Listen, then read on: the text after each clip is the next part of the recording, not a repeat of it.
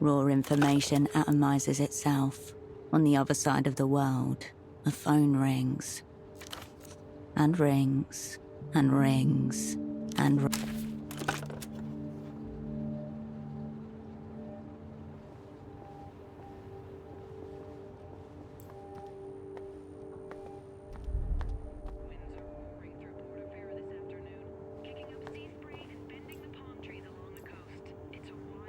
Oh, print. Very well.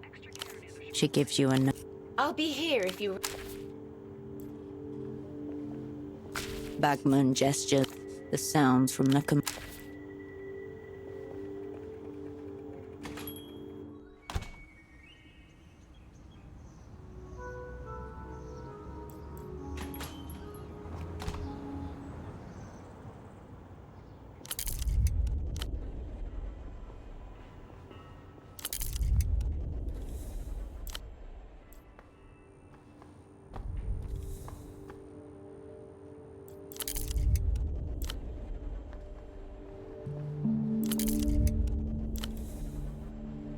You return to the desk.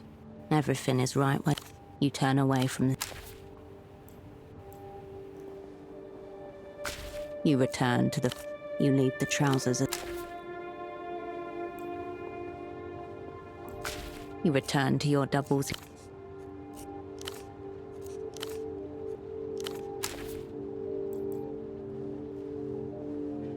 The stereo is right where you step away.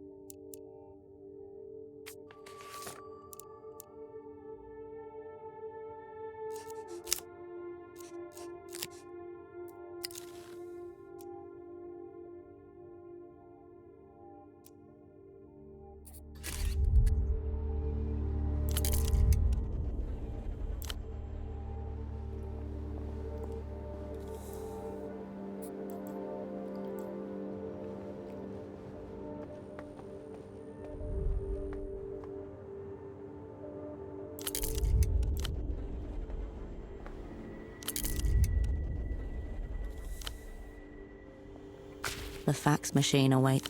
Image quality. You turn away.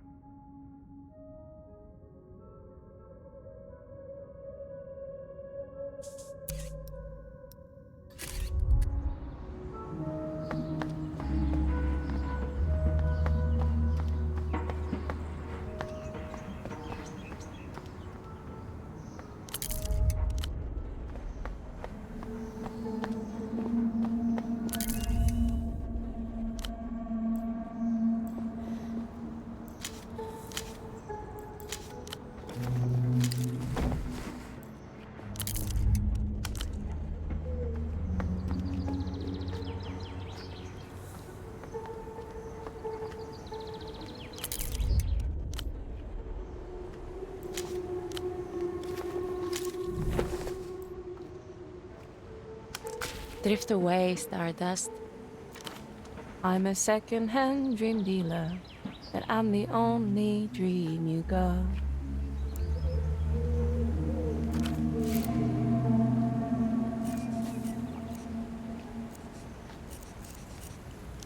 Are you being serious? You don't know Ultravioleta?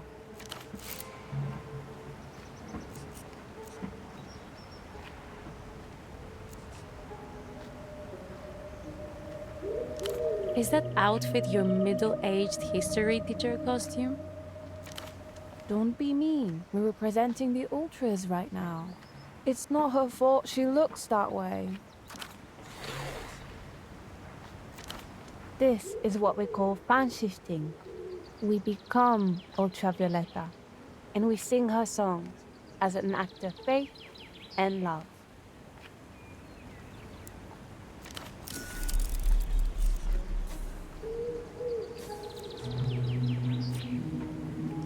Why do you have that? How did you get that? That's secret UV lore, not for someone like you.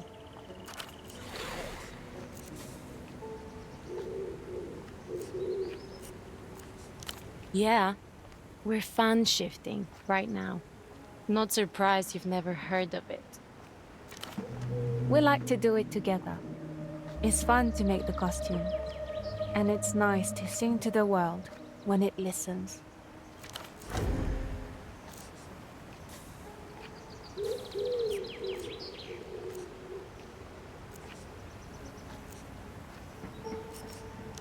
That means a lot. Whatever. We're not pretending. Why can old people not wrap their heads around it? Ugh, like that guy with the weird headphones the other day.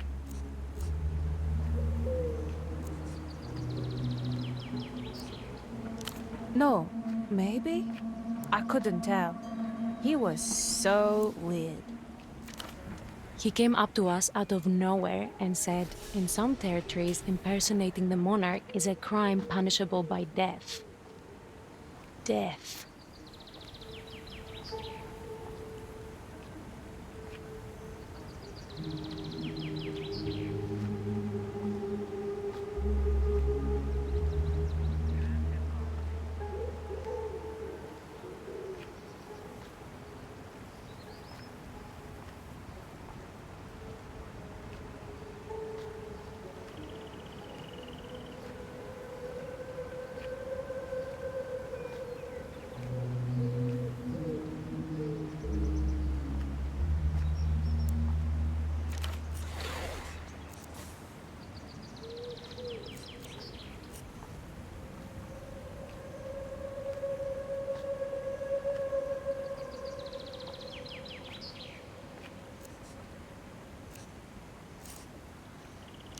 He didn't say fan. He said devotee. Oh, maybe that's why Ultraviolet has been missing all this time. Maybe the weird headphones guy kidnapped her, and he's keeping her songs all for himself. Not weird, scary. He was obsessed, like obsessed. No way. But he looked so old. Wait, no, actually, that's so chic. That fits. It's unreal. Like, almost the exact embodiment of the Moonglow spirit.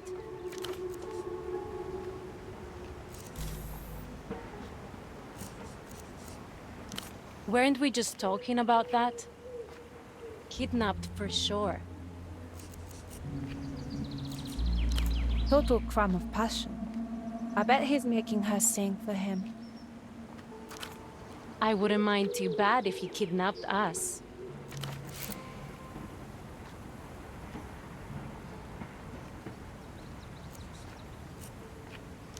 It's romantic, obviously. Weak. How do you know we aren't Ultravioleta?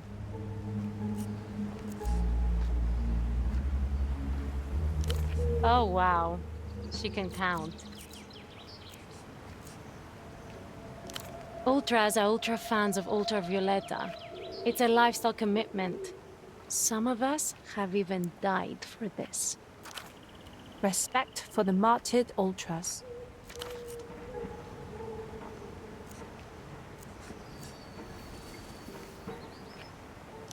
Not like this. This was way chicer.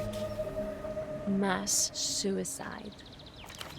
Random acts of self-annihilation are not unheard of in the ultra community.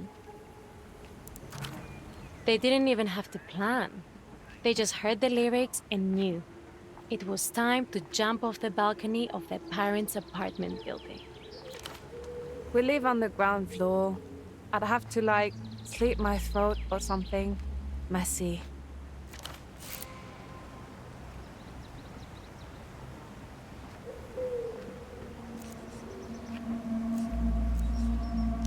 Nah.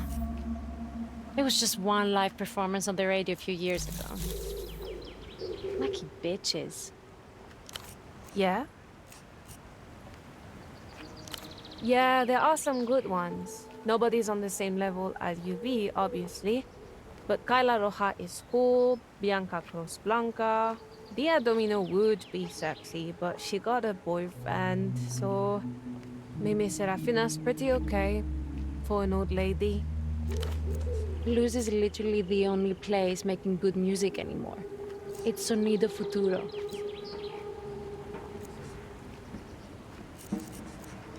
There's a stall at the bazaar.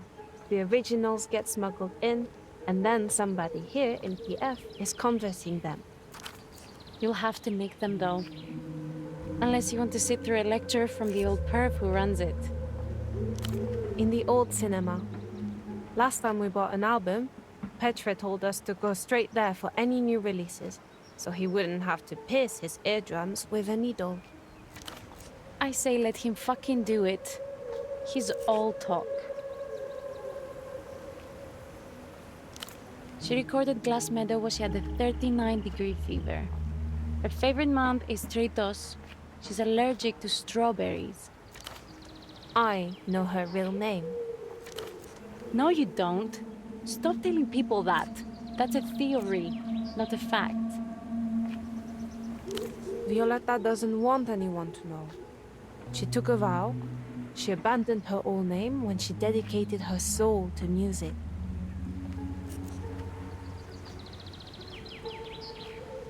It's not like that. It came to me when I was listening to El Lugar Donde Nací, right after the second verse, when the mellotron beat kicks in. I just heard her telling me. That is so moronic. You did not.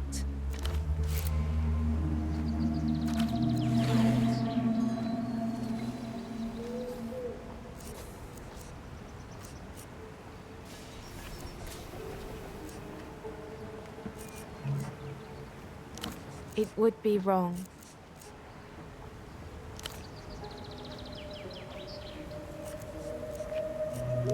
We are both Moonglow. Equally, Moonglow. That's the saddest thing I've ever heard. And I heard the 91 recording of Stardust, the concert where the whole crowd cried so hard they vomited. I hear the ground over there still smells like stomach acid to this day. What? You want to talk about the weather? Ugh. You need it. You deserve it. Look at your hair. She's harsh, but if she weren't a little horrible to you, then you might never know. So, it's a kindness, really.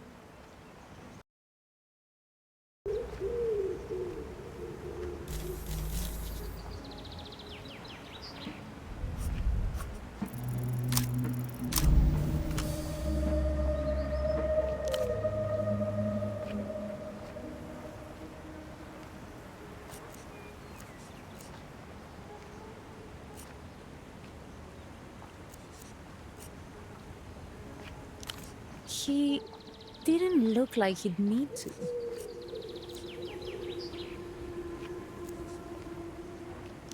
Men get hotter with age. More distinguished. Bet if we could get the choreo from the Glass Meadow video down, he'd at least consider authorizing us.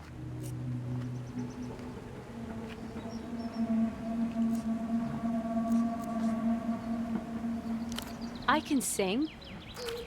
Sort of. Sure.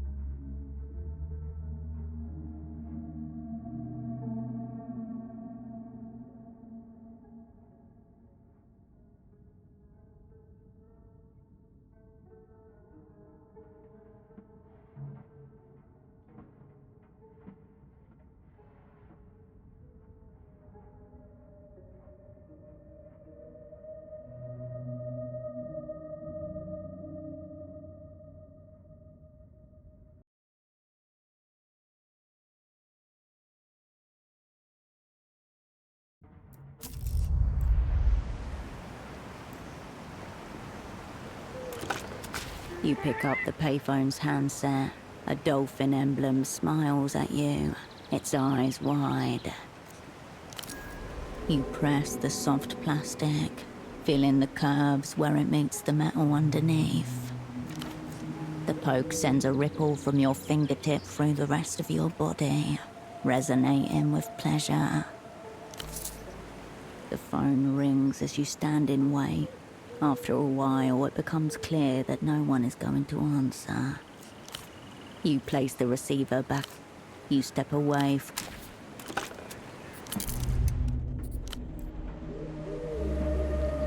You're confronted by a striking image in bold red and black.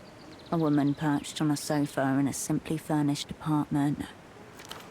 A handgun lies across her lap.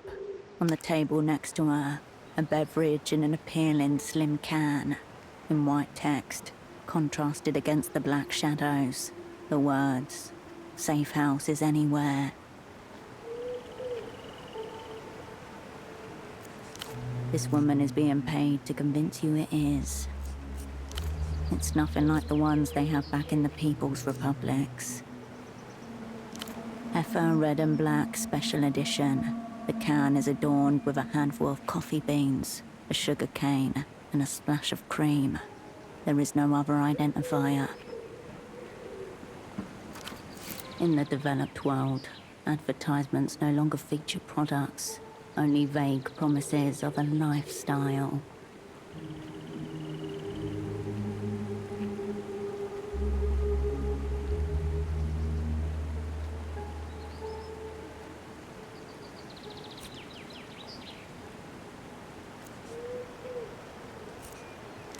She knows you're watching.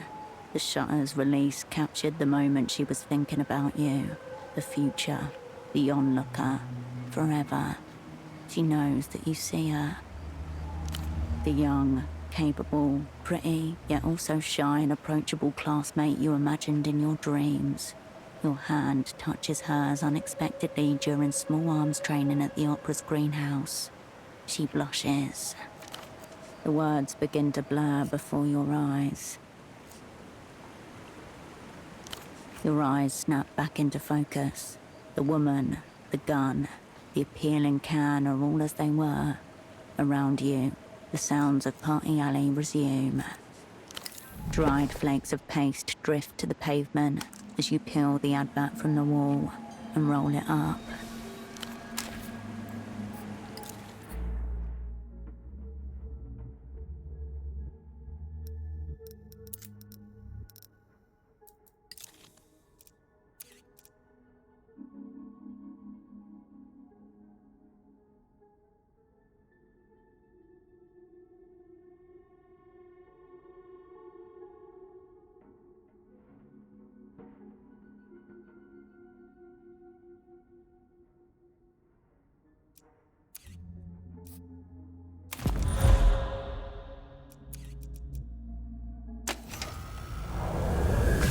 Congratulations, you fell for the attractive coffee lady. Is Safe House everywhere?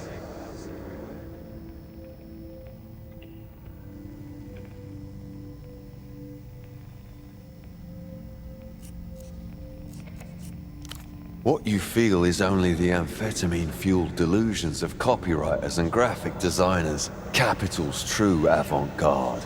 The promise of that which is not there.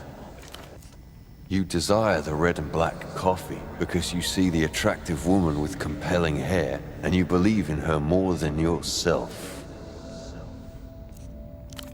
What you desire is not the red and black coffee, but the solidity of soul that comes with knowing the coffee is your desire. You won, therefore you are. Existence is confirmed by what it lacks. That's what the whole fucking thing is about. An eternal shell game of desires, deferred and approximated. Pretty clever, isn't it? We are made to unrealized desire by the caffeinated deception and the appealing armed women who enforce it. It is not your tongue that tastes the milky sweetness, but the tongue of another inside your own mouth.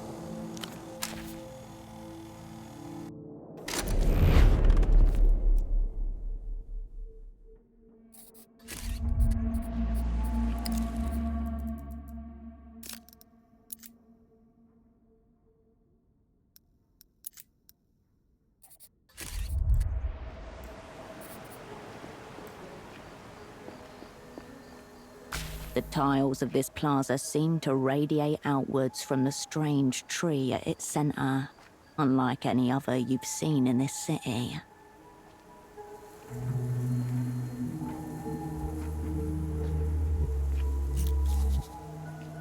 Time passes, but you take no note of it. Nothing much happens.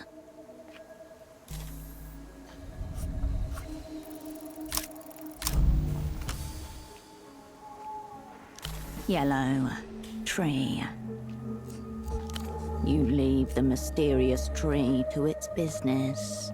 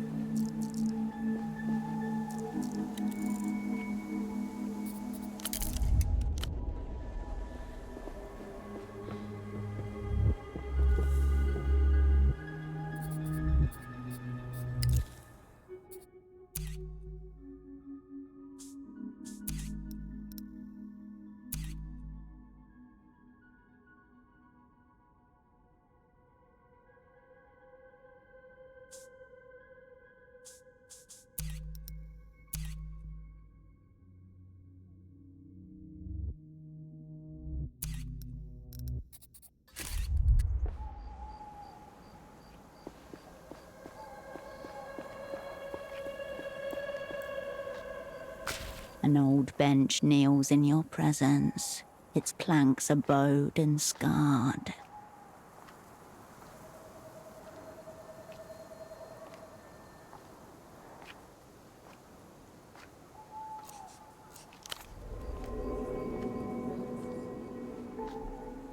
It sags gently as you settle in. Operant Cascade's first special bench, filed H14. Location, Landau, capital of the Holy and Democratic Republic of Mercia. A slab of marble and cedar, cool, even in summer. The perfect place to hand-roll cigarettes and devour deviant graphic novels. Your mother would have been gone for another weeks-long mystery trip, or demanding you rise to a bar she held just out of reach.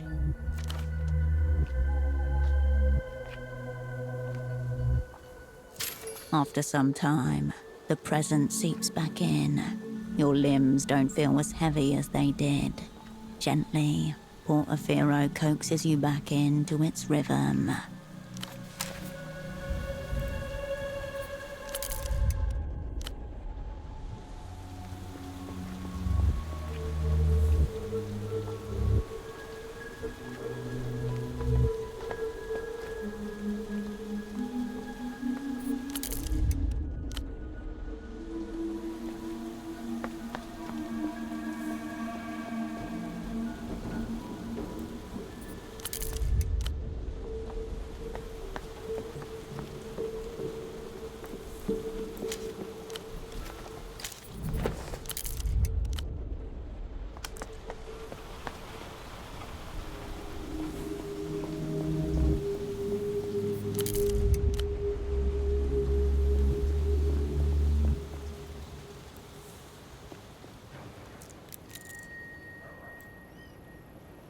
Among the rows of gleaming beverages, one pounces out at you. This vending machine carries the Heifer Red and Black Blend Special Edition canned coffee. Crucially, the coffee is not. Automated, unfeeling commerce stares back at you. It is no coincidence that the contraption before you mirrors the proportions of a coffin.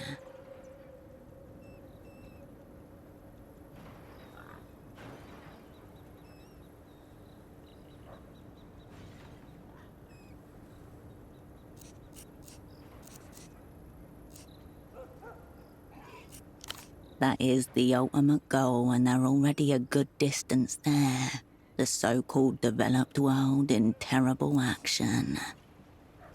A very dangerous question in a morally unregulated market. Rumor has it that an old vending machine in Lower Vudas once sold anonymous murder confessions to anyone willing to pay 10 sol.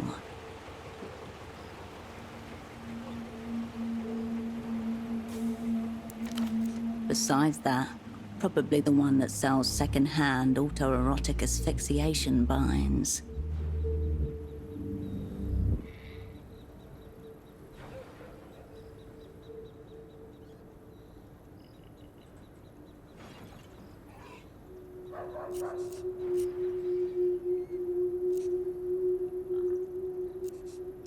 The coins vanish with a jangle.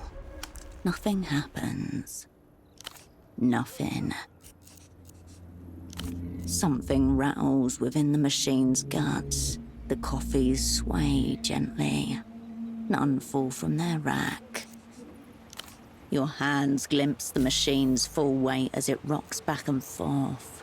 Still, it does not give up the red and black special edition coffee.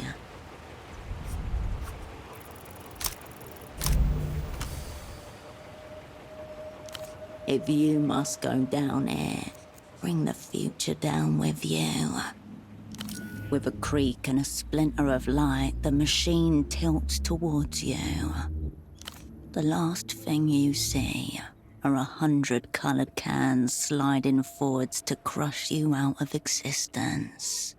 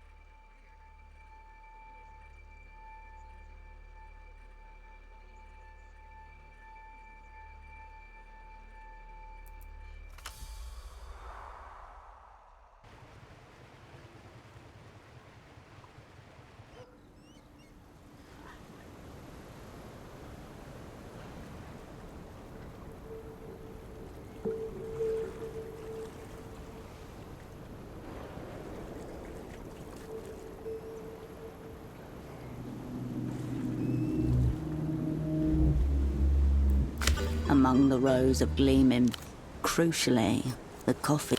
Automated, unfeeling commerce. That is the ultimate. A very dangerous. Rumor has it. Besides that, probably the coins that. Nothing. Something. Your hands glimpse the machine's full weight as it rocks back and.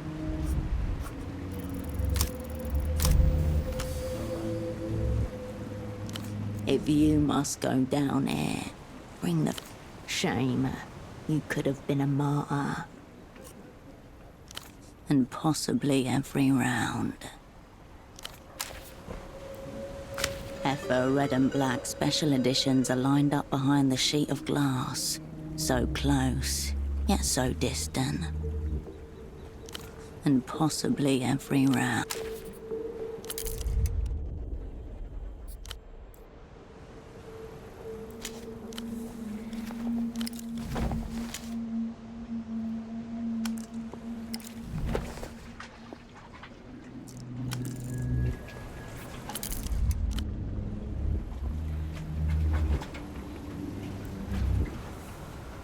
A watertight marine door, designed to keep out the rough seas as well as any intruders. A small placard above the entryway reads, Community Care Clinic, open 4 AM to 10 PM.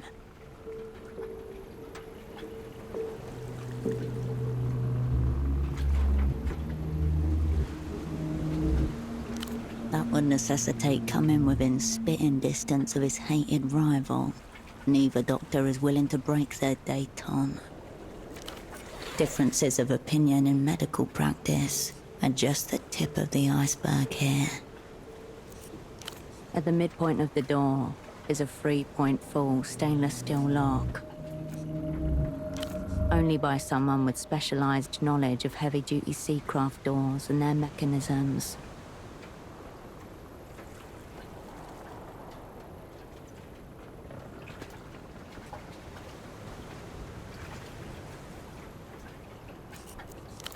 The hull of the boat looks solid as the door.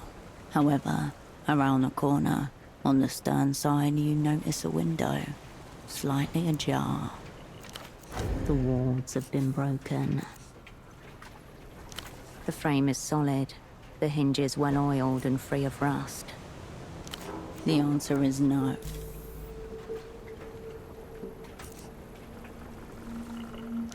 You could do that.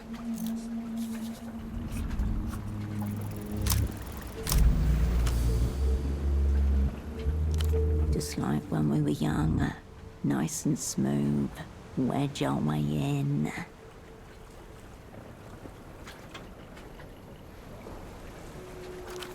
Your shoulder catches the frame. Wood protests. Little by little, you lean into the gap provided by the open window, crossing the threshold an inch at a time. But despite all your care, your weight distribution is off and you slip onto the window frame. It creaks again, even louder, but doesn't yet break. Who? Who's there? I'm warning you. I have syringes and several scalpels. You quickly back away from the window. You might want to try assessing the size of the gap before trying again. It's narrow, but not so much that you couldn't slide through. You should have a couple of inches of give either side.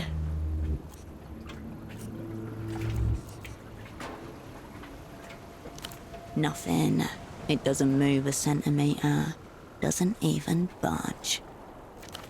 It's been left open in the first place because it's stuck like that.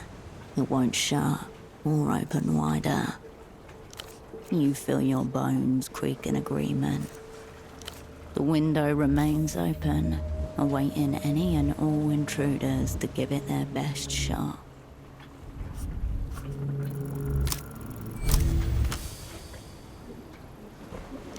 Just another sly break-in. Flashlight between our teeth. All the old school gang egging us on. Can still hear the screams from when it looked like we might fall. You climb up to the window frame and peer inside. A clear path, a spot to land just inside the window frame. Not much else though. Too dark. Smooth. If all our friends had been around to see that, they'd think we were so sick.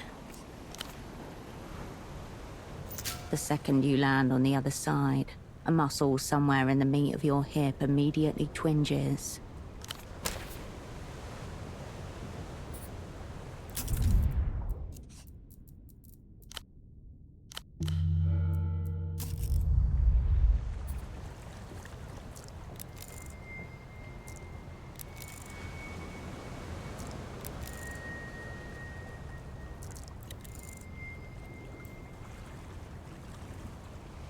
The one personal touch in the otherwise sterile, blank clinic. The wall has been decorated with photographs, documents, evidence of Dr. Hugo's existence. Lights glint off the glass as you read what's under them. Multiple medical school degrees and a City of Portofino license to practice, issued by the Portofino Board of Medicine to a Hugo High. The document has to be displayed by law. Operating an unlicensed clinic inside the city limits is strictly prohibited. Nothing out of order about these documents. A collage of someone else's life begins to take form in front of you. Moments caught, suffocated, pinned under glass. A formal photo, class of 71. Hugo buried somewhere amongst rows of other fresh-faced new doctors. Then a newsprint clipping. Hugo receiving an award on stage. Hugo and a handsome bearded man, both grinning, their arms around each other's shoulders. The gallery continues. Hugo asleep on a pile of medical textbooks, drooling. Hugo adjusting some sort of massive medical apparatus. Hugo at patients' bedsides. The professional photos outnumber the personal 3-to-1. That should tell you all you need to know. He wouldn't have willingly given up a career that meant so much to him. The medical board also stripped Dr. Gonza of his credentials. Maybe the seemingly more respectable Dr. Hugo's had trouble with his license too. There are many pictures of a much younger Hugo and a woman with a heart-shaped face. At his medical school graduation, at a fancy dinner, both of them grinning on a broad walk somewhere, her in a white pantsuit and Hugo in a charcoal robe. A simulation of company, carefully arranged on the walls to keep him surrounded through the long days.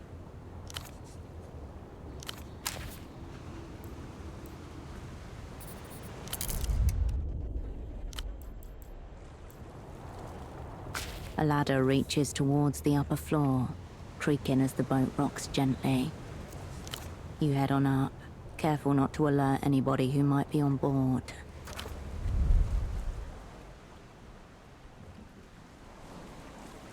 You made it.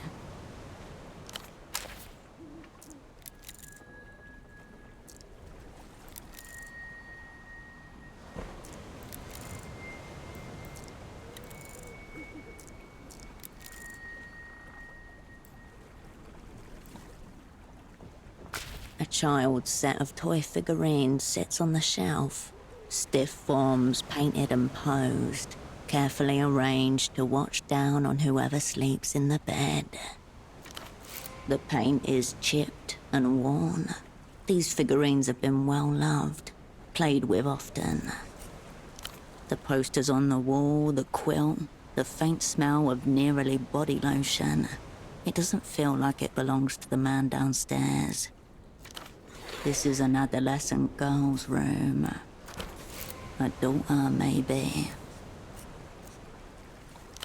It coats the tip of your finger, thick and soft and grey beige. A miniature rocket and a group of cosmonauts. Words painted on the side of the launch vessel. Proyecto Autonomia. Project Autonomia was the name of Portafero's space program. A national disaster. Project Autonomia was Sweet Nestor's idea fixa, meant to establish Portafero as a sparefaring nation. The mission was first announced in 75, and its inaugural launch was set for 77. The rocket never reached orbit. It disintegrated minutes after the launch. The disaster was broadcast in real time all across the developed world. The disaster led to Sweet Nestor being exiled in 80, the third and final time. He left in his wake decades of stabilization loans yet to be repaid. A national tragedy for Portaferro, an excellent quarter for Emter. There's no date that you can see. Look at the cosmonauts' expressions. Pride, determination, joy. These aren't commemorative, they predate the disaster. Orange-suited plastic men, cherubic faces squeezed into little helmets. Two sit inside the rocket. One is planting the Portaferan flag on a pretend lunar surface. You stare at a vacant spot next to the badly painted rocket. One of the figurines must be missing from the set. The faces of the tiny spacemen are obscured by their tiny helmets. Even the smallest movement of your body sends dust motes floating through the room's air. The childhood tableau, undisturbed, waits for a return. The thing in the bed stares with vacant intensity. Slowly, details emerge. A molded jawline, curved torso, and multi-jointed limbs. A medical dummy, left out on the bed, propped up against the pillows. A tag dangles from its wrist. Its expression, frozen in time, helpless, but not distressed. Printed words, property of Dr. Gonza, and scribbled right under, to myself, for when I'm not myself. Gonza's so-called personal effects, without a doubt. Museum or crime scene, history won't know what to do with him. The dummy seems posed with some kind of intention. Technically, it belongs to Dr. Gonza, but perhaps the question is where would it bring the most happiness?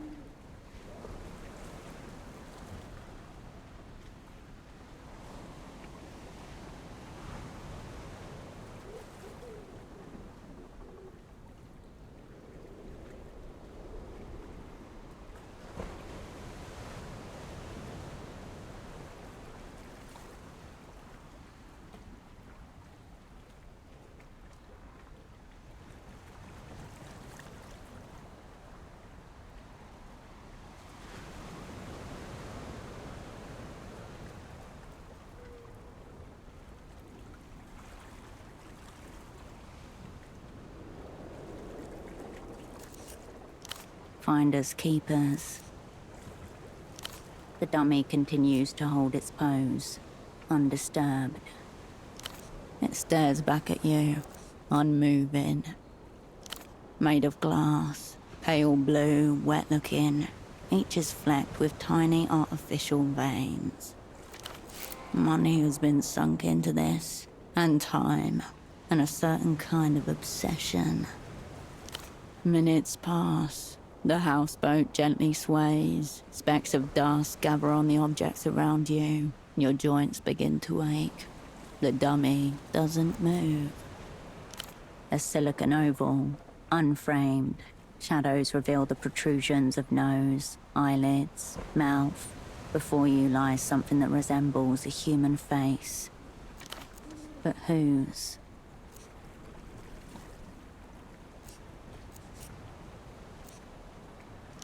The template before you is just that, a template. But as you stare at the dummy, you find you are able to transfer your own features onto it. Before you, a perfect copy of yourself, except it's naked, not breathing, and has nothing behind its eyes. Not a single movement in response. Take that as a no. There is no response from the other you. She just stares and stares. She doesn't acknowledge the statement. She doesn't need to. Such are the demands upon the other you. She can just sit there doing nothing without end. A shutter comes down on the world. When it reappears, you are stood once again in front of a blank dummy, absent of you. You pull focus. The dummy continues to stare vacantly at the same spot. The empty bed is sadder than when it was occupied, somehow.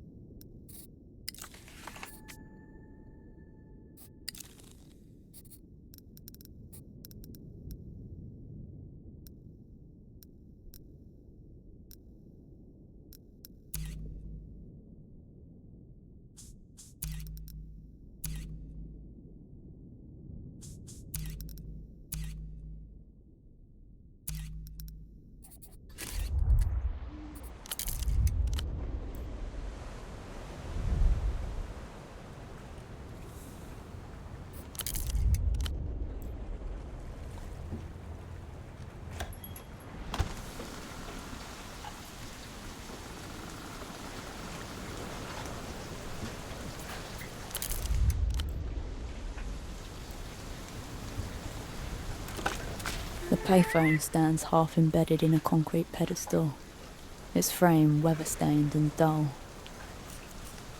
You can talk privately, as long as you keep your voice down. The box is scrubbed of the usual flyers and graffiti, leaving streaks of adhesive and permanent marker behind. The coin slot has been aggressively papered over.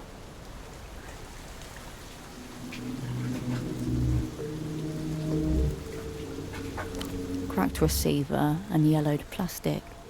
At least a decade, you assume. A faded sticker draws your attention. An advertisement for a local ferry schedule. The year, 82.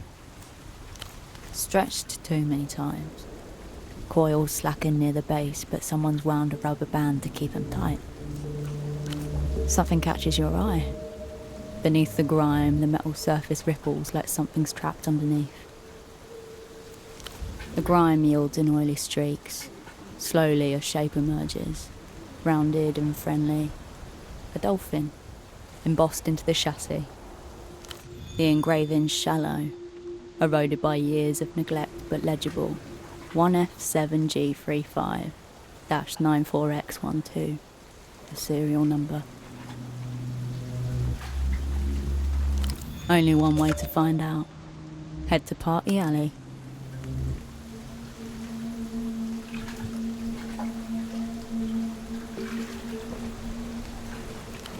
With luck, it'll pull down the line signature.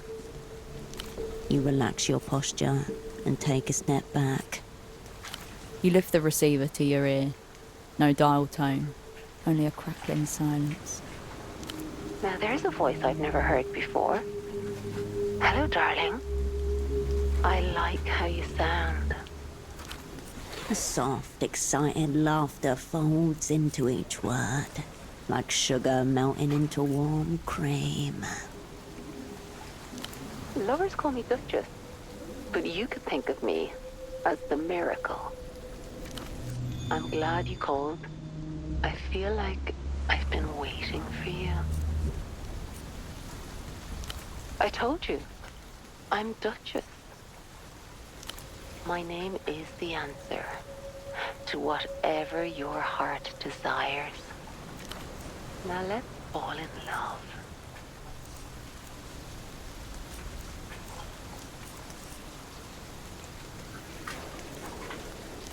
Oh, that's my girl. She moans, softly. Tell me about yourself, darling. Tell me who you really are. My thinker, my thoughtful lover. Run your hands over me. Explore every contour. Find every secret of my body. I'll just be your guide. Anything, darling. Let me inside your head. You feel an odd, tingling lightness to your mind as she takes this in. I know everything about augmentoids. I am one. Her voice flat, emotionless. A cold, hard machine. Pathetic. I have no use for you. Sickening ape. I will tear you apart and turn you into one of us. My eyes start to glow red, my lips open. You see the steel gleam at the back of my throat. I lift you, bring you close to me. You cannot beg. You cannot reason. I feel nothing. You are nothing.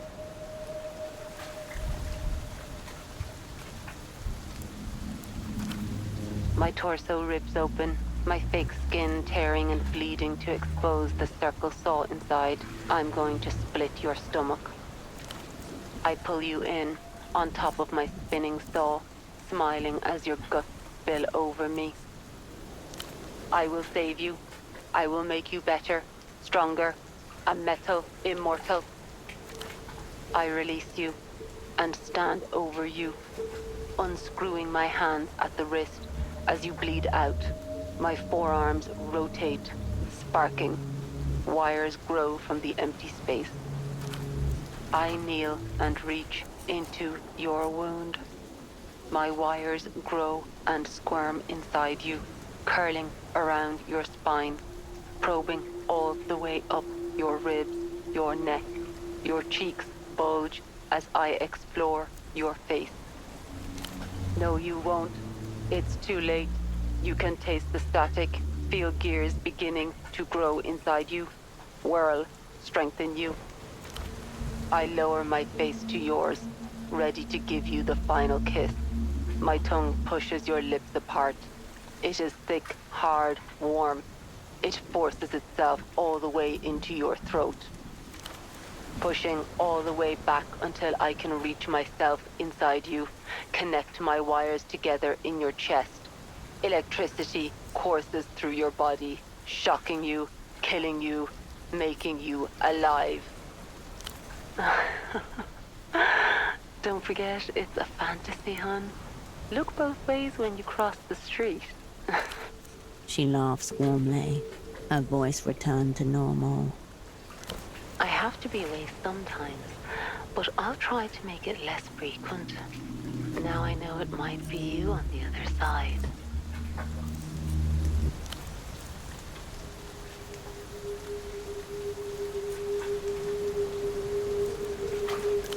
A sock importer? Is he a friend of yours? An enemy? Do you want to hear about him fucking me?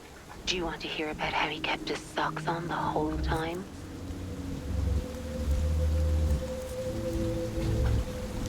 My card? Like a business card? I don't have those, darling. Maybe one of my lovers printed it for fun. I can't discuss my other lovers, baby. Please don't be disappointed with me.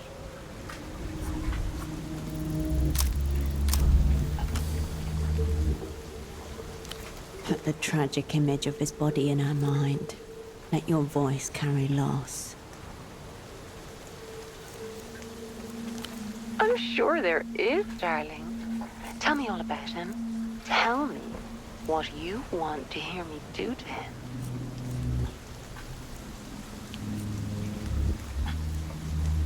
Shall we rip them off, baby?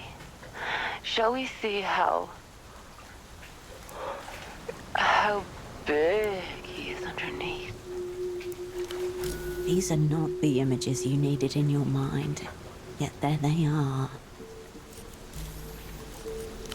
Line's always open. I'll miss you. The wind whips the phone cord.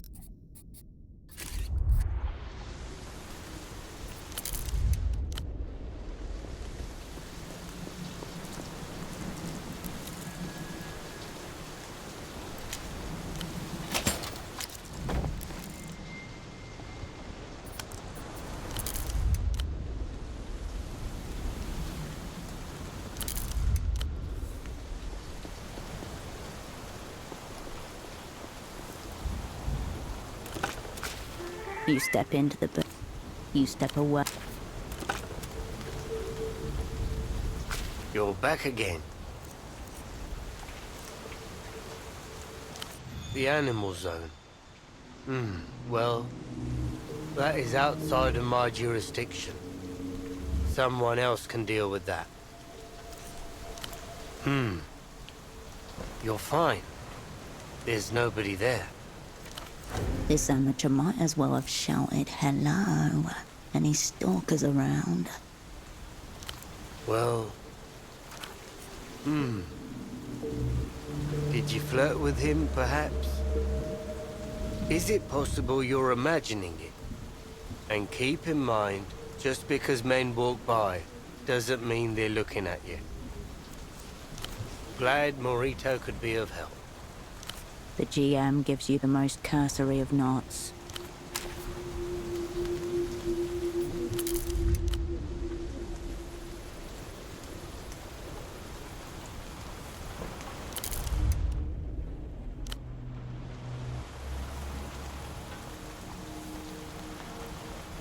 An assortment of cargo crate.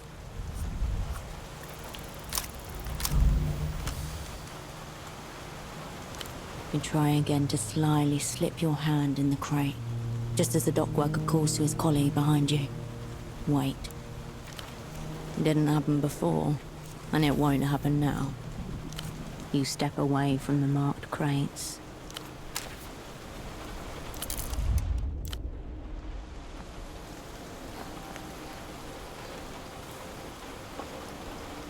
The brightly coloured refreshments seem even more vivid upon your return. Your eyes are immediately drawn to the prices, printed in neat black and white beneath each row. They're even more expensive than the vending machines in the airport at Trefe on your way here. If the world would deny you even these small pleasures, then perhaps you should deny the world its ill-gotten cash. It's not been long since you broke into one of the refreshments.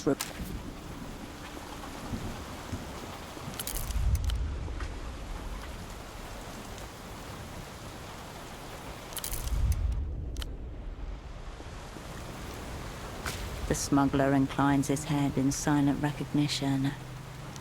Surprised you did. It's got some of the local sailors scared. Not sure. One man, trustworthy guy, reckons he saw something thrashing around in the cabin.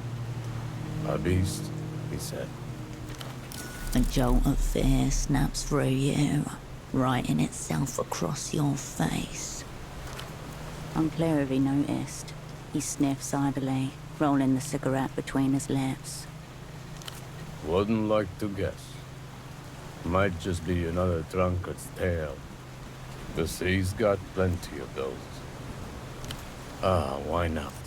Ever heard of Karuk's Fall? There's a shadow in the depths, bigger than any ship. Sailors' diaries and logbooks stretching back centuries mention it. Different tongues, same stories. Could be a massive coral ridge, maybe a large guyo. But the reports I know of agree on two things. First, the shadow moves. Maybe, but if so, it's territorial.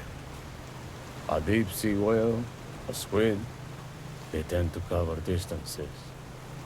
Whatever's down there doesn't. And the second thing. Some sailors swear they've seen lights far below. Not always, but when the sea's dark enough. Blinking. Crostamian folklore calls it a deep mesa. A giant of sorts. A protector. I doubt that's it, but it's the image I grew up with. Anyway, stories are stories. Whatever's on that unmoored boat probably is a lot more mundane.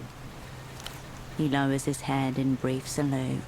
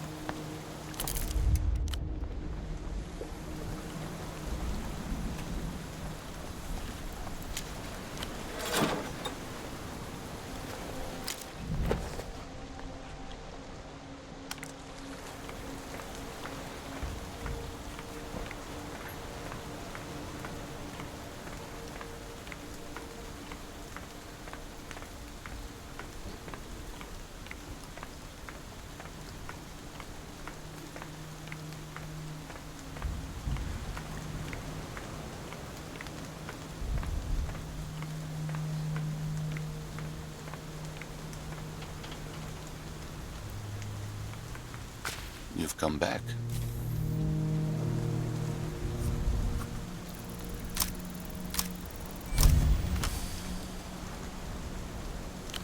Some questions don't require thought, but the opposite.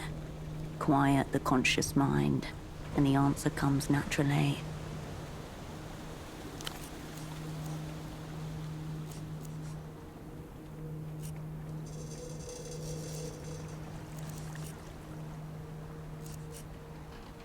A life that demands absolute commitment, with no room for error. The pylon man turns his head, ever so slightly.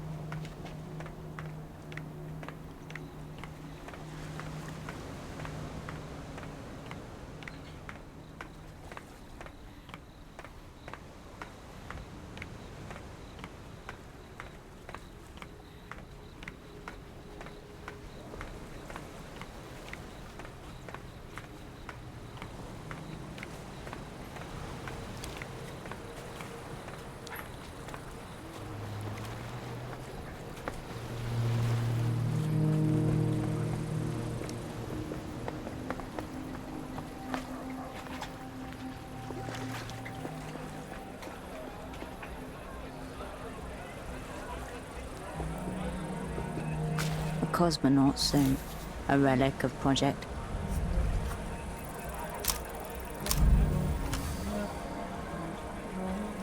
Did anything especially bad happen in 77?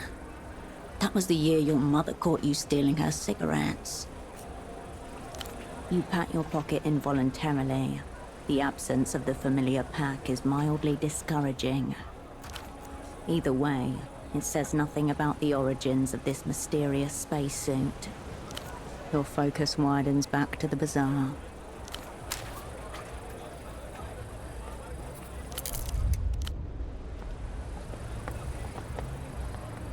You step back to the tower of plushies. Plastic eyes teeming in the dark.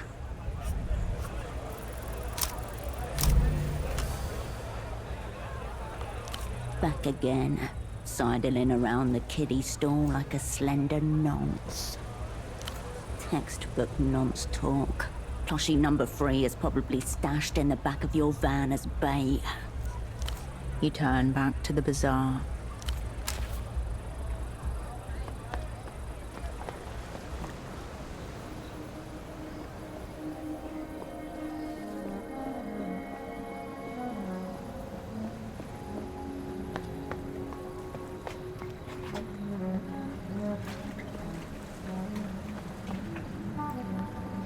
The intercom glint, the revealed intercom.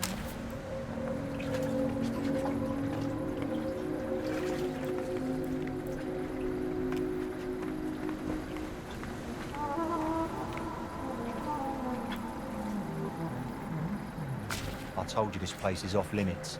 It's been targeted by a gang. You probably shouldn't.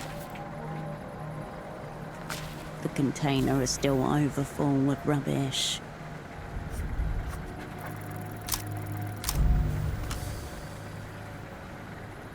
You dive in again and return once more to the cesspool of dark fantasy.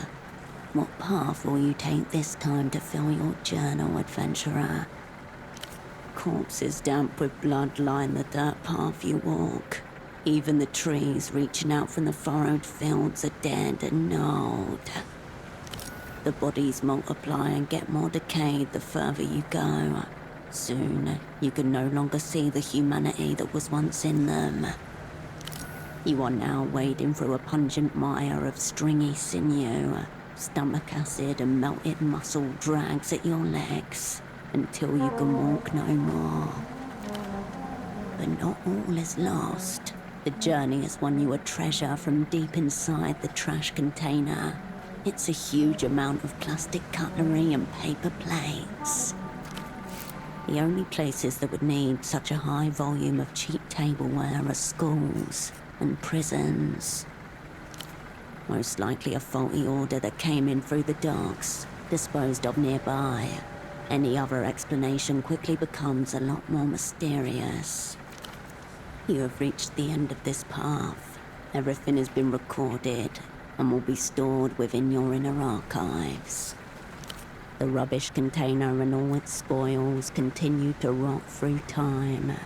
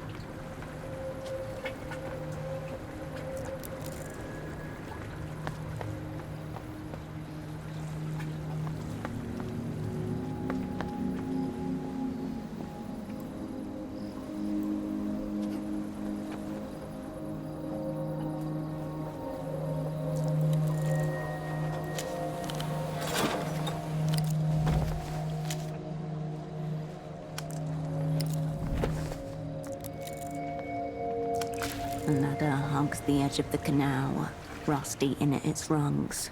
Darkened patches show where the water level was risen, lowered, then risen again.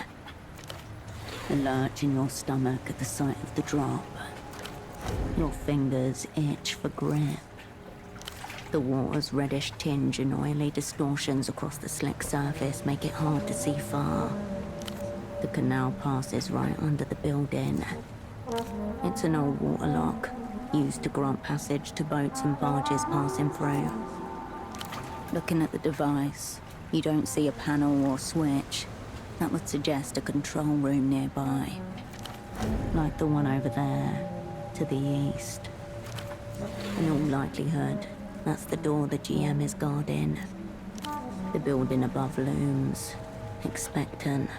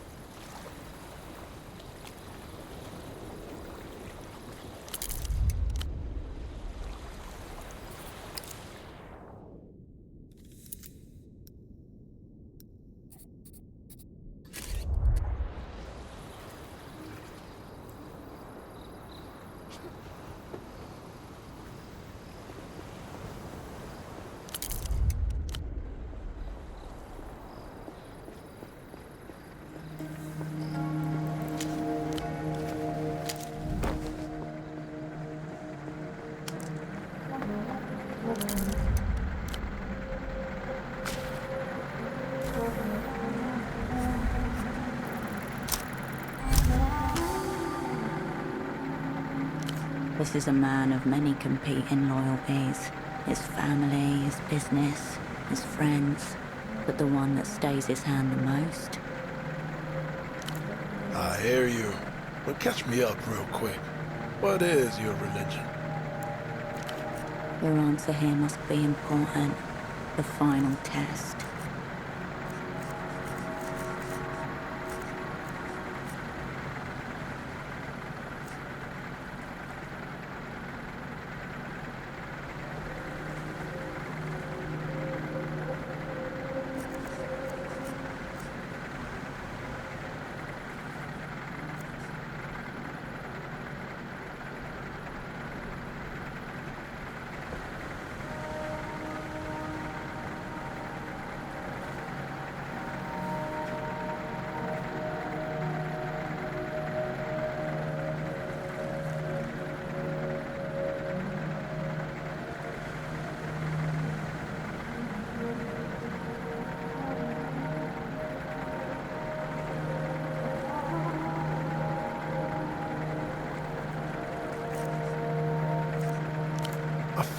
Sad for you if that's what you think.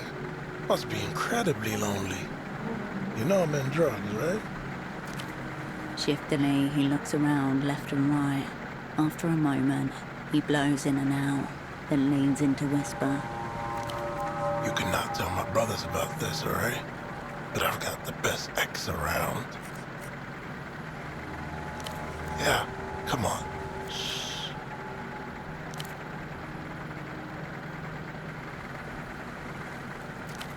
It's not as serious as that, but you get the point. With pleasure.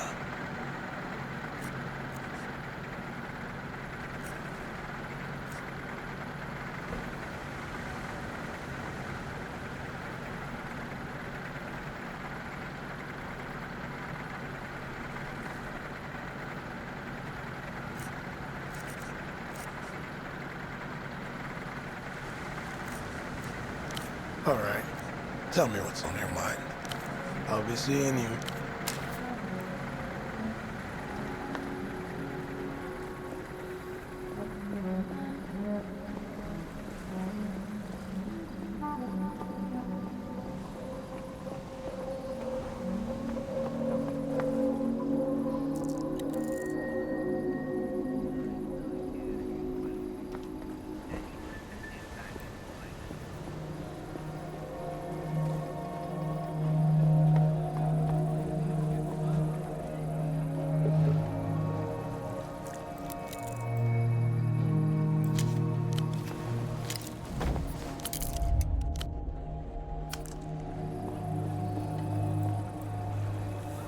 The fire door is still tightly closed.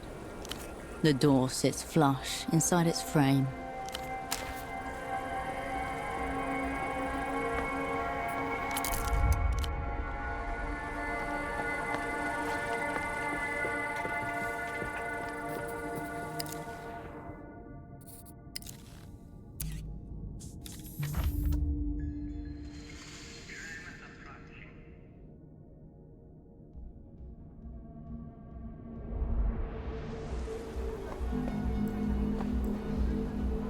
The teenage boy nods.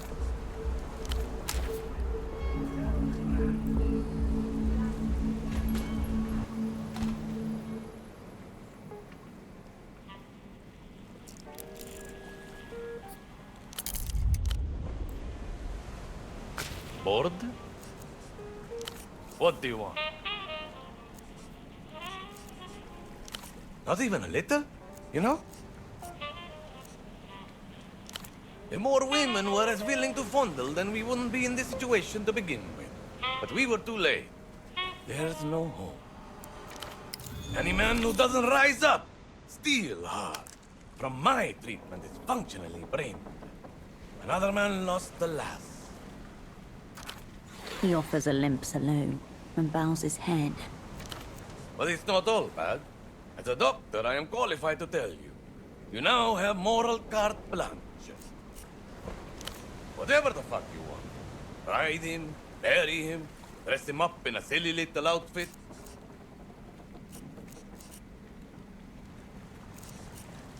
In any other circumstances, I would say yes. But a victim of loss would just sad up the place. Mourn as long as needed, of course. But after that, party's on. You're not dealing with the person anymore.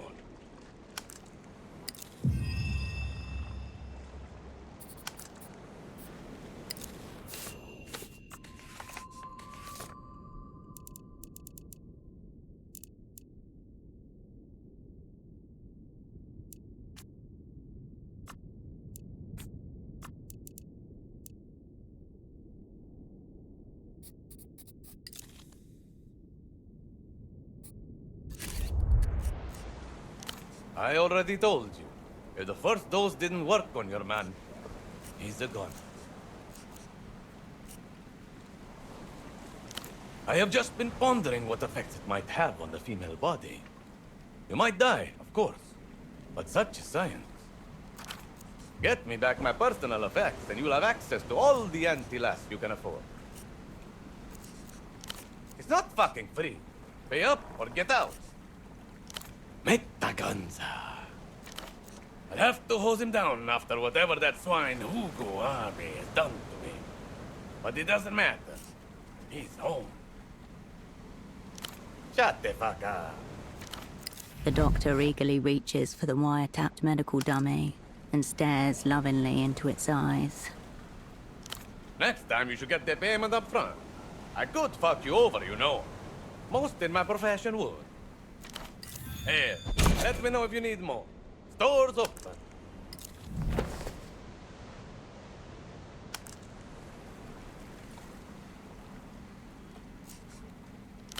That's a trick question. Can't you tell? You! Why would it be based on you? Your gene pool must be full of parasitic alveolactates. No way you turn out as perfect as Meta Gonzalez. Yes, he's my sister. Made to look like me in every way. He's going through a phase.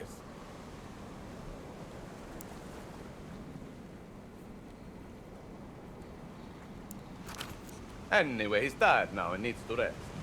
Are we done? Aren't we fucking all?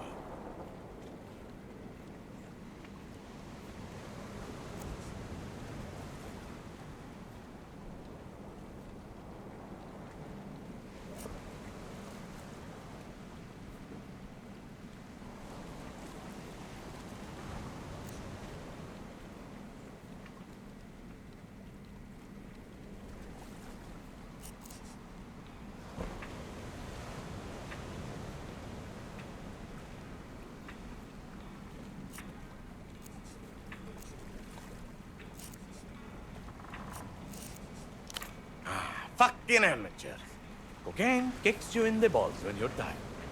Redaxel makes you an athlete, but it's a dissociator, so it can get weird, which is what you want. Neurotin is for whenever you need to focus and get some clever shit done. Then, as you know, there's the antilas, which is for whenever you need to act like a supercharged cockerel. Is that innocent enough for you? Raw physical performance at its stiffest being. To utter those words, what a life. Adios, patient.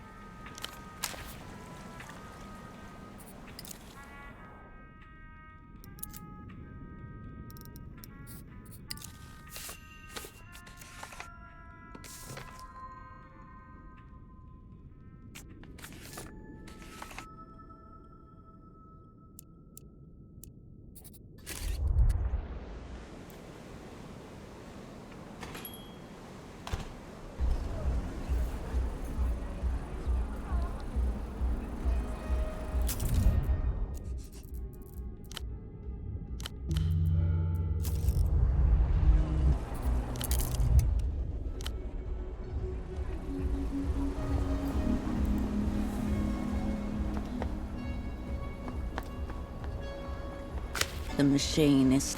You're in the clear. Give it a go. You repeat the same procedure as before, leaving the vending machine once again at your mercy, as you inconspicuously grab the cash gathered inside. The refreshments remain dormant in their artificially chilled chamber.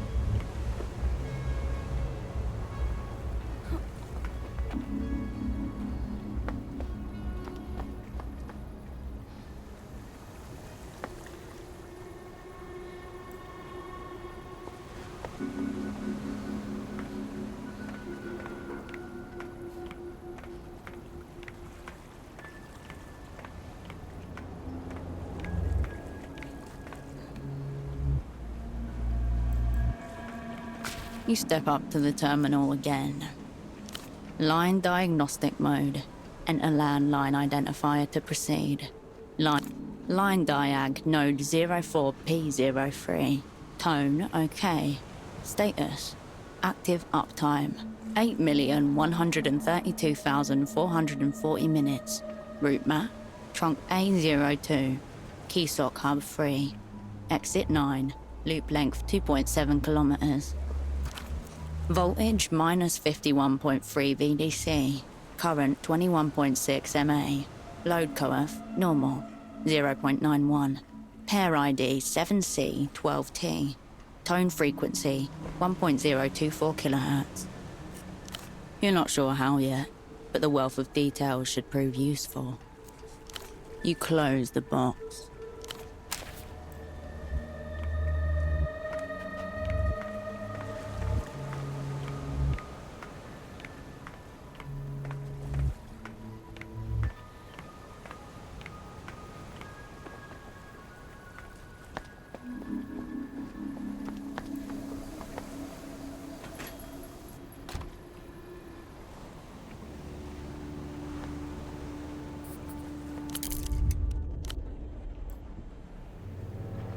The toilet is still hung. The bartender shrugged. Hello again. See you.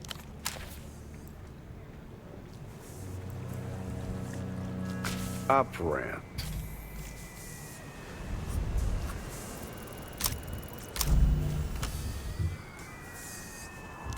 If you were meant to know, you would know. Till next time, Operant. Operant. Forewarned is forearmed. Music, not really my area. Spotted a couple teenagers in elaborate costumes. Seem to be fans of some kind. I'd say they're your source. No such thing in my till next time. It's still almost impossible to... It's getting worse.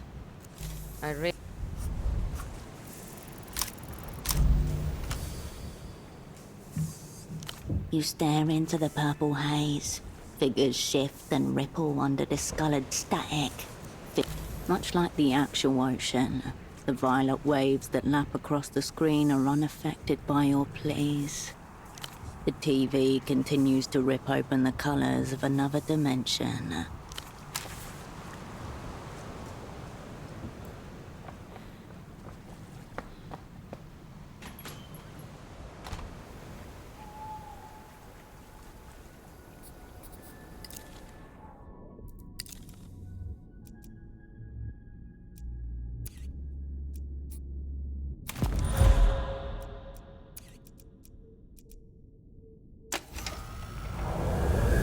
Kitchen's worth of knives in your back, tire threads across your face. Someone's got it in for you. The harder you try, the more they come after you. That's the lesson here. Half a decade on the shelf, on top of a lifetime of closed doors and missed chances. You'd think the universe would throw you a bone by now. It would make sense. It's not you who's failing. It's everything else. A vast and utterly unsalvageable unfairness. It doesn't have to be so hard. You wrestle with the guilt, the shame. But if you just said, the world did this to me, some of that weight would be lifted. That weight is called self-awareness. Without it, you may flow. Accept that your difficulties are simply results of unfair, personal attacks. All the woos-me's won't make you popular, of course, but life will be less of a challenge. The universe pulls its punches, or does it recoil in disgust?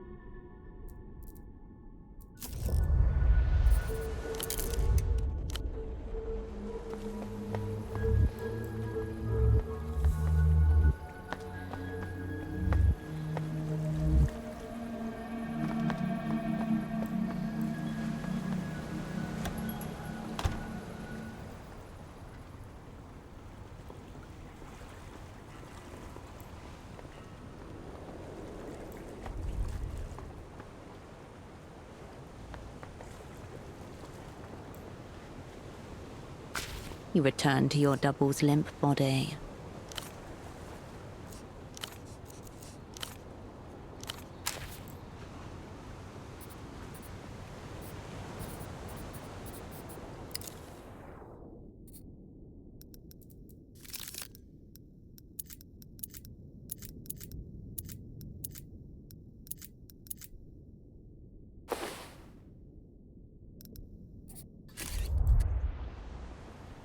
The stereo is right. Crimson flash. No sound. There is no sound. Wait, was that? The silence. The blasted heath welcomed you back. The robe.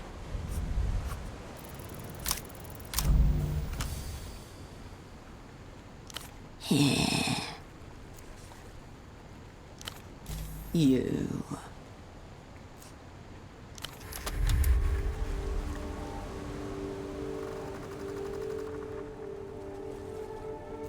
The static quiets as you reset. A brief internal hum. Then you remove the You step away from.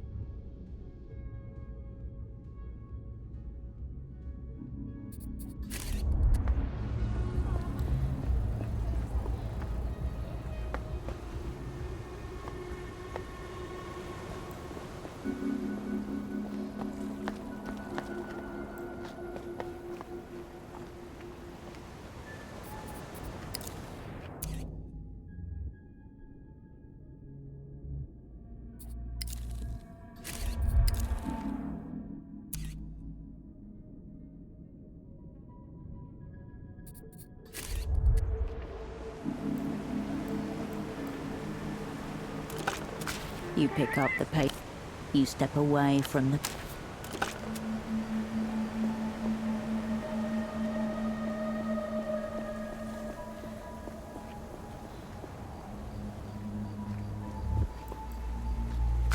An old bench kneels in...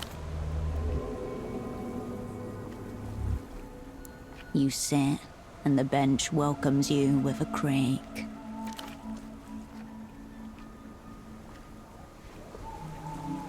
An hour passes, its minutes unmarked.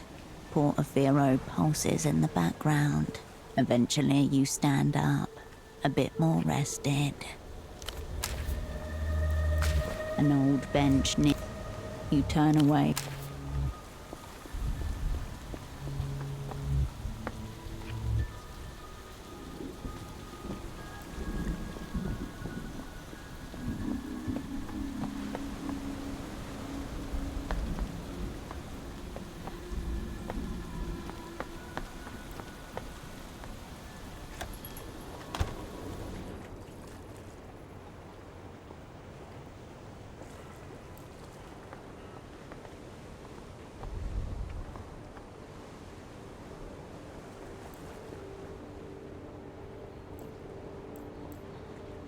Bagman's piercing eyes follow you around the room.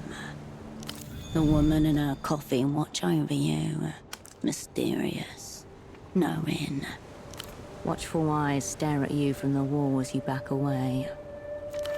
A part of you left behind, shining bright across the room. The bed welcomes you.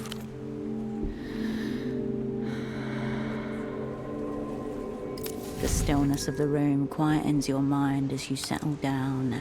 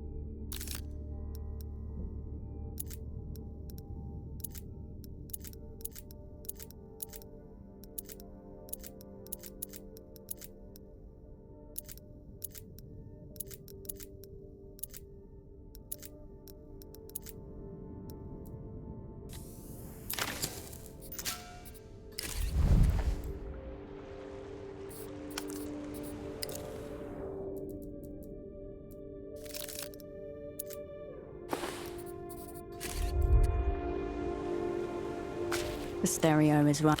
Crimson. No sound. There is no sound. Wait, was that? The silence.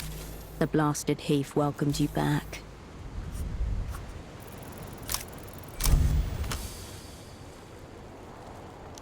A fallen star. An irregular rock of no colour the human eye can perceive. A dispatch from the underside of reality. The intermittent flash of a distant storm silhouettes a row of dark figures against the pale sky. Mendicants dedicated to the fallen star. Many bodies, one soul. Their tattered rags soaked with universal tears. They weep with gratitude. They've been released from the prison of false images. It's meant for anyone who's ever dreamed of being consumed by a greater existence. 12 million dreamers roll over in unison.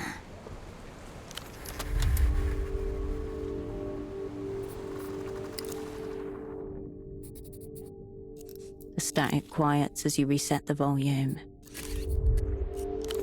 A brief internal hum. You remove the red. You step away.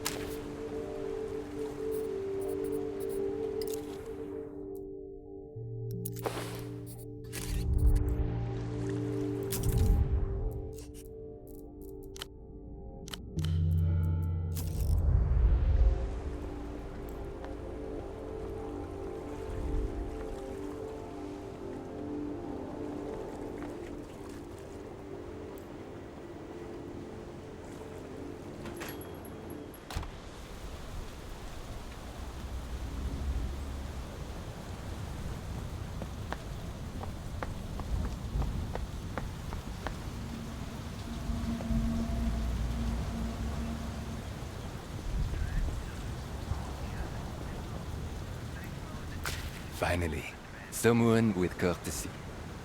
Do you know when the 9 is coming? A handsome man shifts in place, glancing over his shoulder towards the tram lines. Suitcases surround him. Ah, sorry to bother you, madame. I suppose not everyone is stranded here like myself. But how can that be? A gentleman from the Carabineros said it would be in service any day now. A handsome foreigner. The Carabineros were playing a trick on him. You'd think with all the MTER money this place has gotten, they'd have fixed their aerotrams. What am I supposed to do now? I was simply passing through on my way back home to Sundark. I had been working in Copa Blanco, but the work dried up. That was more than a week ago, and, well, here I am.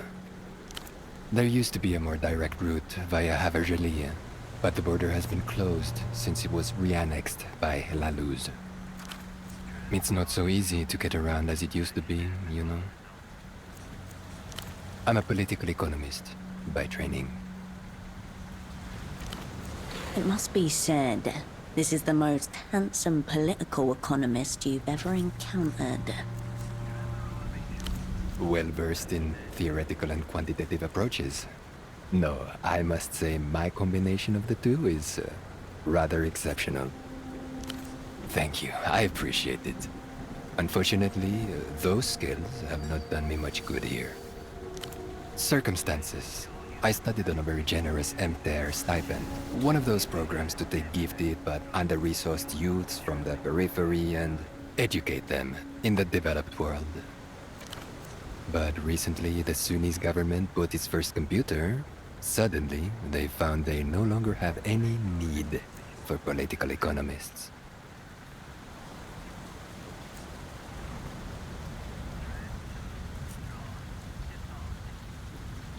Let's put it this way. You don't really hear anyone speaking of the Sunnis' socio-economic miracle. One national computer in the right hands could be, as they say, a game changer. Long story short, reality forced me to make alternative arrangements. How to put this? You're surely familiar with the concept. A somewhat rich, older lady wants a nice exotic husband without the lifelong commitment, yes? Meanwhile, a clean, well-behaved man from the periphery wants to see the world but lacks the necessary capital. The woman pays for his relocation and gains a valuable commodity. A high-quality Sunnis husband. If a woman of means wants him over other options, that makes him a luxury. He likes that. Where else can one find men so clean, attentive, strong, and conversant in political economy? He seems slightly offended that you're not already familiar with the reputation of Sunnis men. In other circumstances, I believe it could have worked out brilliantly, but alas, in my case, endogenous factors conspired to thwart my domestic bliss. What can I say? Sunnis are both practical and romantic. A man by mail, a direct order dick.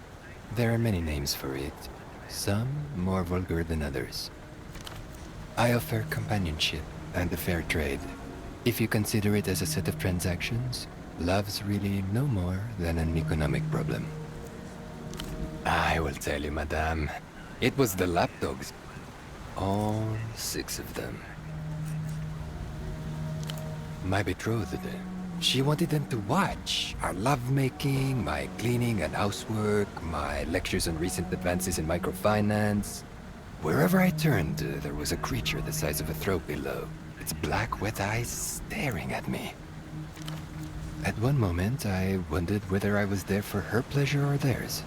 That's when I realized I need to escape Copa Blanco as soon as possible. Back to Sundark, very far from here.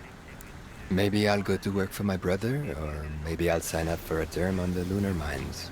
Really, I just want to escape the developed world.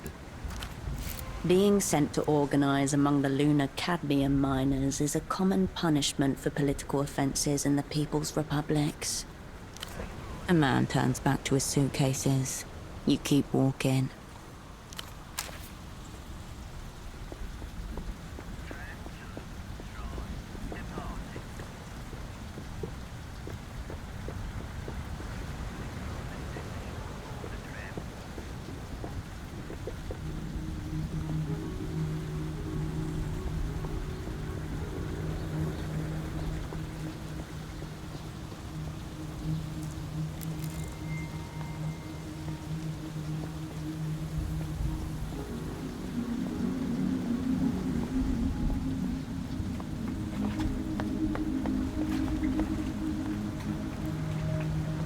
The intercom gleams in the daylight.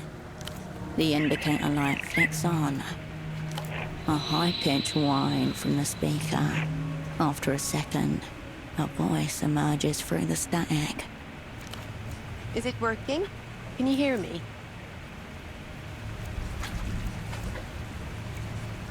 Oh, that's good. I never know if I'm pressing the right thing. A melodic voice that makes you think of flowers blooming in time-lapse. Yes, actually. We aren't exactly open to the public, so this is just a light security measure. Sorry, I'm still getting used to it. Désolé. If you don't know, you're probably not supposed to be here. Very vague, almost secretive. Nice try, but I won't be doing that. Security issue. The dermis of static masks any change in her tone.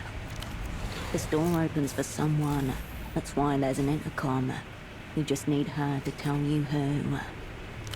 Thank you. No one's ever told me that before. That's a very nice thing to hear out of clear blue through this little speaker in front of me. You also have a nice voice. I'm not.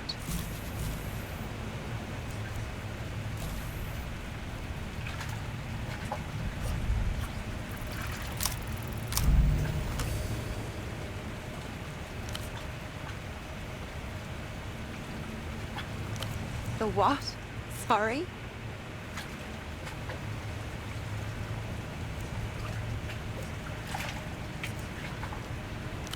You're speaking with a human woman. If you're here to waste my time, please don't.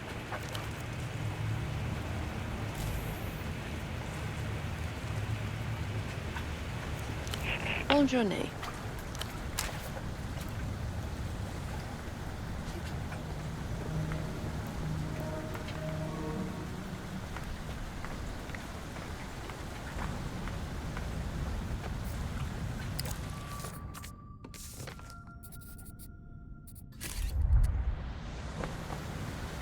I told you this place is off limits. You probably should. The container is still overfull with rubbish.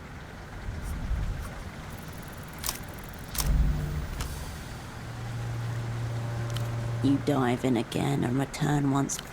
A tight cavern opens before you. Wretched squeaks echo across the stone walls and reach your ears from the distance. Rocks scratch and cut your arms and legs as you push through the gap. Eventually, you emerge into much larger space, where the walls crawl with a throng of scabby rats. You must not show fear. Any sign of it and they will swamp you with their diseased mass. You step into the middle of the room. 100 rats scatter up the walls to get away from you. One hangs directly above, unable to hold any longer and falls, triggering your doom. Leave the vermin of your fantasy behind and focus instead on the trophy you have earned from the trash container. It's a small collection of lacerated zip cuffs. Typically used by enforcers as an easy way to physically restrain threats or detainees. What's stranger is having all the cuffs dumped in this single bin. Officials usually have a more ethical waste management procedure, meaning they may not be for legal use. Criminal or at least non-ethical force may be behind these. You have reached the end of this path. Everything has been recorded and will be stored within your inner archives. The rubbish container and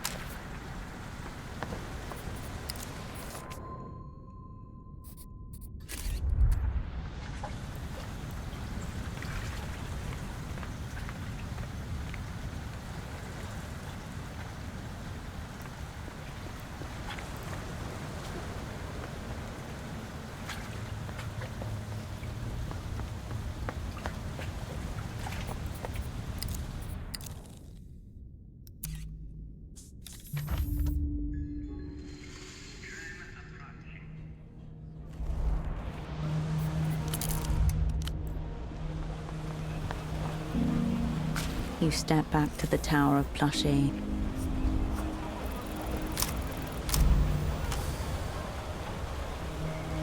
Back again, sidling around the kiddie stall like a slender nonce. Classic nonce maneuvers. Plushie number 3 is... You turn back to the...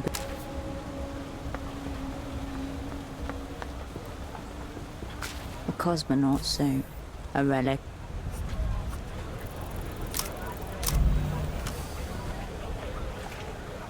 Something... Space... 77... Astronaut? Space... Or perhaps it's you who's cursed. Your focus widens.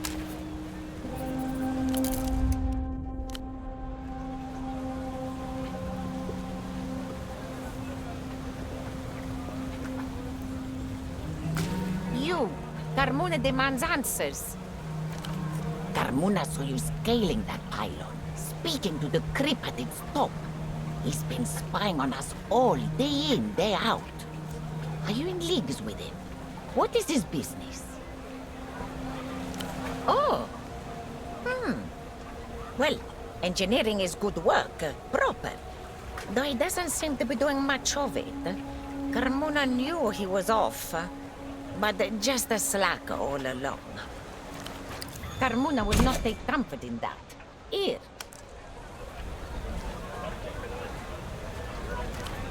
Some comfort in return.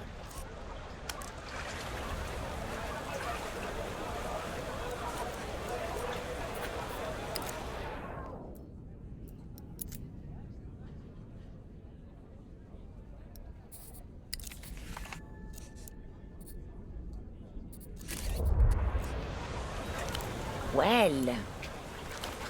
She lowers her voice. The dock workers suspected they found an agent of the Weeping Eye, working right here, in the bazaar. Found him taking Lucian money. Carmona doesn't believe it, though, Menina. They got the wrong man.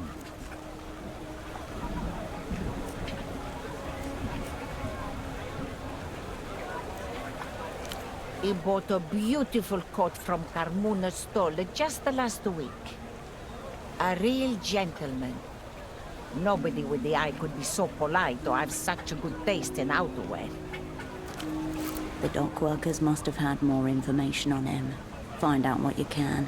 If there are Weeping Eye here, you need to know why. They're Lucian, Menina. Bazaar's full of bootlegs. They're keeping an eye on their wares.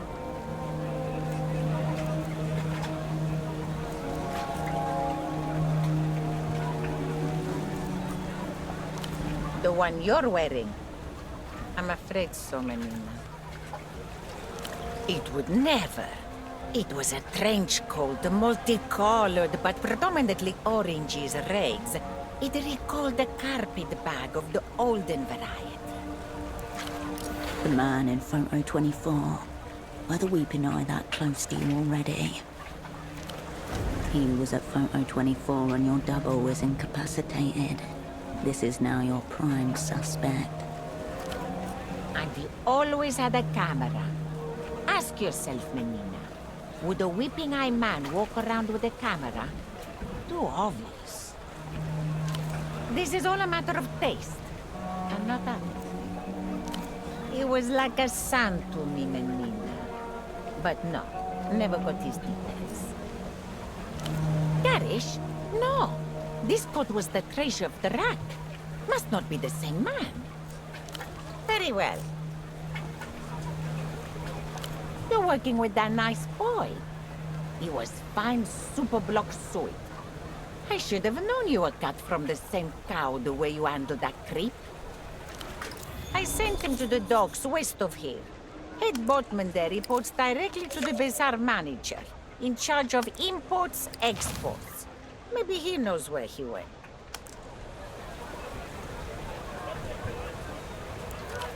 So either the boatman was lying, or Pseudopod never made it over to him. The former. Ask him again. Take a look through the rack over there. No lice, no rips, no patches. A legend's clothes, Carmuna calls them. Whatever has their favorite music on it. Lately, the Violetta girl is winning. Take a look, I have one. She looks sideways at the disc, shakes her head. It's a disc. Ask the stall owner with the disc, not the stall owner with the clothes. Yes? This bazaar is always changing. Lots to ask, lots to say. We're in the ruins of a silk numero 3, burnt down decades ago. But Carmuna still remembers the smell of the flies. Humoring an old woman, doing your good deed for the day, buffing up your soul. Is that so? Well, listen to your Aunt Carmuna. It started with the fire in a silk numero 3. Half the city worked for that company, and all of us suddenly out of work. It was very difficult times. But at first it was exciting. The whole city came to watch it burn. We drank, we sobbed. I danced with a soldier boy who I had no intention of marrying. He's dead now. The flames subsided, and we waited like refugees around the cooling break for management to return, rebuild. They never did. So we began to search the ruins, see what we could salvage. They probably did it themselves for the insurance. Or some poor die girl finally had a nervous break. Who knows? Carmuna has nothing but time, but none for that mystery anymore. Only perhaps to wish it had been me.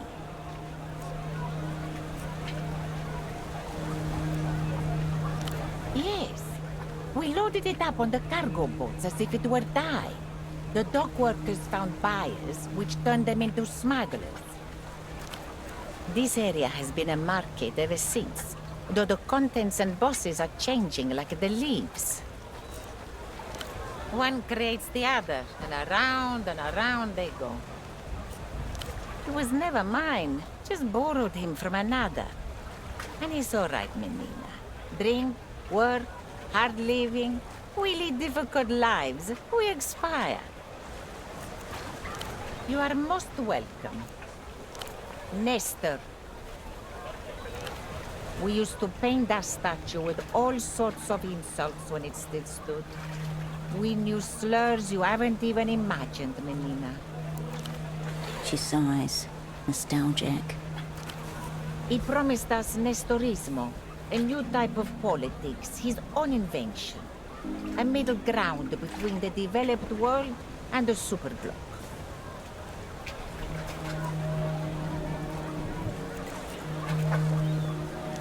Ah, yes, I remember that one. But Bastardo Nestor thought Portofino could be different. She jerks her chin over to the statue. Nestor's pondweed eyes stare up at the sky through a foot of rank canal water. You see how it went? Kisa. Shocked that you'd imply there's anything she couldn't tell you about Kisok. This is the heart of the city.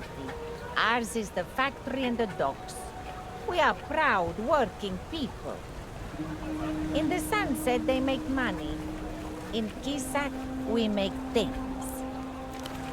Back before Silk burned down, that is. But we are still proud, and we still have the docks. Portofino belongs to Kist. Another relic of Nestor's idiocy. Don't he go to space? Total disaster. He never really recovered from that one. And for what? Why go to space? All our stuff is already here. Dismissing space exploration as a logistical inconvenience. People call it loose mania. The culture blockade was designed to protect the city from loose influence. But of course that just makes it more interesting to these people. Imagine a big fake wall around the city. Stops music and film and whatnot from getting through, yes? Except it doesn't work and nobody wants it to. Useless. That would be a terrifying world, Menina. People want all sorts of nonsense. Just let young people buy their fascist toys and wear their fascist clothes until they realize alone what fools they look. They say all the Lusian ministers are copies of one old philosopher. You know what that really means? Oh yes, imprints. These are inbreds, Menina. Ever seen pictures of royal families? Hmm? The vendor smushes her face with her hands, pulling at her chin and cheeks to deform them into new and exciting shapes. That's how they look. Malformed from systemic diddling. Lusians just the same. Mark my words. That's why you never see them. Fog the mirror. Note of the bazaar. It don't come back here drunk and stinking on my nice racks. Very good. Don't forget to check the racks.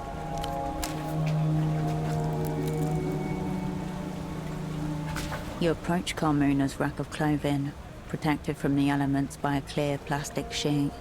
No two pieces are alike. The rack sways with misspelled logos and forgotten styles. Cowboy boots, leather trousers, a long black skirt. Hangers scrape against metal as you thumb through the racks. Foreign material shifts under your fingers, cool and unfamiliar. Discount for you, Menina.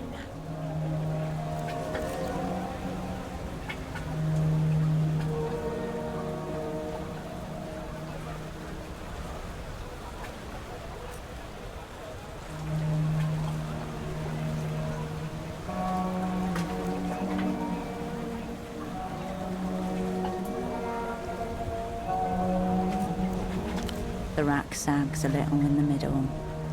You turn away from the rack.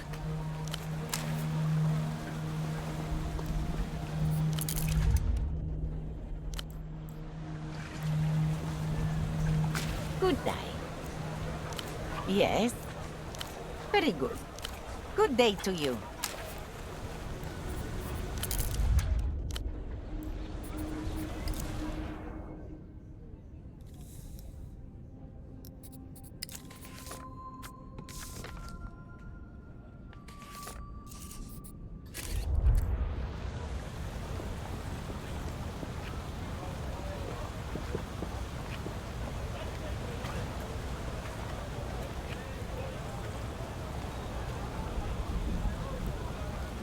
A cosmonaut suit, a relic of Project Alton and me.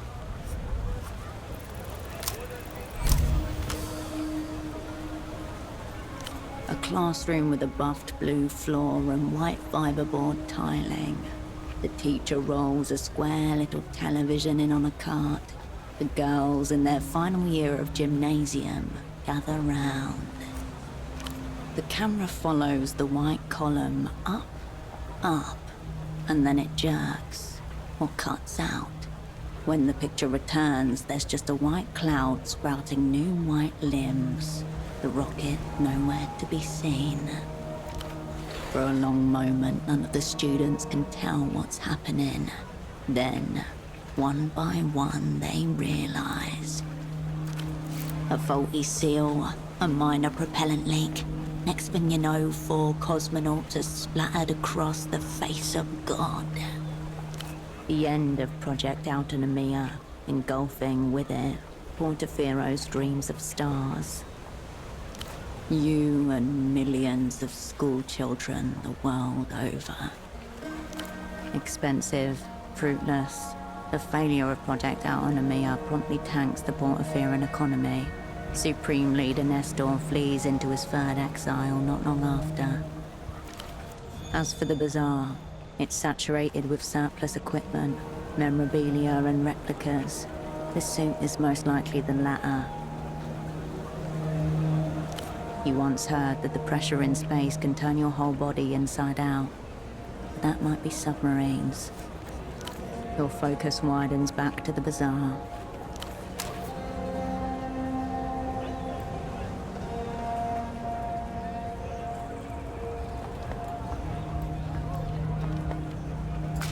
Excuse me. Can you take a look at this? The young woman turns from a store of party wigs and beaded necklaces to thrust a photograph under your nose. A Huda burrow, she the mouse within. The photograph shows a robust man well into his 60s. He is unremarkable save his eyes, which are magnified to comedic proportions by the thick lens spectacles in front of him. Have you seen him before? You're sure? Thanks for taking a look. Wanna buy some costume accessories? My name's Malène if you need anything. Frantic but resigned, exhausted by herself. Mi viejo, my dad. He's been missing a few days.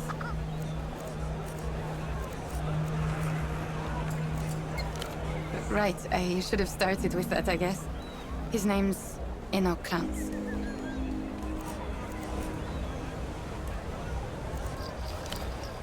He's kind of forgetful sometimes. Not a lot, but I'm just worried. I told him watching too much TV was making him crazy. She raises her hand to bite her nails. A new habit. They're bleeding. No, I mean, that's the most likely scenario, right? Ugh, this is kind of embarrassing. Embarrassment isn't the problem. A much darker feeling is trying to claw its way into our consciousness. My dad developed this insane theory about the payphone to the western exit of the bazaar. No, he's not like that. Dad thought certain words said into the right phone gets your attention from the wrong people. He was convinced Emter was behind it all.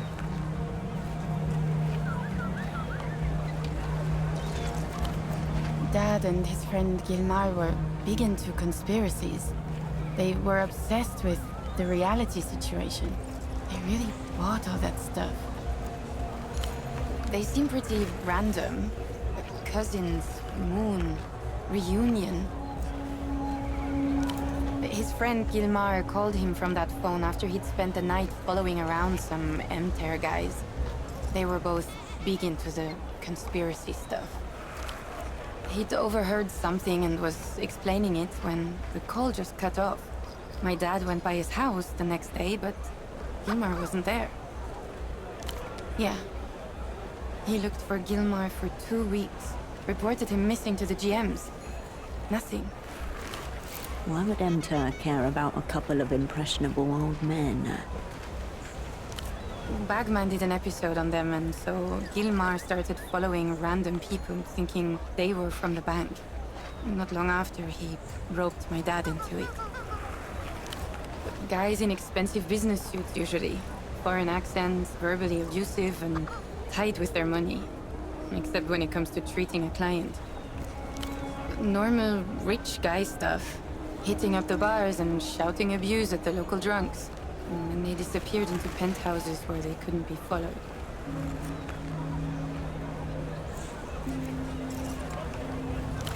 That's what Gilmar thought. He stayed out after my viejo went home.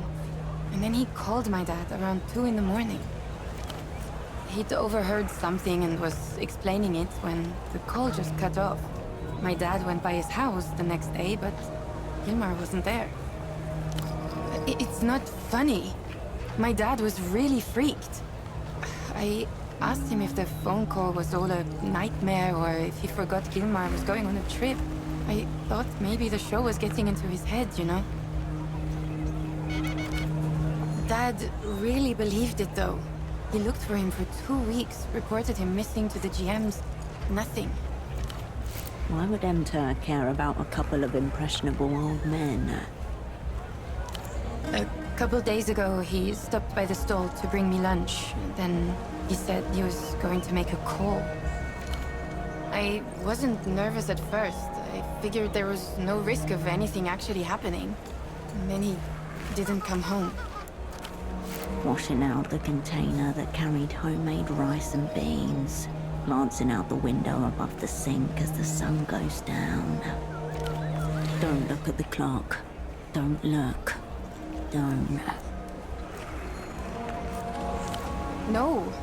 I mean, he just can't leave things alone when he gets an idea into his head. Anyway, you want a wig? I hear they make you fun at parties. Oh, yeah, he came by.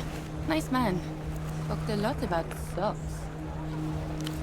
He was, normal. Pretty forgettable, if I'm honest.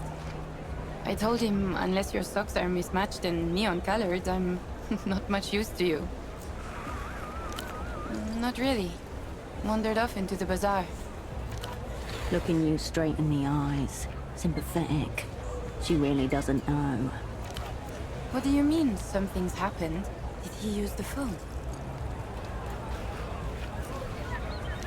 Oh, well, at least you have that. Sorry. Yeah, I was kind of distracted when he showed up. Oh, that's Ultravioleta, the Lusian pop star. Always thought that type of music was too young for me, but I've been enjoying her stuff recently for some reason. No, but it's definitely her kind of title. She peers at the disc again, blonde hair falling over her face. Weird disc, that. Oh, you should ask Petra at the music stall over there. He'll know more. Doubt he's an ultra, though. Missing. Maybe they followed my dad. Wigtopiary, plastic tiaras, novelty sunglasses. A burst of colours and textures vying for your attention. All of them losing. Behind it all, you see an oddly familiar shape. The tailored shoulders, the sharp collar. A cape, but nothing like the other costume pieces around it. It's a Carabinero outfit. Yeah, it's for sale. Local law enforcement is far beneath you in effectiveness and influence. No need to lower yourself, Oberon. That'd be illegal. That's not a no. Second-hand surplus warehouse in Lower Viudas was closing down a while back. Big clearance sale. No, I told Officer Morito. He said it was above his pay grade. He kicked it up, and they kicked it right back down. The whole set's back here. Just let me know if you're interested. Why? Knuckles white as she balls them into fists. No! A few heads turn at nearby stalls, following the sudden outburst. Of course I am. But what if they do? She stares at you for a long moment, before her bloodshot eyes slide away. It's the phone by the western entrance to the bazaar.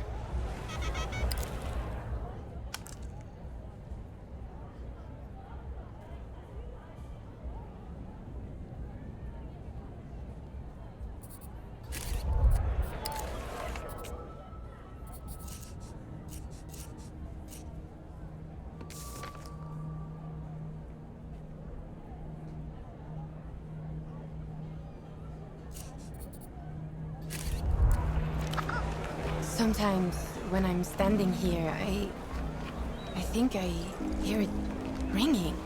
Nobody else can hear it but me.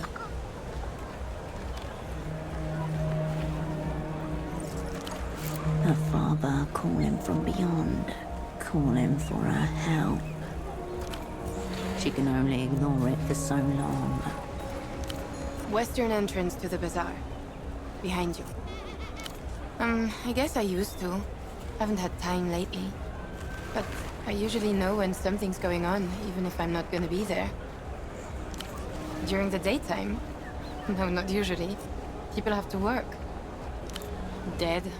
Still a few maggots writhing around in the corpse, maybe, but looking at them just makes you sadder, you know? 10 or 15 years ago, there were feedback parties in the backways. Anyone who played loud enough could jam. You'd hear the distortion 3 canals away. Now, if anybody plays around here at all, it's just covers of bluesy and stuff. Blood Golem?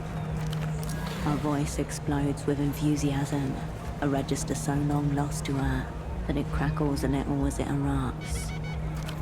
Of course I've heard of Blood Golem. I was at their last show here. Haven't thought about them in ages. Petrol should have a disc of theirs if you want to listen. They fucking reap. It was at the War Drum in Party Alley. Demolished now. Used to be evil gigs in there. Shoulder to shoulder every night. Edge of violence. Until the GMs came and shut the electricity off, nailed planks over the door, said there were noise complaints. Bullshit. It was a sanitization campaign, trying to make Portofino look like a mall, hoping the bank would give us more money. But that night, the crowd turned up same as ever. We ripped off the planks and partied in a hollow shell. Blood Golem played their set on portable amps, sounded like shit. Best show of my fucking life.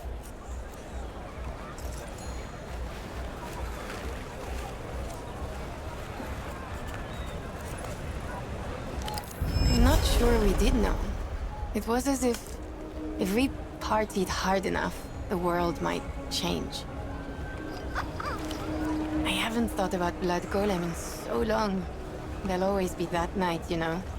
Anthem for the fucked. Yeah, alright. Yeah, they're right there. Take a look.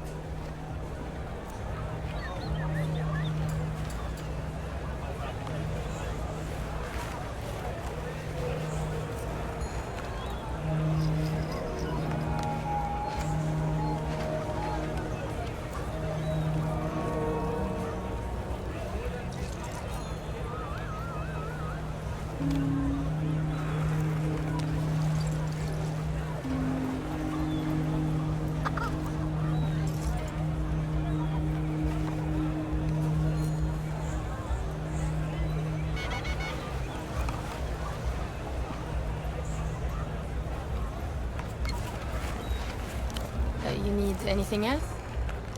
What takes your fancy? You need any... Thanks for stopping by.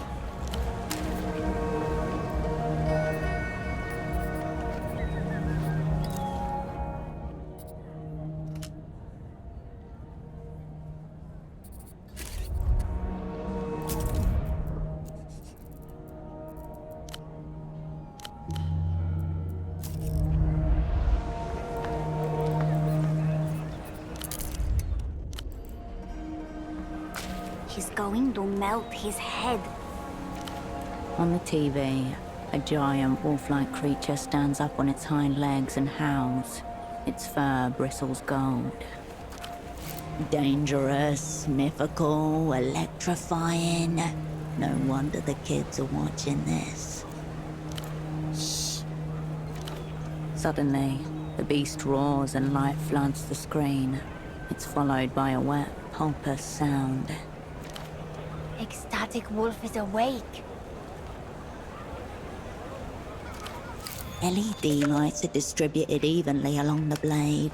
Durable PVC hilt with textured grip. Impressive armament. Wolves. It's 66 wolves. and it's our favorite thing in the whole world. It's about a girl who has 66 chambers in her heart, and each one contains a wolf. And the wolves came out to make war with the angels. Each wolf has a special weapon, and they have super violent special attacks too. On the screen, a headless lupine figure, standing on its back legs, shakes violently. Blood pours from its neck as flesh reknits itself. That's Loathing Wolf. Another wolf cut his head off because it's the tournament art. And he didn't know Loathing Wolf can heal fast. Loathing Wolf's not even strong, but he can be scary. Like when Weary Wolf ate an angel, but she did it slow because she was angry. So the angel was screaming the whole time. It's the best show. And it's from La Luz. Everyone loves it. Some of the grown-ups like it, even though it's a cartoon. Notice that the broadcast is in Mercian, not Lusian, dubbed for a foreign audience. Troubling, especially if Lusian cultural exports are what they primarily consume.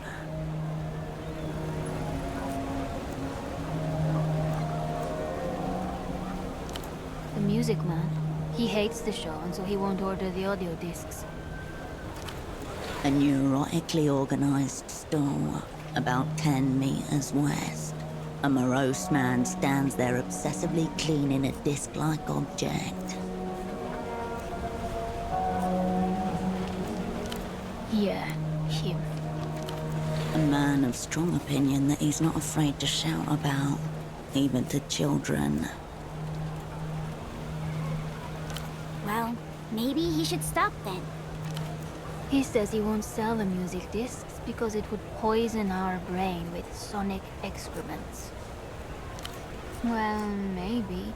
But it won't change his mind because he's a loser. I don't know any. Do you know any, maybe? Wait, I remembered those. From when I was little. There was one with puppets arguing a lot, and another with a green cat who was also a thief to help people. They looked old and ugly. Mom said she watched them as a kid too. This is so much better. Death to puppets. It's the place where they make all the cool stuff. It's not like here. I bet they even have flying tuk-tuks. Ridiculous. These wobbling open chassis abominations can barely function on solid ground. And also we have cousins over there. Some Portoferans refer to Lusians as strange cousins, a nod to this island's colonial past. We don't really know them. I talked to one once, on the phone. I asked Mom if they could come over one day, and she said it's hard because La Luz is so far. But we barely told you anything. We can tell you everything about 66 wolves. So you can just ask, okay? You can ask. We know everything. The angel Canopus cursed her before she was even born, because of her mom. It was vengeance. No, now she serves Canopus in her war against the other angels. There's Deneb, Polaris, Razelhag. Razelhag is gay. He's the gay angel. Shut up. I like him. And that's not how angels work. They all have their own powers. Ultima Wolf. That Ultima Wolf only appears when times are most dire. Well, the last time Ultima Wolf appeared, she burned a village of women and kids. It was sick. Grieving Wolf. When she plays her heart, even the angels cry. She also ate Nabia's sister while they were all locked inside Nabia's heart. She didn't kill her sister. She ate her. But it's not her fault. Zealous Wolf. He destroyed the moon with his gun hammer. His gun hammer was forged by the Elder Wolves. He also blew up an ocean, but they only showed that once because of the seizures. Yeah, he did it to get back at Polaris. That's his mom. Zealous Wolf is only part wolf. That's why he has wings. Polaris forced him to join her Order of Dark Seraphims. She's too strong to fight. So Zealous Wolf tricked her instead. You can't be an angel if you do a stellar sin. So, whoosh.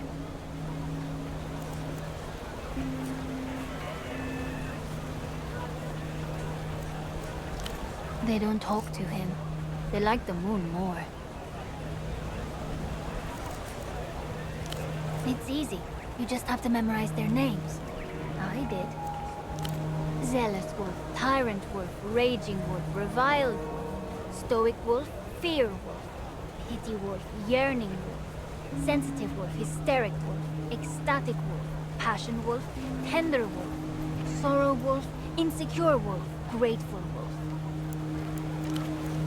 Seething Wolf, Psycho Wolf, Gentle Wolf, Numb Wolf, Bitter Wolf, Lustful Wolf, Loathing Wolf, Modest Wolf, Sanguine Wolf, Grieving Wolf, Ultima Wolf, Greedy Wolf, Guilty Wolf, Dream Wolf, Dyspeptic Wolf, Weary Wolf, Wrath Wolf, Cunning Wolf, Trickster Wolf, Placid Wolf, Eager Wolf, Nostalgic Wolf, Dread Wolf, Jealous Wolf, Venturous Wolf, Stubborn Wolf, Obsessive Wolf, Hasty Wolf, Forlorn Wolf, Mournful Wolf, Vain Wolf, Reverent Wolf, Wicked Wolf, Shy Wolf, Jubilant Wolf, Clement Wolf, Sycophant Wolf, Furtive Wolf, Conformist Wolf, Serene Wolf, Critical Wolf, Vindictive Wolf, and Unyielding Wolf. He's missing a few. Only because some of the wolves haven't awakened yet, so we don't know their names. They're probably super powerful. And yet he claimed to know them all. Did he not?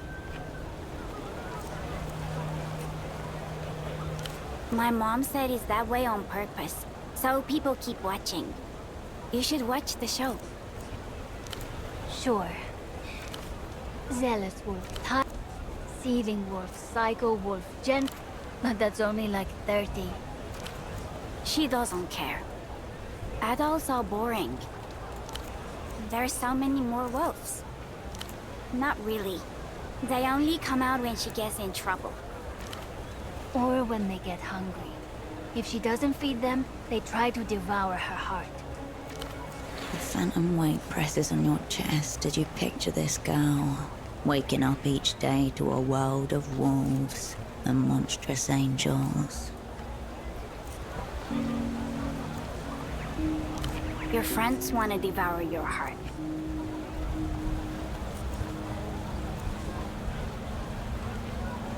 My friends are nice. No. Then her heart would be empty. And the story would be over. Mom says it's good we spend time outside. It's Pathos Wolf's flaming claymore. These kids are lost. Their hearts belong to technofascism.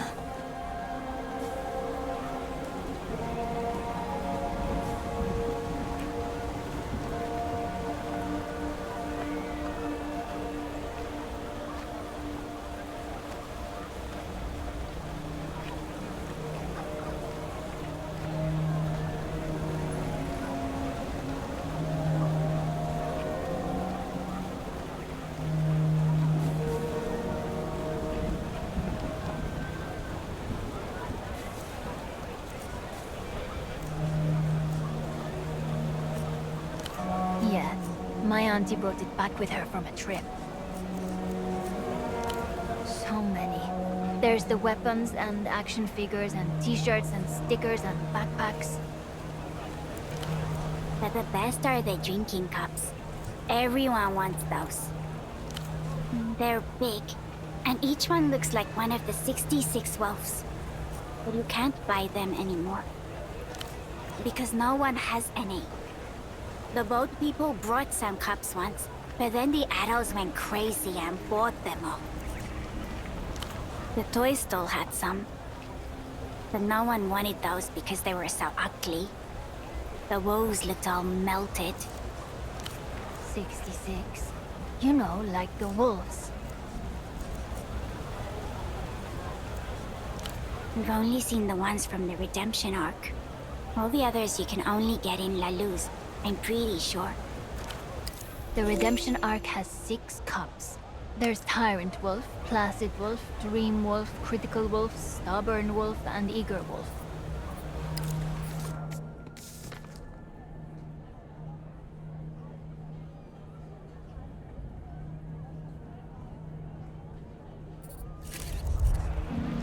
Special?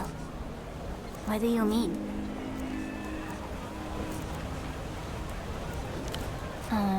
No.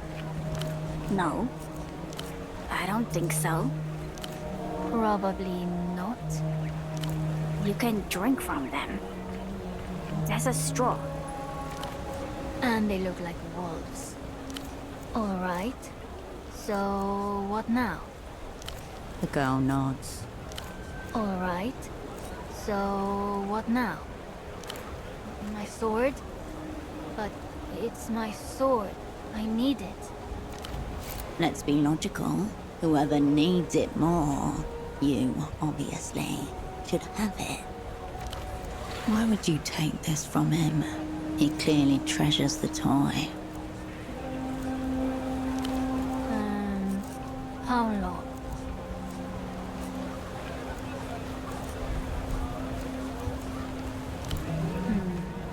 Maybe that's not so bad. There was no need to restrain yourself. Our aunt got it for him for his birthday. He can't just give it to you. If you want it, then it has to be fair. With honor. When Dreadwolf met with the legendary Smith Kuro of the Grey Fang tribe, Dreadwolf didn't have coin. So she traded her Reventide pendant that she had since she was a pup, so Kuro would make her a dagger. The Phantasmal Stiletto. It's so sick. So you have to offer something big, or else it's not fair and he keeps the sword. You can ask us about whatever. No, remember what Mom said. Okay, you can ask some stuff because there's people around, and I can scream real loud. It's been years since you interacted with children, so a reminder. Be nice. Be normal. The girl takes a worryingly deep breath. The boy reflexively flinches.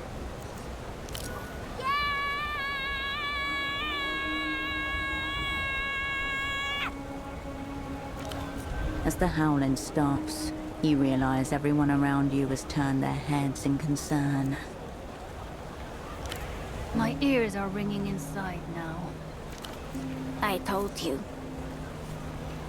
You can ask stuff, but I can't scream even louder. Mom's at home. We live on a boat. She works with the phones. Shh. We're not supposed to say. Working with phones. What are the odds? That's not a name. That's a title. No recognition at all. Is that private too? It is. Why are you asking about our mom? Obviously because you're wondering if their mother is the phone sex lady. She just sounds like Mom. Does Mom have a sexy voice? Shut up, Arlo. You don't want to talk about Mom anymore. Why aren't you at work? A riposte flung without thinking. She's been asked the question more than once. That's not a job. And there's no school today. Or tomorrow. That's how it is now. We have 2 weeks of school. And then 2 weeks of nothing. Portofiero's rampant privatization has hit its public infrastructures too. Antonio's mom said it's because foreign politicians. He's my friend. He lives on another houseboat.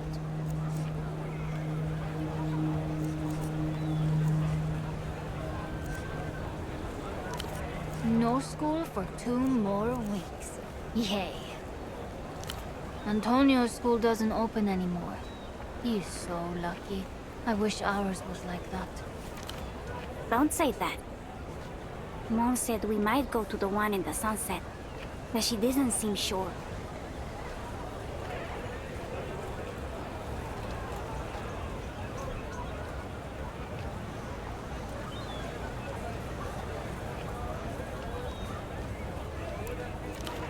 A bourgeois district in the northern parts of Portofiero.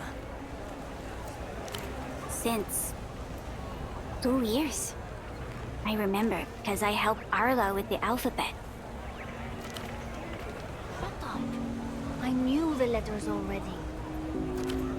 But it was only 1 day a week at first. And then our teacher said she had to help other schools. So now it's like this. No. We do loads of stuff. Like watch TV. Sometimes I go to the canal with Antonio and the others. We have homework. I make sure he does his. But it's not the same.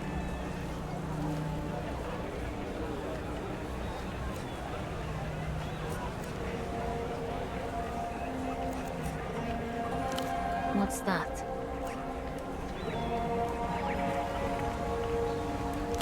That does sound pretty good, I guess. That's a stupid idea. Can we talk about something not stupid now? The music man wears glasses. And sometimes double glasses. It looks dumb. She doesn't mean him. He's been here since forever. And he doesn't wear suits. Yeah, they have no idea. Odd. Like, how odd? There's so many accents here. The boat people have their ones, and the music man, and also Carmona. We know Malen's dad is missing. She's been really worried. So you heard. Perhaps they can confirm the woman's story.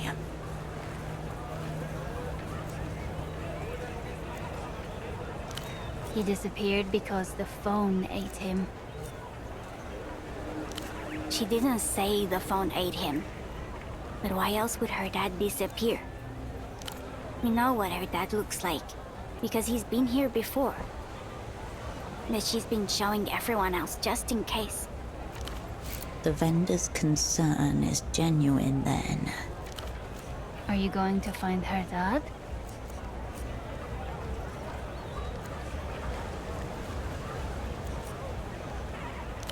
Oh, good. Can we talk about less sad stuff now? Okay. They have to be nice ones. Okay.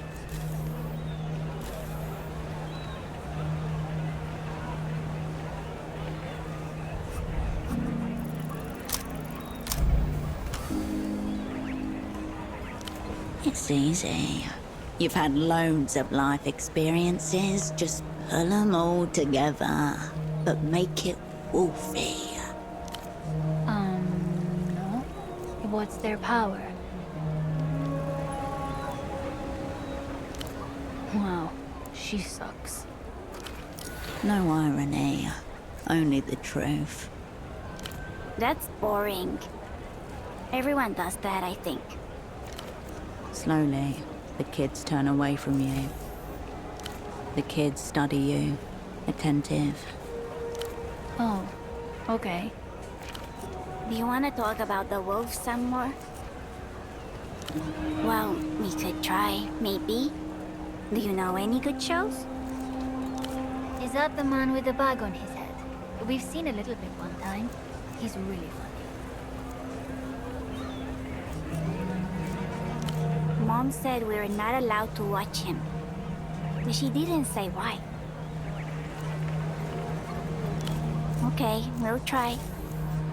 The children ignore you, entranced by the television.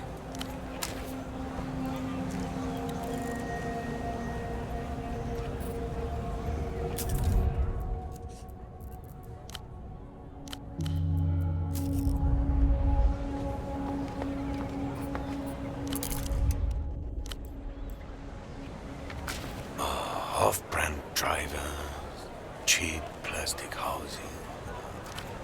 The man gazes down at a crate of cartridge discs, eyes narrowed, lips drawn.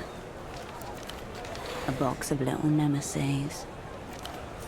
Mass-produced excrement. These animals pleasure themselves in it.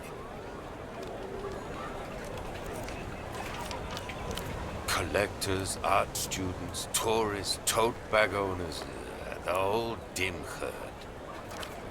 You see this? Each one guaranteed for 10,000 replays. Obscene. No. I'm talking about cultural ephemera.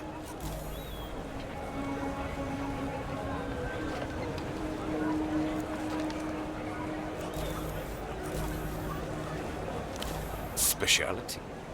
But, as you can see, I spend my days backed into a corner, hopelessly outnumbered by the dead-eyed horde, dreaming of format-assisted auto-annihilation.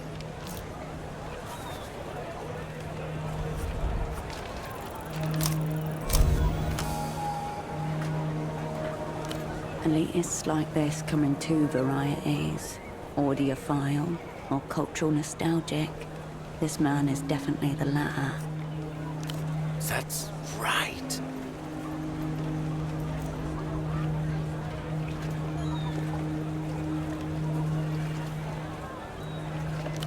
Most people can't tell the difference between a base pleasure and a higher one. Imaginative faculties dulled by senseless repetition. Forgive me, friend. I'd mistaken you for a common replayer. This is the highest compliment he's paid to anyone in months, maybe years. Too much to ask, I expect, that you're a fellow Einzeltone aficionado. Einzeltone, no entries found, and no point trying to pretend. One of a fast-fading few. Go ahead, browse away. My name's Petre. If you need anything, I'll be here, lamenting what's left of the culture. Culture? Portophiran? Scrapped. This new Lucian mania is all-consuming. Nobody wants anything that isn't techno-fascist trash, including, apparently, their own souls. Provincial, but honest. Silk, sad national poetry. Music, the same kinds they play in the so-called developed world, except a couple decades late and desperately effortful. Incapable of competing with Lusian media on the most basic neurological level.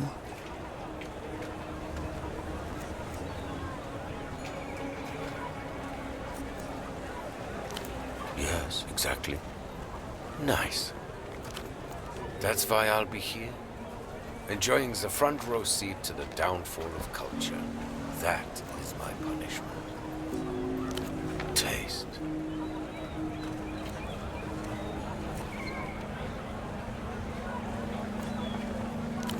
That would be preferable to the truth of things. There is no politics to it that they can see. They just want something they can idiotize themselves with.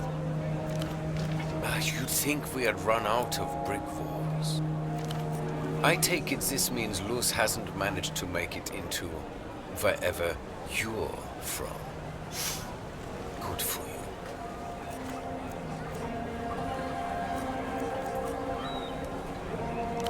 Well, it isn't. Anything we once had has been consumed, overwritten, digested, and shat out by Luz. And the worst thing is, we know it. We just don't care. The culture blockade was designed to prevent this, but now anyone with the wits to create anything new just spends their time devising ways to get past the signal blockers and access Lucian drivel. Whole thing's a myth anyway. Failed project. Most of the crates I get from Luz come stamped by the Ministry of Mass Culture. They want it all out there. Interminable. Every day there's new formats, categories, each one more depraved than the last. Of course, I can't say that out loud. Custom. He says it to everyone. The vendor's eyes narrow behind his orange lenses. This is a media store, not the missing persons division. Also one of the GMs with questions like that. The Guardia Municipal. Street cops.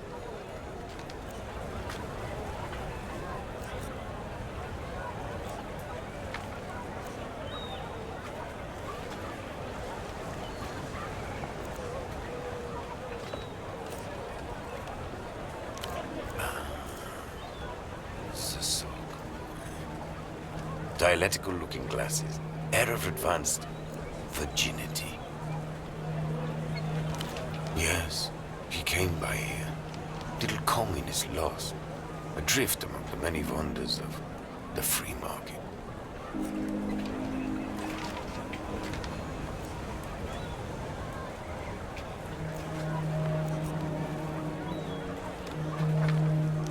Well, viewed it might be a stretch. Let's just say the man was definitely mobile. Your dialectical friend mistook himself for some sort of big money businessman. He wanted the bazaar to import superblock hosiery. Socks to start with, but there was talk of cotton tights, even stockings if the venture took off. Making inroads with his persona. Competent in theatre, at least for this period of play. He needed you.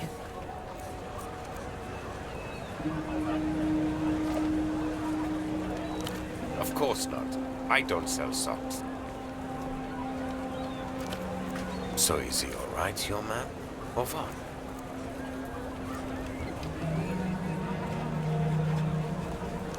Yes, yes. We are all so well intended. The vendor gauges you behind his colored lenses. Tongue skimming teeth. All across the city of Petra, there is silence. People peer out fearfully from the slivers between curtains. I'll be blunt. Are you with a weeping eye? A fresh injection of fear. Primal grade. Such insult. The depressed reactionary has mistaken you for your direct opposite. Your sworn enemy. Because they've been especially active here recently. Usually they just let things slide. All the Lucian merchandise, good for everyone. But these days, they're staring right at us, unblinking.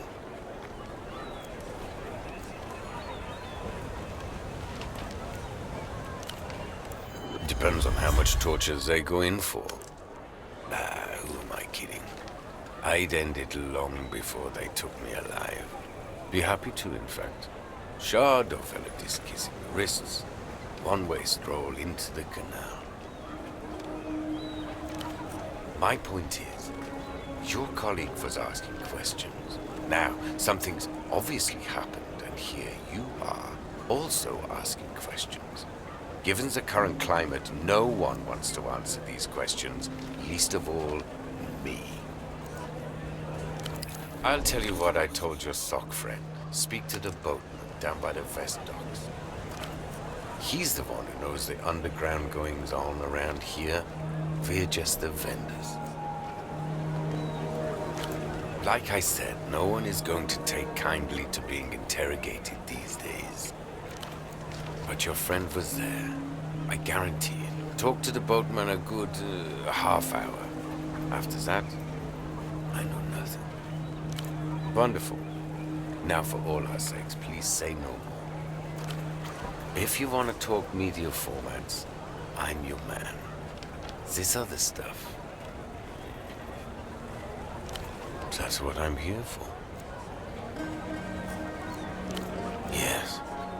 It's not like talking about it will make any difference. Well, there was a certain period in the early years of Portofieran independence when everybody on this cursed island was holding their breath waiting for La Luz to invade. But nothing happened. Instead, a few years later, the radio signals began coming in.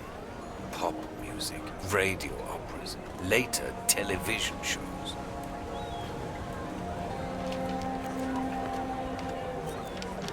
And here we are, on the front line, spreading our ears and legs wide open. I can't be sure, but I have reason to believe the media they let reach us isn't even the same one they broadcast to their own people. It's made for us. Export-only propaganda. Imagine what they reserve for domestic consumption. When the city caught on, they put up the signal blockers, but it was too late. Hopelessly. Like heroin addicts, but with no chance of rehabilitation. Picture a dog that shits, then eats it, then shits again. That should give you some idea. People are what they consume. I'll say no more. It's less an opinion, more a criminal sentence.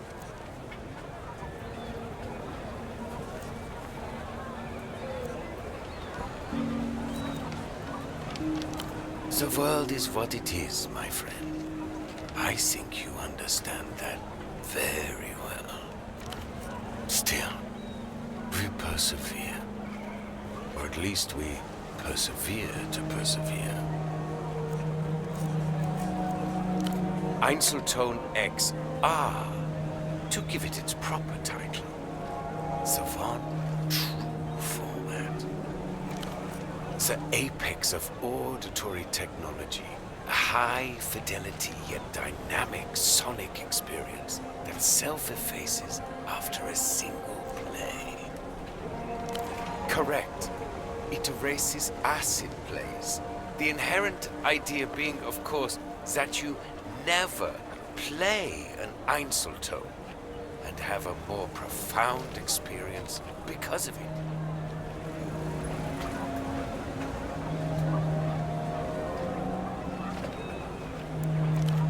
Some say that was the intention behind the red color scheme. A warning, so you would never misplay it. I think it was an aesthetic choice, personally. Did he say red? With Einzelton XR, the first time is the only time. A magnet embedded in the disc erases its contents as it's being listened to. A technological muscle flex. Reproduction and erasure just millimeters away in space. Milliseconds in time. Crucially, such a process would result in an empty disk, like the one you found on Pseudopod's body. As in life, everything happens only once. Replayability is oblivion. The end. It loses its resale value. And the uninspired replayer who listened to it loses a piece of their soul. Would propping your dead grandmother up and trying to have a conversation with her corpse cause psychic damage? Of course it would. Unless you were a monster. Irreparable. Mystery solved. Pseudopod listened to a priceless tape and lost his soul. Ex-remnants. Zero remnants. Pretty esoteric term we've got here. Just roll with it. The aftermath of a magnetic charge once you take the field away. The Einzeltone magnets are so potent that the erasure is absolute. The X is meant to represent the negative, the complete absence of sound or visual. This was a very conceptual time for storage media, you understand. It was a very beautiful time, too.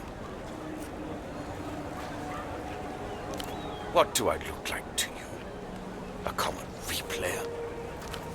The way he pronounces that word reminds you of old religious women, spitting out curses before sanctifying themselves. Oh, so you're a semiotician now. I own several, if the word ownership applies to such a delicate relationship. But I would sooner molest myself than an Einzeltone XR disc. Einzeltone XR. Where did you get this?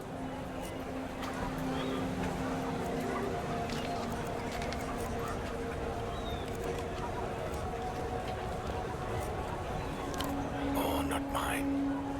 Humanity's. Einzeltone hasn't been available to consumers for a decade. A disc in good condition is worth thousands of sol to people who appreciate its wonders. Specialists, collectors of the rare and the defunct. People like him, in other words. You played it. Filthy animals. Those.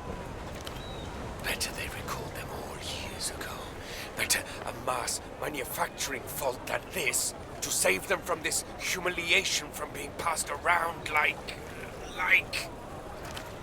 The vendor deflates before you.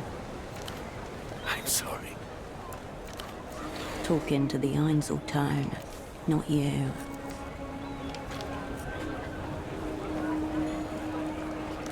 Degenerate, Lucian, Electrodruss. There's a new fabricated star every day, it seems, but she's the top of today's pile. Fan shifting. The fact that it's committed to Einzeltone suggested some kind of promo copy. Some new advancement of degeneracy from across the Noscorendes. Of course it's real. You can't bootleg an Einzeltone. Another of its enduring qualities. This ultraviolet has gone missing at the moment. Kidnapped by counter-fascist radicals, whatever that means. Lucian marketing plot, if you ask me. Could be the work of the militia Ruben Rouge, extreme communist fringe group. They've ransomed public figures before.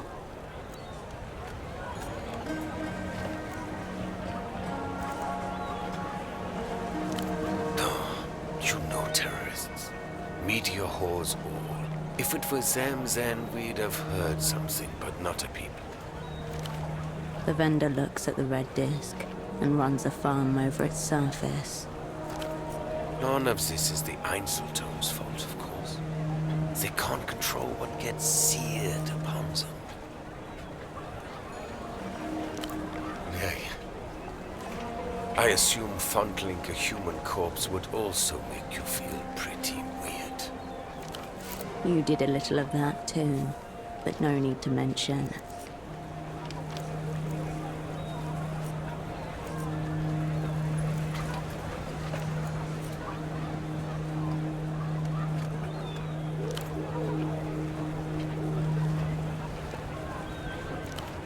Makes sense.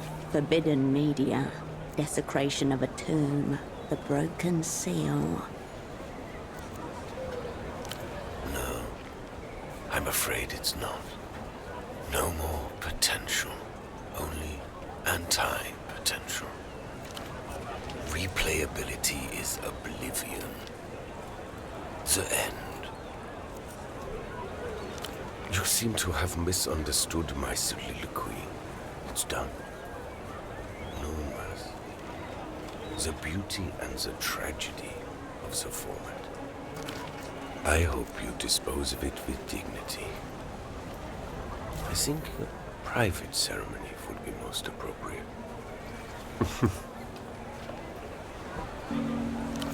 You'd like to hear more? I judge you to be a woman of culture. You should understand the inherent value of Einzeltone XR.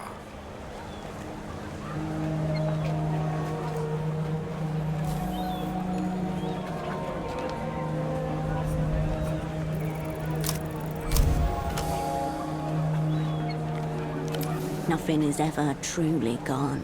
Everything leaves a residue. Everything with a charge can be summoned back. I'm afraid not. The format is near obsolete. Einzeltone is the past, yet it contains the future. How exquisite. The vendor recoils, as if you just spat at his feet. So, your question is, Petre, how do I reanimate a corpse? I would class it as necrophilia, actually. I'll be honest, the thought is so disturbing to me that I've never entertained it before. But theoretically...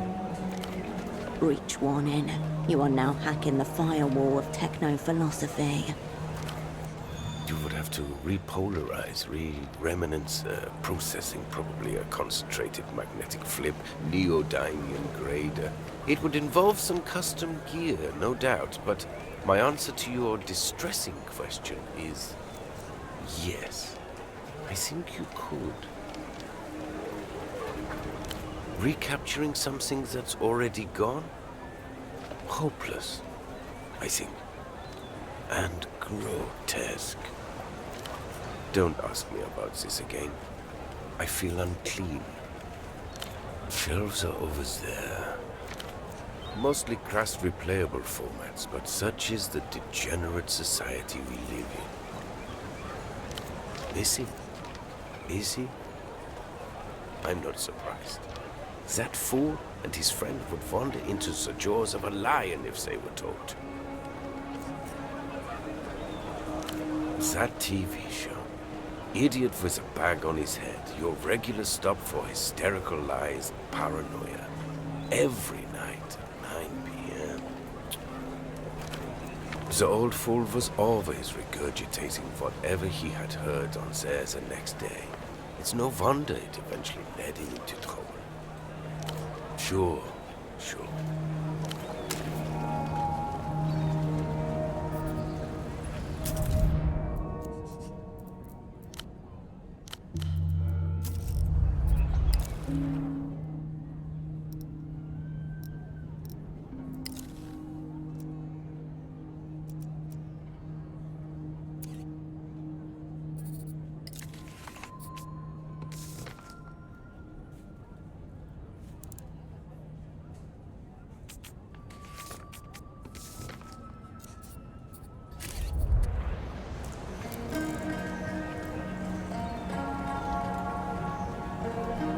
A low, tilting shelf marked in heavy block letters. Despised subgenres. Various sections are separated by narrow plastic dividers, each one labeled with the same neat script. A baffling assortment. Hairdresser music, children's choirs, self-love anthems, opinionated female vocalists, and too many keyboards. The labeling and sorting is as meticulous as it is uniformly disdainful. More labels, falsetto-centric, made for pederasts, made by pederasts, pretentious time signatures, yodeling, ululations et al. The section Weaponized Boredom includes such titles as Music for Dentist Waiting Rooms and Narcoleptic Landscapes, both by Eloisa Alba. The care placed into the organization is itself an act of love, performed hatefully. A single label fills up the entire back row.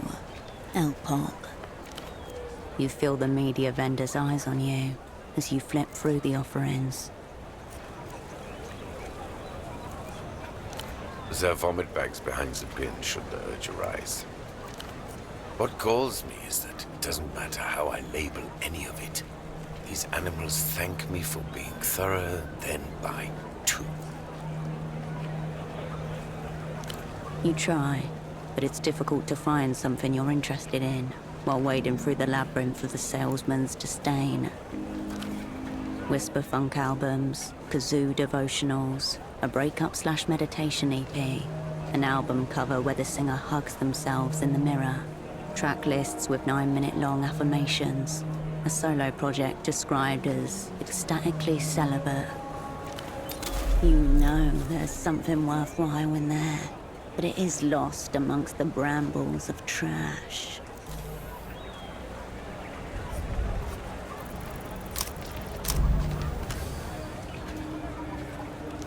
It's like there's lead rings weighing down your fingers.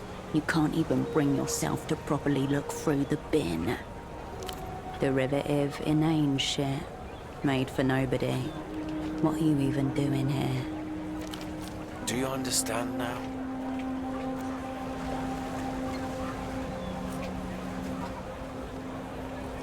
At least you're wearing gloves.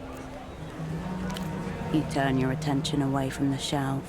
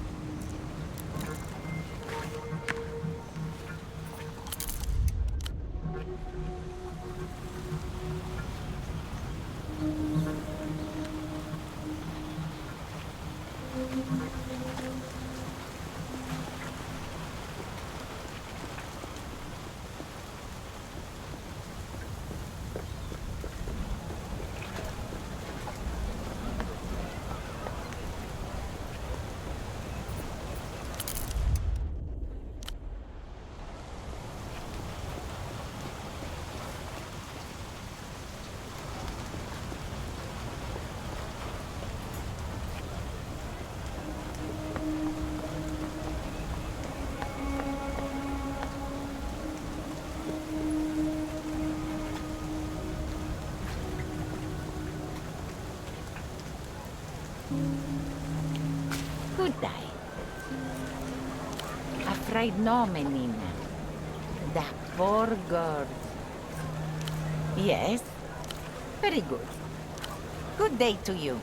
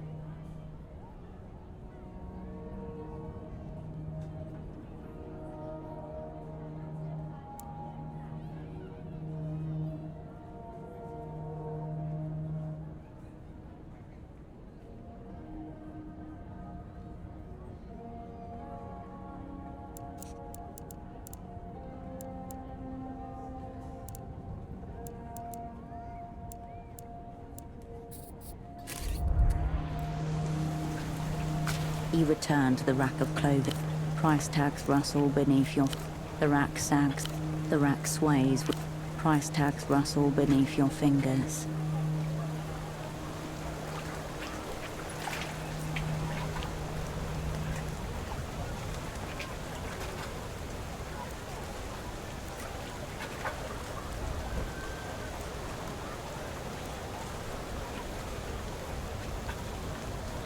The rack sags a little in the middle. You turn away from the rack.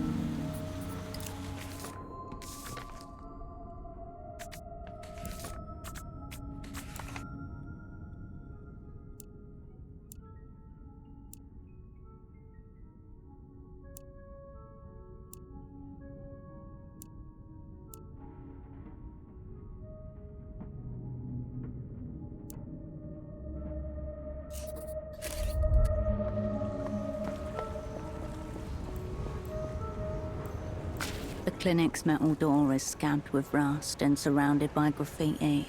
An official-looking sign hangs to the right of it. Open nights, no knocking.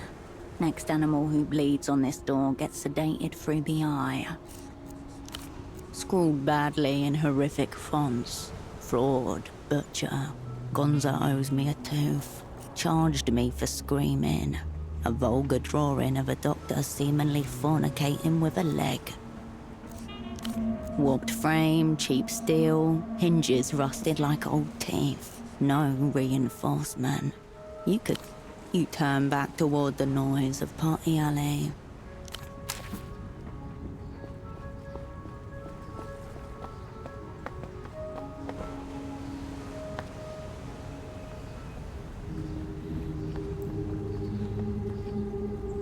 Oh, you're back.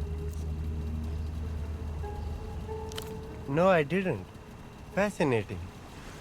I wish a magnet would erase parts of my life. He looks to the distance, at the city skyline as it's drenched in white light from above. The steady mill of pedestrian traffic and the squawk of a seabird fills the uneasy silence between you. The city. I've barely taken it in. Ever since I got here, I've been wearing a veil, hiding myself. Not knowing who I am or what I am doing.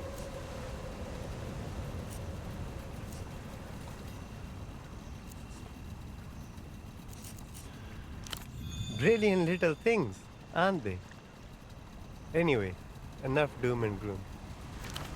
Even if he doesn't like it, his position gives him purpose, direction. Sometimes that's enough. Of course. Sure. If we must. Very much. As you depart, the chant of...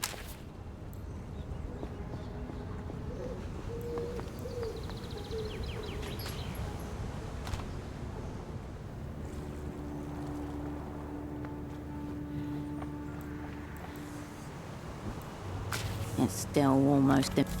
It's getting worse.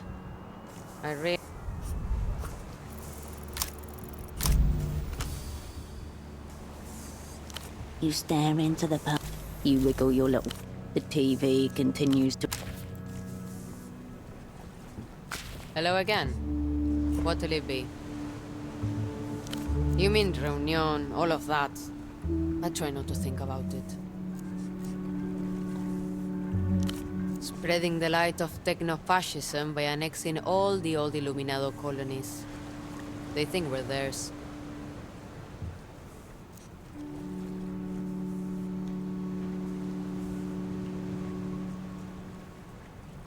If all you know of Portofino is the bootleg bazaar, then you don't know much at all. I don't know about all that. Sounds like the sort of thing they'd want us to think. Like that rubbish about the invisible aircraft carriers. See you.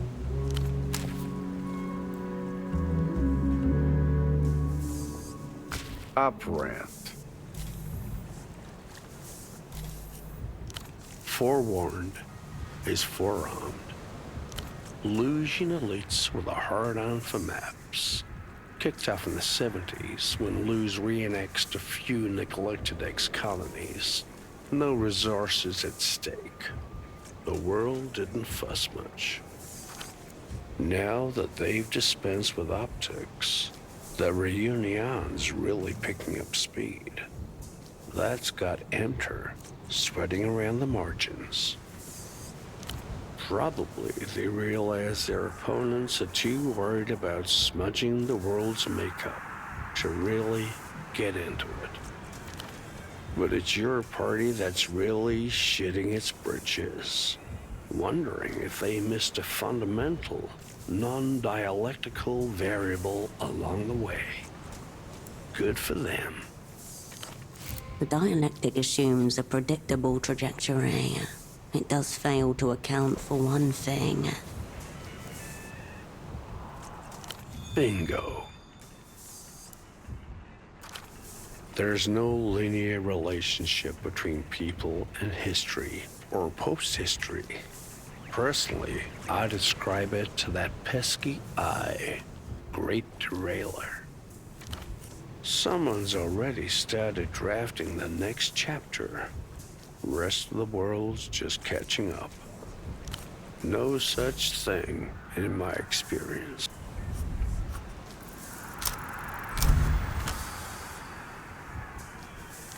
A hiss, followed by the frantic clack, clack, clack of a microfiche reader. High contrast negatives hit the back of your retinas. 58, collapse of Ile-de-Serres' Grand Bridge. 60, La Plage's royal family liquidated. 63, suppressed uprising in PR Yoffie. 67, the Agora minor blackout.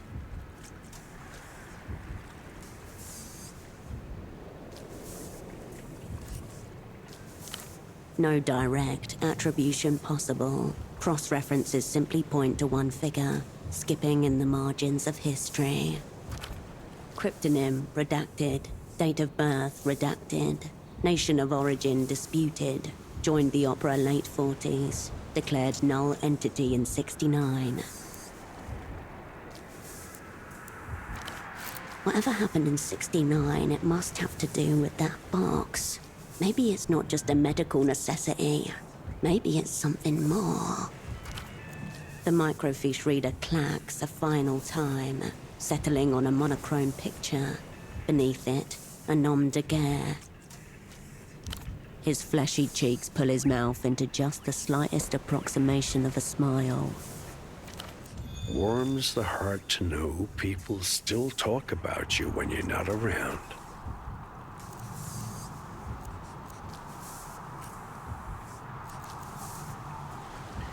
Only in the strictly literal sense. Let's just say I know exactly what my heart was worth. The box hisses. He puts a cigarette out in an empty schnapps glass. Forewarned, no such thing in my experience. Till next time, Operant.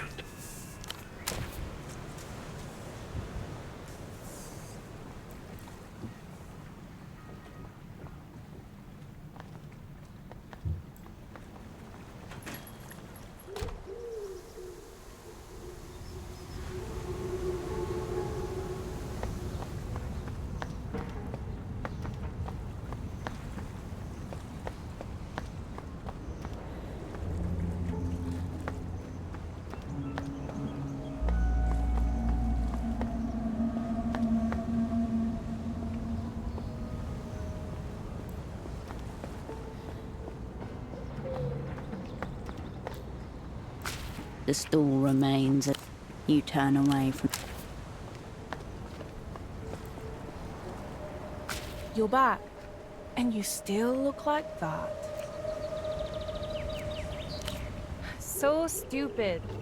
Like, what are they afraid of? That we'll see what we're missing out on and realize Portofiero's a wasteland? Too late. Everything.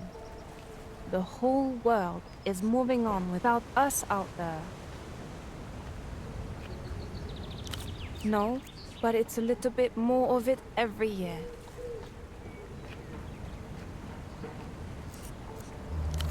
There's nothing good here. And anything that is good is a giant pain to find. Like, we've been trying to get a genuine Lusian disc player for months. No luck. That's fine if you're desperate, but it's disrespectful to listen to Ultravioleta any other way than in the original medium. Not ours. Ultravioleta's inoculates against the fake, the phony, and the inauthentic. She's about the radical, real you.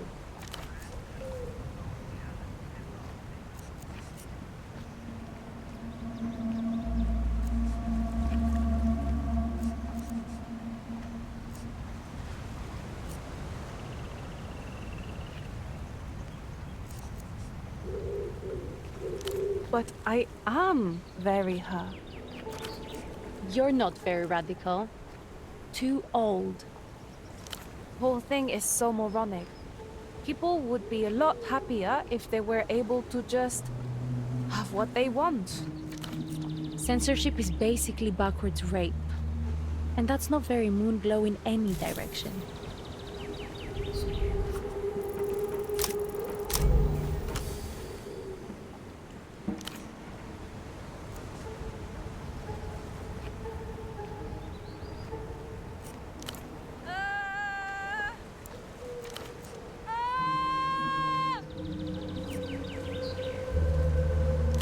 I don't get it. Why would he kidnap you? He wasn't interested in us. So I doubt he'd be interested in you. Sorry.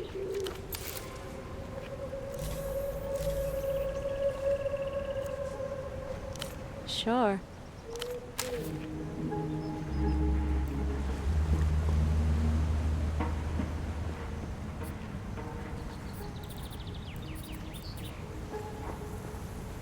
You find yourself before the strange tree.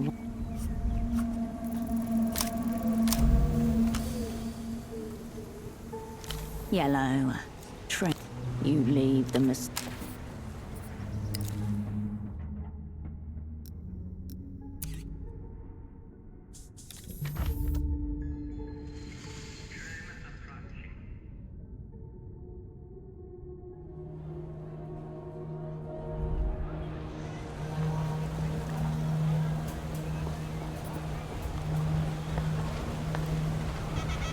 Oh, it's you. What takes your fancy?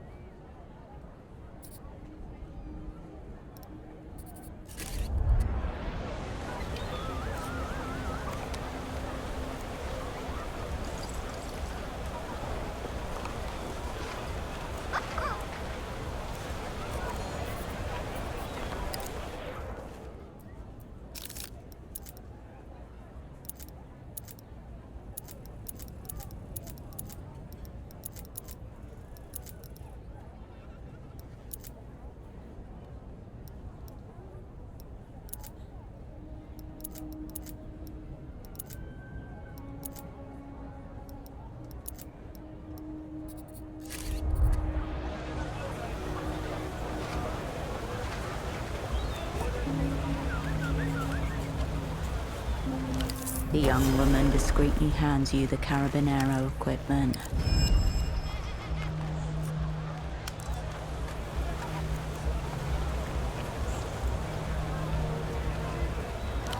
Must be some party you're going to.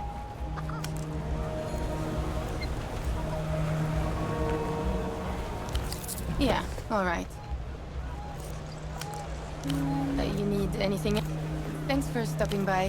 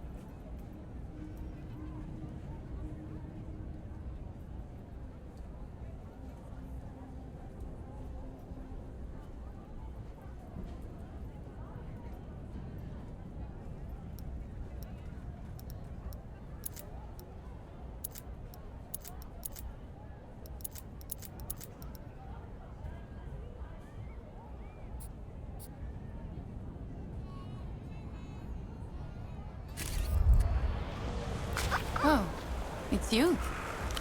What takes your fancy?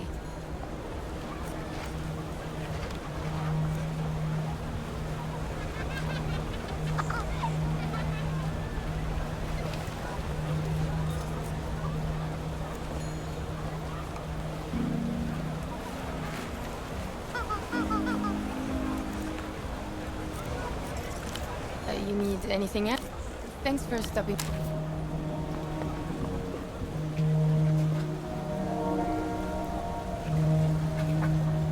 You return to the rack. Price tags rustle beneath your fingers.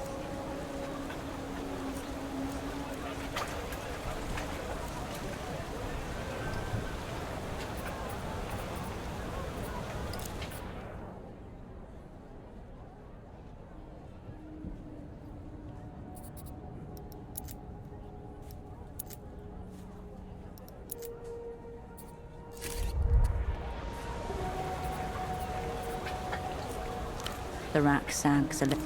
You turn away from...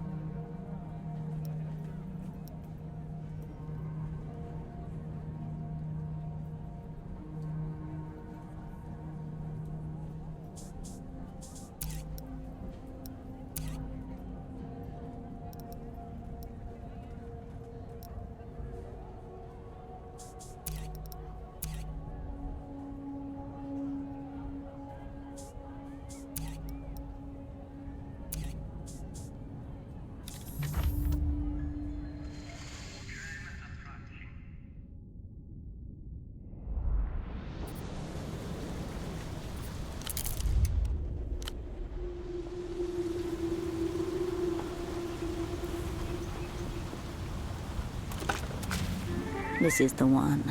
The payphone that makes people disappear. A giddy feeling rises in you as the payphone receiver emits a hollow whistle in your ear. You hear only the reverberation of your own voice, amplified by the phone.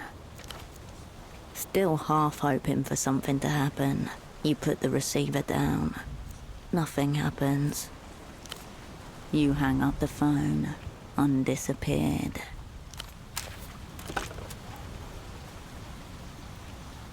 Where'd you get a Carabinero hat, miss? You shouldn't be wearing that. Could cause confusion. Not something I can arrest you for, no. But if you impersonate any kind of law official at an actual crime scene or become a nuisance, then you could end up in court. Best if you remove it when out in public. Nothing to worry about then. The kid's still showing that photograph to anyone walking by, is she? He is missing, yeah. A tinge of affection. She tell you about the whole payphone thing too? The one her dad was obsessed with. Try being all out. It's just a bunch of nonsense. Maurito really feels for the kid, you know? Fucking Ina. Filling her head with his shit. Not well, but I've known her a long time. Ino used to bring her here as a toddler. Yeah, Ino's gone. Him and his other fuck-up buddy Gilmar. But not dead, he reckons, by the way his face curdles. Figure these two just ran off, leaving the kid to deal with their mess. Not at the same time. That'd be too obvious. Ino reported Gilmer missing about a week before he disappeared. That's a lot of skepticism around reported and disappeared. Way I see it, they started planting the phone story weeks ahead of time as a cover. Planned the whole scheme. Got two theories. Debts is the obvious one, of course. It'd make sense. 80% of all disappearances are debt-related.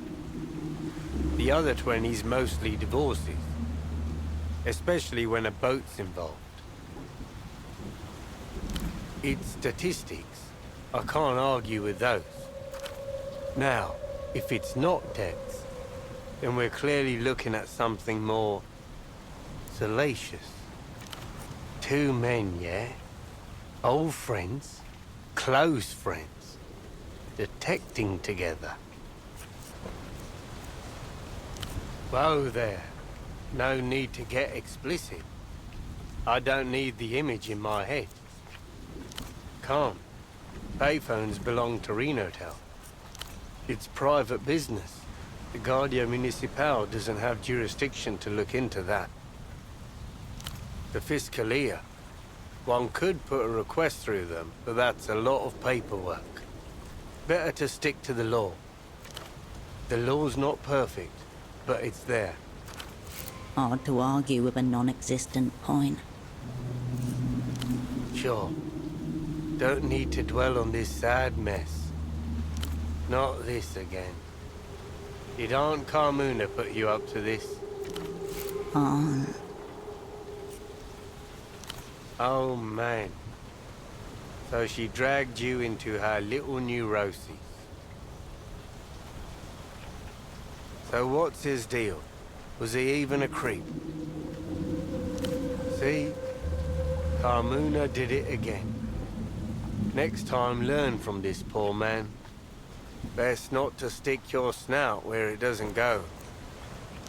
My hands are tied. Legally. Pylons are out of my jurisdiction. The Guardia Municipals.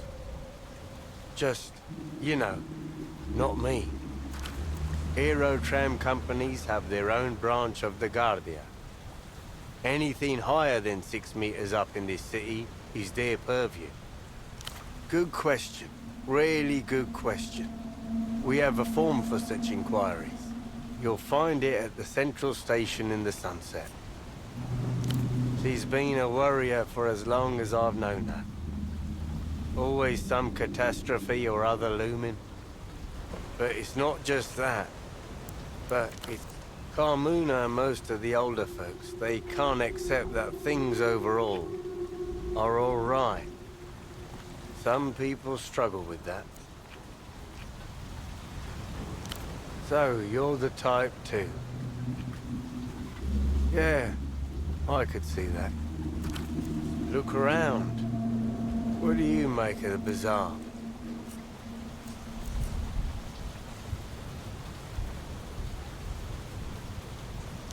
You superblock types are all the same. Gloomy sorts. Auntie Carmuna was a silk worker, you know? The bootlegs. All this Lusian stuff. It's not what she knew. It's wrong, apparently. I think she obsesses over every little thing to show people how wrong it is. Maybe if we all agree it's shit enough, we can tear it down. Bring back the artisans and factories and schnapps stands. That's it. You have to be pragmatic. Don't get me wrong. This isn't the bazaar that Morita wants either. But it's better than a graveyard. The GM gives you the most cursory of nods.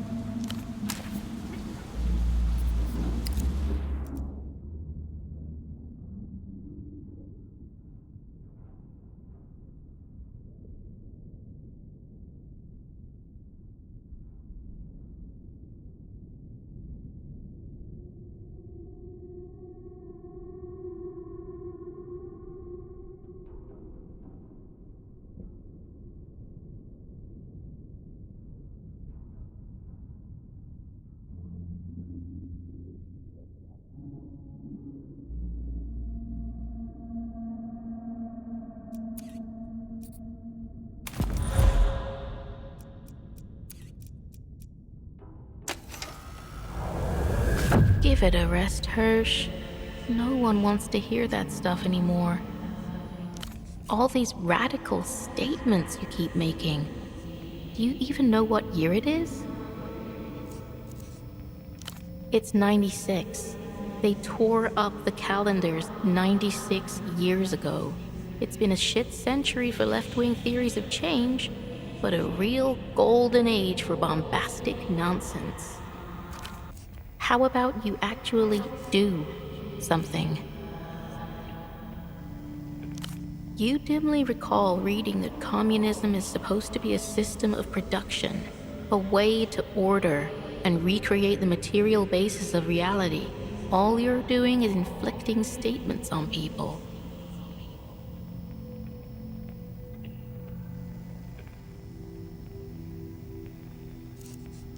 All right, fine.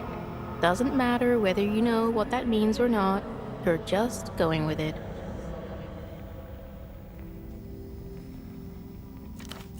Ever feel like you should be living your beliefs a bit more? Join a union, organize a protest, write a pamphlet, start a reading group to discuss your pamphlet. The possibilities are endless.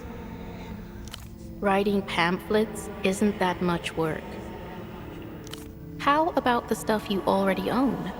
Just owning seems wrong. Bourgeois, even. You've seized this stuff in the name of the people. Not even a little bit. It achieves nothing. But looking at all of your things might make you feel really revolutionary. It took actual workers many hours to get this to work.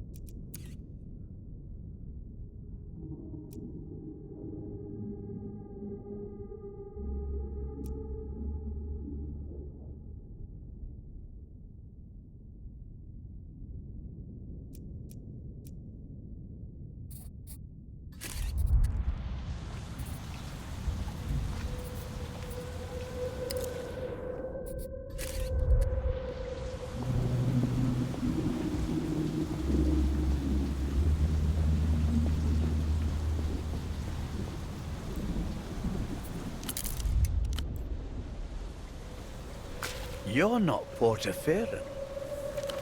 As he addresses you, the gazes of his two table mates veer towards you, like cataractic headlights.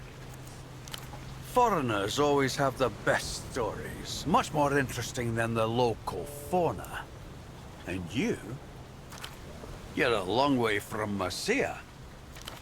Clocked you instantly, even though your accent has been diluted in the decade plus since you left. What happened, Sugar Tits? You get lost? Or are you just looking for company? Kill this lecherous geriatric.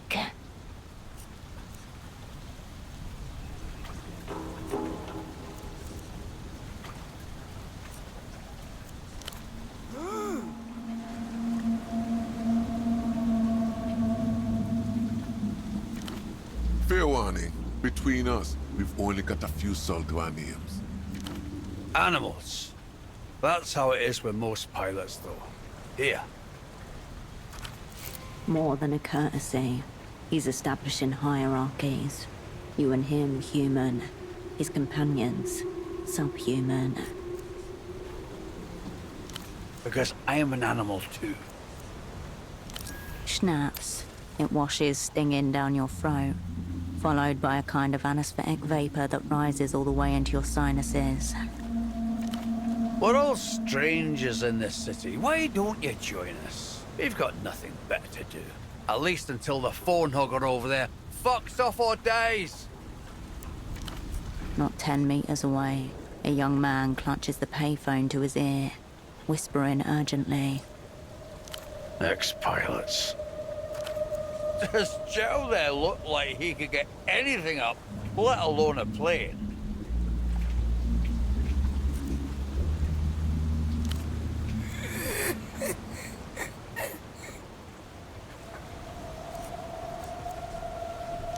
Loud Joe. He doesn't talk much. I'm Pigeon. That's Slava over there. Slava used to be the name of a fishing port company out of the north. My main cargo for a while.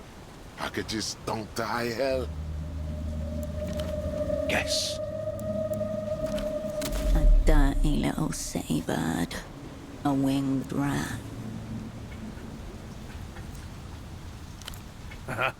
Sure, why not? Man's got no compass. Him couldn't make it to the pier phone without using radar. Joke's on you all anyway. I never minded Pigeons. Tough little fuckers. I did clockwork freight. Perishable goods, fruits, marrow fish. Whatever spoils quick. Military.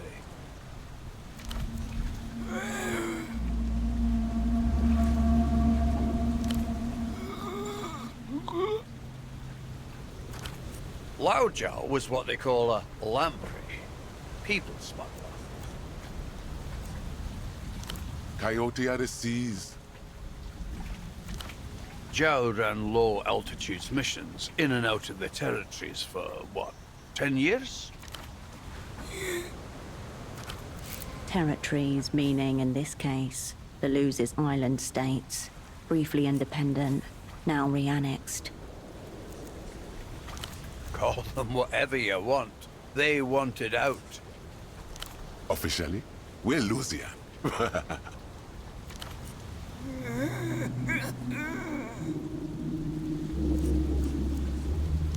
We're exiles.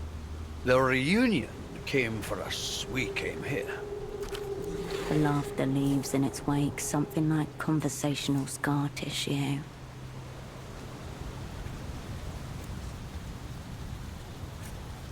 If it is, I won't be around to see it. Liver's on its way out. Cancer will get me before the Lusians do. Working on it. Cheers. A few hundred brain cells pleasantly fizzle out in unison. Anyway, you're the foreigner here, Marcia, so you tell us. The Lusians. Think they'll be here anytime soon? Hear that? Smart and good looking. Either way, that's for you lot to worry about. I'm out the door. Well, I still have my tenantry passport. Stamped on arm. Could fly back any day. All three of the old men break into synchronous fits of humorless laughter. A joke in poor taste. A stamped passport for a country that no longer exists. The pilots exchange a look in silence. Tell you what, Messiah. You grease my gullet. I'll tell you some fucked up stories. You know what he means, but you can't help it. An apple-sized dollop of lard melts between hand and chest as you massage grey tufted folds of old skin. Wish I could say the same, sweet lips. He nods gruffly. Wish I could say the same, sweet lips. It's got a couple things to recommend it, eh?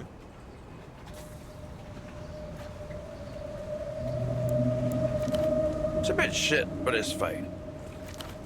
You picture the words in bold on the cover of the world's least enthusiastic travel brochure. Oh, you know. Got some real friendly locals. Skilled, too. You'd be happy to live on a trash heap as long as you got to keep your phone sex, wouldn't you? He means the Miracle Line. They're regulars. All of them. Wish I could say the same, sweet lips. Just another foreign money, man. City's been full of them lately. Stuck-up little shit. Strolled in one evening, couple of nights back, picked up the phone and hasn't let go of it since. That was a growl, not an attempt to speak. He would be making the same noise if he could talk. Who cares, sugar? No one in a suit ever did any real work. Come on, foreign money men in this city? Empty, obviously. Wherever there is money, the bloody hand of transnational capital is never far away. We all want our turn, sugar. Even you. We saw you over there, getting your kicks in. He's here every damn day. Stays on the line for hours. Doesn't care one bit if anyone else has had a turn or not. Only shuffles off once the sun sets. What are we going to do? Fight him? Even if somebody pummeled him half to death, he'd feel nothing. He's an empty suit. Not even the decency to be sad. It may have been the techno-fascists that destroyed his homeland, but it's the entrepreneurial types that his disdain is really reserved for. Let him rot in him wealth. He's not rich, Slava. He just works for rich people. Ignore them, Mercier. They have no idea how money works. Please, sugar. We can't deal with any more competition. The money man has us down to quickies. It's always connected, that's what. No dialing, no choice to call anyone else. You pick up that phone over there, done. She's there. Duchess. There isn't one. You call, Duchess answers. Simple, beautiful. It's not just that, though. Whatever you like, whatever happens to be a thing, she has a way of finding it. People just open up to her. A tremendous honeypot, in other words, waiting to be tapped. You could not rule out the possibility that she is a spy, that the vein has already been tapped. Why does everything have to be about money these days?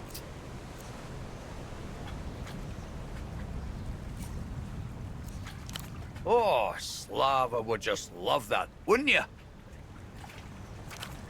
Better than most humans I know.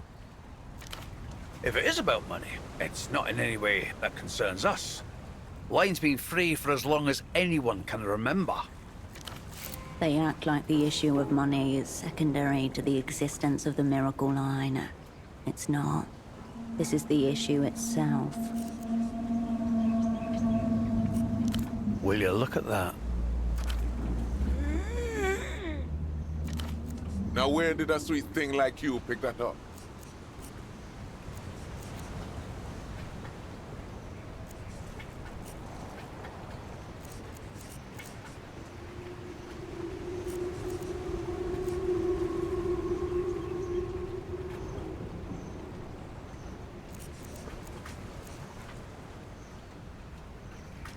You used to see a few of these floating around, but not for years. Figure it was from before that foam was permanently hooked up. We know, Sugar. We were watching you there. How was it? Seeing stars already? Maybe professional, maybe it just comes naturally to her. I got nothing to hide. Can't speak for Pigeon though. Pigeon rolls his eyes and feigns indifference. I used to ask for some kinky stuff, but it's not like that anymore. Duchess and I are friends now. You can believe him or not, but the other pilots do, and they are eating their hearts out. Talk to a person for long enough, it's inevitable you end up becoming close. Provided, of course, you don't spend all that time asking her to make animal noises. In fact, regarding Duchess, I have a favor I need someone to do for me. You don't think you could help me out, do you? I bought a gift for Duchess's kids some time ago, but I haven't been able to track myself all the way up there. Eyes widen. The other men regard him like some kind of god. Can you give it to her for me? Oh, it's just some ridiculous wolf-related paraphernalia from some show they're obsessed with. 66 wolves. Fuck the children. They won't miss what they've never had. Don't tell me you're into that tripe. I thought it was exclusively kid stuff. Nothing like kid stuff to really hammer home your obsolescence. Maybe I'm just too old to get it. Thank you, Marcia. Honestly, I'm just sad I can't take it myself. Wait a minute. Here.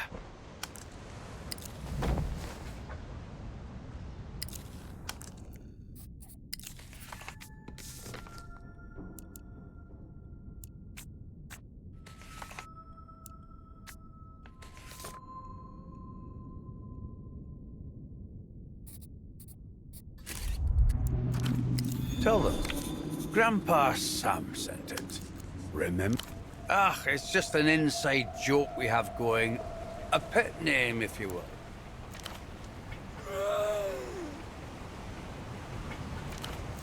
You know the housing campaign? Northwest from Party Alley. She's got a houseboat in the canal up there. Should be one of the only ones in the area.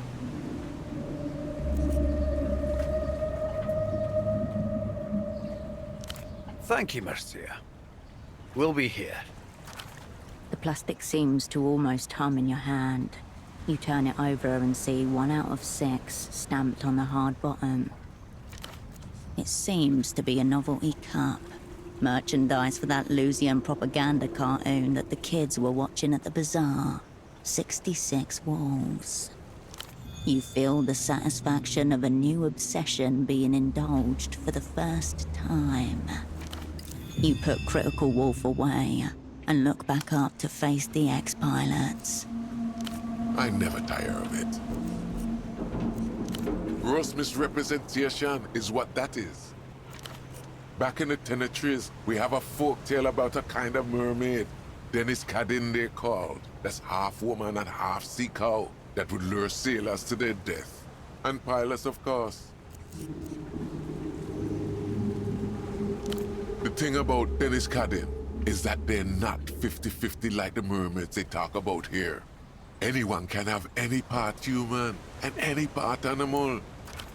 So there's women with big fat tails, women with flippers and no arms, women that look perfectly normal, except for the hairs, which are just like 2 little belly buttons on the side of their heads. A permutative beastery unfolds.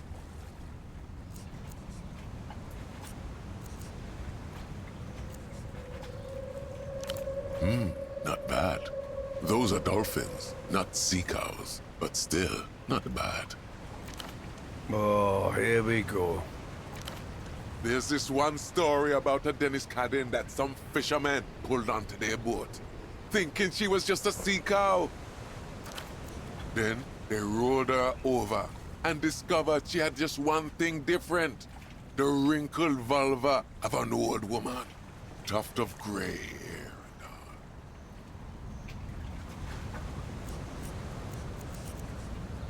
It's just a folktale, sweet cheeks. Anything goes in your fantasies. Folktales or no folktales, you have no idea the slaughterhouse pig squeals he makes her do. You can hear them from here. What sounds does a manatee make? You generally think of them as rather silent animals. That's what you think.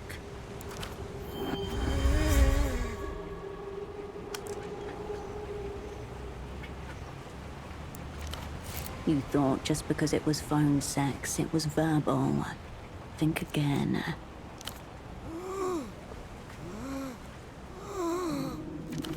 You realize after a moment that he isn't just doing his usual thing. He's demonstrating. That? For an hour? Pants back, I guess?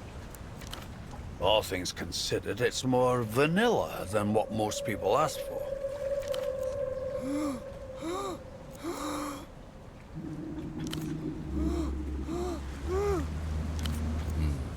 Never enough, as far as I'm concerned. Until next time, sugar. Marcia.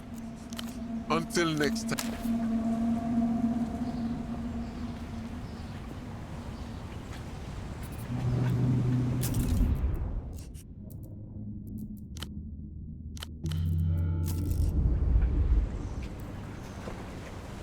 Unwise to your presence, a lanky young man presses the handset against his flushed cheek. It practically clings to it, like a shipwrecked survivor holding onto a piece of driftwood. I don't know how much time we have. You have to help me fill it in. Whatever the person on the other end of the line has to say to that, it makes the man's eyes squeeze shut and his mouth slacken in a guttural groan. The line appears to be occupied. I can't possibly perform under these conditions. You have to make me. This boy man has beat you to it. His glasses are half fogged from the sweat beading on his upper lip. The gap. I'm not even worthy to approach it on hands and knees. My little heart wouldn't be able to take it. So this is what the miracle looks like firsthand.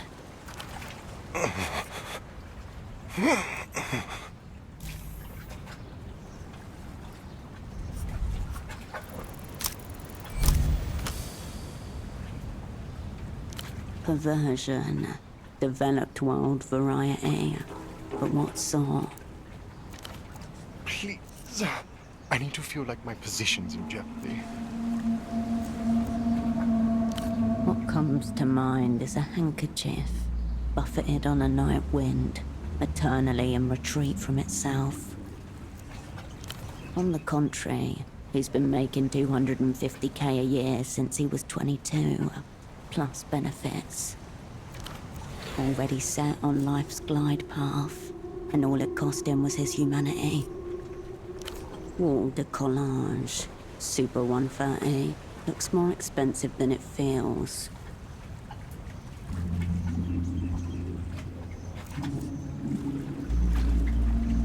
The man wedges his index finger between his tight collar and neck. Lanky, malnourished, his physical form is an object of abuse and neglect in equal measure. His lungs and liver foremost. You can tell by his one color. The old pilot was correct. This man works for Emter. I need to know that if I don't pull this off, billions of soul worth of international loans and investments may be at risk. You'll report me to human capital if I displease our counterparties.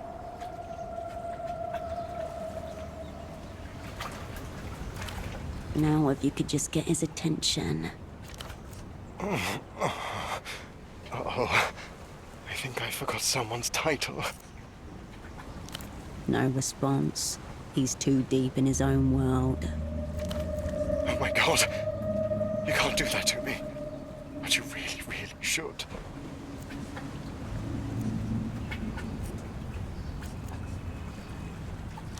He leans away from you, resting his forehead against the metal shell. You know so much, and I so little. The power differential is grotesque, highly problematic. Don't change it. I'm your faithful dog. I know nothing. I question less. He leans away from you, resting his forehead against the metal shell. This is a private phone call. Please excuse yourself. I saw her talking to the Oat pilots earlier. They must have sent her to listen in. Do I want her to watch? Oh, maybe, in theory, but you should see the way she's dressed. Her coat, it's see-through like a grocery bag. Ooh. He eyes you over his shoulder. I asked you politely once. Now kindly wait your fucking turn. Tell me that kind of language is unacceptable. It's the influence of the gap. I hardly recognize myself anymore.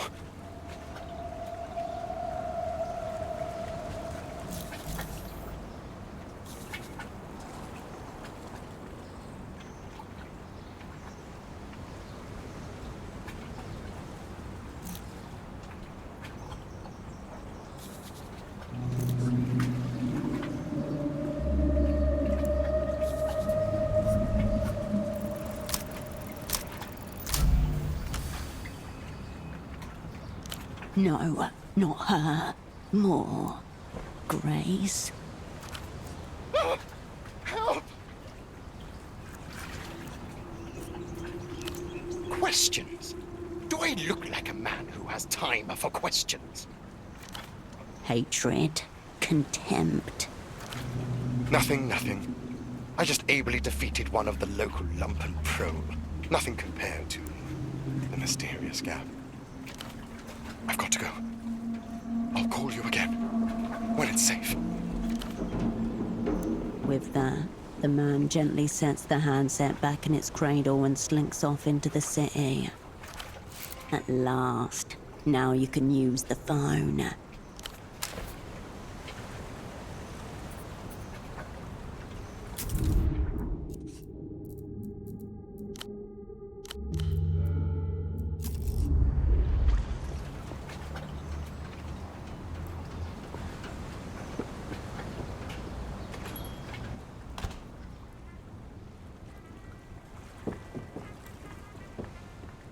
Welcome to the clinic. My name is Dr. Hugo. How can I help you? The man takes a measured sip of water from a clay cup as he eyes you carefully. Behind him, shelves heaving with medical textbooks. Yes, it's different, isn't it? I find that it is much easier to connect with my patients than it was at my old practice in Sunset. The Sunset is an upper-class district north of Keysark. A great foal for someone of his professional stature. The heavy floorboards are spotted with motor oil and boot prints.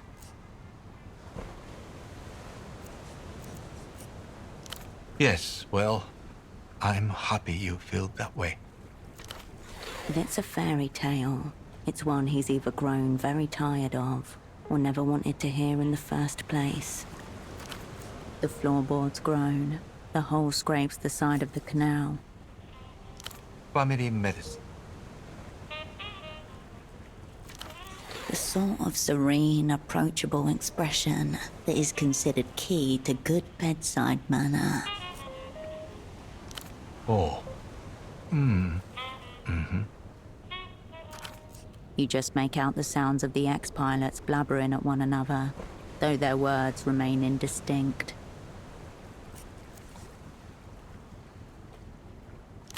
Broken legs, heat stroke, parasites, ringworm, distemper. I'm somewhat of a generalist. Distemper is not a human disease. Of course I'm a real doctor. What a ludicrous question.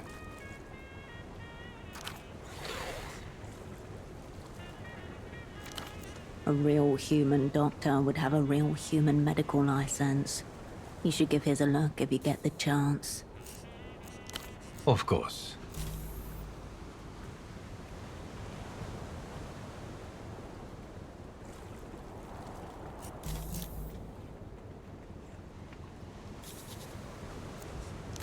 Yes.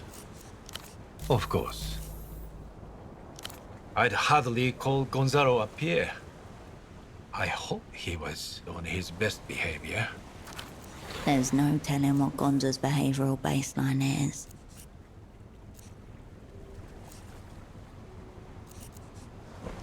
Are you sure? Gonzalo is a theatrical man. I'm just glad you don't seem to need medical attention in response to his medical attention.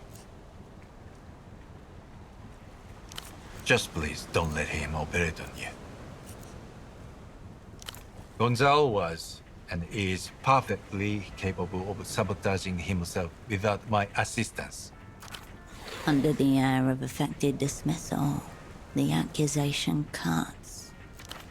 I'd rather not get into it, if you don't mind.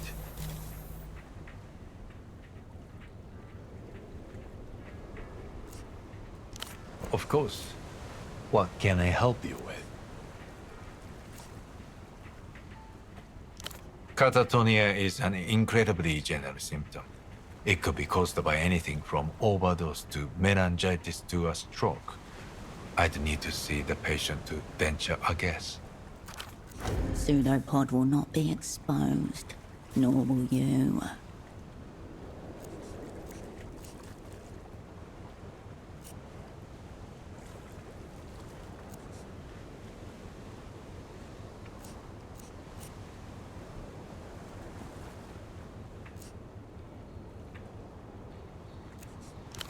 I shudder to even ask. What medicine? He's still on about that. It's nothing but sildenafil and mild hallucinogen. I'm not surprised it did nothing for you, friend.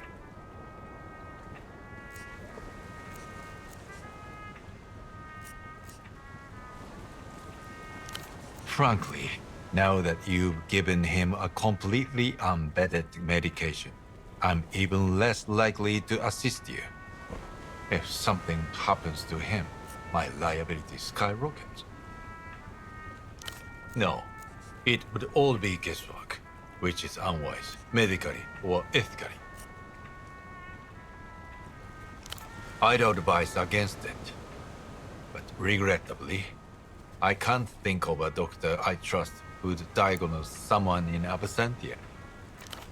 I hope you'll find a way to make sure this patient gets the care they need. Then why are you here, and not at the hospital? Suspicion, paired with self-loathing. I suppose audio could trigger some sort of neurological event, but they are exceedingly rare. More than likely, it's a coincidence. He may have sat down, put on his headphones, and then had a massive cardiac event. Substance use is also rampant in musical subcultures, I've been told. He gives you a brief nod, and nothing else.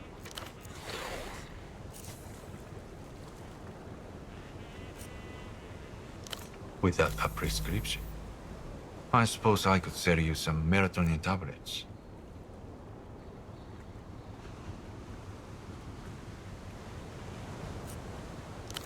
Again? Yes? He gives you a brief. Hmm?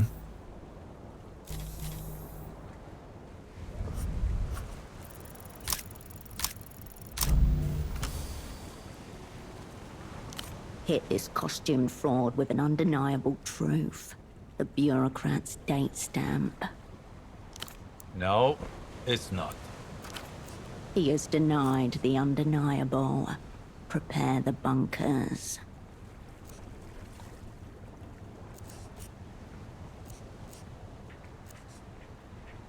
Perhaps you are not familiar with how medical licenses work in Portofino, being foreign yourself. I assure you, everything is well in order with my papers. Paranoid thinking can sometimes be symptomatic of other issues. Do you suffer from frequent urinary tract infections? Outrageous. Your urinary system is clinically and ideologically pristine.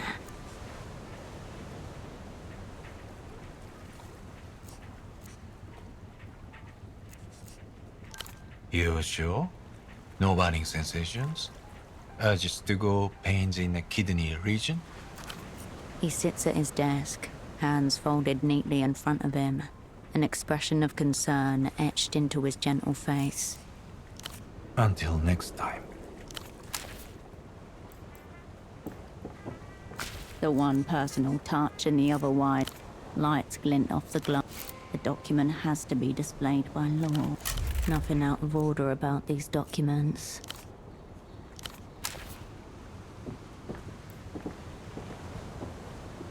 A ladder reaches towards the up. Excuse me. The upstairs room is private. Thank you for the advice. Now, please. I live here. Please, just stop. You return to the forbidden. Stop. I already told you. That's a private area.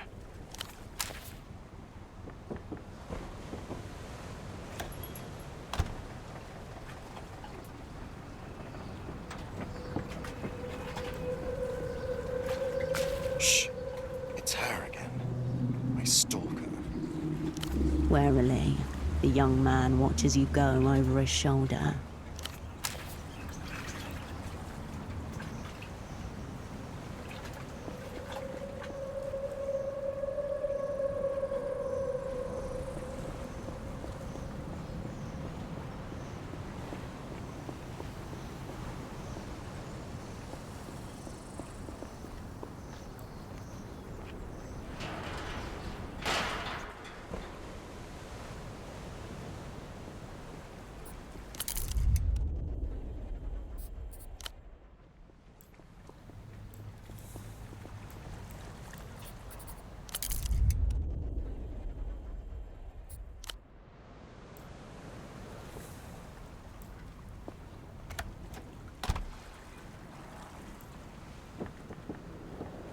You have returned for trade. Let GM try. I long for the day they try to return me to the cage. He flicks his ears in excitement. You are puny. Prove yourself.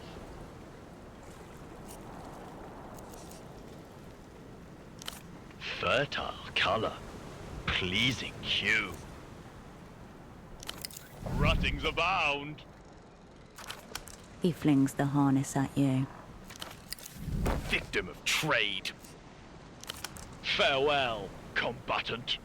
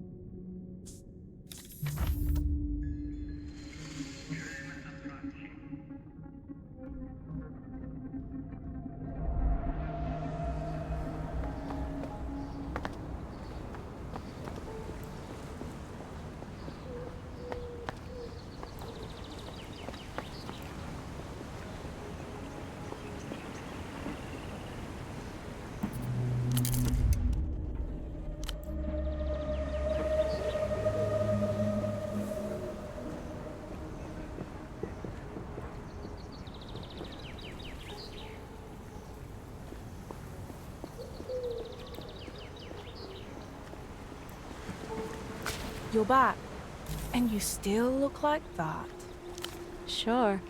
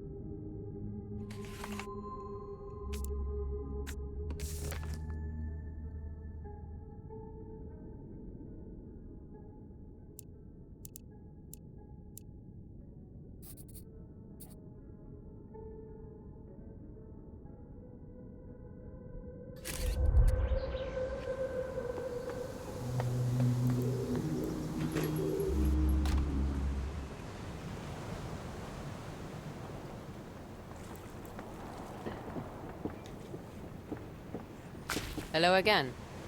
What'll it be? Alright. I need you collecting empties, soaping up, rinsing, drying. Got it? You scoop a pile of empty glasses into your arms, lugging them through the crowd and back to the deep industrial sink. More than once, your confidence is tested as a glass tips, another slips, and a drunk sticks a foot out in front of you as part of a dare. As soon as you've got them clean, another table beckons you to collect another set. They seem to wave to you from every angle, always asking, no, demanding your attention. You keep going until there are no more glasses to gather. Before you know it, the patrons are clearing out, and another 4 hours have passed.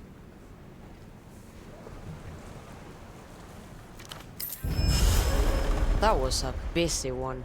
Nice job.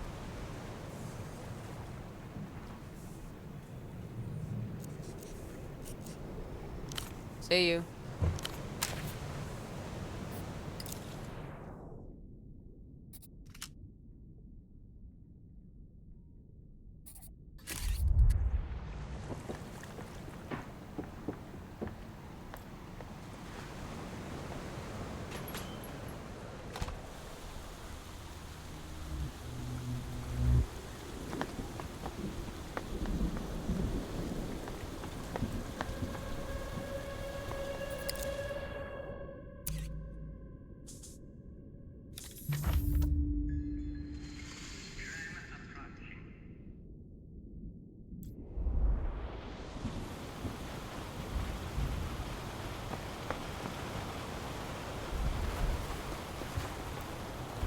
The smuggler inclines his head in silent recognition. You and I already talked about this. I told you he wasn't. No obvious tell. He's good. My memory's a little fluid these days. Ah, right. The twitchy communist. Now I have him. Yeah, your colleague was here. As you can see, he isn't now. Socks, mostly. Not really my province. He was here to broker some kind of trade deal with the bazaar. Now, stop circling each other. Commit. And he must have been a spy with the Operant Bureau. Like you. A still moment. Boats creak in the water. Nearby, something splashes.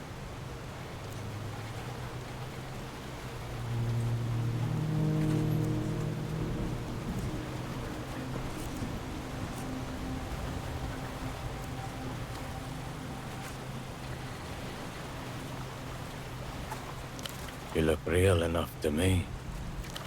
Anyway, your colleague seemed upstanding, respectful, but I couldn't help him. End of the line. The pseudopod terminus. He bounced off this man and landed somewhere in oblivion.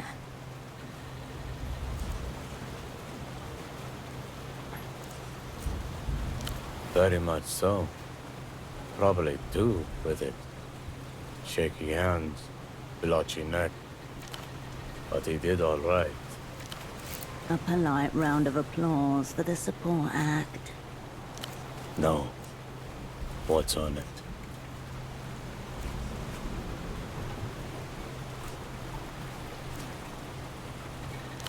The Losian pop thing. Seen the ads around. I'm an alert. But you can assume half of those are filled with our music.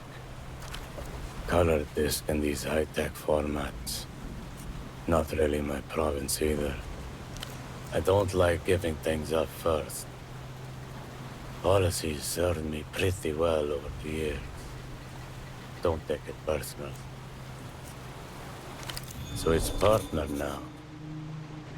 He wanted the same thing as you do, I assume. A meet with the boss man. Tempo del Sur. Your cerebrospinal fluid turns to liquid refrigerant. Tempo del Sur, mid-tier deity in the local underworld. And once your asset, cryptonym Taxman. Also someone you once called a friend.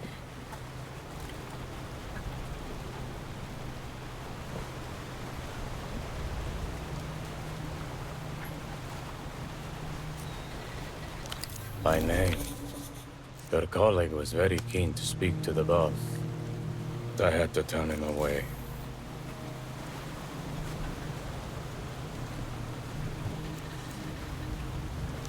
He came back. Had to turn him away 4 times. After that, I lost track of him. But he didn't exactly walk off with purpose. No, he didn't actively threaten me. Nor did I find him threatening. Bossman is the bazaar. He's everywhere you look. You know a stone wall when you smack off one. He's waiting for you to put something together. Yeah, whole kingdom. Tempo had many criminal-grade contacts in the loose. Probably how he dodged the fallout after your network blew. Tempo's boss man. Big picture stuff.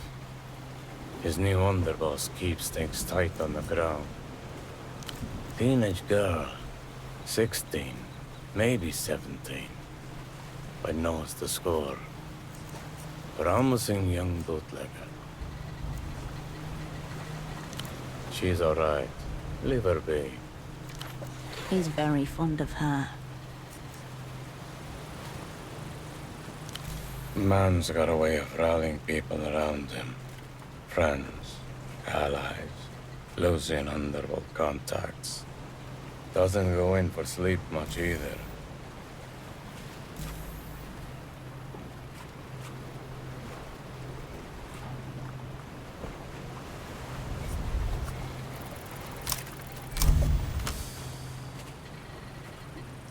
Because his name is Pseudopod, and the hushed arena awaits a different spy. And who are you? He's going to make you say it out loud. He nods slowly. It's impossible to tell if he's looking at you in the half-light. Tempo was very specific. At least he was to me. Cascade or nothing. He didn't want the opera. He wanted you. Tempo called for help, for cavalry, for you. Shards of both past and present collide. In the wreckage, a jagged pattern forms. 1. Tempo, Kryptonim Taxman, your dormant asset, contacts the opera. Intent unknown. Information unknown. Request, meeting with operant Cascade. Only Cascade.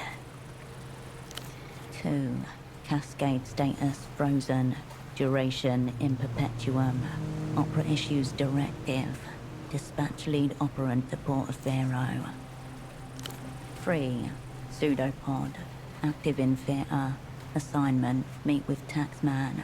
Retrieve message. They wanted Pseudopod to become Tempo's new handler. You were just here to smooth the transition.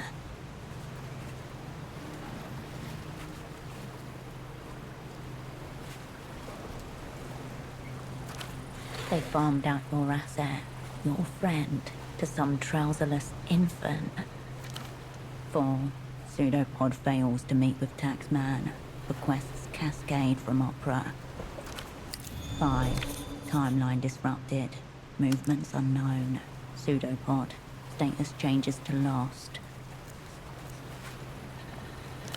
6. Cascade. Status changes to reanimated. Operant arrives in theater. Unbriefed. Unassigned. And... questions coagulate, but at their center a truth catches the light. Here's how I see it. Or maybe, how I don't. The Weeping Eye come in heavy, start cracking skulls.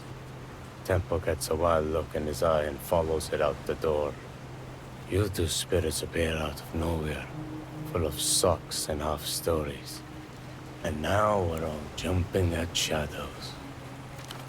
I'm Rustamian. People like me, we were brought up to follow codes. I can't follow a code if I don't know what the fuck's going on.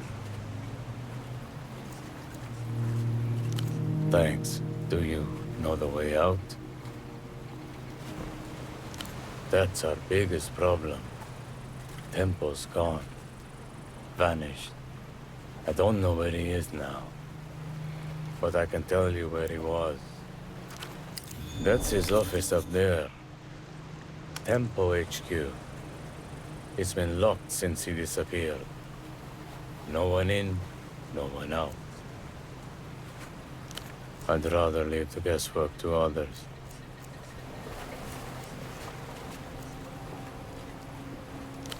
You seem to have a better grasp of the questions.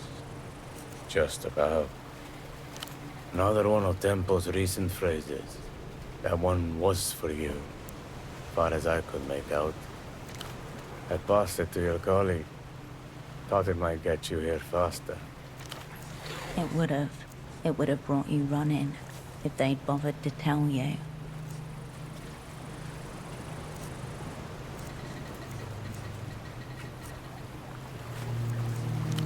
A little too late, I think.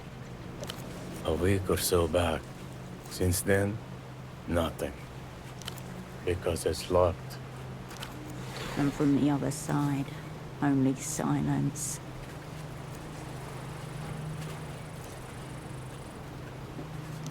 There's probably nothing in there but some accounts and a dusting of blow. But it's the knowing that gets you. When you're done. When you're done.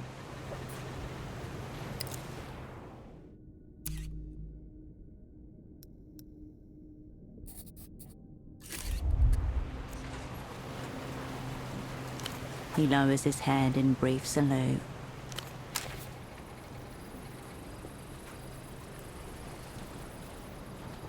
The smuggler inclines.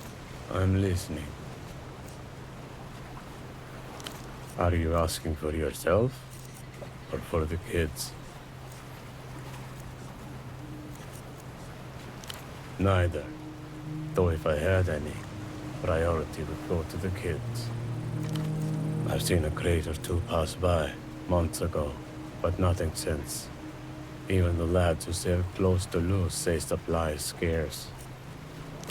Sure, part of the problem is they're tough to bootleg. The closest place to manufacture half-decent copies would be Sun Zark, I reckon. Bootlegging aside, La Luz seems to have kept the supplies low. Could be intentional, or manufacturing could be tricky, even for them. You come across any of the cups? Let the kids have a look, yeah? Make their day. Sure. He lowers his head in brief.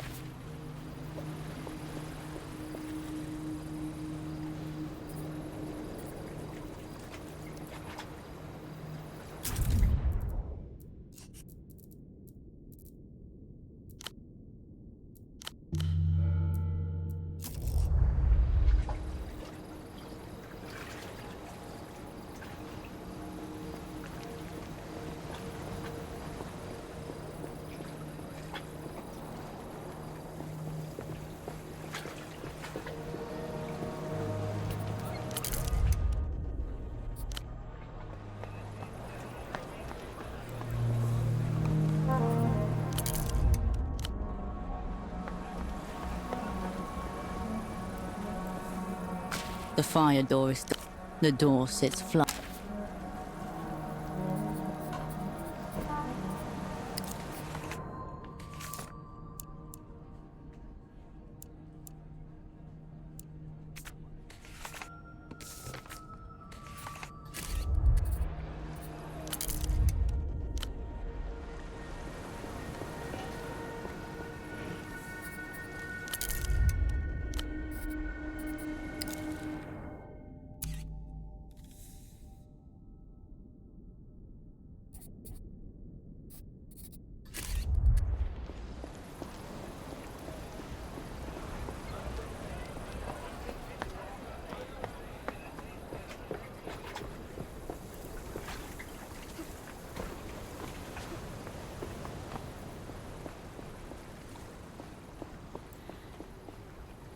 You approach the still door again, this time knowing who it belongs to.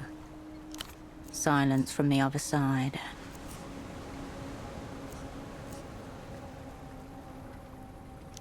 You get no answer, no twitch or shuffle behind the metal. Yet you can sense something leaking through the door seams. Unearthing. Contamination. No answer. Silence. A brief tremor runs through the metal, but it doesn't budge. Stop. Don't enter. Don't break this seal. This doesn't have to be yours. It's a standard lock, and you have a lockpick to hand, so you can certainly try.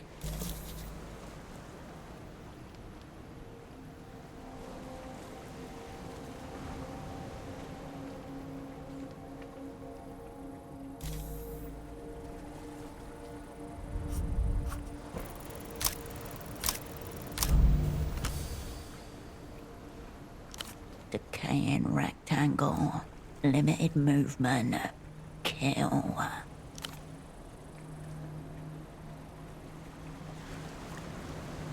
Nothing happened.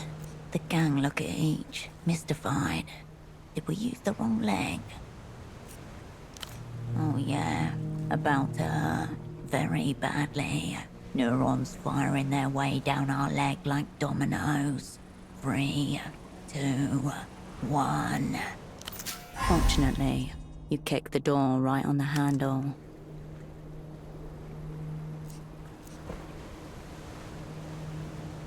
Because our shit kick killed the lock.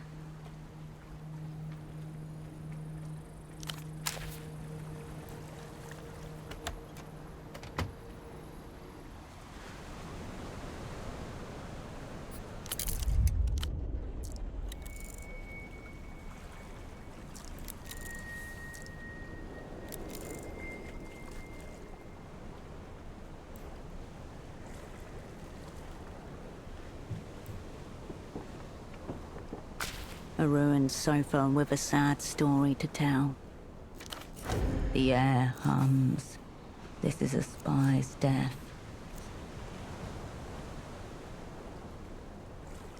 Traditionally a stiff drink, followed by a denial they ever existed.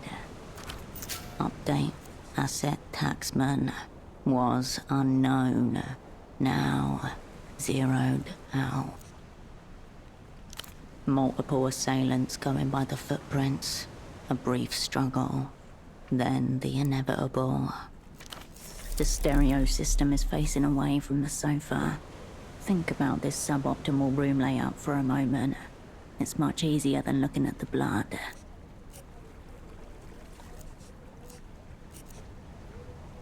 At the start, at least, this was not a clean hit. You imagine him getting his last licks in, dying roaring, slower than they betted on. All teeth and fury and cunts. The aftermath was the point. This is a warning. The blood is curdled and cracked, the color of old brick. A week ago, maybe more. The way espionage crises always go. People collide in slow motion, gripping the outer edges half blind. Bodies mount, telephones ring. Mere minutes into the match and the away crowd are silenced by a stark scoreboard. Enemies 2, Cascade 0.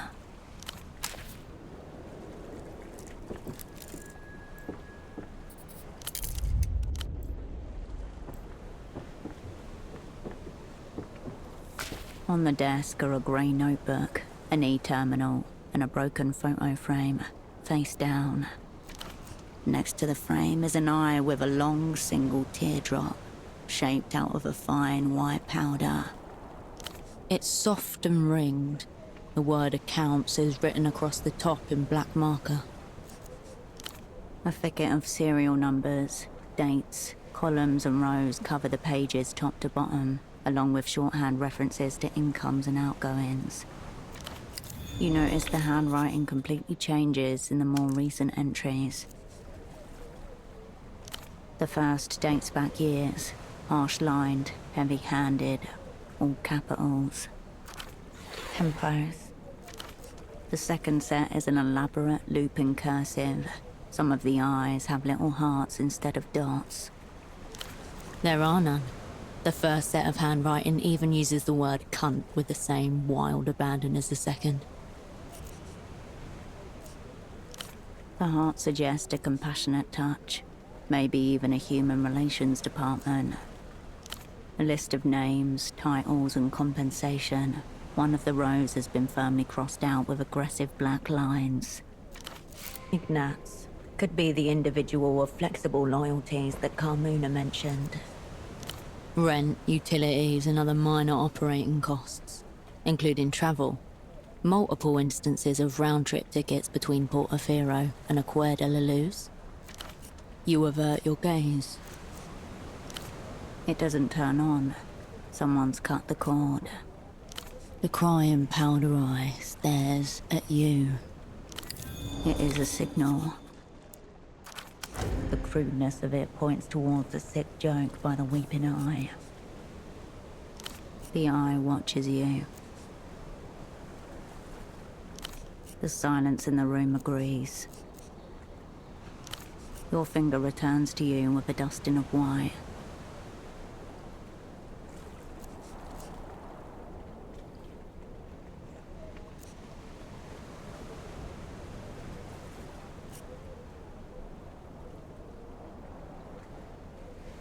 It tingles on the tip of your tongue. It prances underneath your lips, keeps you cool. It's cocaine.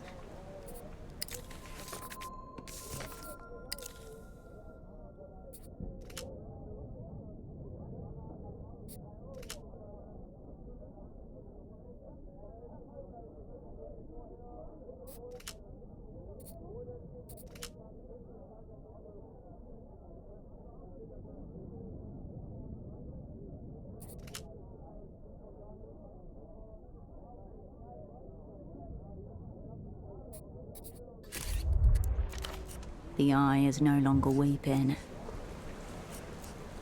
As you turn the frame around, dust falls and a blade of light momentarily obliterates the row of faces presented. Inside your stomach, Spider's skull. A surprise attack launched from your own past. Here you all are. Taxman.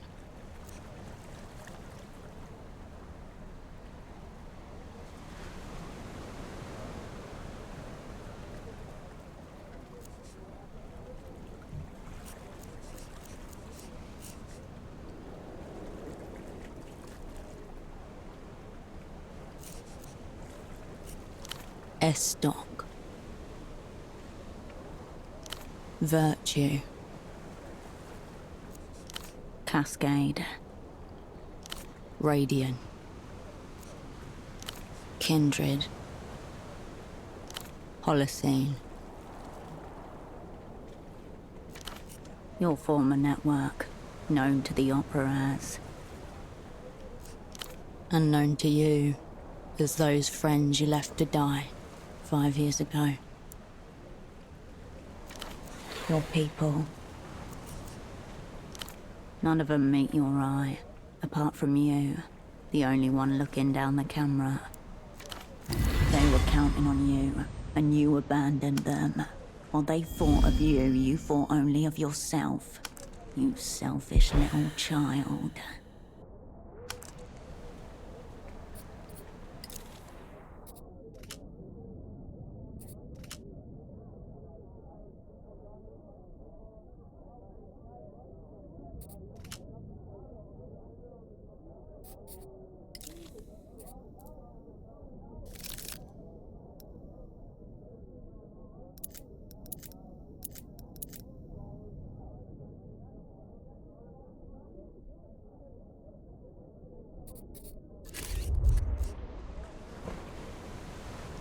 What a thoughtful gesture. Very late, but very thoughtful. You slip the photo out of the frame, into your pocket.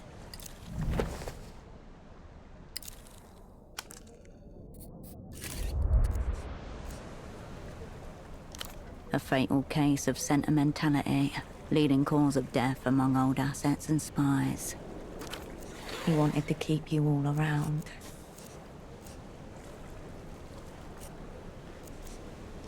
You did what the assignment called for, what you were told to do. For Cascade, all will be forgiven. Too late. Fading lights in the fog. You are here now, under attack. Beneath the photo, and your heart, a tug. The window to your right. Did someone see you come in here?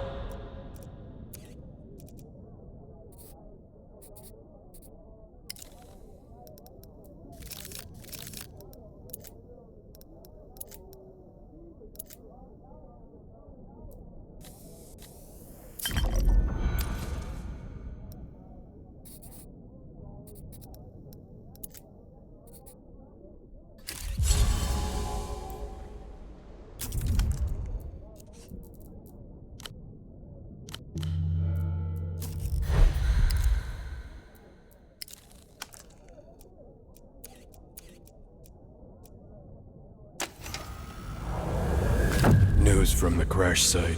Recovery crews have pulled a scorched orange box from the wreckage. On the casing, block letters in Mercian, Illuminado, and Standard Kohilan. Memories. Extreme caution required. Initial reports say the contents are virtually pristine, untouched by extreme temperature or blunt trauma. Definitely not. Memories dormant in the paving stones and eaves are beginning to rise. The air itself grows heavy with past sensations. This will definitely hurt. Estimated duration, eternal. A glance at the manifesto reveals 6 hearts, perfectly preserved, 1 birthday note, handwritten, 1 pair of headphones, sweat-stained.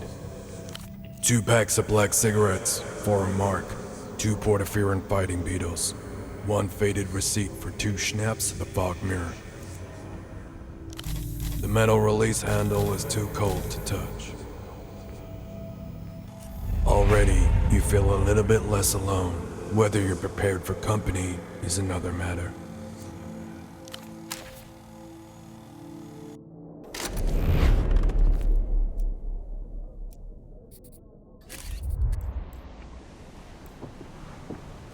You can make out an impression of the bazaar beyond the window, obscured by dust and grime.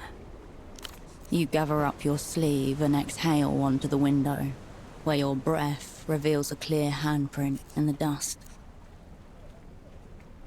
The condensation from your breath fades, taking the print with it. Across the canal is the district of Lower Vudas, a haggling mess of slums, continually sprouting from the defunct ruins of itself. Nighttime finds the bazaar nearly empty. You observe a few teenagers and individual souls going about their routines. An unusual shape breaks the pattern. A large orange figure sliding between the stalls. Glancing up at the office. Too much and too often. The man from the photo shop. The weeping eyes errand boy. Of course, in espionage, coincidence is folklore. Known to the opera as the Whole Sick Crew.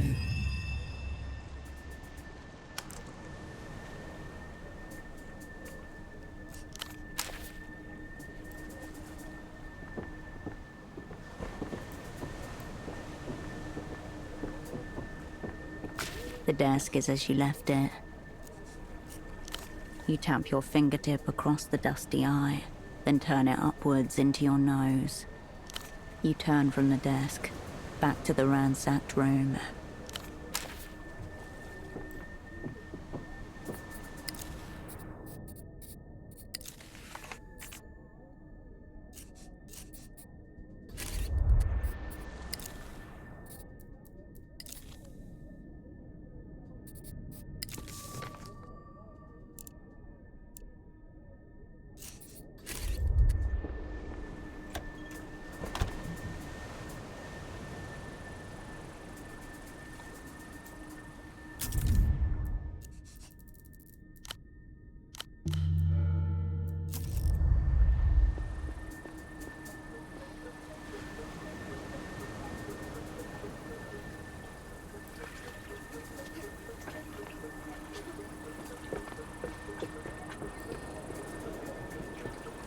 A click somewhere inside, the world slows. A sudden release of epinephrine into the bloodstream. Danger, line of sight. You lock eyes with the man from the photo shop. He cradles something within his coat. His words return. A little photo should not count as a crime. It's not like it's a loaded gun or something. The time to act is now.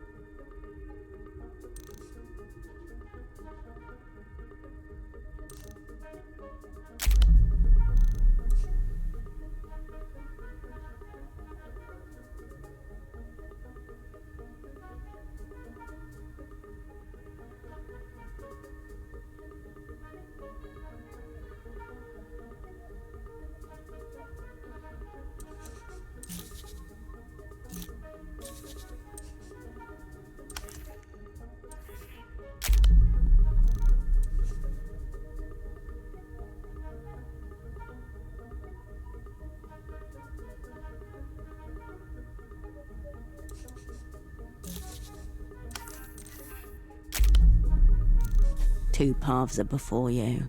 Go straight or go down. Engage functional invisibility and waltz right out in front of his eyes. Become translucent, refract light, hide in plain sight. Functional invisibility is an advanced cognitive maneuver. These tactics are not officially recognized by the Operant Bureau, though operants share rumors of their success.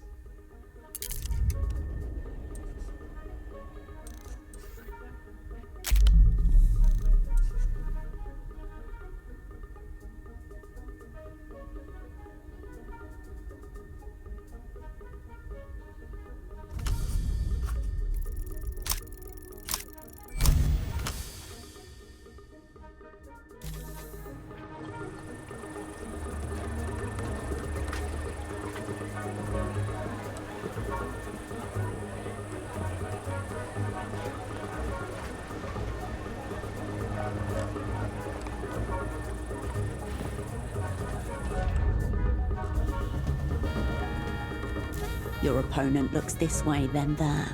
He thought he saw his target, but there's no one there. Just nondescript masses going about their business. Atoms shiver as you pass through them. He turns his head in your direction. For just a moment, the world is invisible too. Your form may flicker, but keep focused and the disguise will hold.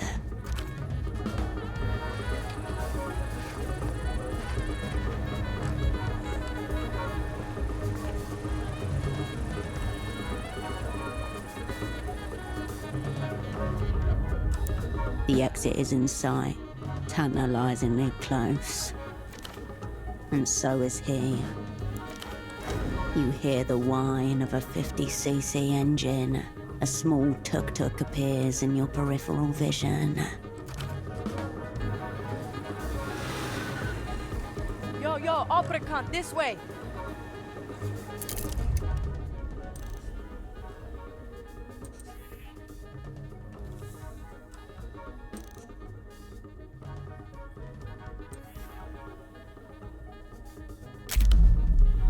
A teenager in a tuk-tuk called you a cunt. They may be an ally. You may not have a choice. Only one way to find out.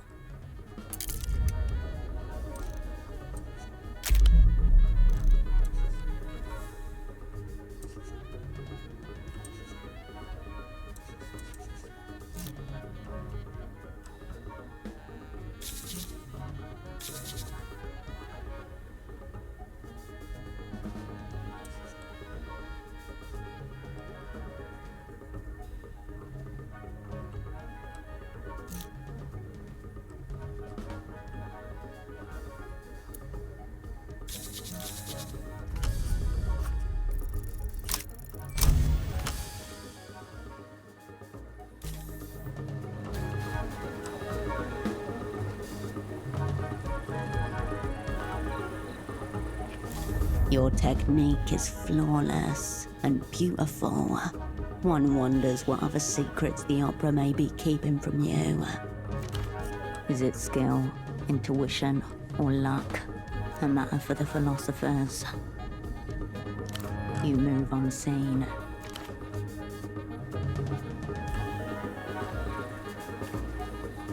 The tuk-tuk bleats its horn. Your escape is imminent. Come on, time to move! The man's hand slips out of his coat. He grips a camera tightly to himself.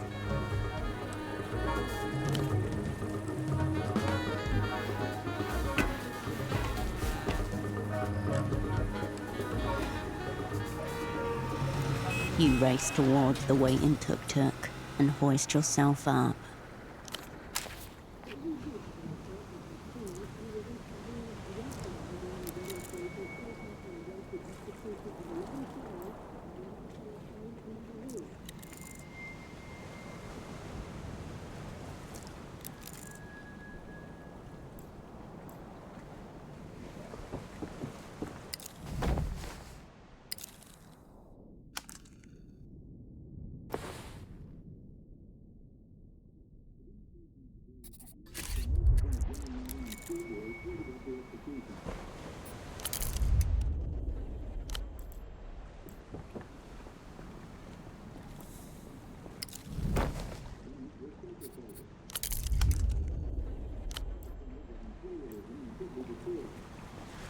One of those nights.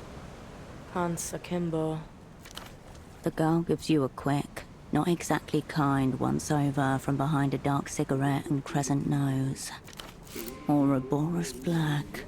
Case closed on the cigarette thief. And you must be his so-called friend, Herschel.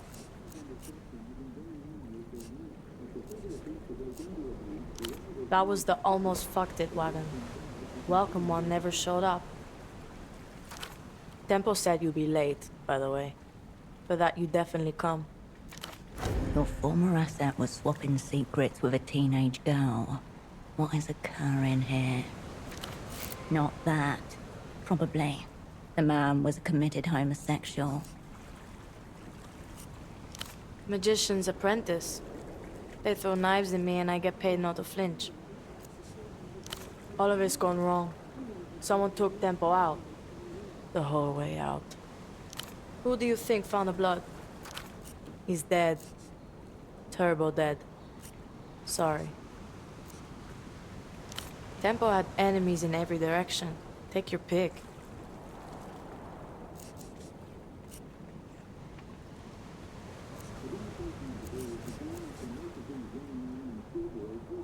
Or maybe that's what someone wanted you to think. But sure, Herschel, let's go with Weeping Eye. Or the Carabineros. Or the Azuri mob. Maybe they want to go to the mattresses again. Fuck you care anyway. Tempo always called you a friend. 5 years, no word. Some friend.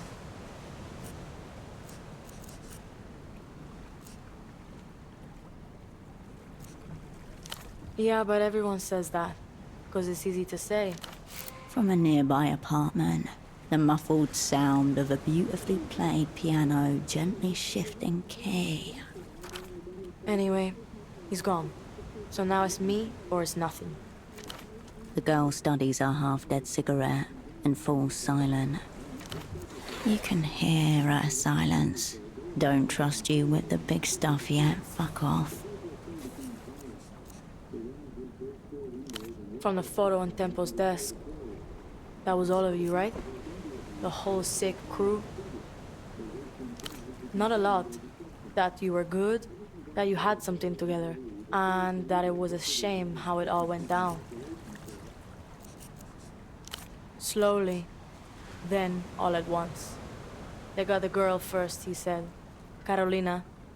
Then the floor gave way. Getting your shit kicked in usually is.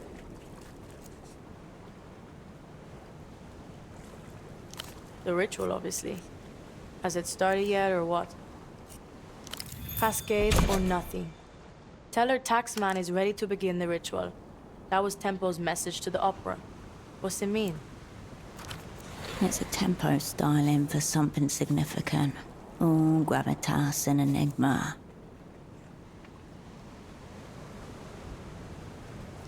I really hoped you would. I thought you were high up in the opera or something. Tempo said you were top floor, brightest spy in the sky. Uh-oh. Tempo didn't know they shelved you after 91. He thought you were still respected, revered even.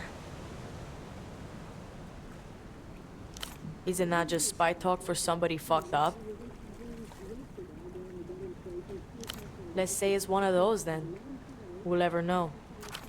You're supposed to be the Great Cascade. Pockets full of answers.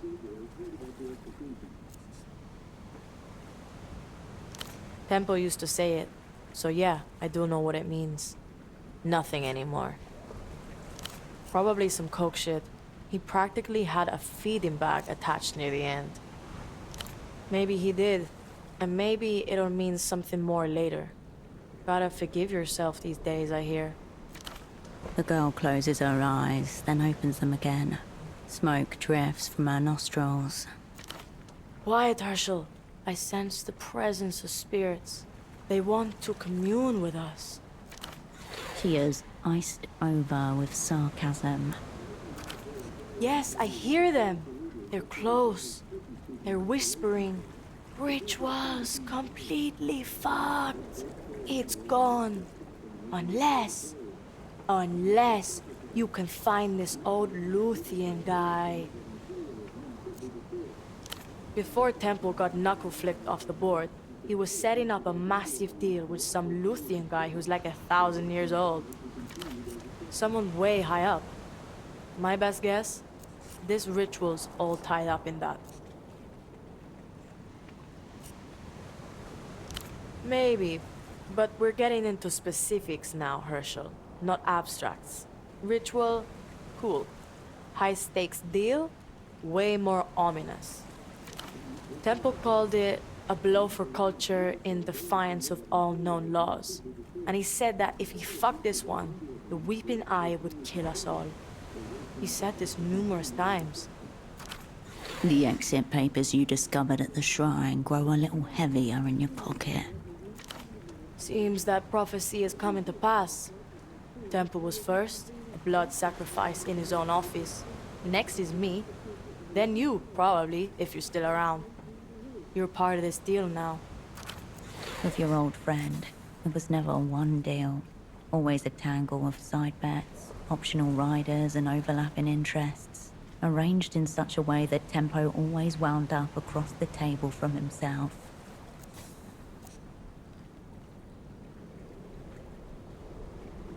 I never knew his name, or his new name. But yeah, that's him. Where'd you get that?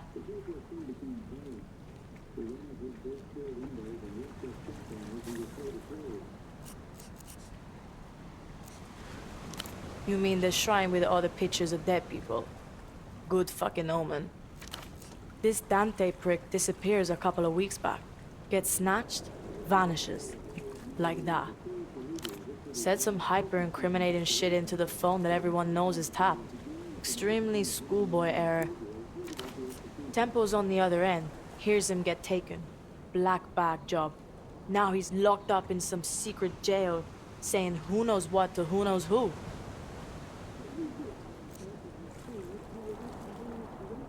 Right.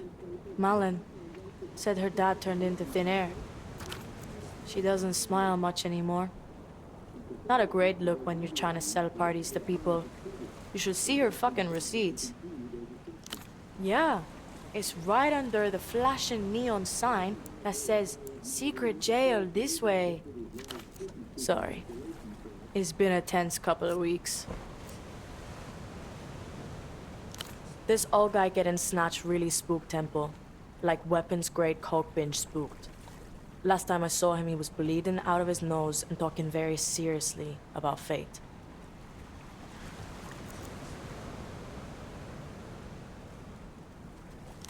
Correct. You've got me in this safe house, and I've got you.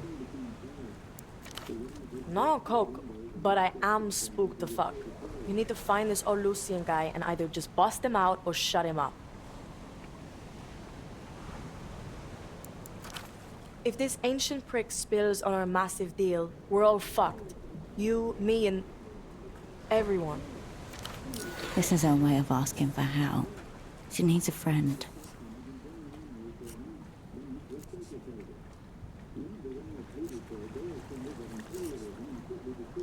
You do.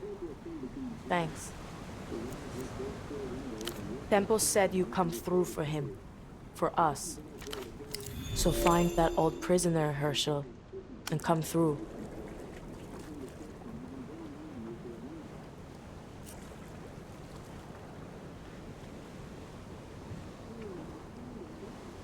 Yep.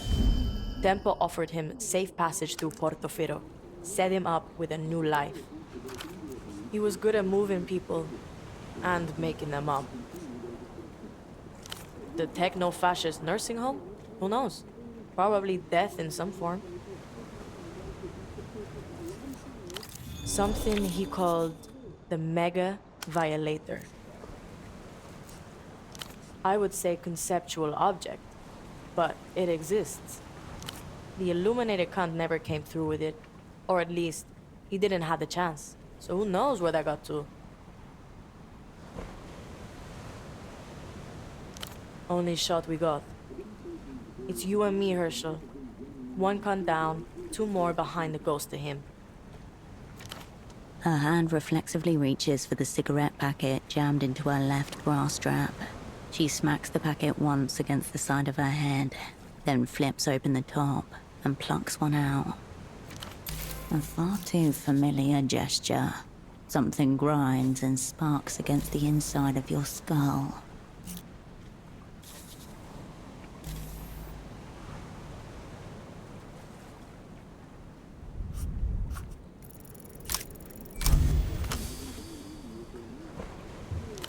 The aerotram stopped with Tempo, fog-stained and matted with rain. The final time that both of you felt certain would not be the final time.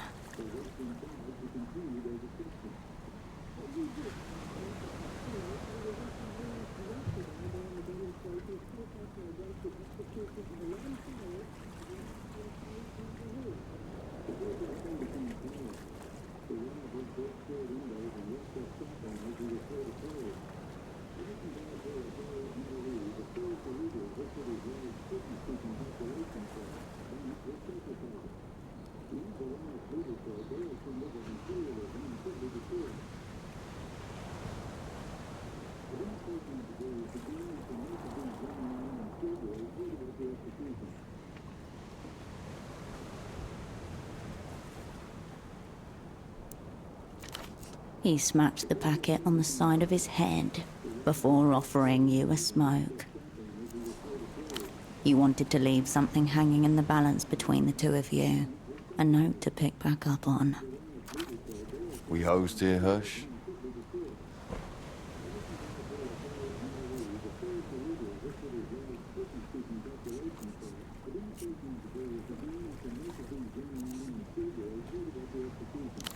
Firm grip needed.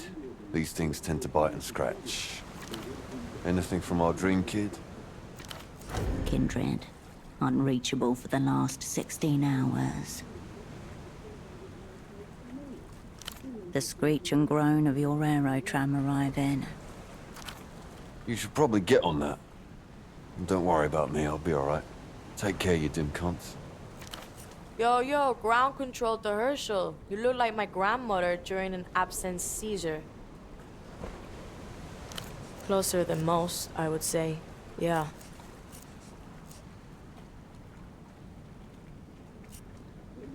Thank you for noticing. My name's Yana, and I'm the fucking man.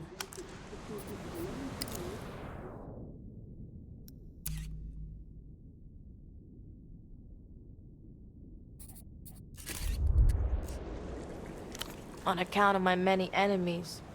Enemies all the time. I've got a lot more problems than the ones you're bringing me. And I've got solutions to those problems in motion. Retract your nose from my affairs. Ignatz, area clown with shit taste in jackets. He used to work at the bazaar, till Temple sacked him. For being a clown, officially. And unofficially, for maybe going in with the weeping eye.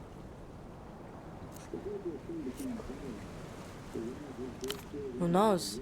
Temple was saying a lot of strange things at the very end. Some of them even true. Either way, Kuntz just bought himself a lifetime ban from the bazaar. Welcome to the delinquent heap. His second banning that you've been witness to. He's a ban magnet. The girl inspects the disc over the top of her cigarette. This is one of those Einzel fucks Petre won't shut up about. Never. They're meant to be pretty rare, aren't they? Pseudopod has unlocked one of life's secret endings. I know she's missing, but that's no state secret. Whole world knows that. Kidnapped, I heard. Sad end if it's true. Fucking losers. Where did you get that anyway? Be open with her. This girl is not your enemy. She may yet be your ally.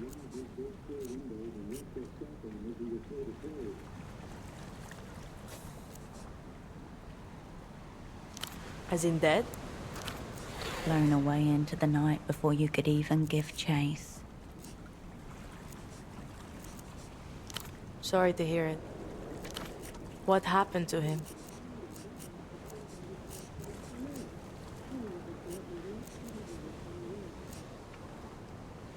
The worst type of schemery. Sounds like we're two down, Cascade, and getting cunted harder by the minute. Hope he pulls through.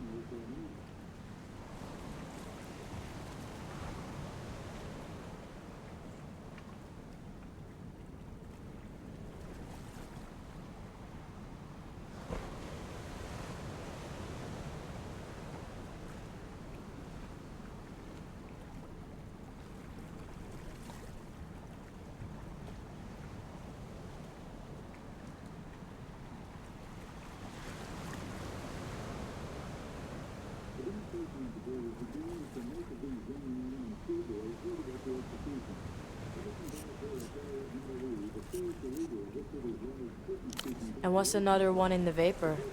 You spies are Morg's lab cold. Dipped one in nitroglycerin. Fair warning.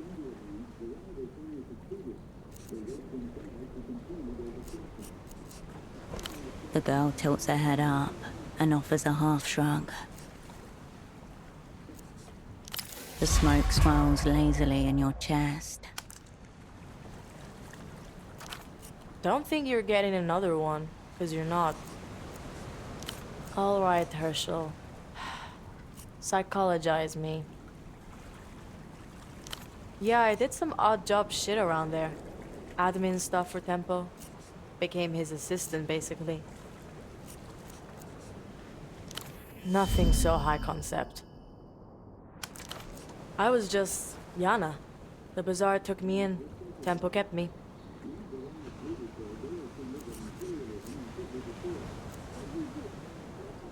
We had a professional arrangement. Now we have an extremely personal one. I was here. That's all. I don't think so. The bazaar's receipts don't think so either. People say the culture goes backwards, or downhill, or whatever the fuck.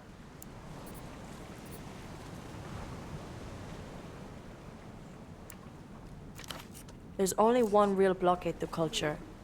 Blind and deafen yourself. Then maybe you're protected. Anything else, no chance. We'll find you eventually. I'm retired. More trouble than they're worth, in my experience.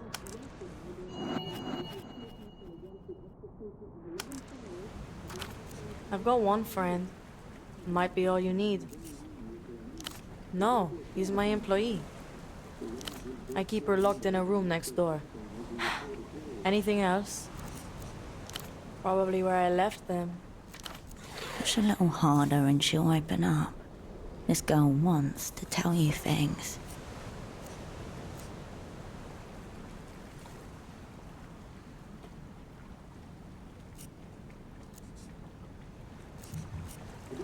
Last time I checked.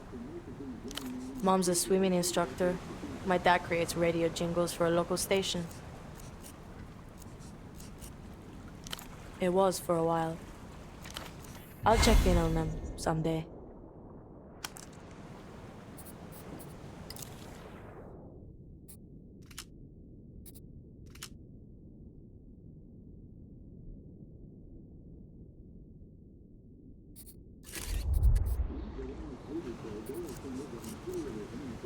Hold on, don't I get another name? Like how Tempo was Taxman? Could go with Tax Girl. Strong thematic resonance.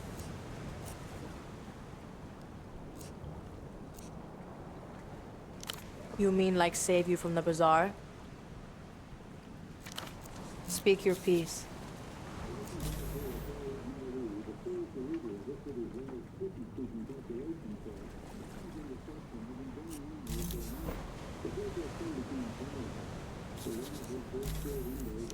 All right, Herschel. Fine with me.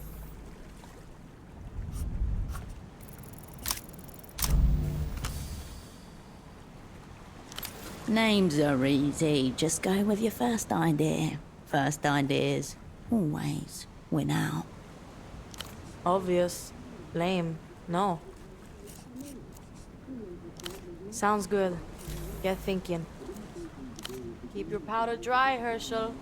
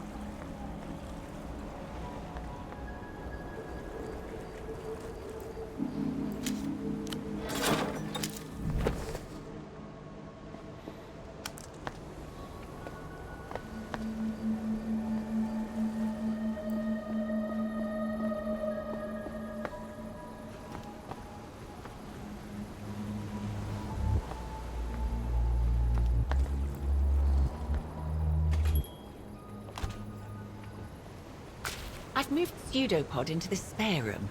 He'll be safe in there until he recovers. She gestures towards a small room with a small bed inside it. Situated on the bed, your would-be double could almost pass for a convalescent, were it not for his empty, fish-like eyes. None, sorry to say. He's been like that since I moved him. What about you? Are we any closer to finding out what happened to him?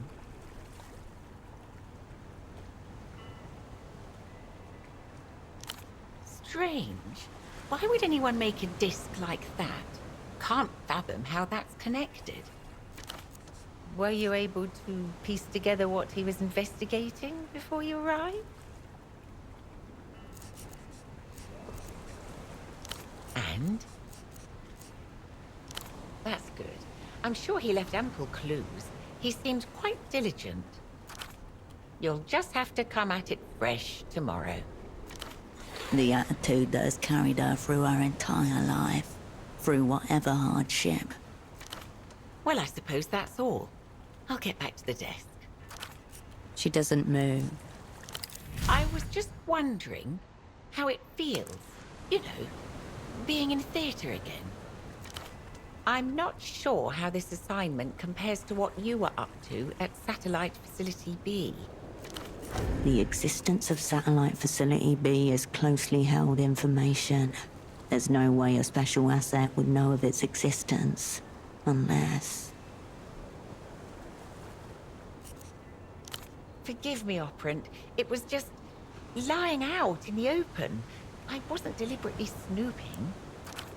Amateur stagecraft. Somewhere in Novessa, a controller sheds a tear. I only just glanced at the folder, just to make certain everything was in order. She doesn't trust you. Yeah. You picked an interesting time to come back to Portofino. It's not the same city it was 5 years ago. For one, we've become a front line in MTER's culture blockade. The powers that be seem to have become more protective of their investment here.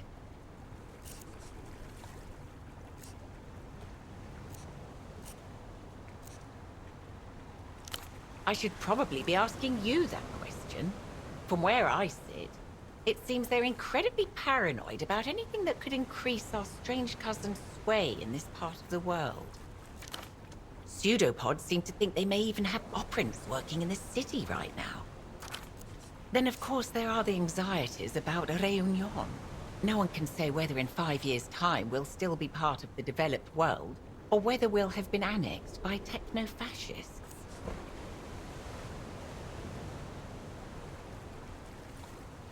Maybe. They're terribly organized when it comes to getting what they want.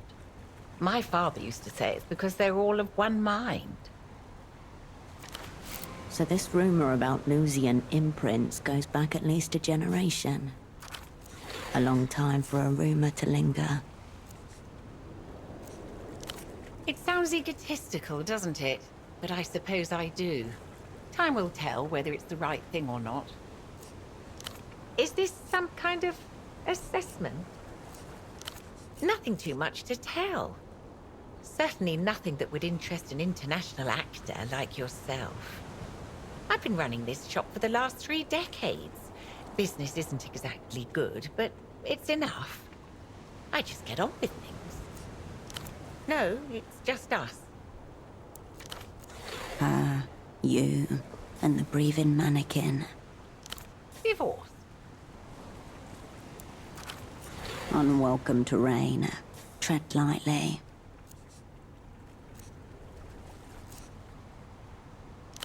No, nothing like that. Can you imagine? At my age. Younger than your mother, but in her mind, she's an old woman. Wasn't in the cards. Most people prefer drop-off and pick-up for their film and prints. No one lingers here for very long. A fit of boredom, if you can believe it. Here I thought I'd broaden my horizons, so I signed up for a mailing list, one dedicated to foreign literature. Then one day, this very polite man with a very pleasing accent was on my doorstep. I thought he was going to try to convert me to crystal worship. Instead, he asked if I'd be interested in letting my upstairs room. I don't presume to know the inner workings of the opera, but I have to think I could be better utilized. Of course, I'm happy with the tasks I've been assigned thus far. Keeping a safe house is a major responsibility, but I have other skills, you know. Chemistry, for one. I have an entire photo lab back here with access to all kinds of toxic chemicals and powders. And yet I doubt anyone would suspect a woman like me of, say, poisoning someone. Whatever made this woman a plausible asset, it wasn't her knowledge of chemistry.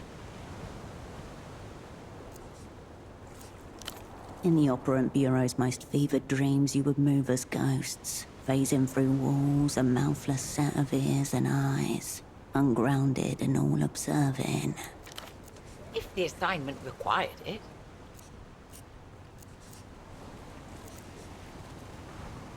I'm not saying I hope it comes to that, just if it does. Born and raised, as were my parents, and just as proud of it as they were. It was a different time back then, of course. Kisak feeds itself, my father used to say. There was a steel foundry just a couple of streets away, as was Essilk, leather workers, bakeries. People used to make things here. I'm no regressionist, Operant. I know Portoferans made their choices too. As I said, I love Kisak. It just doesn't feel like itself on some days. Tragic what the Lusians do to their old colonies, displacing all those poor souls, forcing them to abandon their homes, and that's the lucky ones. Not to mention the reunions affecting us too. You've got refugees washing up here day and night, speaking in gibberish, making a mess. They don't even try to integrate.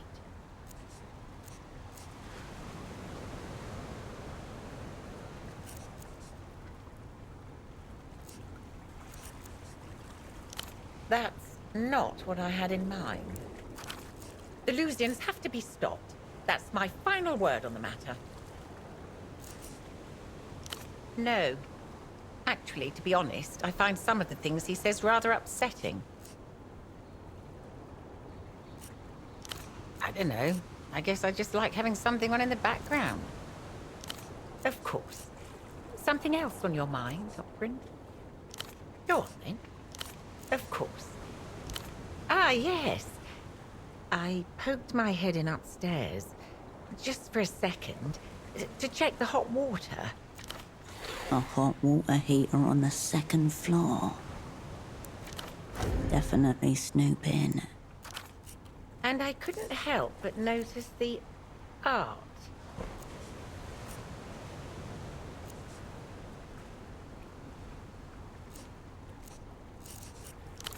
I'm curious about your choices. You are being challenged to justify yourself.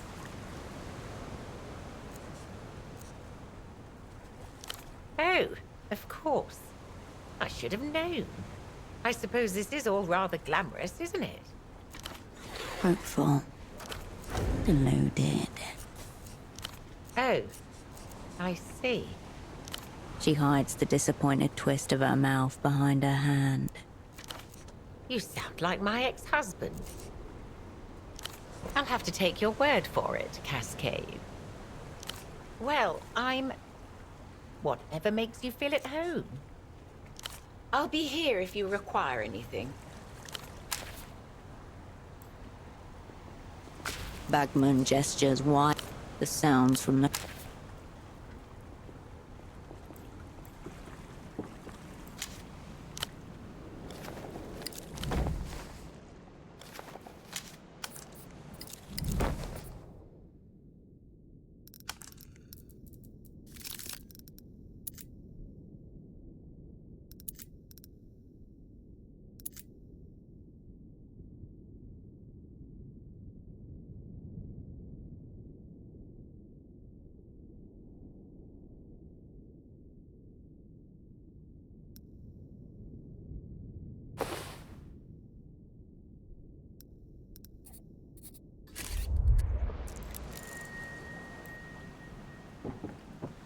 The lenses, camera bodies, flashes, and other indiscernible parts littering the workbench give off an alien and slightly intimidating aura. Nestled among the camera gear, a black cardboard box with a red band immediately catches your eye. Sidewinder, 9mm. Handgun rounds, more likely than not abandoned by a previous tenant in circumstances similar to your own. Useless until you procure the gun. Its future potential noted, you turn away from the workbench. You approach your double's bedside.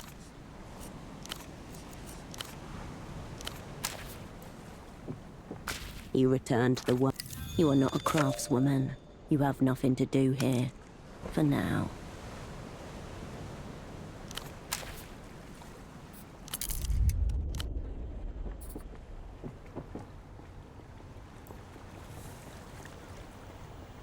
The fax machine.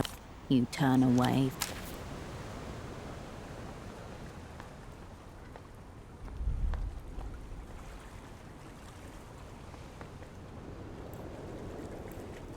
You return to the desk. You turn away from...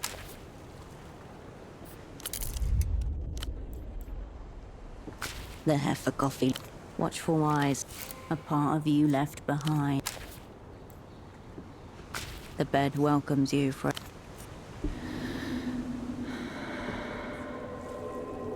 The murmurs of Portofino fade into nothing, as do you.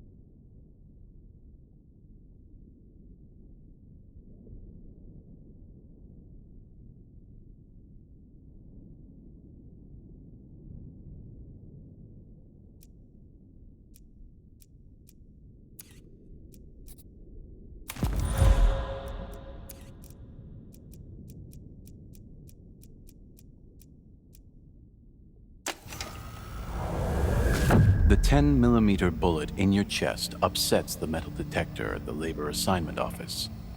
Consider this the objective correlative that makes what comes next feel predetermined.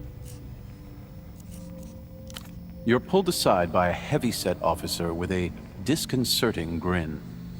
He guides you first to a small booth, then a separate room in the far back.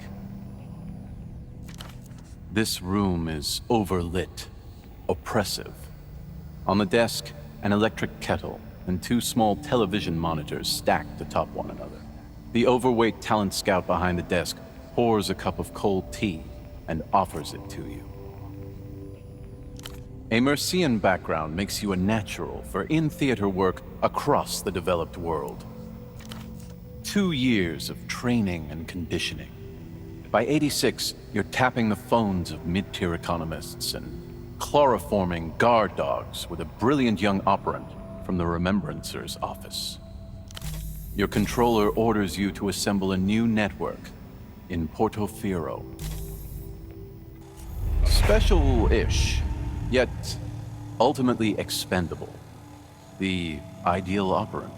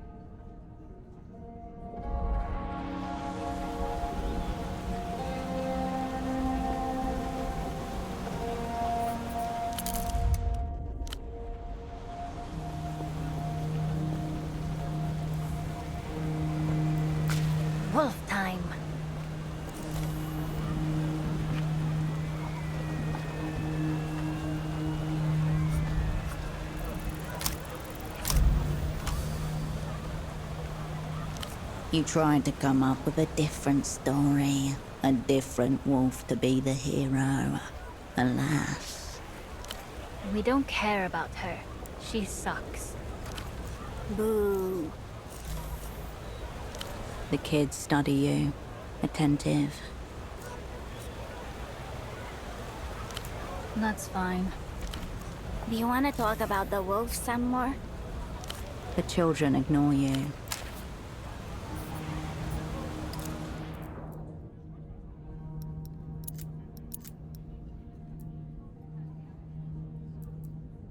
You hold the photograph in your hands. Beneath the smudges and creases, 7 figures gather under dim barroom lights. The whole sick crew, together in person for one night only. In the center, you, their lead and birthday girl. It wasn't actually your birthday, you just said it was. No banner with your name, no funny hats, no cake. A cluster of faces packed into a corner booth of the fogged mirror. Each familiar to you, but not to each other. Your human situation.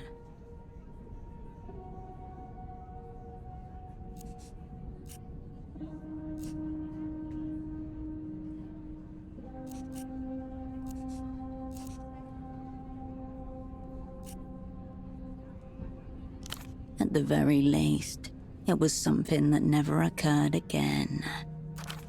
And per the standards of stagecraft, should never have occurred in the first instance.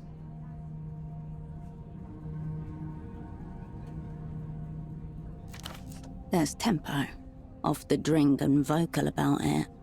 He's still the loudest and most aggressive person in the room on just a soda and lime. People like Tempo move through life telling themselves the devil is in the source, until they get off it. Only then do they realize it's inside them. Next to you, Ramses is warm silence, nodding along. It's hard to tell whether to the music or to the conversation. Carolina stirs her drink, a gin drink like she imagined you would be drinking. They didn't really talk, but she gravitated toward his presence like an animal to an abandoned building. Black bangs, a scarf her face always seemed about to disappear into, the openness of her smile betraying her youth. Ramses smokes inside, indifferent to laws and customs. Carolina has actually gone and bought you a gift. She says they remind her of you. To your other side, Vespar keeps disappearing and reappearing with 2 small glasses of schnapps at once. The second one he calls his insurance policy. Not that it made any difference in the end. Even though she's just arrived, Esty looks ready to leave. That she's even come at all is a sign of respect. Older than anyone else there by at least 10 years. Small eyes in a smaller frame, looking out from her corner with cold intelligence. Even now, the sight of her brings up difficult feelings in you. No one said you needed to get on. You just had to work together. Holocene arrives last, thinking it's only going to be the both of you. He goes pale when he sees your entire network gathered in one place. He's appalled by your sentimental fallacy and threatens to report you to your controller. You know it's an empty threat. Even then, his distrust of the opera was already curdling into something darker. The last thing any network should think of.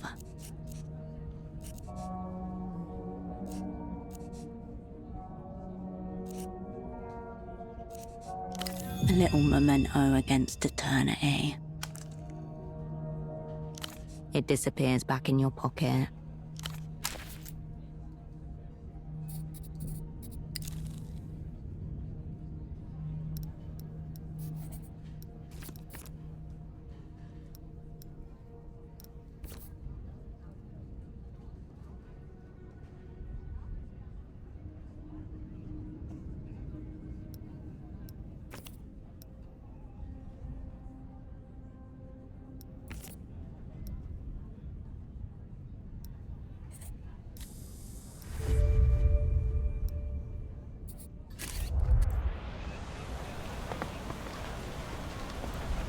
A low, tilting shelf marked in heavy block letters. Despised subgenres.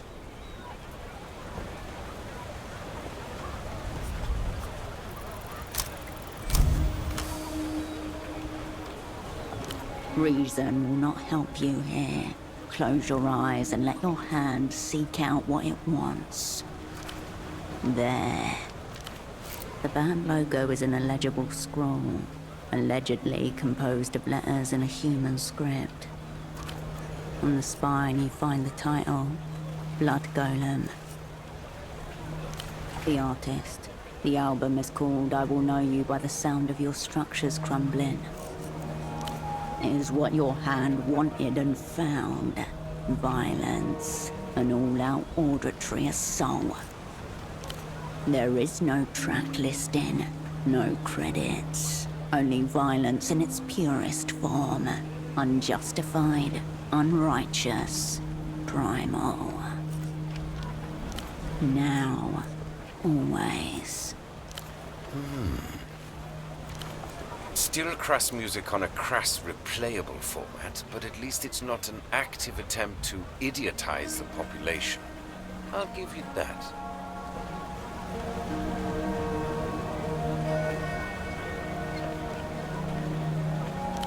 I won't be held responsible for what happens with this disc.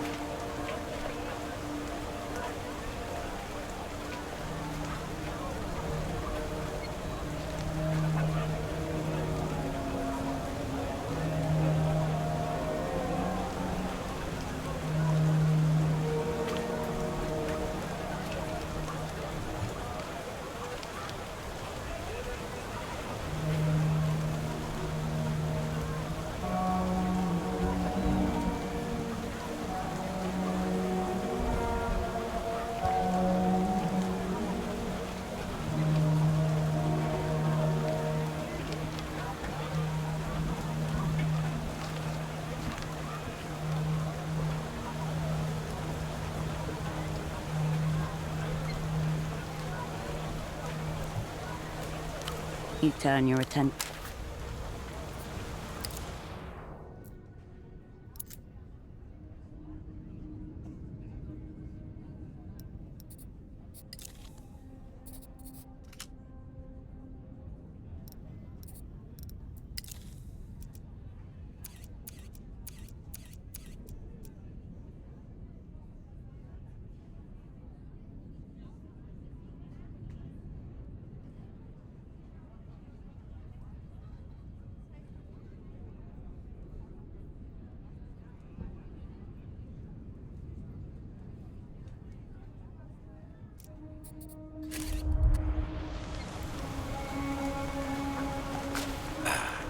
My format-sensitive friend. How goes it? I thought I asked you to kindly shut the fuck up. Clearly, I'm not expressive enough. Let me hammer the point home. If I have to hear any more about your communist friend, the Weeping Eye, or any of the other shady transactions you people are involved in, I'll slit my wrists with a Shard of Fellow disc and bleed out right here in front of these children. Is that clear? You make a valid point. I would probably have to choose a less visually appealing method. Still, I want to hear none of this. Oh yes, her, Blana, Blama, something like that. Utterly tasteless. You know the kind. Skips around listening to music on liquid storage vial. I attempted to discuss Einzeltone XR with her, to extend a hand across the generations. She called me an Einzel cunt, told me to fuck a disc. At least this one understands how to keep the book straight. But when it comes to culture, nothing but white noise on a dead channel. You'd like to hear more? You can imagine the use cases yourself. Rental markets, promotional copies, that sort of thing. The technical origins are trite. Espionage potential, immense. The burn after reading function built into the medium itself.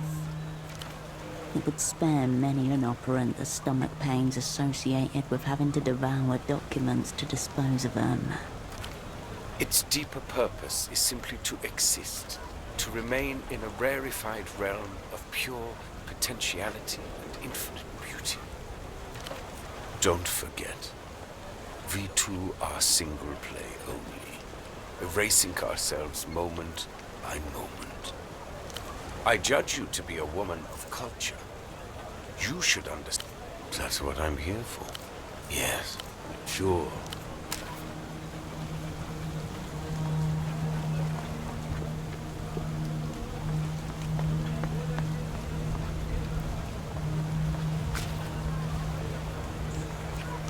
Oh yeah, she's cool. Intimidating too, despite the size.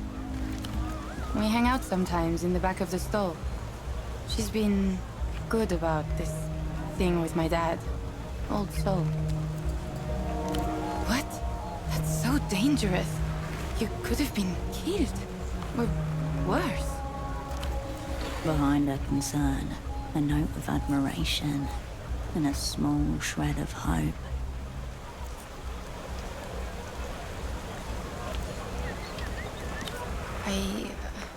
Maybe you're right. But for the record, I don't expect you to help me like this. And if you want to give up, you can at any time. Thank you. Okay, look, I think I know why you didn't get snatched. Mi viejo mentioned something like that. Gilmar had been snooping around the waterlock to the east of the bazaar when he got snatched. That might be the missing bit. No idea. I think Dad looked around there himself, but before he could tell me what he found, he was... gone. Just don't get hurt. And please, please come back. What takes your fancy?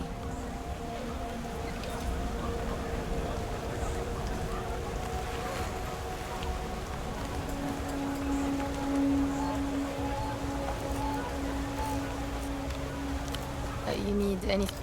Thanks for stopping by. You step back to the Tower of Plushies.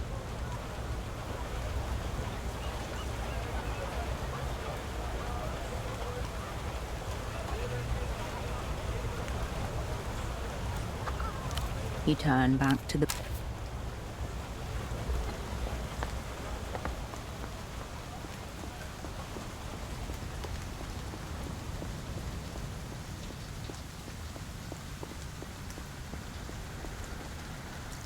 You were panting from the run over, heart thudding in your ears. Hours late. There was an astral door beside that trash can, and an exchange due with your opposite number for documents within.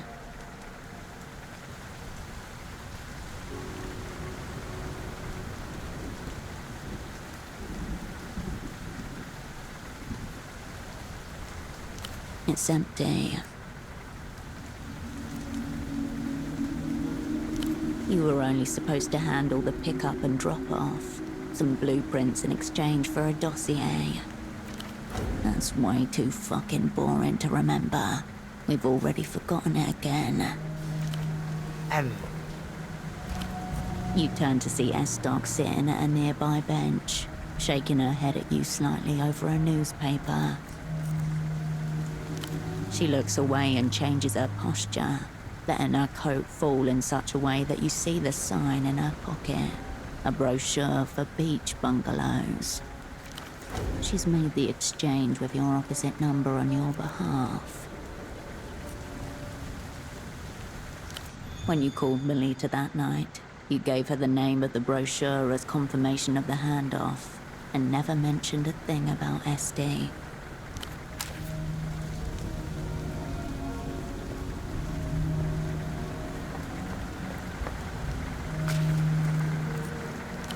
Love to. Take a break. With pleasure.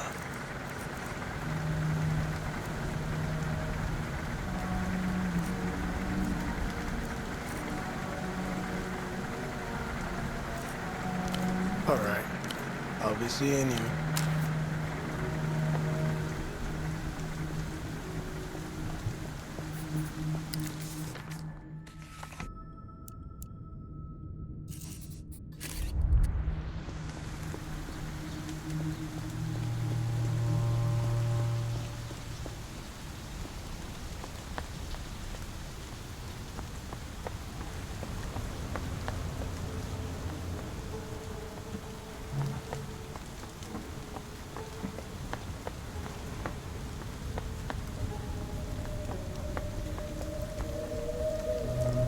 Cobblestones awash in early morning lights.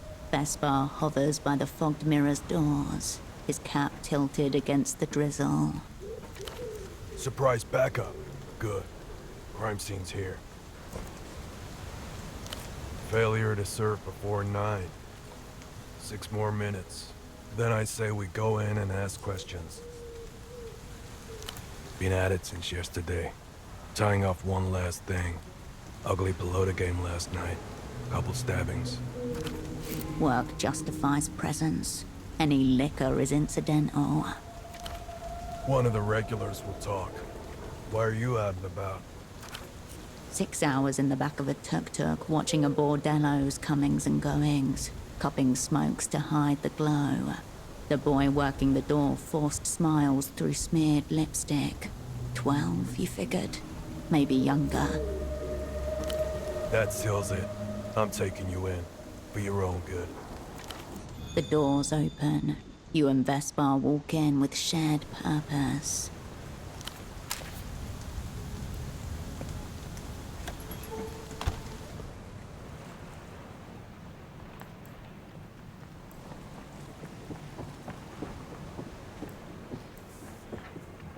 It's still almost It's getting worse. I really need to just give up on it and buy a new one.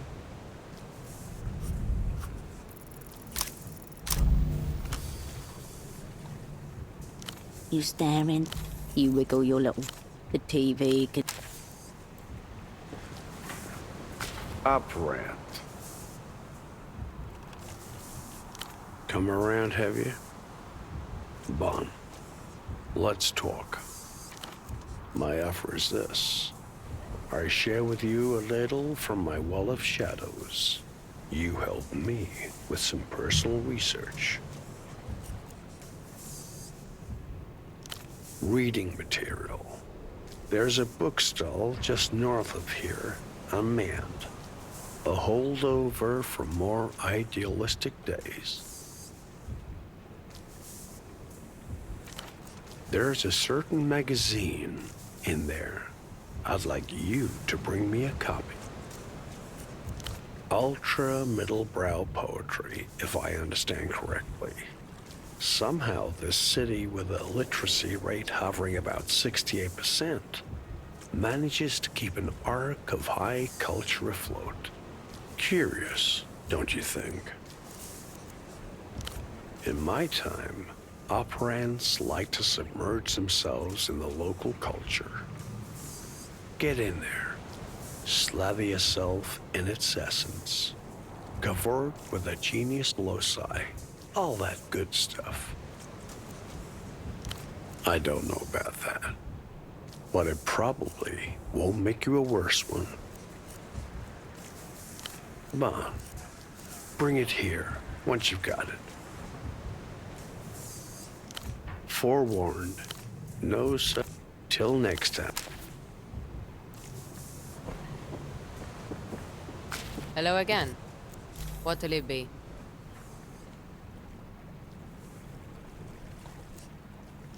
She gives the photograph a brief, considered glance. No. Almost like she's offended, or can't stand to look any longer. Must have been before my time. She studies the photograph for another moment. I don't think I've ever seen most of these people.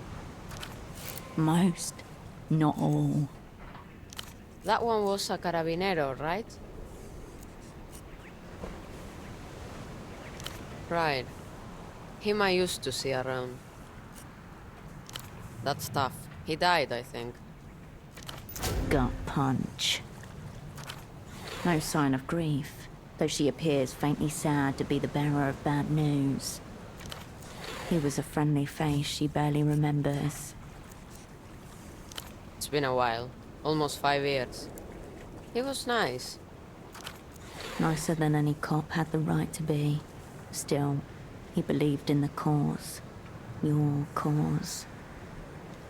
I can see that. How'd you say you knew him again?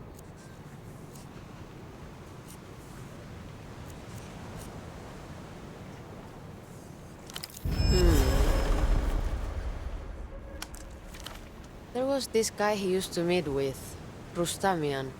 Heavy set. Pretty sure he was an informant.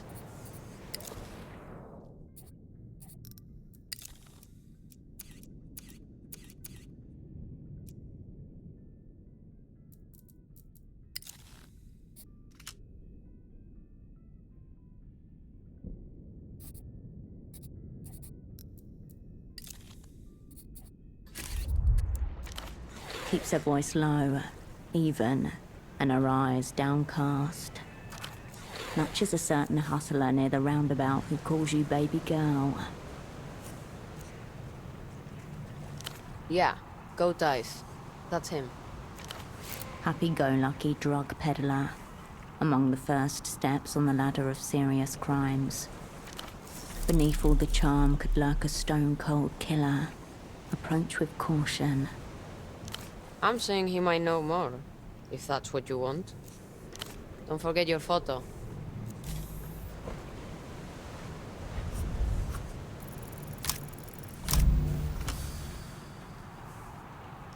With nothing else to do, your gaze naturally wanders to the multicolored bottles behind the bar. Let me know if you want another. See you.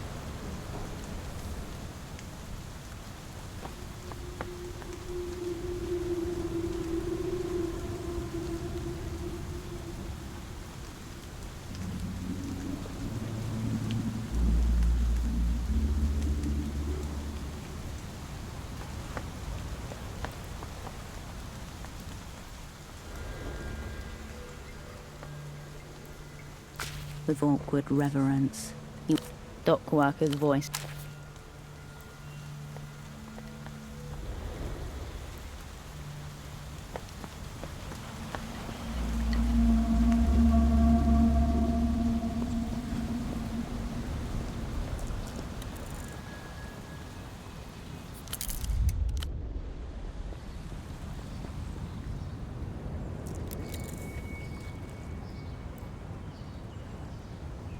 I don't know how you managed to kick the hogger off the phone, Monsieur, but we owe you a drink.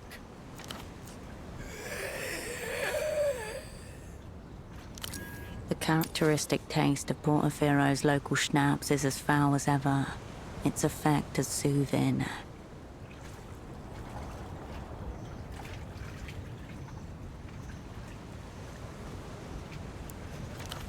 What brings you back here? Two of the pilots slowly turn their heads towards the third, the silent one.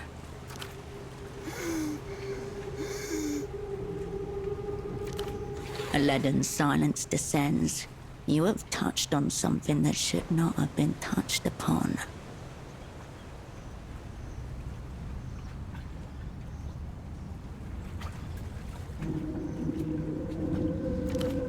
Now, what makes you ask that?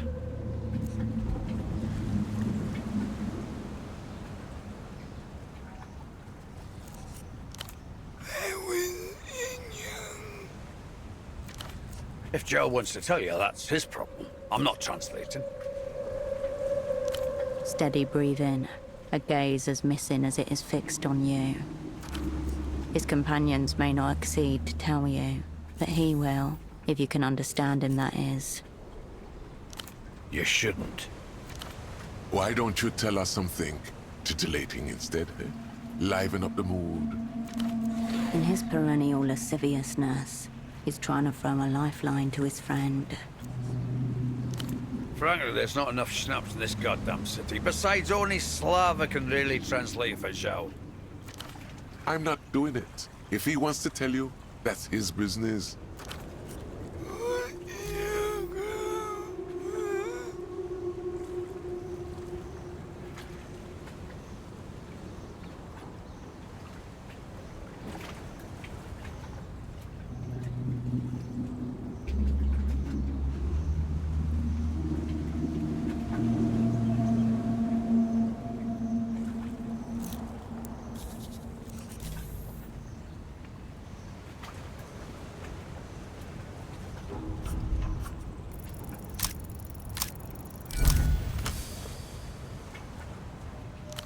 Your attention hones in on his mouth and the minutiae of its movements. Jaw aperture, tongue position, lip retraction.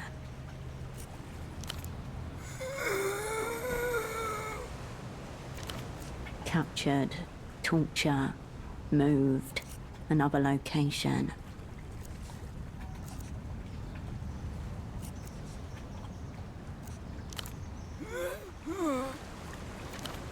Enter. An example to prove the developed world was serious about cracking down on human trafficking.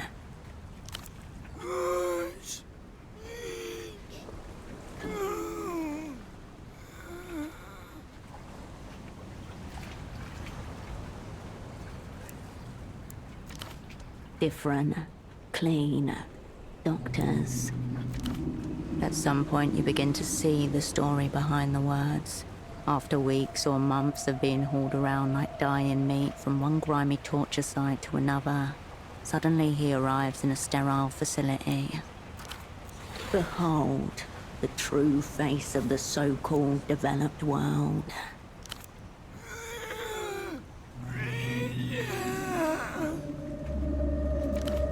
In your gut, you already know what's coming. Vocal cords, surgical, no anesthesia. Let me go.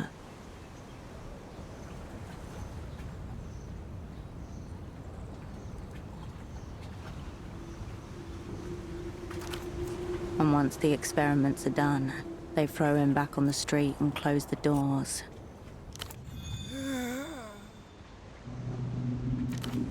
Now you see it, camouflaged in wrinkles, a necktie of scar tissue nestled in the folds of his fro.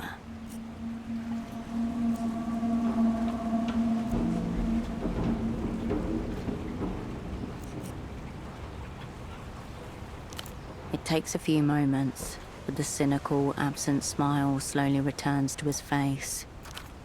Hope you're satisfied, Marcia. The sick stuff I'm going to need to say to Duchess after this.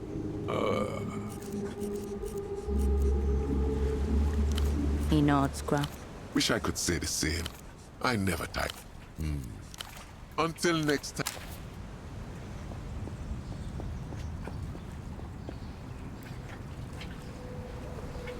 Deadlines. Yes, I'm missing them. I need to feel like it's been a very bad quarter for me. Warily, the young man watches you go over his shoulder.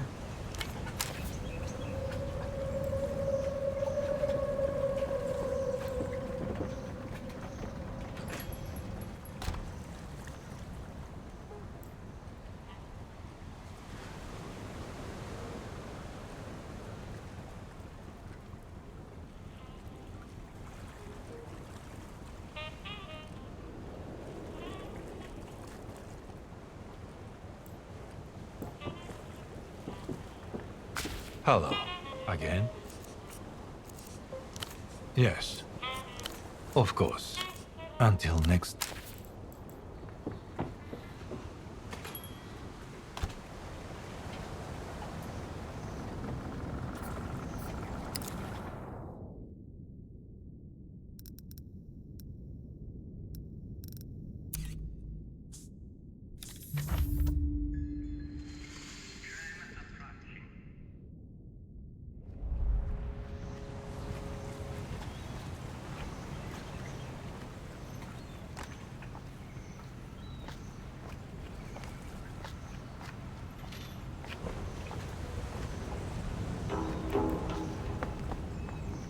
An assortment of cargo crates sits in waiting, adorned with faint chalk marks and bright yellow labels.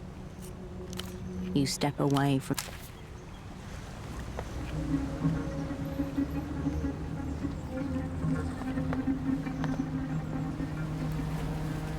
The smuggler inclines his head in silent recognition.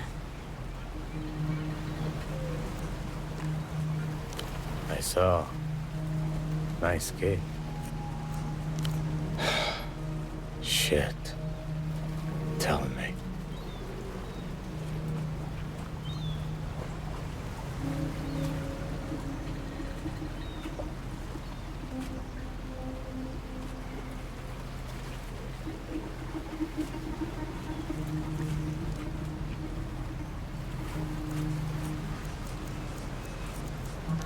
Multiple people. Cowards. And the boss man. Good. Fuck me. Tempo, our leader is dead. Do you know why they went after him? All right. These people should know. I'll make arrangements. Tell him to not go into that office himself. He shouldn't see. Ignatz. He worked here for a bit, but we got rid of him for taking bribes. From the Weeping Eye, I'd assume.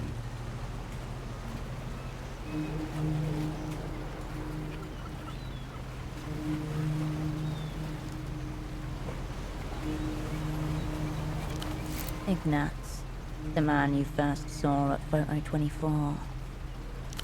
Fools have their uses. What had he got to pseudopod? Ignatz was lurking around Photo 24 after all.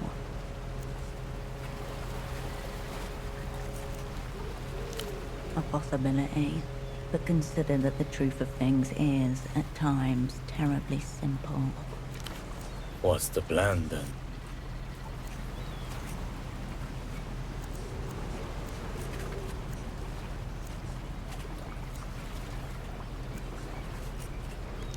All right, but maybe don't wait too long.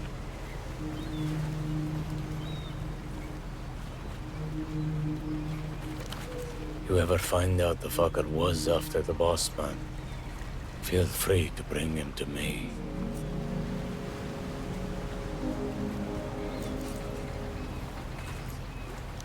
I was planning to handle it myself. Post-mortem loyalties. Sign of a well-cultivated asset. You serious? All right. I can find someone. He doesn't have to like it, but his nights will be kinder for it.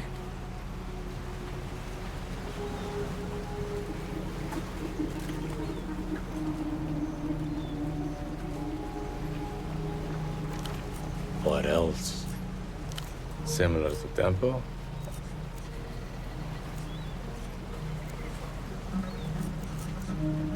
So, Tempo first, then the man who came to meet him, in your stead. I see a connection.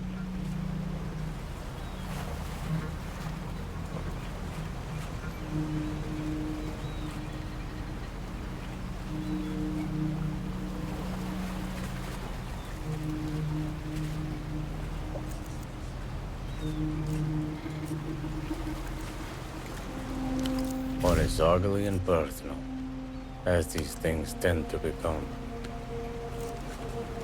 Then why bring it up at all? Malam's dead, sure.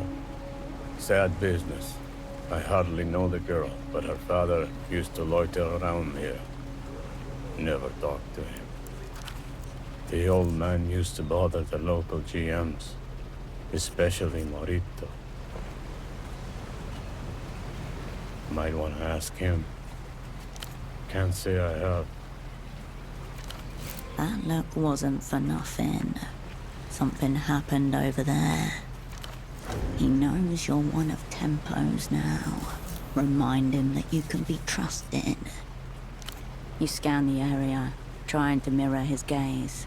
Along the harbor, dock workers shuffle crates. Further out, the unfinished tram pylon looming over the bazaar. And beyond. Nothing.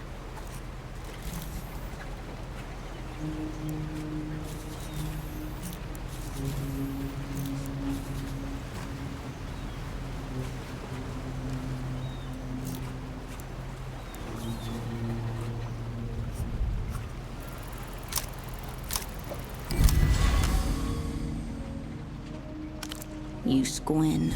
Only highlights and outlines remain as the dockyard and then the bazaar disappear. You glide across the water, out to sea, until it merges back into a meandering canal to the southeast. There is nothing there for your gaze to settle on, other than an isolated building. Maybe. Don't know that it's a jail, though. I was told not to interfere with whatever business happens there a while back. Some gentleman with salient points. This was a few weeks back. I parked the bars near the canal. Dolphins come out at dusk.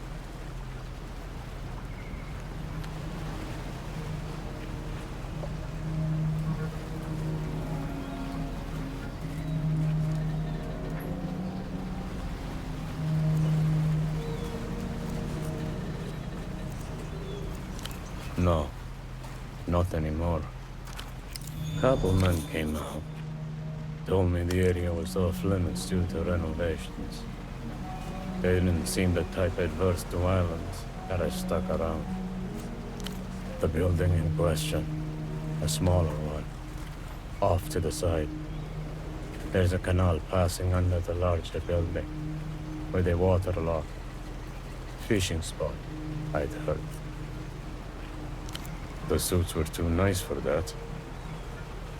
And it sounded territorial to me. Figured it's about the building itself.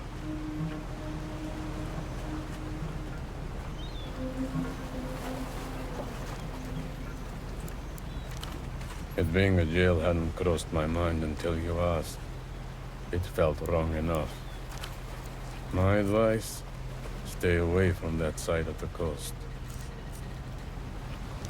He lowers his head in brief salute.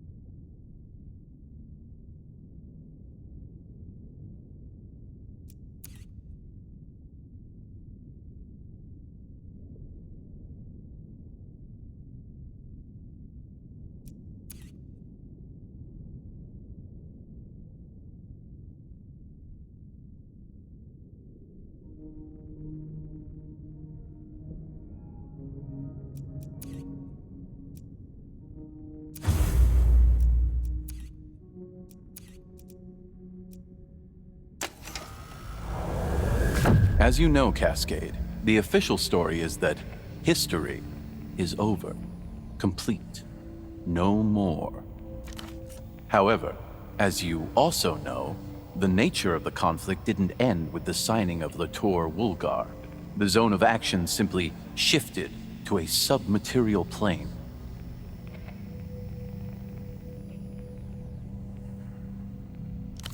Signs abound for those who know how to read.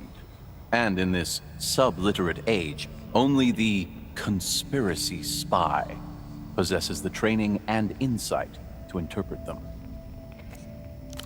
Where other spy types waste time attempting to influence events, the conspiracy spy critiques and reorders the meaning of reality using only the power of her mind.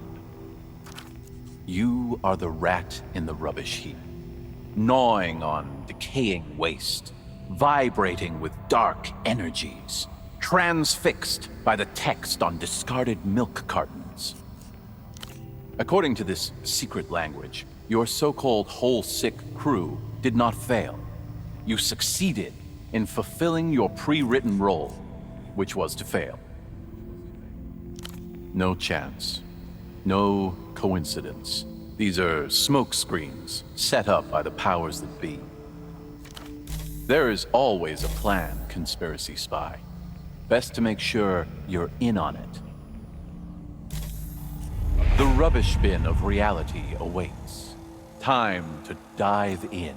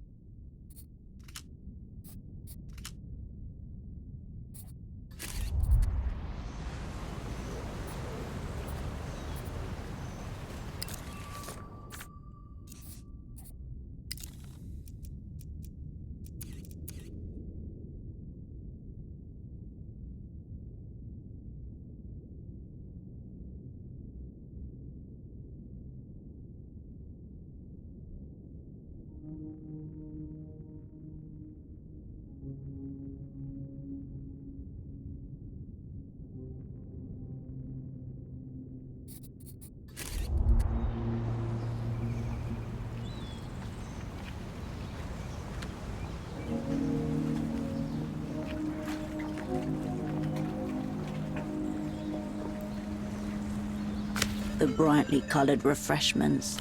You're in the clear. Give it. You repeat the same procedure as before, leaving the vending machine one. The refreshments remain.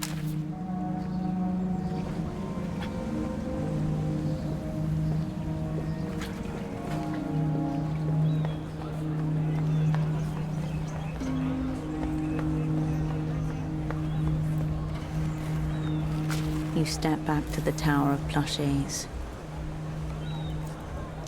You turn back to the bazaar.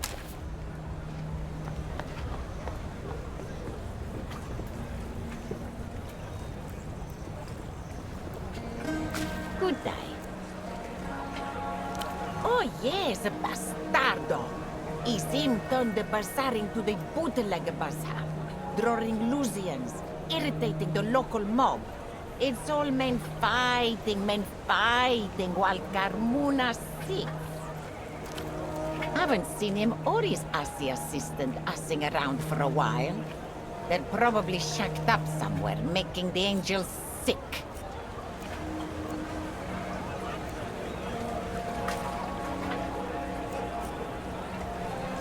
Carmuna doesn't keep track of assy names. Who cares? She just smokes and skims clothes off the top of the shipments. Things we don't notice. And she's been collecting our payments for the last few weeks. Suddenly, we low people must tolerate a teenager managing the place on his behalf. I won't have it, Manuna. She may run the bootleg bazaar, but she doesn't run her Doña Carmuna. He's not been himself. You know, he used to drink. Then he stopped. Perhaps he slid back into the bottle without Carmuna noticing. Every day he was at the shrine by the west gate, offering and praying. What business has a man like that with the stars? Well, you ought to choose them better. Let him know he's a bastardo next you see him.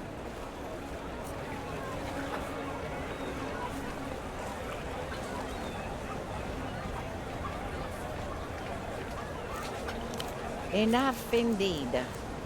Bastardo. Enough in... Good day to you.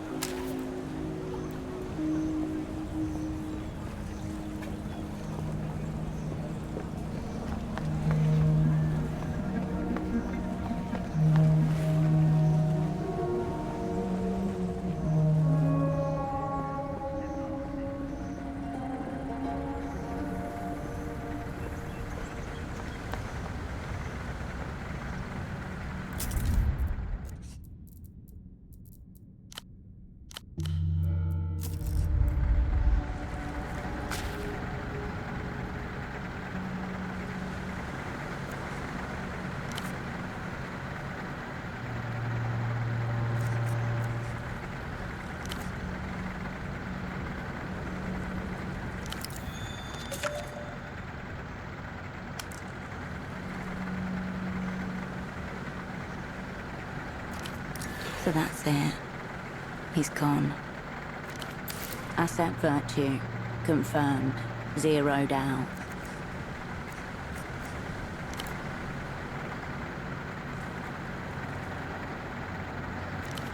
And he just happened to come across it.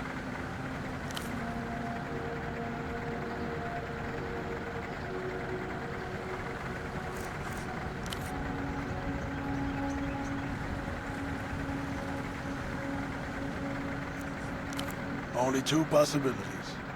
His own brothers failing the Brotherhood, or the Azuris. Figure it was the Azuris. His employer. What's he heard? News of a dead carabinero usually comes with jokes and shit talk. Maybe drinks. And sure as the Cape boys were quiet, so were the Azuris.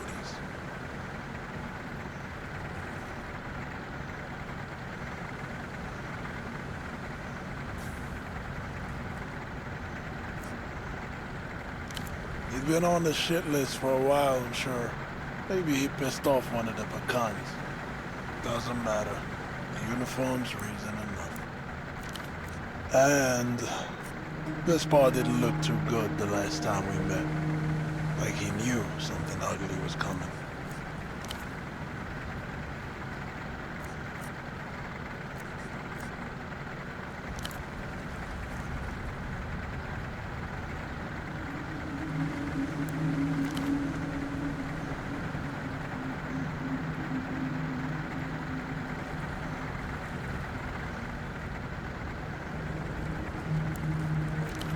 You recall Vespar speaking of his time in the Guardia Municipal, a decade of low-stake days.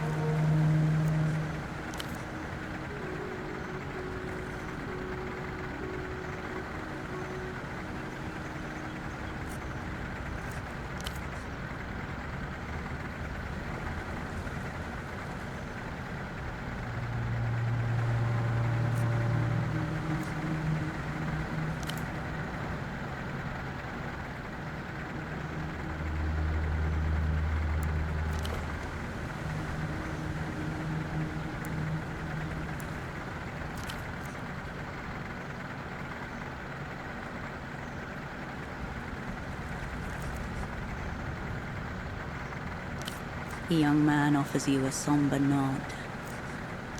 The young man stares at you for a long time. As much as Vespar's outfit bothered me, you stand by everything your employer does, Habibti? There's this old Rastamian saying my grandmother liked. Some truths arrive already carrying a shovel.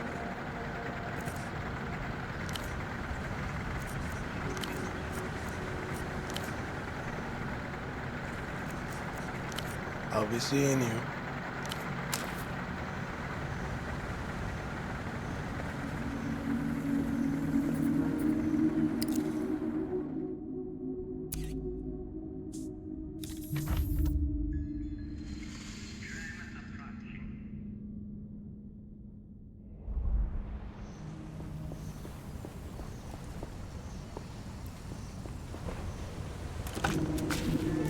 You step into the booth and press the receiver of the phone that makes people disappear against your ear.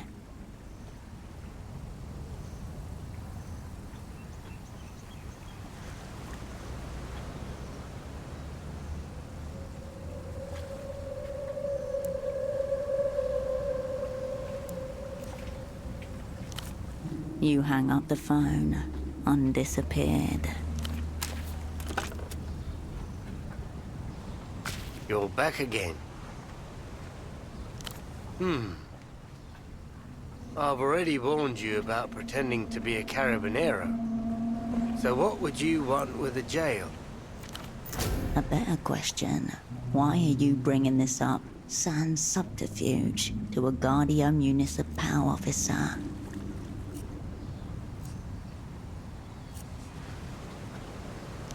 Sounds like someone's pulling your leg. Only building I know of over there is some woo-woo poetry journal. You know, fancy and all. What with the poetry? Think it's called the Nos Correntes Review. After the sea, yeah? Wonder if it's supposed to sound deep or something. As far as Morita knows, there's no jail or anything of the sorts around here. The GM gives you the most...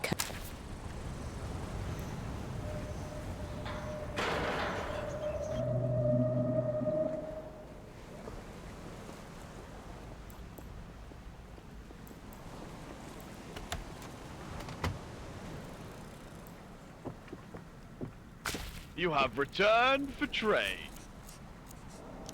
He flicks his ears in excitement. Disappointment!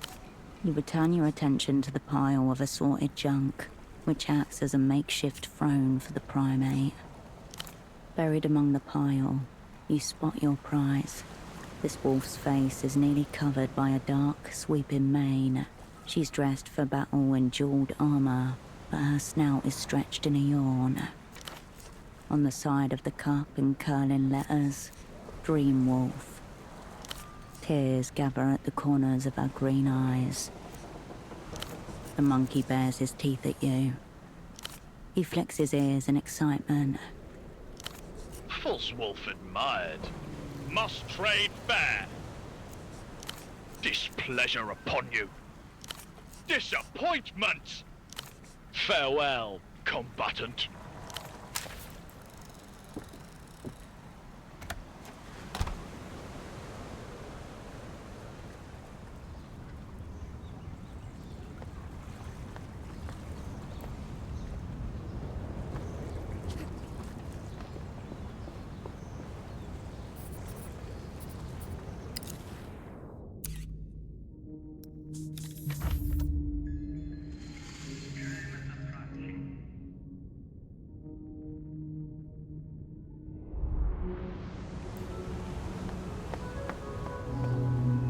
Could I ever see beyond her, only to discover more of her? The middle-aged man stares into the sky, left eye loping slightly. His hair and suit are both in moist disarray. A pink tie hangs open around his neck. Do not prod me at this point. Are you looming over me in official capacity? A hedged opening position, exploitable if we found ourselves across the table. But I have abandoned post, delegated all responsibility to my junior. It will hobble him, of course, the fate of our kind. I am Oscar Metamoto, senior negotiator for L'Empire de la Empire Sandu without la Empter. A glimpse of steel submerged behind his bloated jowls.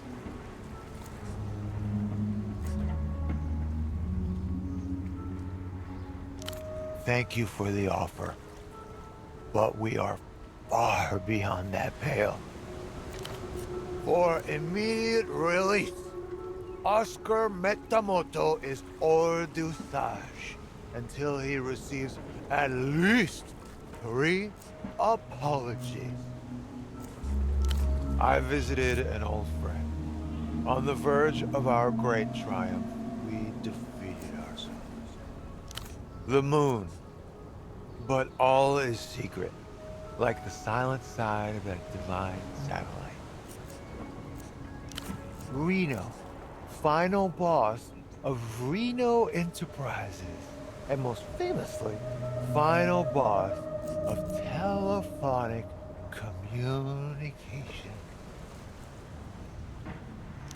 Eons drew up his very first contracts when he was getting into private infrastructure. Bulletproof. The blood-soaked arena was Reno's apartment. Cozy little penthouse that lit tippy-top of the housing campaign. Private elevator, of course. Tunnel to the Coliseum. Site of our last stand. Top shelf liquor, mostly. The crowd roaring as we were torn apart. Blood running rivers in the sand. A routing. I knew it was a mistake accepting the invitation. Reno can have quite the time when he revs up. But one can't not drink to the moon. We often do at our rare reunions. But no, some others fought alongside us. Intimate circle. I brought Frederick Lejeune along too, which proved to be an error, but also a lesson well learned. Train incident. Serious. Not the most auspicious start. Fred went weak at the knees because the toy train was Reno's prized child, joyous trophy. A terrible fate. You've wandered into some bizarre capitalist shit here. Gotta find them where you can. The bank is always open. And always in town.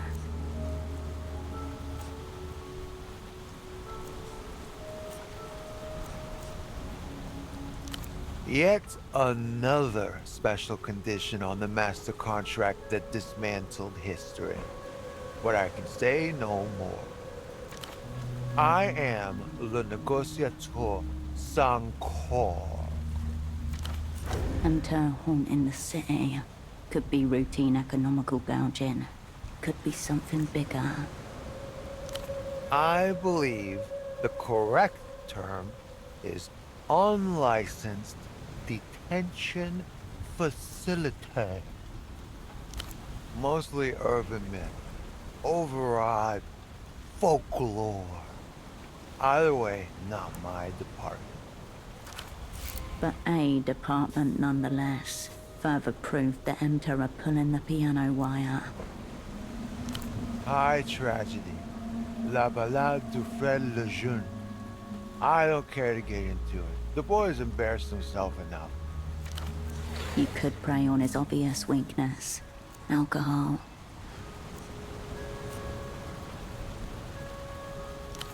Freddy has made his Betty. Let him ride in it. In theory, yeah. That's what the manual says. You are correct. This from Herschel Wilk, her of 6 abandoned direct reports. The senior negotiator grows serious and raises a slow finger. There are 3 iron cast rules to economics. A. People respond to incentives. A.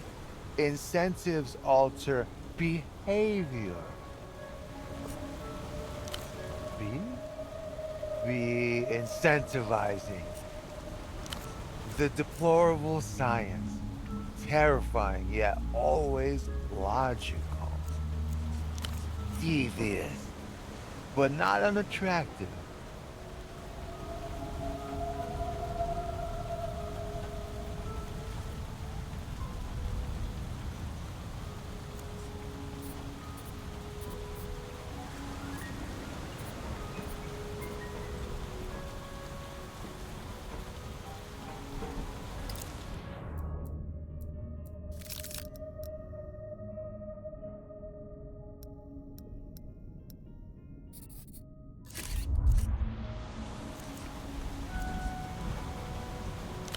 Yes, I think I'll take it. We've made a deal, strange woman. A deal sealed and done. He throws the alcohol back down his throat, eyes open wide, staring at the rain. Metamoto is back at the table. So, yes, the little reunion we had at Reno's. The one that's rendered me gravel-bound. Fred was also in attendance. There were a handful more high rankers present too. Renoites, movers and makers, political actors, and Metamoto and his jun. The prize train was in circulation, being shown off to a trusted few. A moment's distraction, a stray placement. Fred saunters in from the kitchen, wreathed in smiles, fails to scan the landing zone. Sits right on it.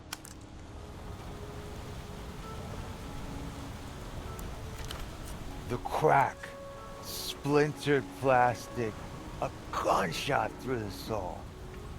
Freddy knew instantly what he'd done. I also knew, but for the boy's sake, pretended not to notice.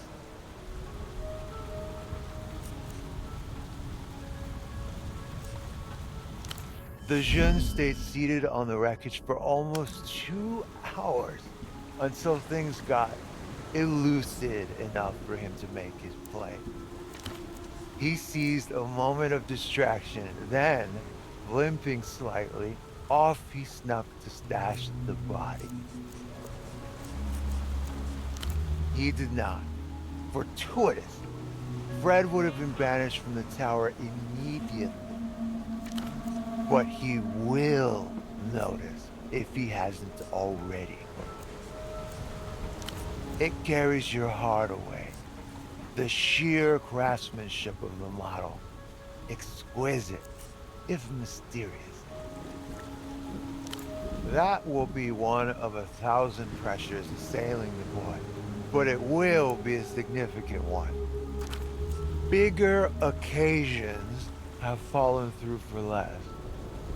You hate to see it in the professional game.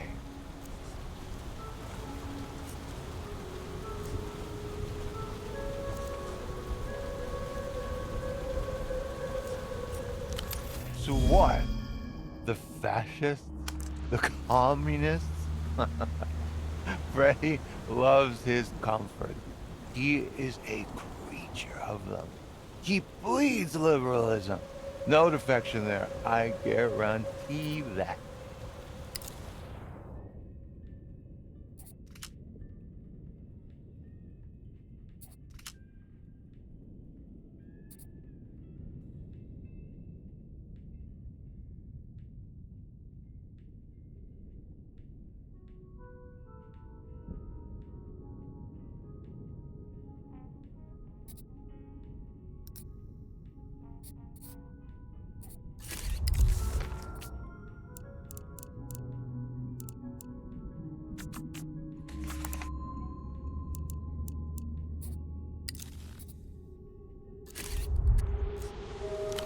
I, personally, have never before seen him disintegrate a model train, but it's not the first time he struck an own goal at a social gathering.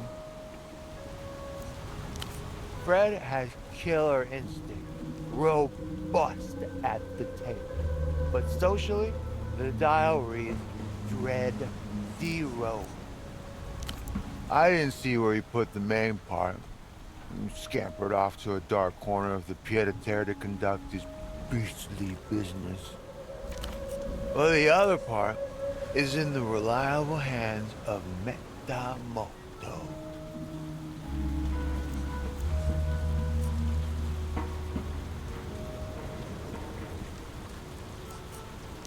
I was trying to get the jeune out of a jam, of course.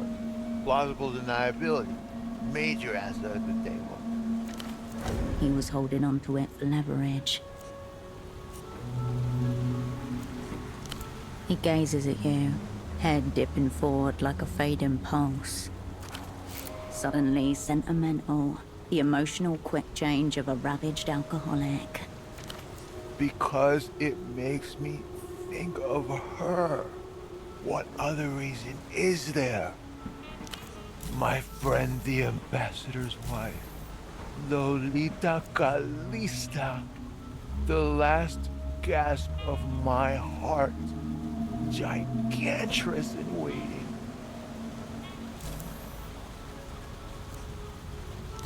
My friend, the ambassador's wife, Lolita Calista. The only woman that will satiate Meramoto now. Radiating with grubby intent. My friend is the ambassador. Lolita Calista and I will never be friends.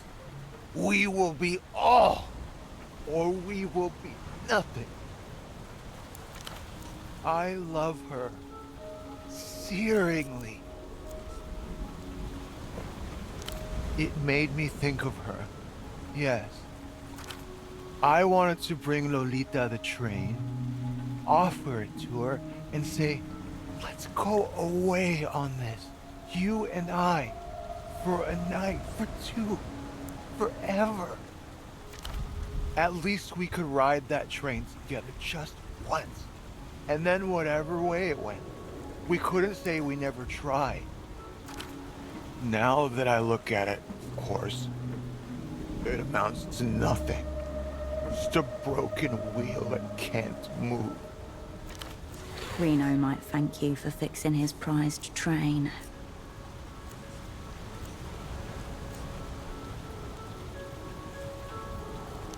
Come closer then. She is a masterpiece.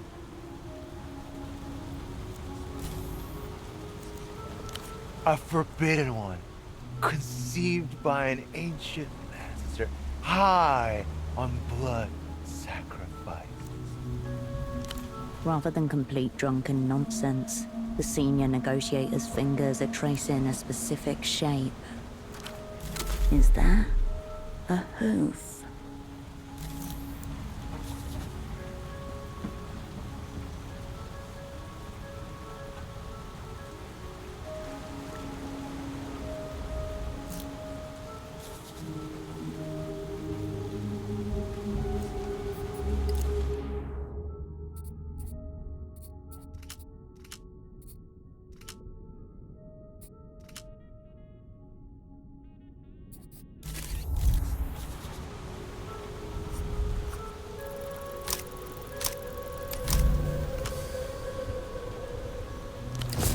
Huge form gesticulated into shape.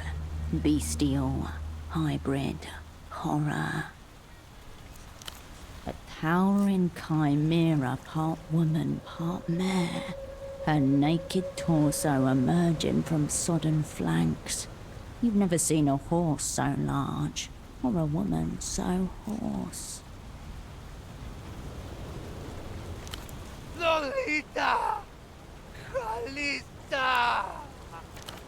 He gazes into the sky, hands aloft, as if summoning her to fall and crush him where he lies.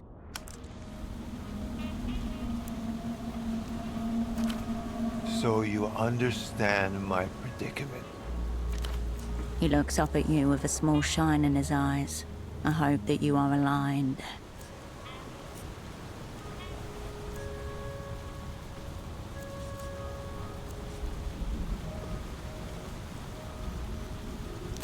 Essentially, this.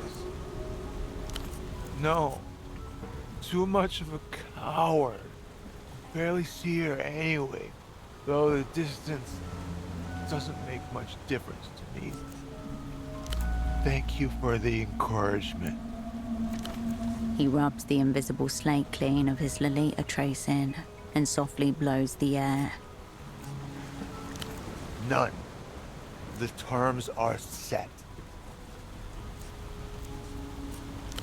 It's not sweet. It's an affliction. Worse than the drinking. Far worse.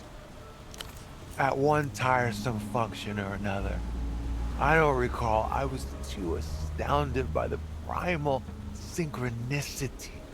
Like the day meeting the night. Ineffable. Ephemeral. In the vulgar sense or the spiritual sense? Unrequited. Emphasis on the un. The essence of my tragedy. Here in Portofino? No.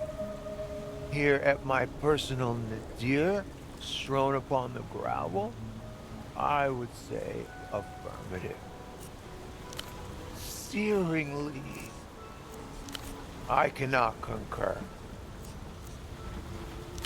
One from my opposite number, one from my superiors for the professional cuckolding, and one from my aforementioned junior for making me superfluous.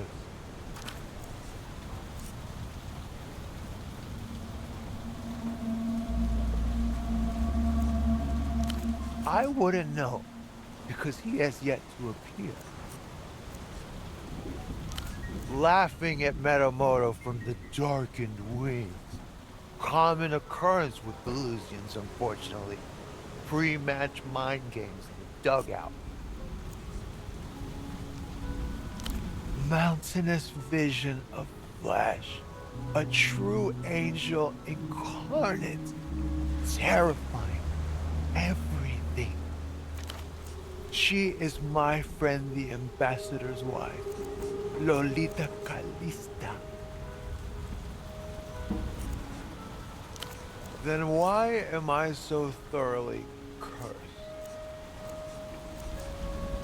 It is an ungloved prostate exam, direct from the Manus Fati. One starry finger extended, powerless to do anything but brace yourself.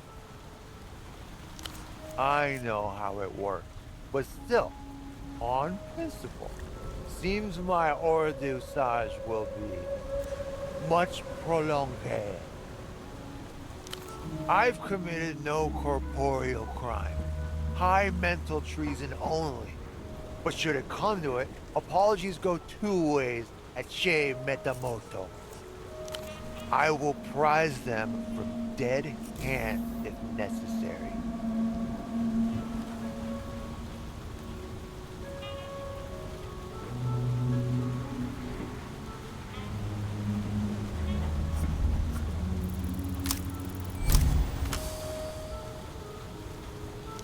This man is no would-be passenger. He craves to be the track, to be wheeled and choo-chooed upon without remorse.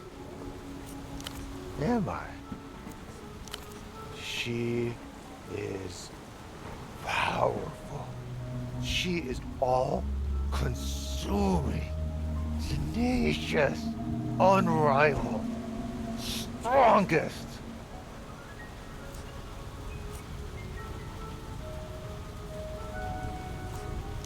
She is trained. I am track. I was beginning to think I didn't need this, any of this. That maybe the broken train was a sign to just move on if I could. But you're right. Of course. I crave a state of railwayness. I see it all now. My desires are clear. Lolita must roll upon me like thunderous locomotion. Medium-sized. I should do. And then meet my friend the ambassador at the table to discuss terms. Oh yes, this. Too small for me now. Love is hell, isn't it? Now find the other half, and you'll have the full thing. You could even repair it and return it to Reno. Or just hold on to it. That's half a blackmail tool you've just acquired.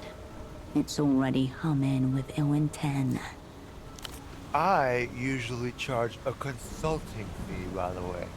For you, I'll waive.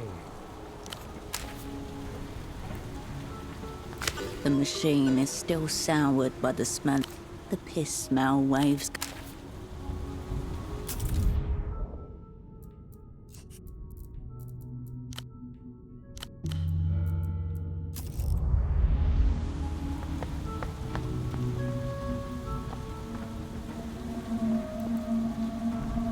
The clinic's metal door. You turn back to.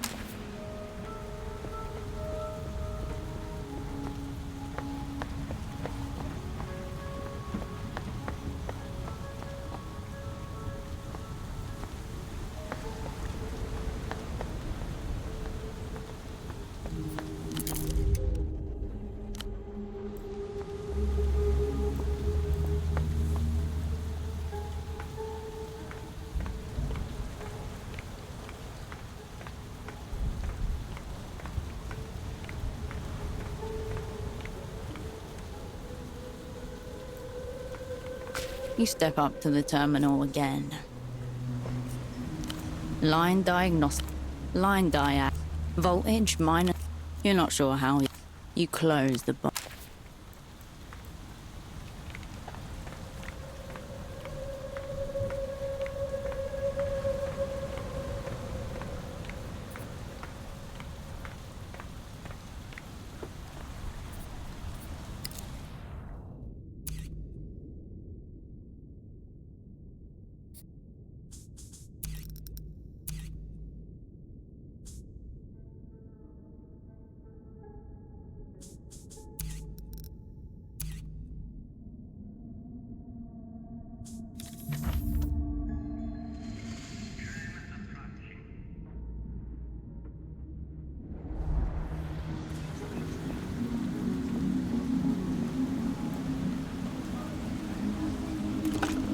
You pick up the payphone's handset. Your finger depresses the squishy shape. Something tense inside you relaxes and unwinds. You step away from the payphone.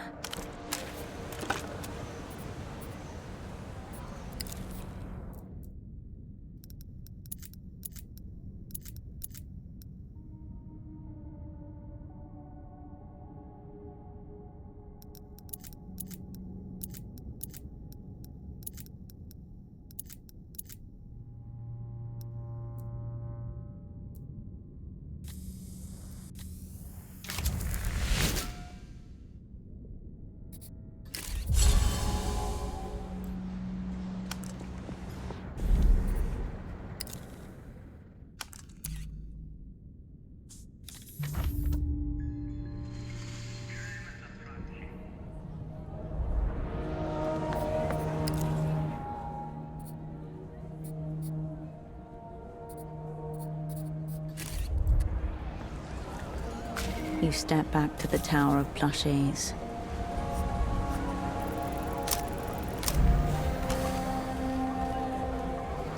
Back again. Side textbook nonce talk. You turn back to.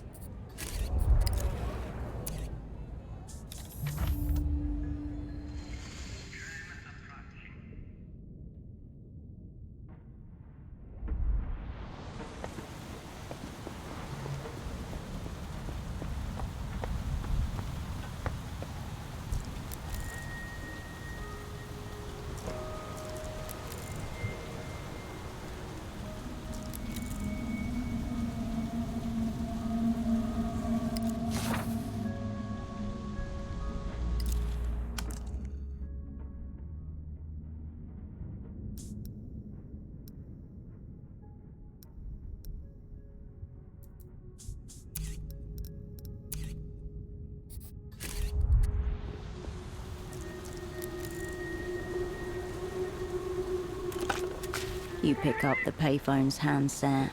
A dolphin emblem smiles at you. its eyes wide. You step away from the payphone.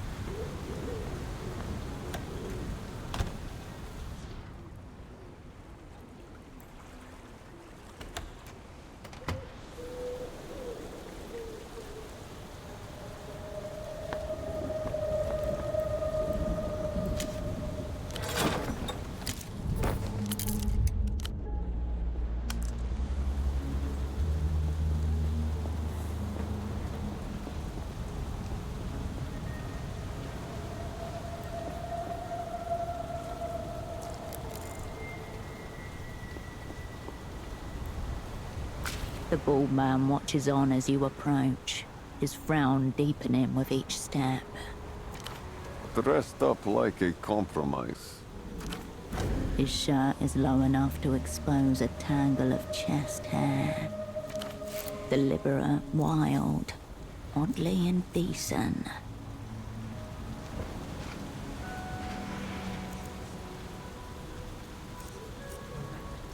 I chose this. You settled. A wasted figure is a despicable figure. You're from Mercia, yes? A casual, yet impressive assessment. The tilt of your spine. You're disciplined to stand straight. Rouse. Inside, a small cathedral of pristine jackets, dresses and suits, impeccably arranged. Unpadded jackets with their sleeves rolled up, just a bit. These are high-end power suits, for business or formal soirees, thinner than what you find in Novessa. None. There are no price tags. That's the polite way of saying astronomically. He offers a brief smile. I don't sell clothes. I sell transformations. Transformations which generate epochs that capture the delicate moment between the before and the after. Yes. And in addition, they are of high quality, very respectable, and delicate. That's your delusion talking. A proper suit would rid you of that terrible impulse. Normally, I would point you towards one of my regular clients who happens to be in town. A Monsieur Frederick of L'Empire-Saint-Territoire. Unfortunately, he seems determined to debase both himself and my fine work by standing absolutely still. Moreover, at a phone box devoid of joy. A good number of my clients don't live in Portofino. Some pass through for work, others make an appointment with me, the sole reason for their visit. There's also a Monsieur Oscar of L'Empire-Saint-Territoire, but he has managed to violate my work to an even higher degree than Frederick. Let us not irritate me any further. Say no more. His epoch is sadly one of mourning and of low self-esteem. He wears my work, innocent and pure, in the gutter. The tailor nods. I'm creating Portofino fashion in the old way, but brought into the modern age. Hand-stitching, salvaged the local silks, skirts for men. Tradition with a twist.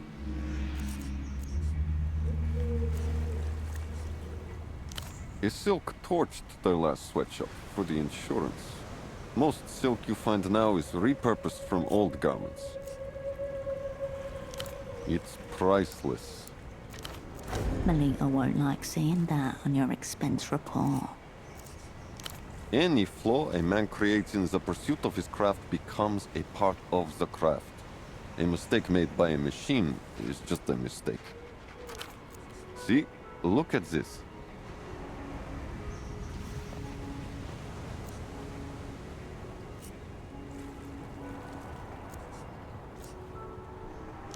I have a matching skirt for it. I dropped 2 stitches on that one. Nestorismo brought pants, and with them, the mediocratization of men's fashion. The skirt is the perfect utility garment and my inspiration for this evocation of Portofiero's past. An ensemble for a star-worshipping priest. He gestures to a loose kimono in swirls of green and cream, and a boxy skirt made from the same material. One of my more daring recent efforts. Not entirely successful. In light of my failures, 15% off. No. Nestor was a nationalist. I just cater to people who are tired of a world that insists on shoving garbage down their gullets. The main source of the garbage just happens to be invading Portofiero from beyond its borders. Set foot in the bazaar and you'll see what I mean. Everything you buy there is designed to disintegrate within a couple of years, at most. You have some semblance of an introduction to understanding. Of course. You have some semblance of an introduction to it. Is that really the criterion by which you want to dress? Its value?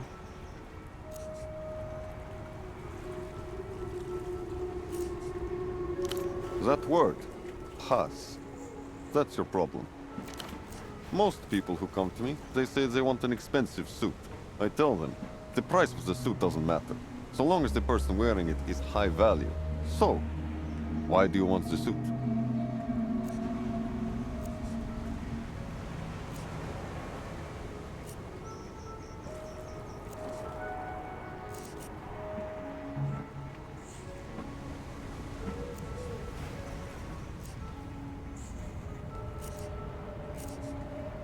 I can work with this. He disappears into the depths of his shop. Upon return, in his arms a bundle of fabrics. A pair of checkered shoes dangle from one finger. All right, I've compiled some pieces that might give us a place to start. The trousers are tailored in a loose fit style. Blocks of earth-toned silk have been neatly and nearly invisibly stitched together. It's subtle, but you can see the telltale bulge of shoulder pads. Sweat and much strength hide themselves here. The shoes are the most striking element of the outfit. A pop of eccentricity. Diamond-shaped leather cutouts in black and white, with a subtly pointed toe. They say I'm corporate, but still hip. There's no doubt about it. This is a power suit. You can't picture yourself wearing this. You're not even sure an imaginary woman could pull this look off. If this style was Emter, you'll just have to make the best of it. I see it as essential to safeguarding Portofieran culture. Nothing less. You've seen what it's like out there, I'm sure. It's not perfect, but I'd say it's the only reason Lalus haven't drowned us in the detritus yet. These Lucian imports, they're not even culture. Culture has never been, and cannot be, state-directed. It has to come from inside. It's personal first. Yes, but not only. Culture, authentic culture, emerges from the friction between the artist's hand and their chosen medium. And you too, why not? And them, and them, and them. Anything else is just logistics. I could offer some critique, yes. You may not like it. He circles you with his gaze alone. His brow furrows. Personal, yes? Pure People's Republics. It's classic you, isn't it? I can see why you'd like it, but you can do better. You're a potential customer, and only because of your figure. Calves aside. It's the first thing I noticed about you.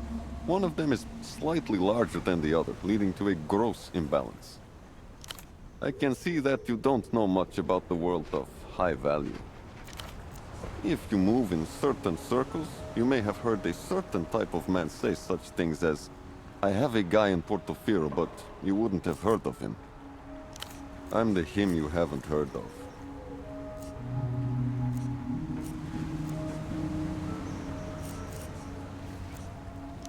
I can be, provided they want the finest tailoring in all of Portofino.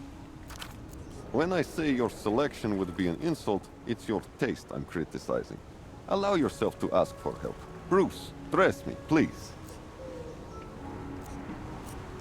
Perhaps once more, with feeling. The tailor swishes his hand through shoulder-length hair that hasn't been there for a long, long time. Turn your head to the left? Perhaps you really could fit in with the high-value class. You have the structure for it. Inherited from your mother.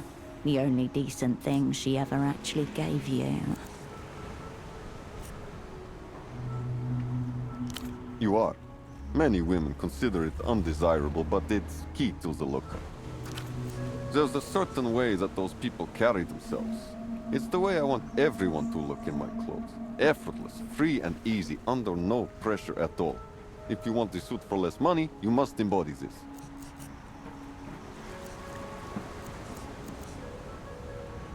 It's beyond relaxation. It's tranquility, serenity. The ultimate representation of a consummate professional on the go. It's cool.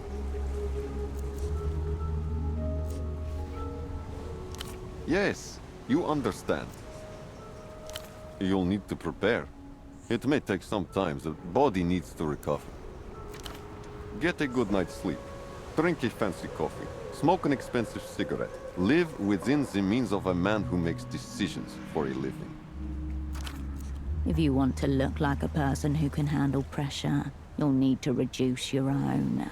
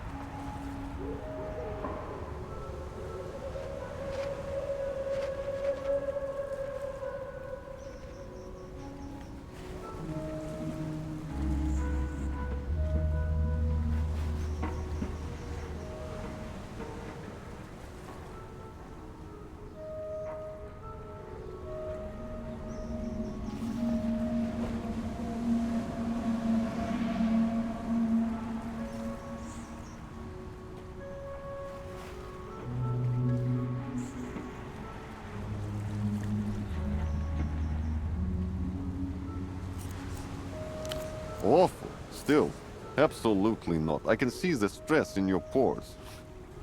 I expect you to look effortless. He circles you with it. Personal, yes? Pure people's This is what's there for you.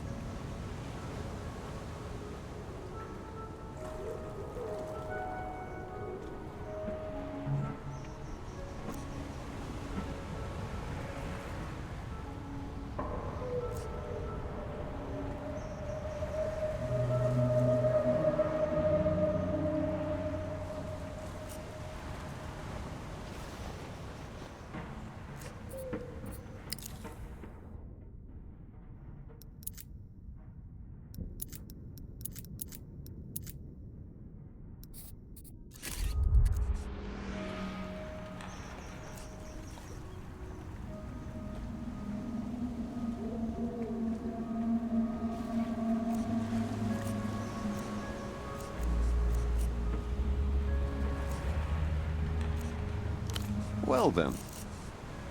Of course you will.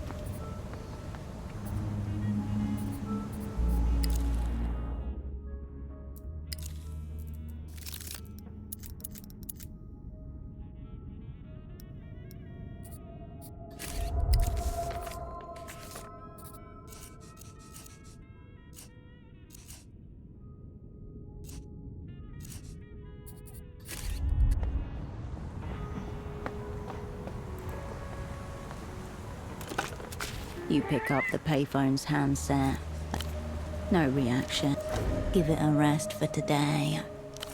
You step away.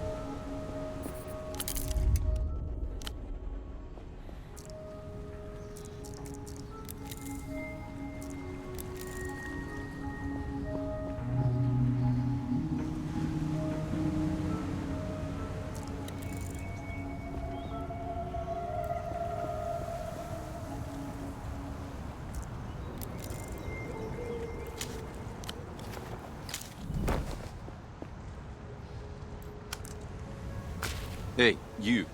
You're new to this scene, aren't you? A young man in a long, colourful puffer jacket with an oversized collar stands guard. Yeah. I represent the scene of Portofino, or rather, what's left of it. Fresh threads, local histories, and whatever's up and coming. Not a lot is up and coming, though. Really? I haven't seen you around. But maybe it's a good sign. Maybe the scene isn't as dead as it seems. My name is Kurt, by the way. Kisok, born and raised. Is he not a bit too old to be speaking in this manner?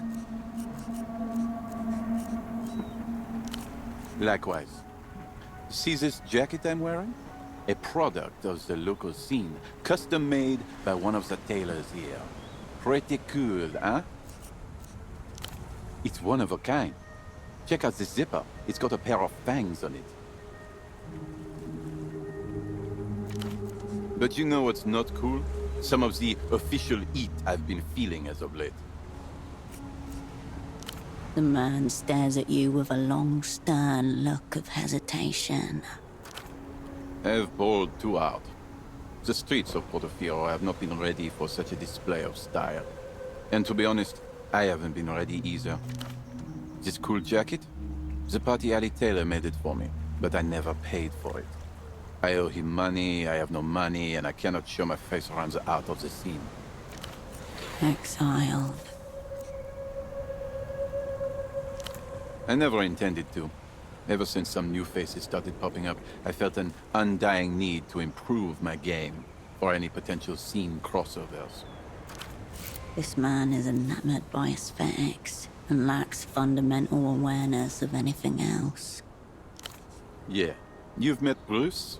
That's the same one. I'm a local guy. Been around here all my life. He knows my dad as well. And we signed a contract. I know fuck all about contracts. But I got the jacket. I felt exhilarated even. But I haven't been able to come up with the money. Haven't even had a single crossover. These days, the scene has deemed the notion of work out. So, no. We signed a contract, as I said, but I was too excited to remember anything about the total cost. Maybe it was a lot, maybe it wasn't a lot at all. But the jacket is baller. I suspect and fear it was a lot. Can you find out how much money I owe him? Thank you so much. Go to the Party Alley Plaza. It's east from here. There's a tailor named Bruce. Maybe you can ask him, like, quietly, diligently on my behalf about the, the price of the jacket. I'll be sure to make it worth your while.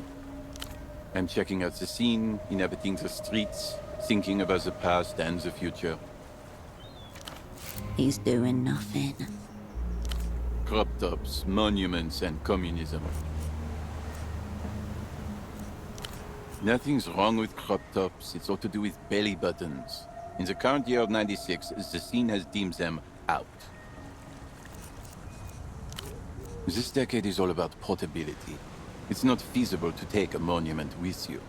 Maybe like a brick from the foundation or something, but not much more. Look around you. They tried it here, but it didn't work. All that remains from it are monuments and crop tops.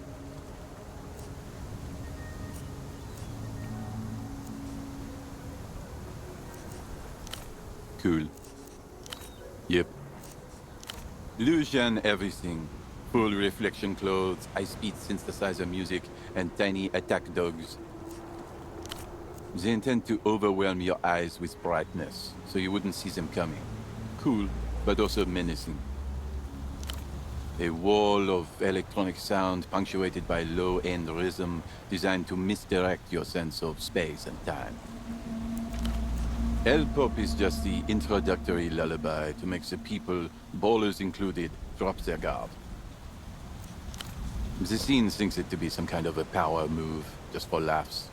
It's not like you'd see or hear them coming, right?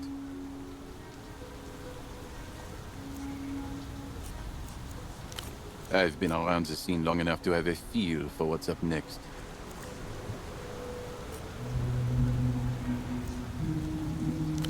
Yeah. Despite the aforementioned, their shit is really, really cool.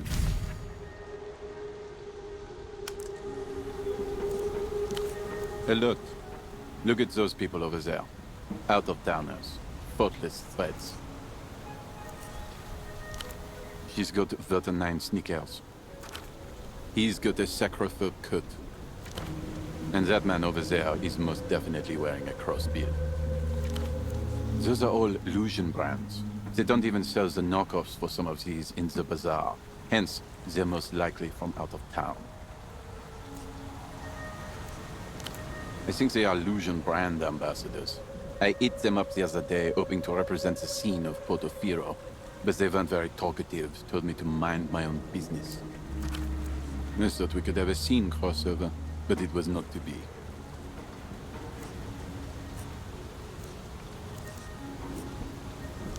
When life closes a door, it often closes another door before opening a window. The window of the scene. That's how it works.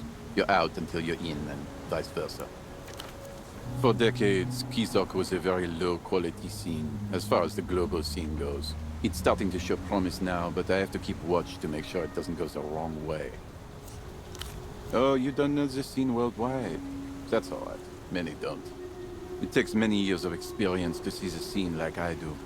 I'm here to divulge. La Luz is currently leading the scene, the undisputed world champion of what's in. Cicatriz Frontera may be the political capital, but the city of La Cupola is the scene capital. A desert city known to be the center of Luz's film and music industry. I've heard rumors, though, that the political types are all imprints of just one scene savant. And that's why the capitals are different cities. How would you duel for recognition if you're one and the same?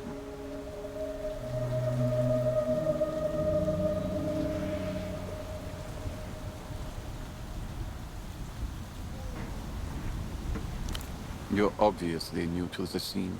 Ballers of that caliber are destined to be at war with one another, especially if the difference between them is small.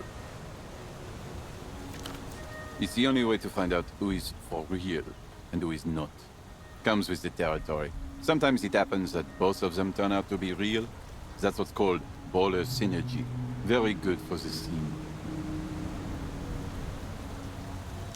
Cool older guys will tell you that Keysark once ranked #1 on the global scene hierarchy.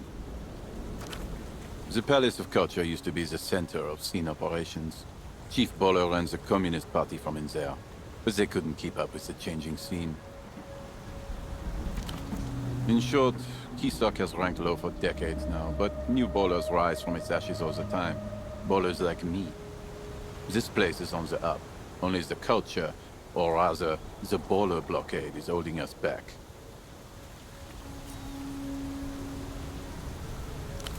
Never said anything about copying them, but the scene is ever-changing. Eyes on the prize at all times, all times. Balling in flux.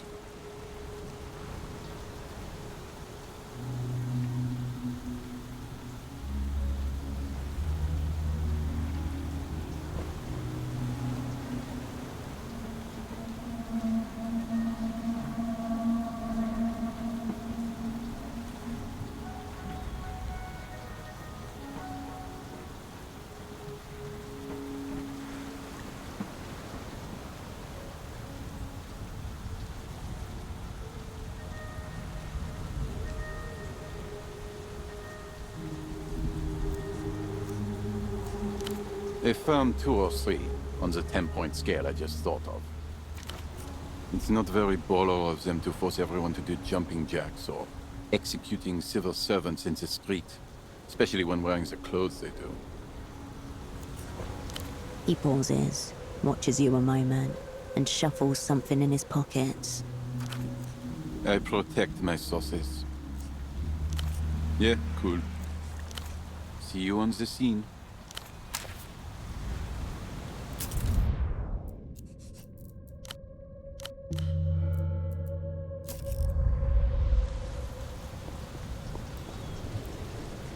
A name is emblazoned across the side of the tuk-tuk, in a cool blue font partly obscured by diaphanous hand-painted soap bubbles.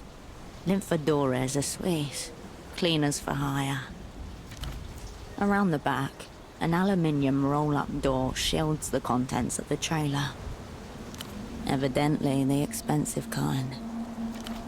Sterile, discreet, professional.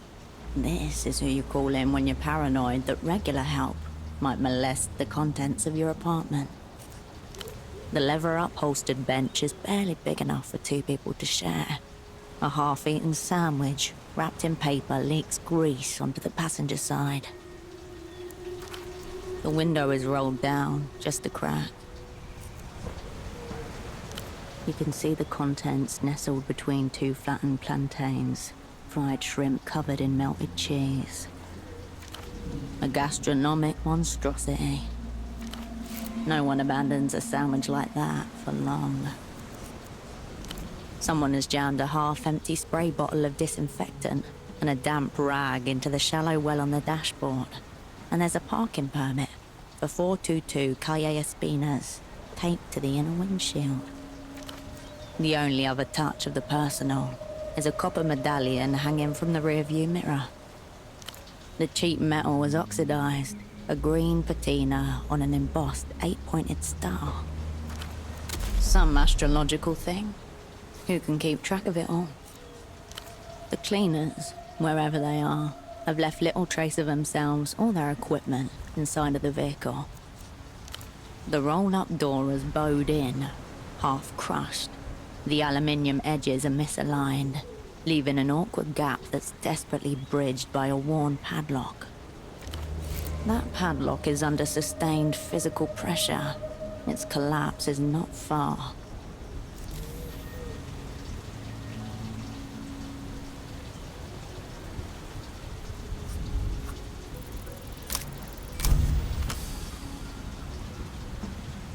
The old padlock, under stresses it could not possibly endure, shudders and pops open.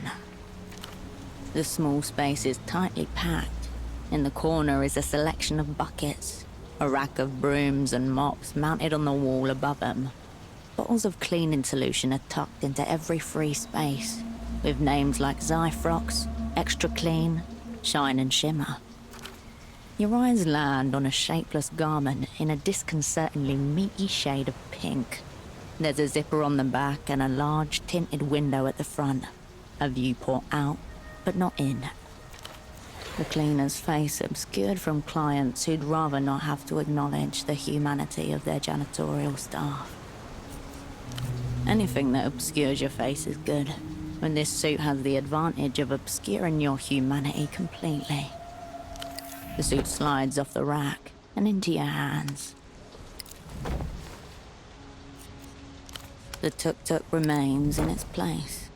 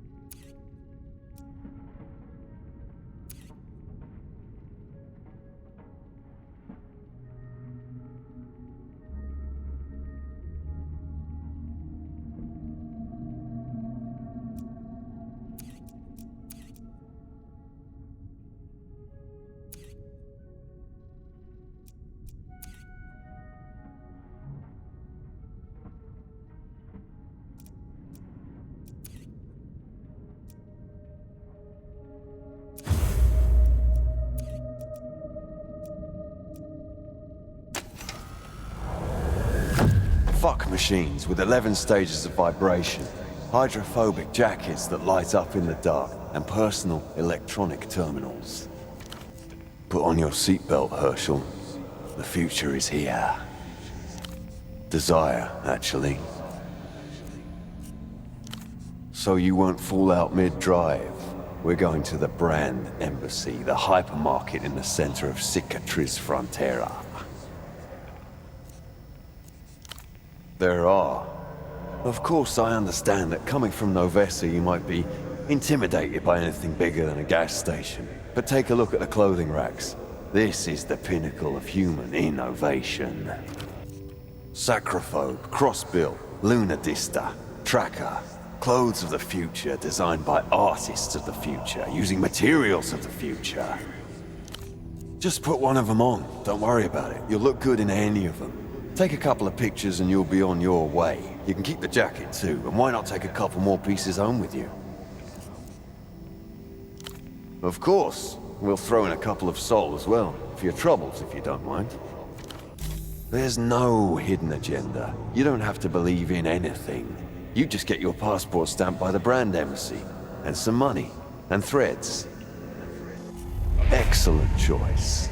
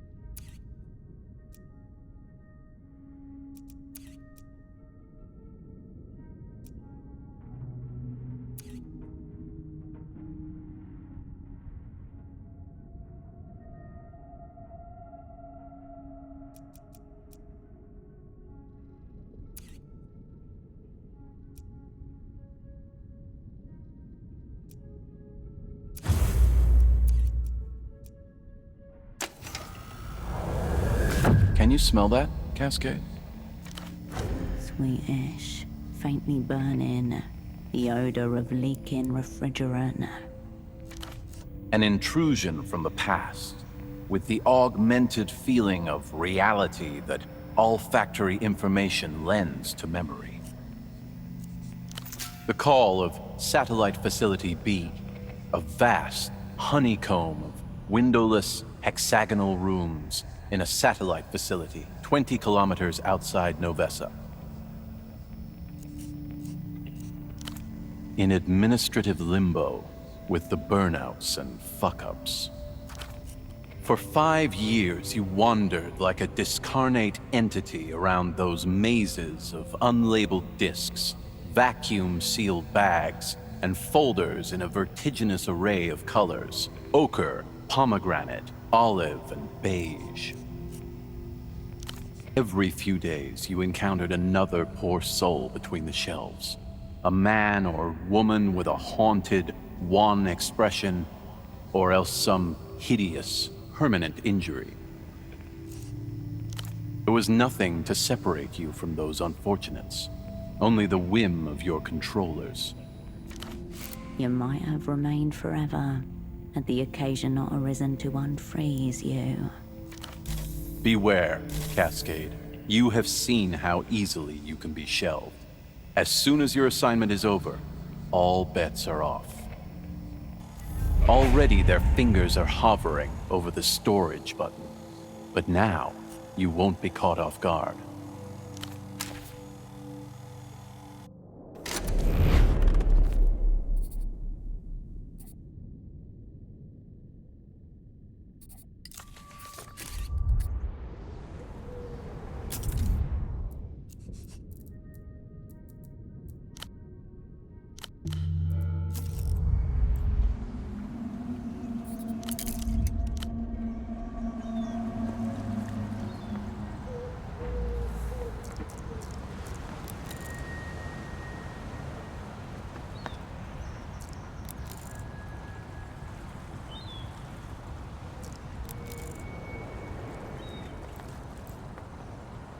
At your approach, 3 heads turn in your direction. Through Kurt's insight, you can see it now. Everything they're wearing is the genuine article. No bootlegs or knockoffs here. And much like their clothes, the trio blocking your path is genuinely Lusian. They're flaunting their Illuminado authenticity. It's intentionally unsubtle.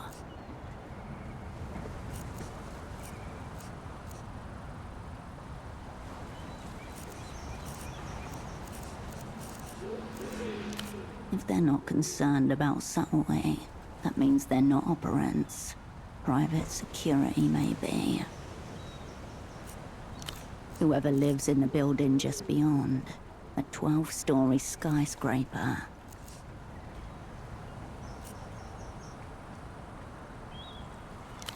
That young man over there is a bit confused. Apartments. They share a look between all 3 of them.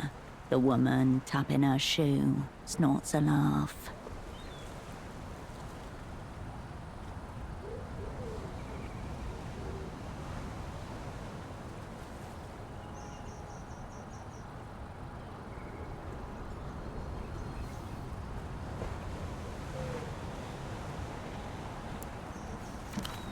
Foreign accent, questions about the area. You're nothing but a lost tourist. The housing campaign. An apartment block housing hundreds of families who were displaced after their original homes were seized by eminent domain. Victims of the city's mid-century ambitions. Perhaps you are lost. They weren't interested in Kurt's proposal. Why would they respond to you?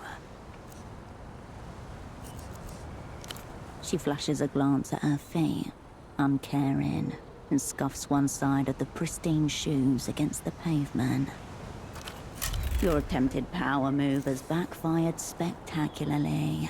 Now the Lusians are even more high status than before. Street's blocked. Go another way. Then take one of your death-trapped trams. There are rumors that a high-speed bullet train is being constructed from Cicatrice Frontera to the tenantries of St. Olwyn, connecting loses thousands of kilometers of territory in a trip that takes less than a day.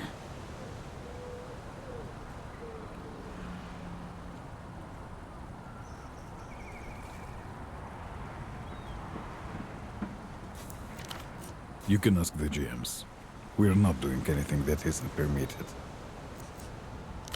You just need to say the right thing, the right way. He grunts. He couldn't care less about your opinion. No dice. You just need to say the right thing, the right way. Do you now? I'm sure it's very close to the real thing. The way you phrased that makes it sound like you're in possession of a knockoff. No. An item like this is only available in Cicatrice Frontera. If it was legitimate, you would not have it. So, you've been fooled by an imitation. Or you're lying. You can feel 6 eyes on your back as you leave. At your approach, through Kurt's insight, you can see, and much like their clothes, the trio you are a highly skilled individual, and the money that the opera spent to train you was not even a little bit wasted. Also, they really are flaunting it. Play it cool. You've embraced the element of surprise that they've abandoned. If they're not concerned about subtlety, your eyes scan the trio, trying to separate the individual from the collective. Look, when in doubt, it's always safe to assume the answer is yes.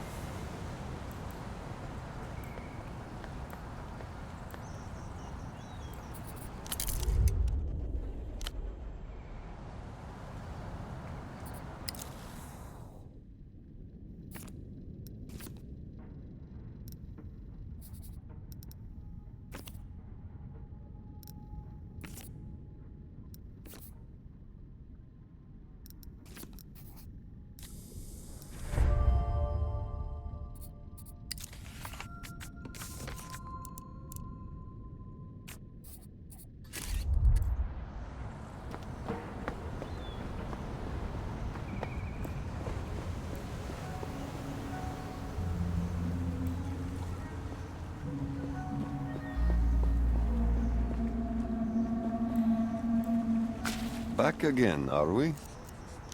Ah, my young friend of the avant-garde, the savant of the scene. Has he sent you for another high-end piece of mine? There seems to be no creditor in this man.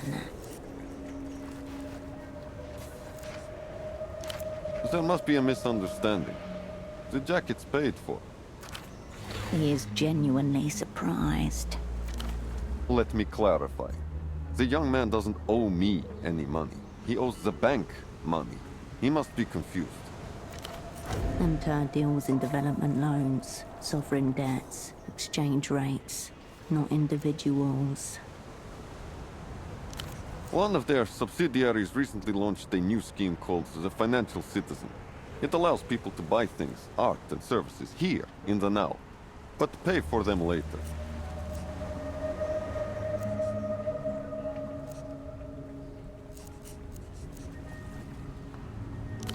We live in freedom. Their subsidiary is right here in Portofino. The customer signs an application, which I send to my creditors. I am paid shortly after. Life goes on, we all smile.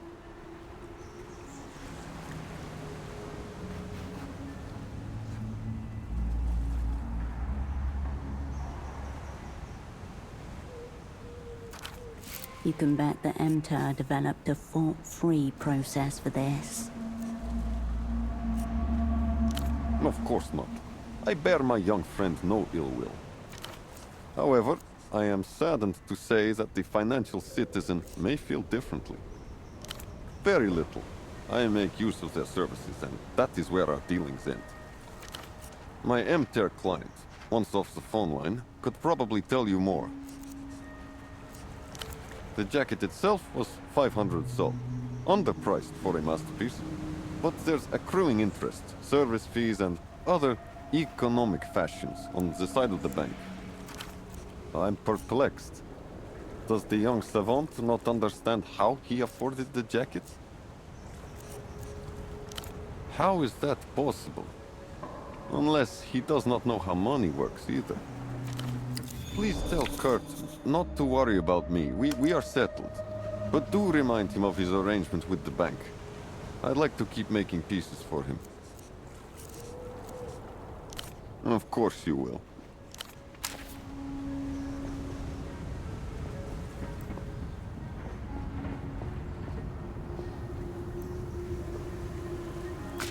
Good to see you on the scene again. Yes? Really? What? The bank? How can it be? This is not what the scene is about. I owe money to MTAR?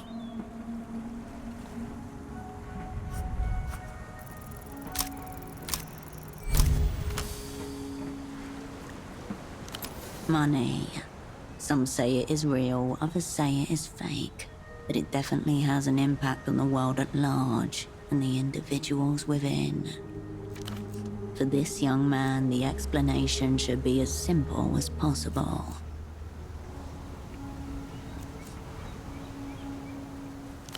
What does that mean? Even simpler.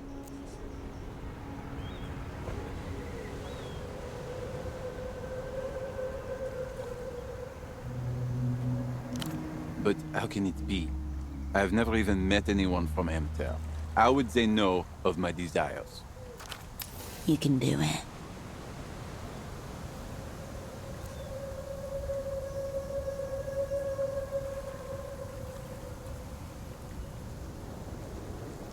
There is a moment of almost serene, silent reflection within his eyes before the stark reality washes over him. Oh no. So I'm in a lot of debt. Is this what they call the invisible hand? I think I am feeling it around my neck. What should I do? Should I become an illusion brand ambassador? How am I going to face my father like this? He's a proud man, he wouldn't understand.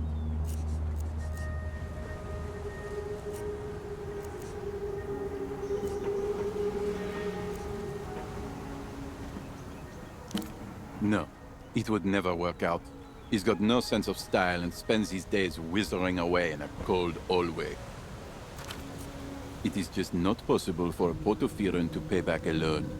No one's ever done it. There must be somebody from Emter around here who could help me. Someone who could absolve me of my debt. Like a high priest of capital or a liquidity mage. Please, find them and help me. I promise I will make it worth your while. That Mr. Metamoto guy comes to mind. He's old school, living in his delusions of past grandeur.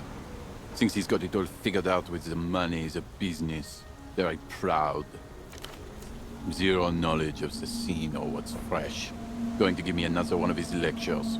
Very uncool. He's the manager of the housing campaign. Or at least that's what he calls himself. In reality, he's just a janitor. Yeah, like what's definitely out. The scene's the scene. See you on the scene.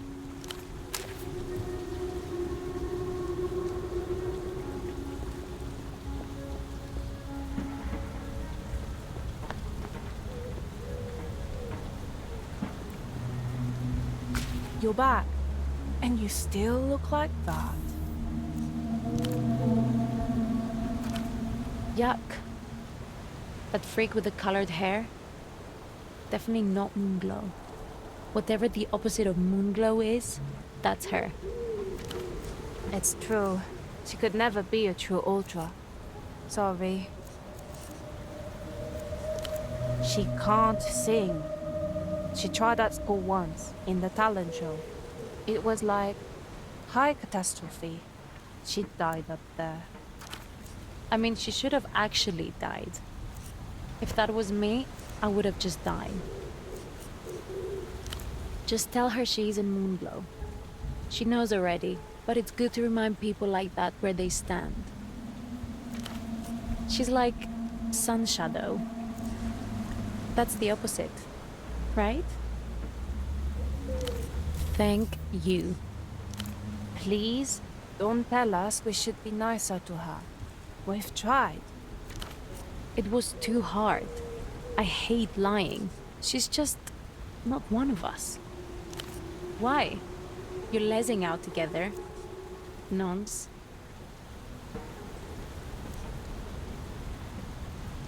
Take that back.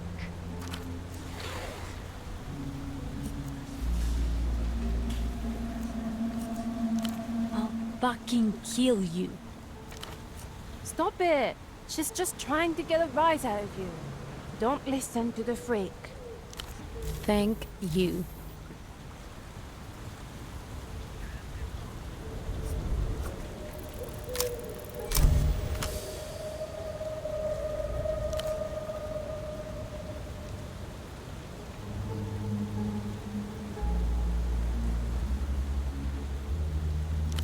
That shut him up. Now tell him what will happen when UV realizes she has such a useless gang. Oh shit! That's totally something she'd do. No, he wouldn't let her. He loves her. Maybe even more than we do. He said he'd seen her live. We've never seen her live. We've never seen her live, and now she's going to bite off her tongue?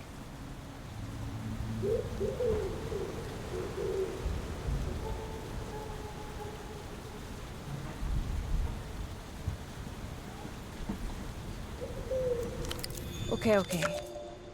He had a little mustache and a beige trench coat with weird lining. But we didn't see where he went. He could be anywhere. We need to make an offering to Polaris. For UV. Sure.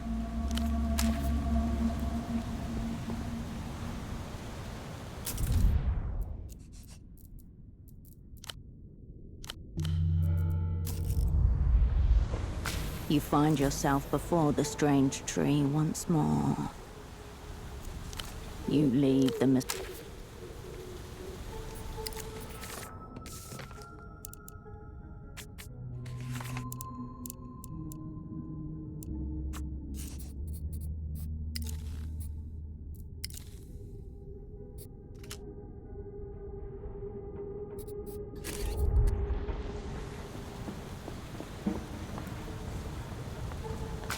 The store remains as haphazard as ever, its payment bucket near empty. Houseman wanted a poetry magazine from this place, didn't he? You flip through the stack of slim, staple-bound periodicals. You scan the stall, but find no poetry section. Instead, there are several piles of unsorted periodicals, each one dozens of issues deep. Most of those journals look cheap. Pulp adjacent, really. They probably feel cheap, too. Exactly. Think high-quality spine, silky cover, something with a premium heft to it. You just need to dig in. You turn away from the pile.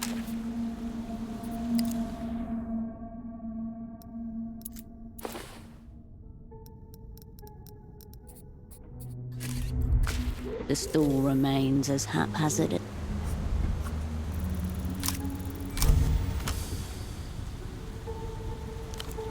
The tip of your finger absorbs the history of each periodical as it brushes against them. Most are ancient, falling apart from overuse and exposure to the outside weather. But then, you come across a small collection of a notably different stock, not far from the top of the pile. They're sturdy, recently pressed, and the finish is smooth to the touch. Out in the open, the glossy cover catches the light. You have discovered a copy of the Nos Currentes Review. The title greets you as if with a bow. In the bottom left corner of the issue on the top, printed in small but neat letters, Spring 96. 20 sol. That price may explain why they're practically giving them away here. Your first impression as you look through the magazine is that it has a lot of words and not many pictures. It appears to be a literary magazine with a focus on poetry.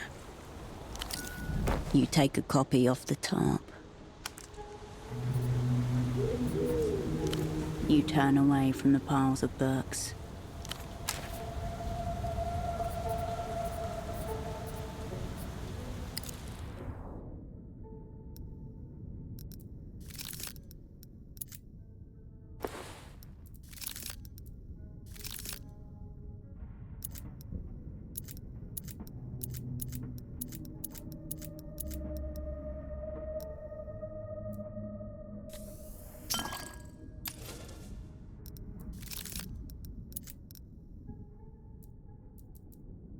The latest issue of a literacy periodical called the Nos Currentes Review. It's weighty, as if promising to be a tome of great import. First impressions matter. The person responsible for the design of this journal knows that. 2 greyhounds frozen in mid-gallop against a field of blue. Around them, the titles of a few major poems and contributors. There's no logical connection between any of these things. The table of contents lists dozens of names you don't recognize, unusual for a poetry magazine. This appears to contain a section devoted to cryptograms. Pages filled with heart, with soul, attempting to put into words the inscrutable feelings unique to these modern times. That cryptograms page is the only one worth bothering with.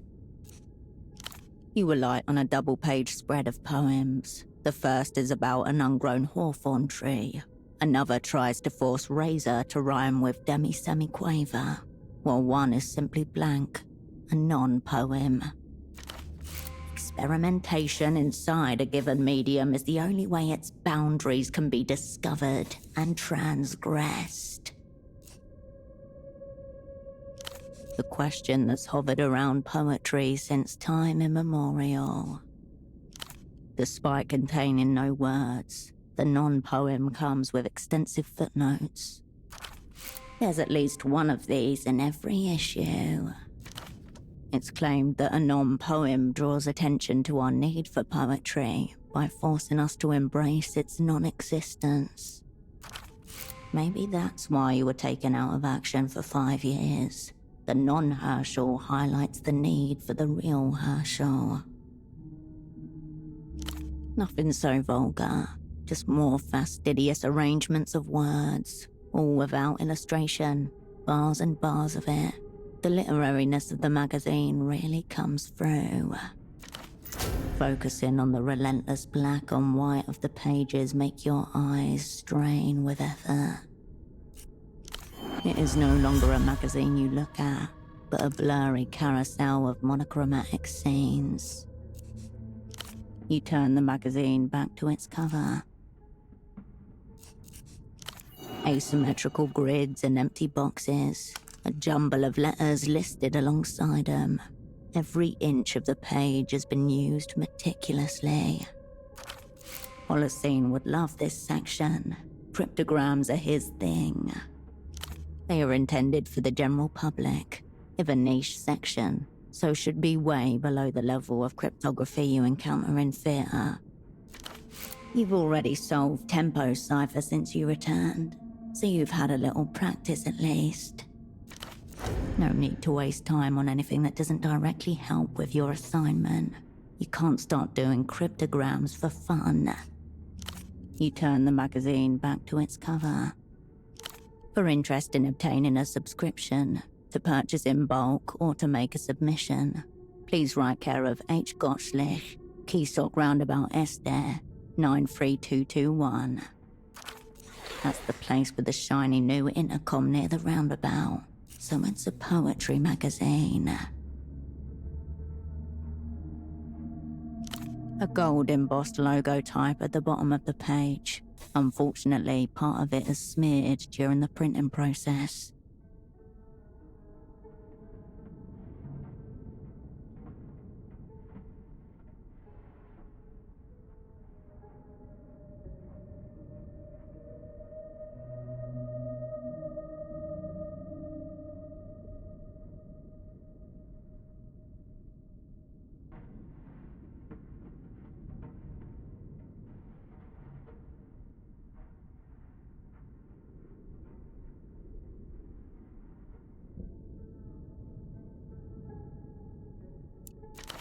It is only possible to make out the words made, thanks, and trust. Seems like an acknowledgement of some kind. Thanking someone or something that helps to make the magazine possible.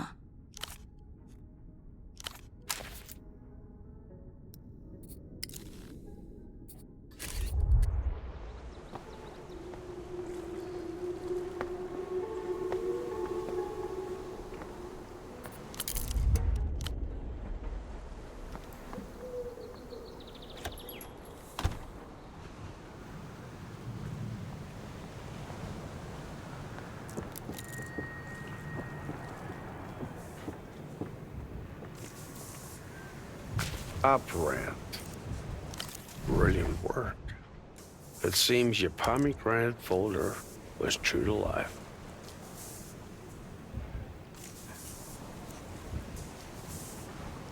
Closer to a dissimulation, but no need to belabor the point. The experience was real. That's what matters. Awful places. A bit like massage parlors or business schools. They dress them up all sorts of ways, but on the inside, they're pretty much all the same. So let's review once more. For the operants in the back. First requirement. A secluded location with easy access. Desolate enough, though somewhat lacking in suitable structures. Look further afield. Second, an inconspicuous facade.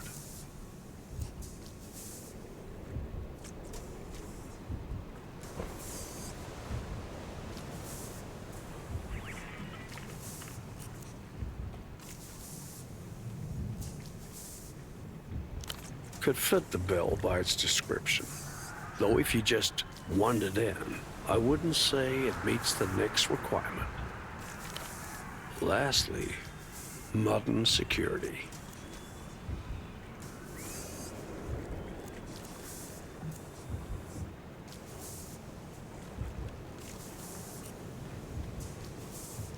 Ding ding. Now there's an operant-grade inference. He slides the copy of the North Corentis Review back across the table and taps the cover with a fat finger. There are some who'd say the developed world is nothing but a great big mask, obscuring a face of horrors. I hear they're accepting submissions, if you got the stomach for such stuff. In our work, it may be the only sense there is. Call it talent scouting. I may be a non-entity, but I'm not entirely at the game. Wanted to see for myself what it is the opera once saw in you. A damaged heart, longing to redeem itself. A fevered mind, desperate to order the world around it. A tool for a task, nothing more or less. Another plaything of the stars, impelled by processes beyond its comprehension. Good luck getting yourself in jail, and better luck getting out. Till next time, operant. It's still almost... It's getting worse. The TV continues to...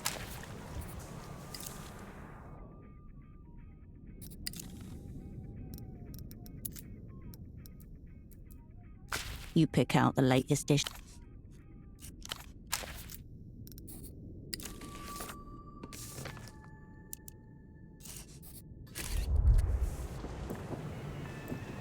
Hello again. What'll it be? See you.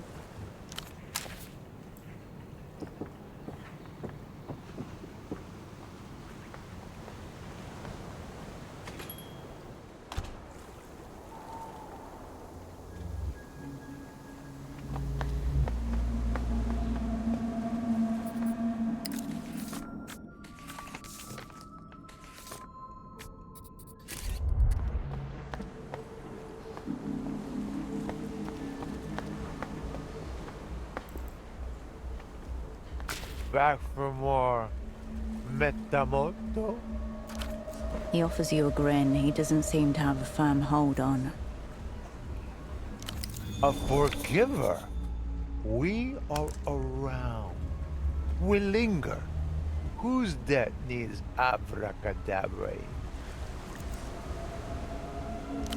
Yes, our program for the disadvantaged to accentuate their purchasing power. Fantastic stuff. Very fair rates. Fairchild, there is no such thing as money. It is a mere promissory note. There is only debt and credit. Why not? Seems I have very little on. But I require holy water for the rite of forgiveness. The liquidity mage needs liquid. Yes, the holiest. In well-stocked markets and machines. The name, Wisnia Schnapps. On tour. The on tour part is very important. Return with it, and we can begin the ride. Goodbye. Be well. The machine is still soured by the smell of urine. It's not been long since the refreshments were...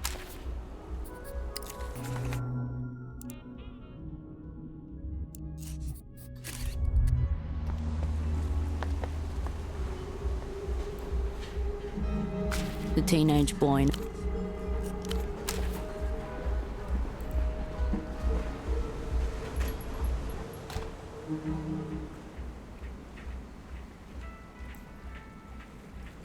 Bored? I say the same thing to you. What do you want?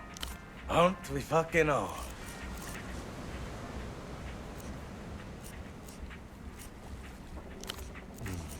What? Adios.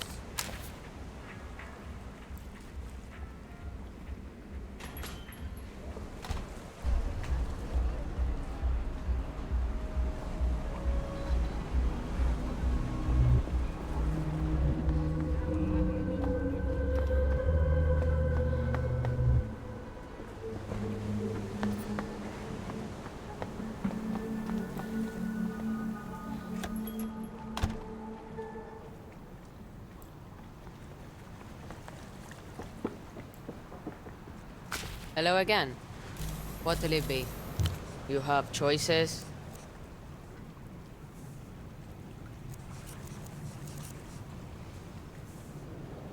Your money, your liver. See you.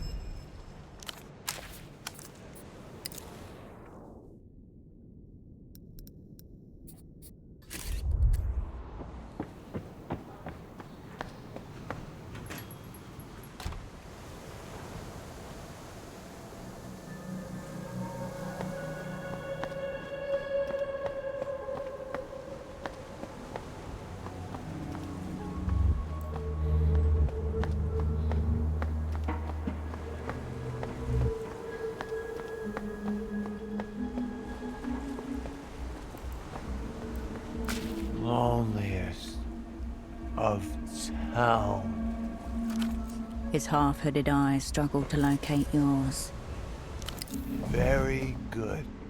Let us commence. He takes the on tour from you with both hands and drinks it with surprising care. I hereby forgive thee and thee associate. May the cold breath of capital recede from your neck, and your balance sheets turn a purified white. The veil is lifted. Abracadabra. Intriguing. The enemy reveals its advanced cognitive maneuvers. This black art was previously unknown to the Operant Bureau. The dark magic of personal finance works in mysterious ways. But it works. And the world applauds every time. Too big to fail. Though this forgiver is not opposed to more holy liquid, preventative maintenance. Liberalism can do anything if you only just believe. Certainement, debt is not real. Imagine the computing system suddenly implode. Bang, bang, bang. It all disappears. Dread. Zero. We're back to roughing up defaulters on the streets, shaking change out of pockets. Who's counting, really? Everybody. And nobody. It has already taken effect. He who was once lame can now walk. Goodbye. Be well.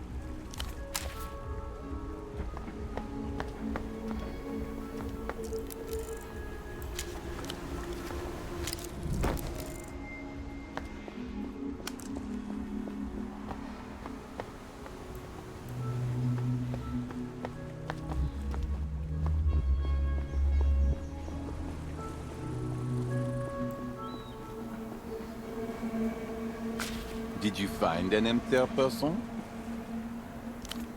A right of forgiveness? What does that mean for the scene? Okay.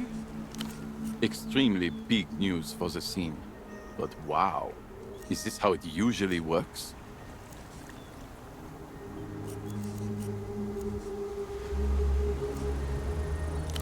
I guess so.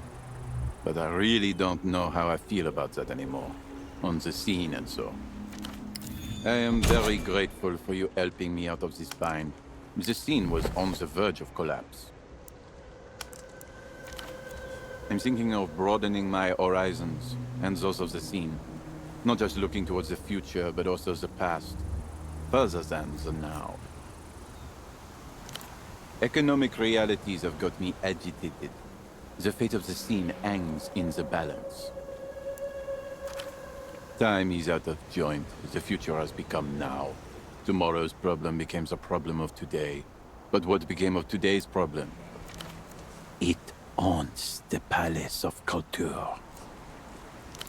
Communism of the historic kind. A better time. Allegedly a better scene as well. Everything was free and ballers were abound. I'm going to go to the Palace of Culture to investigate all of the threads and fads that happened before my time. Yes, the big rundown building over there. This confusion with money tells me that I've been a communist all along, though I have only just now realized this. Thanks for all your help. See you when I see you. On the scene.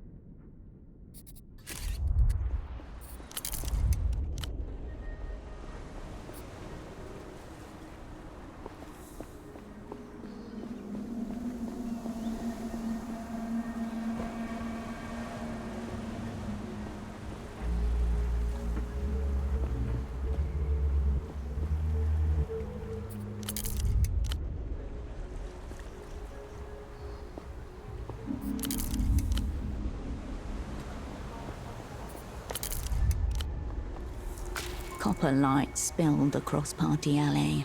With the tip of his cigarette, Vespar indicated another building. He'd lost track of how many. Love Hotel. That one was cinematic. He looks to you, half a smile on his face. Double murder. A couple months ago. The man was a baby-faced boyavik of the Azuri mob. The woman was married, not to him. Both shot in bed. He was alright.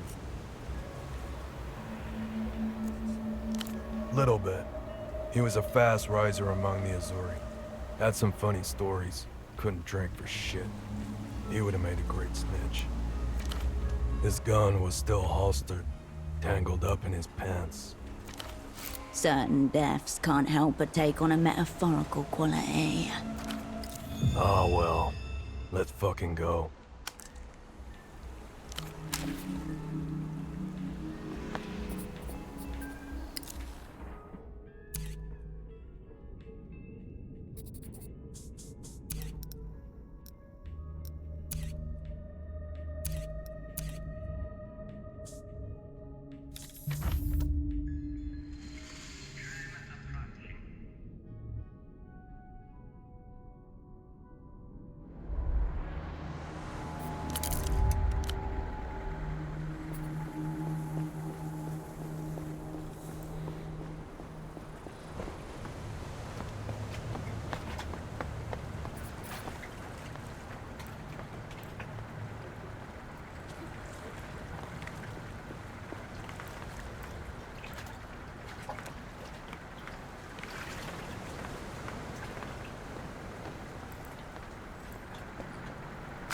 The container is still overfull with rubbish.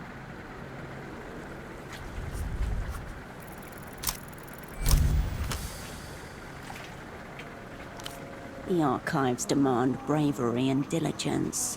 The mass before you is divided into 3 distinct strata. A thorough analysis will require you to explore each. Your choice. Nothing of note yet. False teeth, a broken bottle. Oh, there's some salve on it. You pluck a few coins from the fetid heap. A couple of them are covered in an unknown greasy substance. This is how you imagine the insides of an eyeball would feel. Various slimy textures slide up your hand as you dip into the dregs. Your fingers graze something sharp. Paper, maybe. Before you can grab it, it dissolves back into the warm muck, never to be glimpsed by human eyes again. You pick carefully through the warm middle strata until you bump against a papery wad.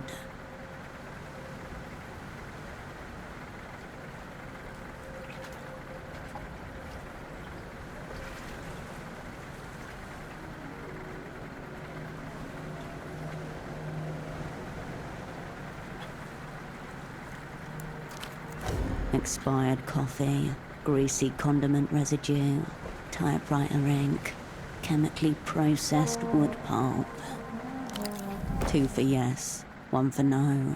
The echo in the room. A gasp without breath. Chin up, gaze fixed on the radiant tomorrow. The dead man's parade marches past and I am left behind.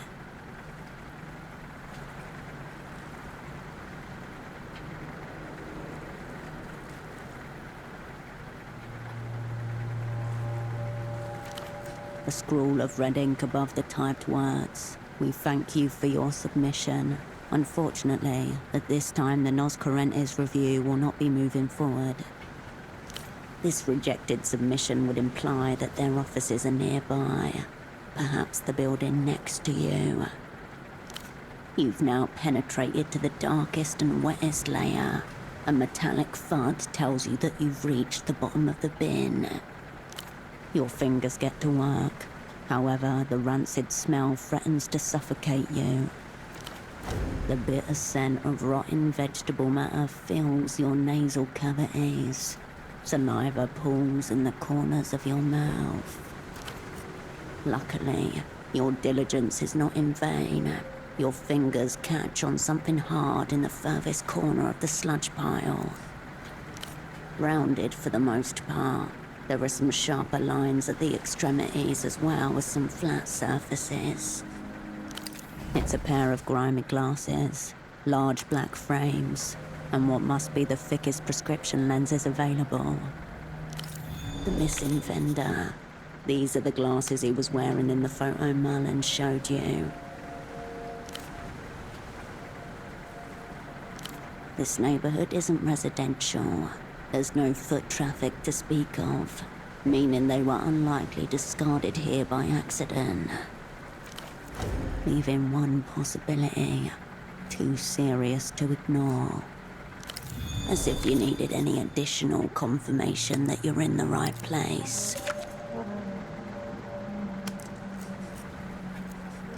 The rubbish container and all its spoils continue to rot through time.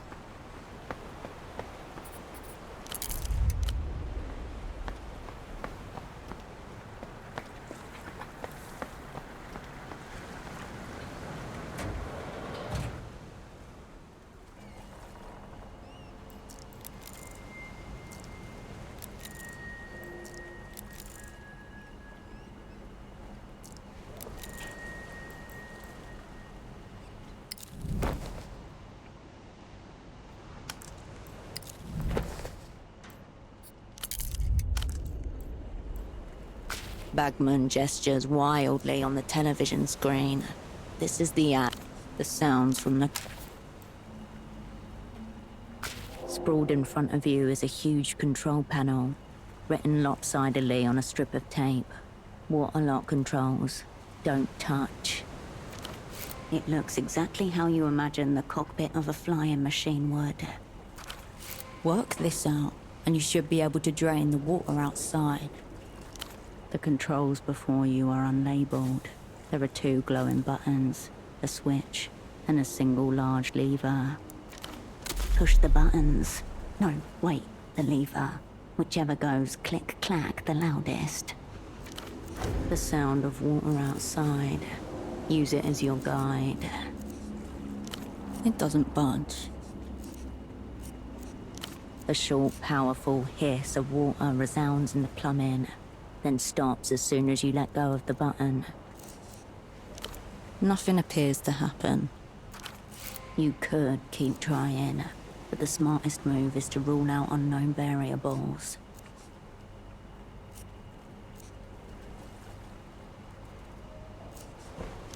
The button remains nestled in its place, oblivious to your thoughts.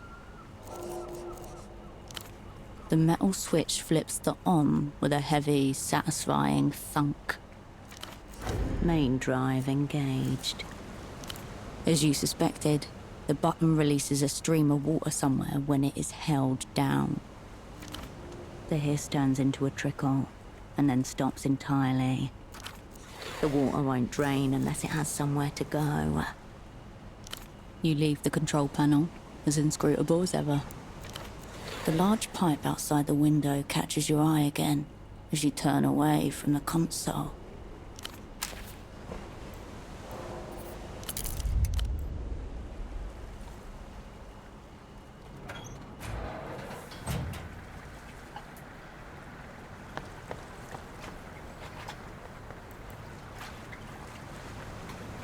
The pipe twists out from the concrete like the roots of a plumbing tree.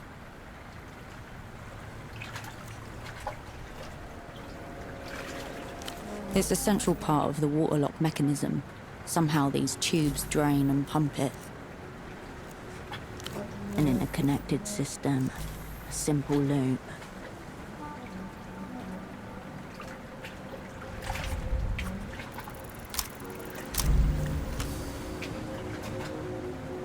The city's plumbing is a secret netherworld where water and sewage flow. Invisible, inodorous, forbidden. You shouldn't even be seeing this. It appears you might be. It's all a type of magic, as far as you're concerned. You were forced to leave the mysteries of the pipes unresolved, for now. They are just pipes, after all.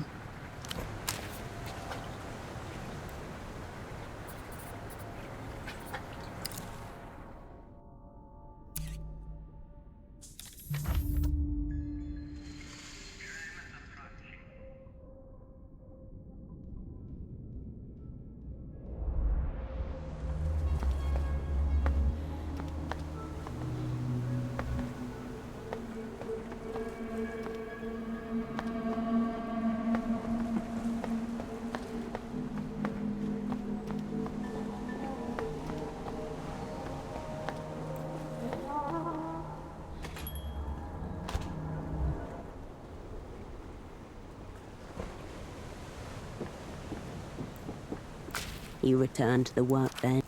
You are not a craftswoman.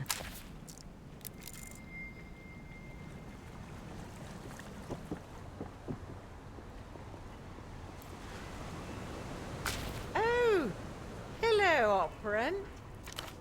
She doesn't seem to have been expecting you. Strange smell about her. Chemical. You remember it from somewhere. The aggressive man said she's been huffing photochemicals. Of course, all good here. How may I support you this fine evening?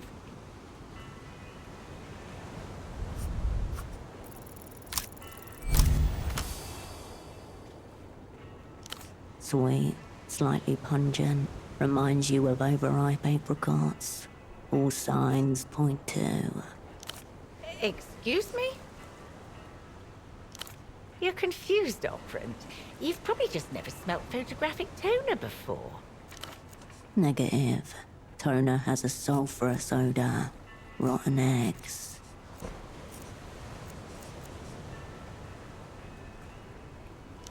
Oh, for God's sake. Fine. She produces a small brown glass bottle and sets it on the counter. It used to be a respectable habit, you know. Prescription. I don't see why a little rag now and then should be a big deal.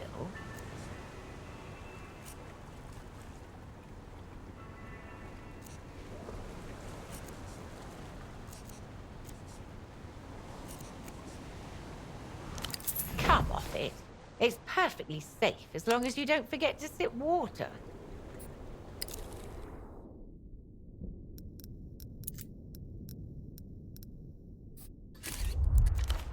All the same, I suppose it does look a touch unprofessional. Let's not tell Melita. Go on, then. Of course.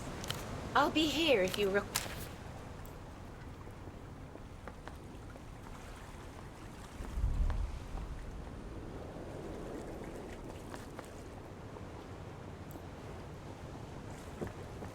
The bed welcomes you.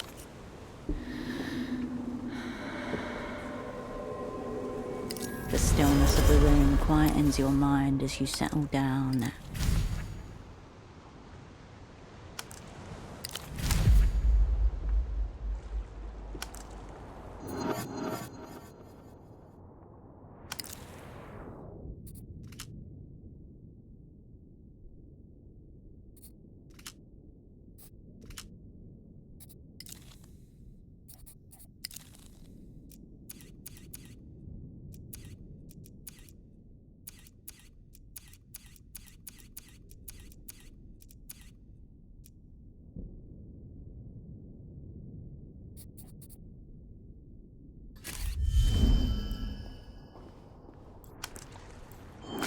Raw information atomizes itself on the other side and rings.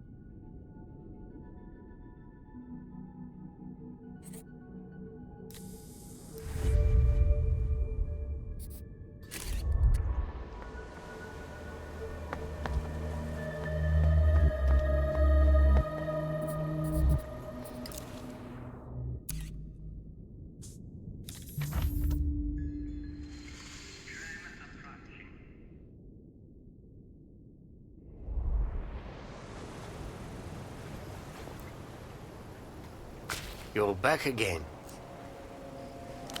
Shit. Where? No, wait. Do not tell me that. Just... is he... Fuck me. Did you tell the kid? Good. I wouldn't. Listen to Maurito. Marlene. She's hot-headed. Like her dad. He radiates pure worry. She might as well be his own child. Something stupid. Very stupid. Listen, miss. Maurito isn't always as smart as he wants to be. But when Maurito knows, he knows. Absolute, unshakable certainty. But she deserves to know, doesn't she? It changes nothing. Sometimes it is better not to know. Yeah. The GM gives you the most...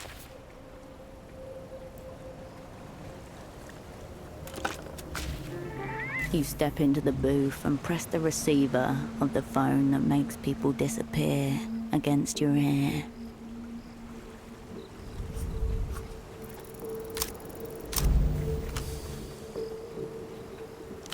You imagine the scene. Tempo's associate, clutching this very receiver to his face and whispering something that included the keywords you were about to say, connected in ways you do not yet understand. And you hear yourself mark a number. Guardia Municipal, state your location and the nature of your emergency.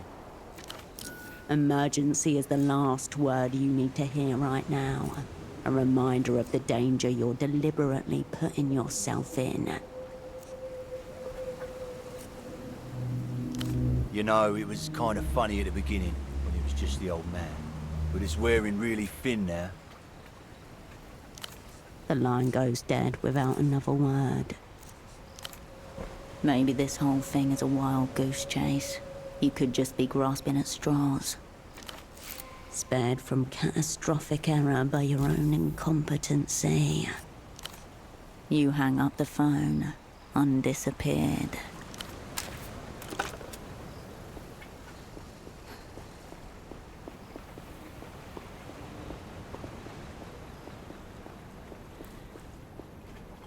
Marcia. Until next time. FO Red and Black Special Edition, and possibly...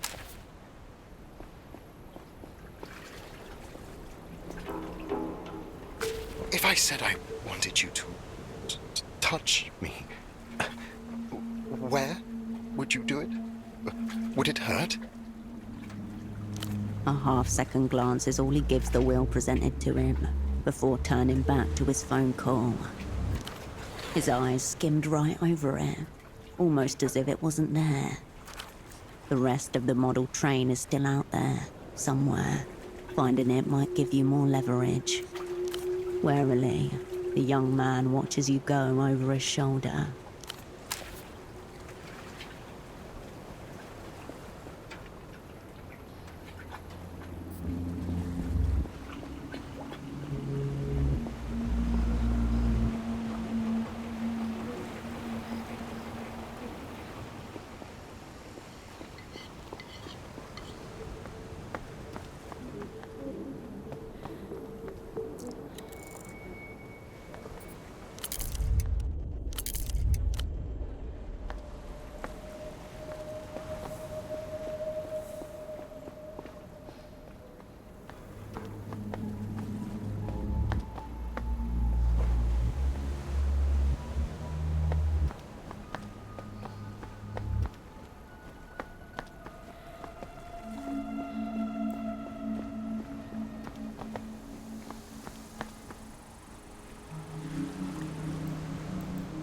Back again, are we? Of course you will.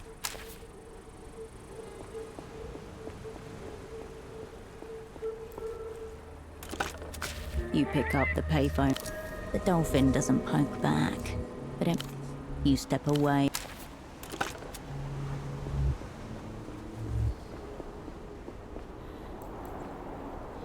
Back again, are we? Awful. Still. Absolutely not. I can see the stress in your pores. I expect you to look effortless. Of course you will.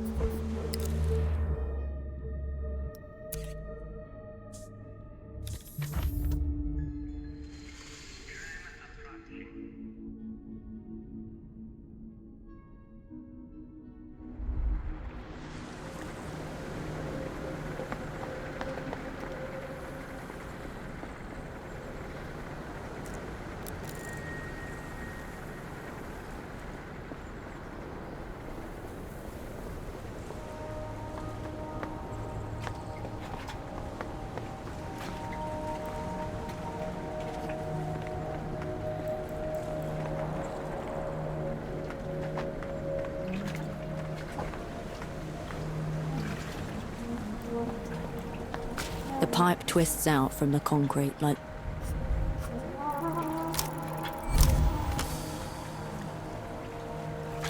Normally, a water lock would be above ground and entirely manual, but this is an annoyingly modernized version. However, the principle remains the same. There are doors at either end, and a sluice gate to lower the water inside the lock. The latter is probably located inside the largest pipe, the one you're staring at right now.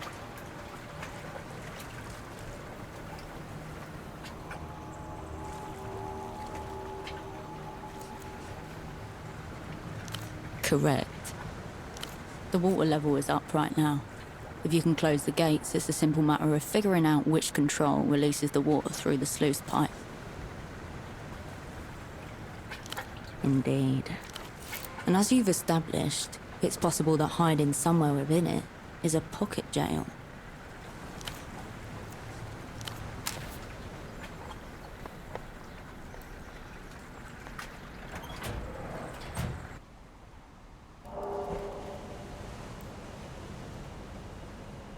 You return to find the control panel has become somewhat more legible. In line with your observations, you close both lock doors and then release the water through the internal sluice gate. A violent pressurized hiss is heard as the lock drains through the immense pipe to your right. You leave the control panel, its language now mastered.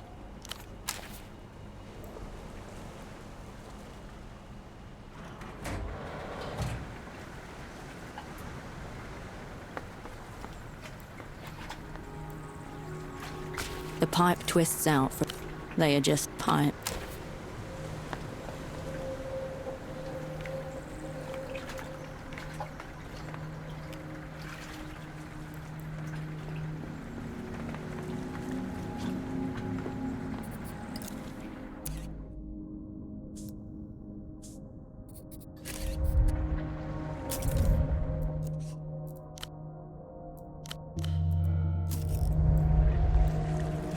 The intercom gleams and the intercom lights.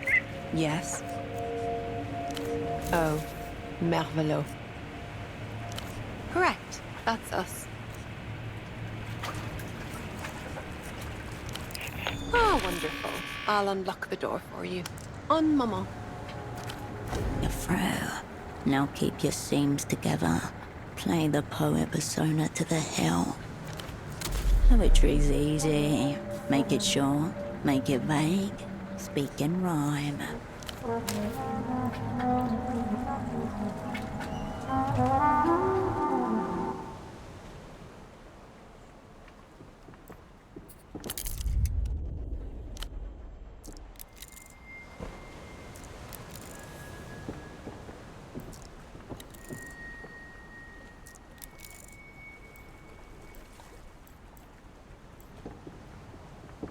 Among the many sections of the cabinet, you find a small stack of papers. The first page is filled with what looks like a set of printed instructions. 1. Read the poem silently, then aloud. Consider the line breaks and identify the meter and rhyme scheme, if any. Is the poem written in open form or closed form?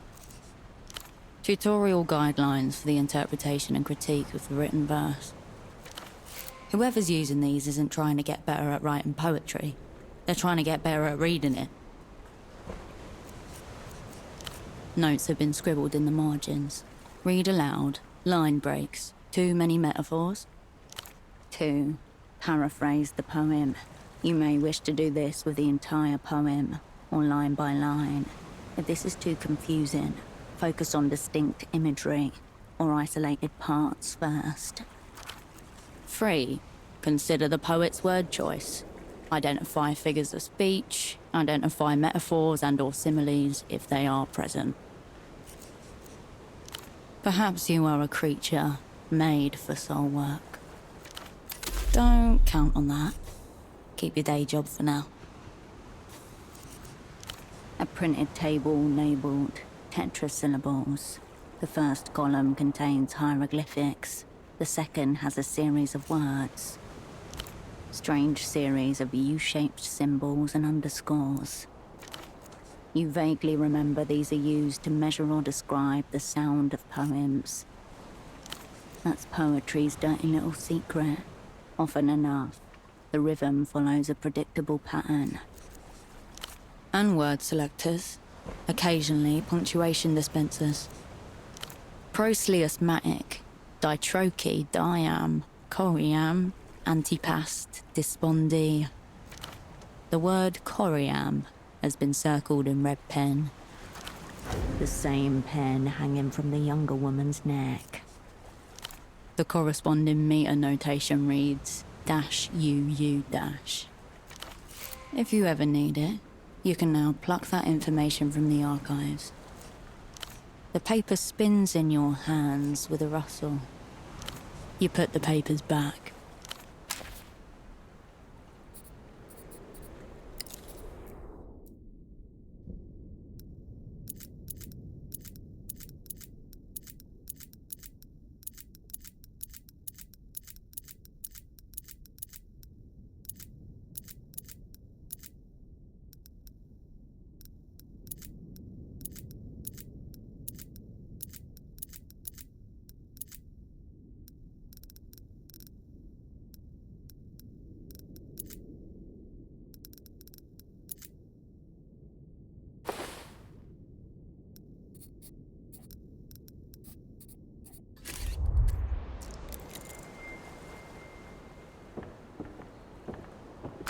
Bonjour, bienvenue. Welcome to the Noscarentes review. Knitwear ensemble, sensible boots, a collection of beaded necklaces. She smiles shyly as you take her in. Me? A poet? No, I'm just the sub-editor. A plucky literary aspirant, grinding away experience in the hallowed hall of art. Adorable. That's what the lead editor keeps telling me too. Thanks for the encouragement. So, how can I help you?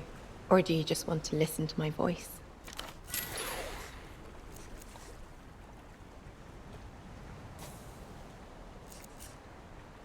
You should give it to Haya. Accepting submissions is way above my station, but I can't wait to read it. The editor-in-chief. She's right over there. It's Deal. You're so contemporary. It's a poetry quarterly, small batch press, mid-tier distribution. Haya's really the person to talk to if you're looking for a mission statement, not me. I was assigned here as part of a sponsorship grant.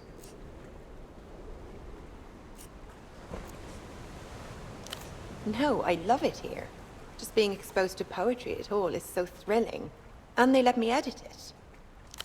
So I see, and hear. Proofreading, mostly. Occasionally coffee brewing, cabinet filing, and floor sweeping. Quite a bit of floor sweeping.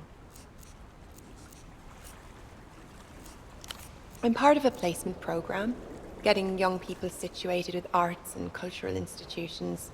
I'm very grateful.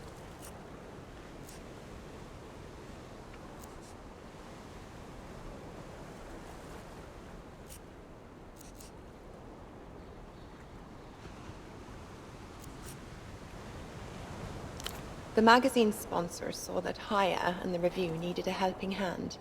I am that hand, that's all. I'm just here to make sure everything runs smoothly. Guidelines for me to follow. When I do get a chance to look over submissions, this is the checklist to see what has merit and what does not. Without them, I just never know how to read. You cannot weigh a soul with guidelines. That sounds like technicality and poetry are incompatible. Maybe they are, and I just haven't learned that yet. All right. She rests her small palm on top of the sheet of paper and slides it towards her side of the desk. Away from you.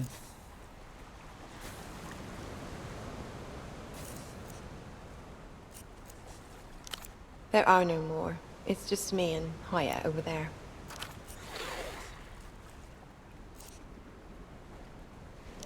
Just a coincidence, really.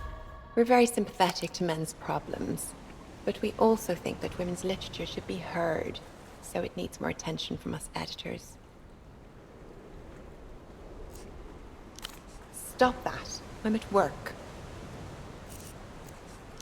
I will, and reading and filing and brewing.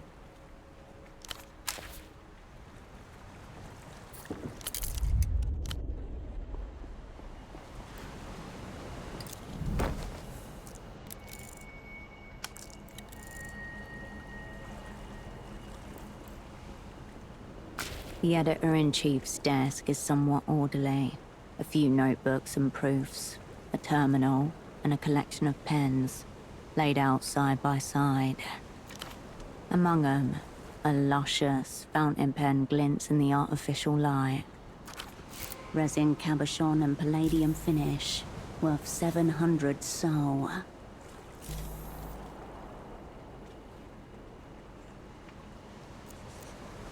Oh, yes.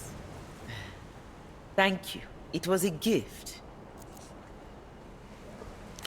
The review's 6th anniversary. Our sponsor is supportive of the work being done here. Oh, yes. The Civilization Trust has long supported our work. Forget the pen. Talk to this woman and inquire about this trust. The desk remains undisturbed.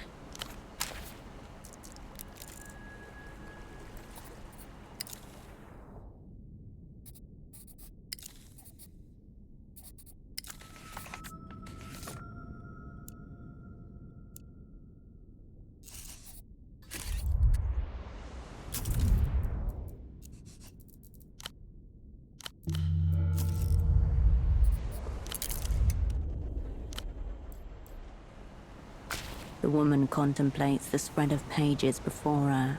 She glances back over her shoulder as you approach. Ah, I wasn't expecting anyone today. Have you come to submit? No, you are here to dominate. Maintain your persona. Don't sabotage this opportunity. That's right. We welcome any new and aspiring poets that can meet our quality bar.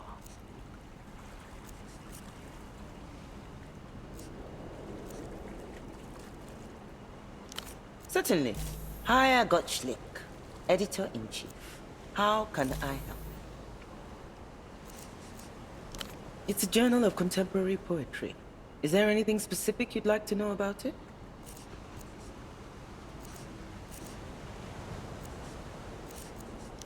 The review is open to all genres. Lyrics, ballads, elegies, obads, pastorals, paeans, even the occasional eclogue.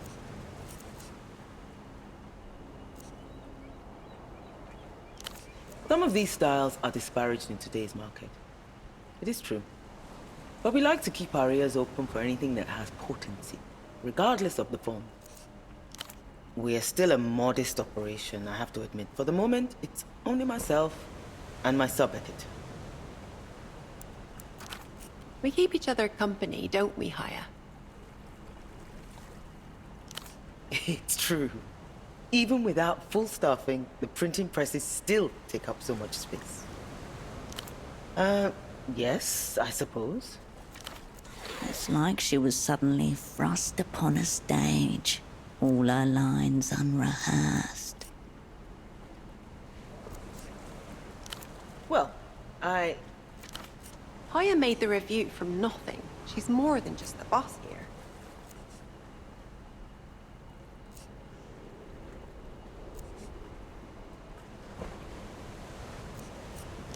I'm sure that is the case. Here, however, that isn't the problem. She doesn't lack what's required of a boss. Something else has dismantled her authority. Must be something to do with her sponsor, the Civilization Trust. Arrangements like that often come with a hidden cost. Those are all drafts of our next issue. Each page is laid out, already formatted. Now the job is to decide on their sequence. Finding order. She enjoys this. It keeps her together. Grounded. We're very fortunate to enjoy the support of a very small yet dedicated readership. This is the answer she wants to give, carefully avoiding any mention of her sponsor. Ah, well, that too, naturally. Of course, any time. Brilliant. What did you make of our selection?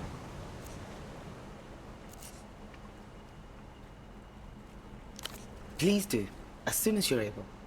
It would mean so much to me and our many talented contributors. I imagine you do.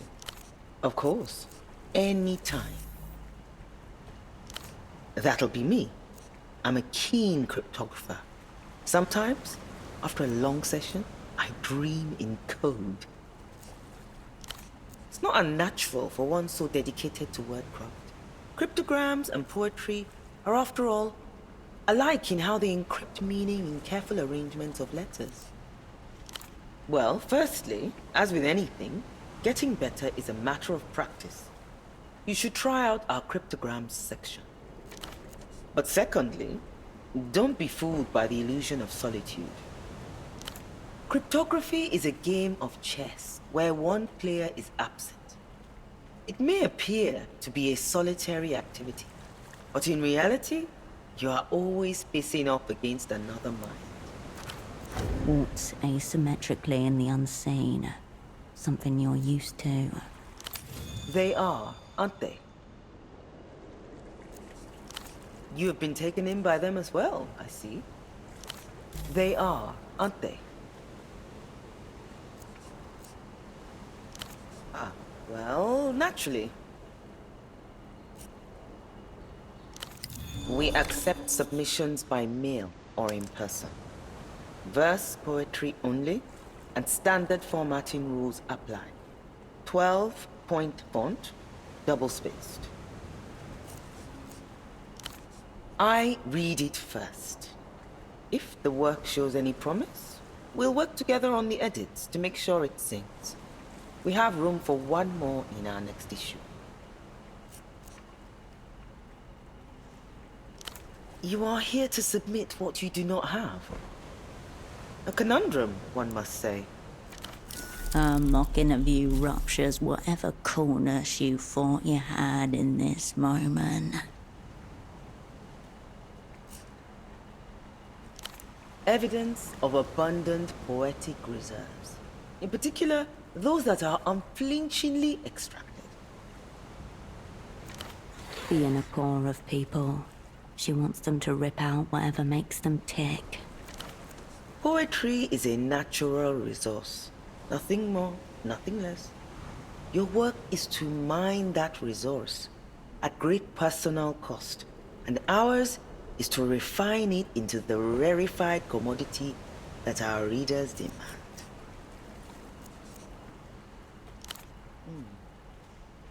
Oh, it is. You have it in you, but you must be fearless in extracting it. That is impossible for me to answer. I don't have favorite poets, only favorite poems.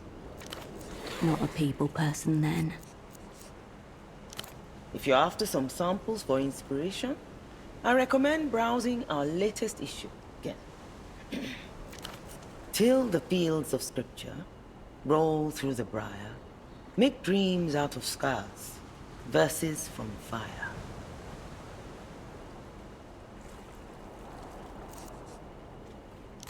Not quite. I took one of LaGrace's stanzas and I tweaked it to serve as motivation for those who aspire to our pages. It's in all of our issues under the submission guidelines. Please do.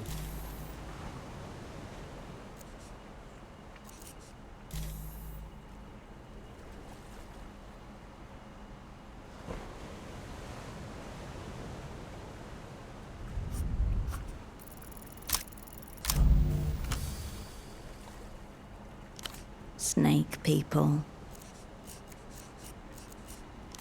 Homo serpentes, the ones that run the mail. Or was it the airlines? Either way, you watched a whole documentary about it one time. You think the trams are run by snake people too?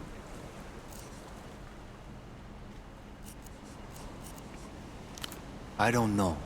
This driver on line 4 always seemed kind of snaky. A pleasant memory, perhaps, but one that has not been of any use to you. In slipping from your grasp, the name of the mysterious organization is doing exactly what it's meant to do. Offer a slick surface on which the mind can find no purchase.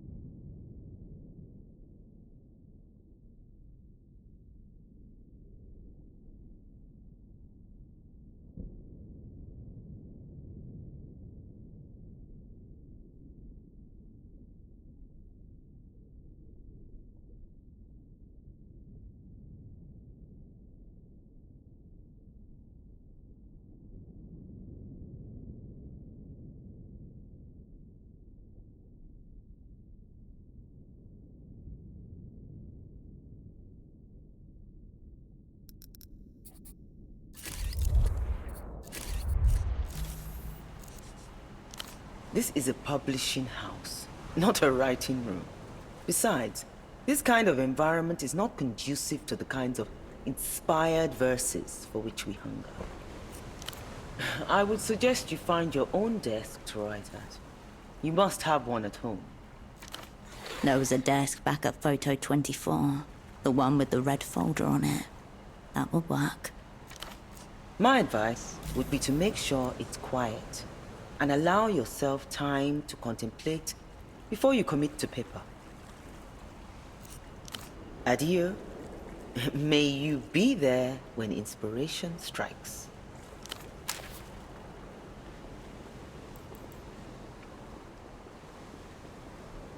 Excuse me, you can't go in there. Staff and contributors only. And secret prisoners? Anyone who wants to is strongly encouraged to submit. That practically confirms it. This whole operation is a front for the secret jail. They must keep the prisoners somewhere behind that door at the back. The strongest facade is that which doesn't know it's a facade, or doesn't want to know. There's only one way to be certain. Go down there yourself. A successful poem submission might be the simplest way of getting through that door. Get to work. There's a block of letter paper and a pen on your desk at the photo shop. There's always the dangerous option. Express delivery. Get yourself disappeared via that tapped payphone. End up in the basement with the missing father. For something sneakier, you could try the route via the water lock you drained.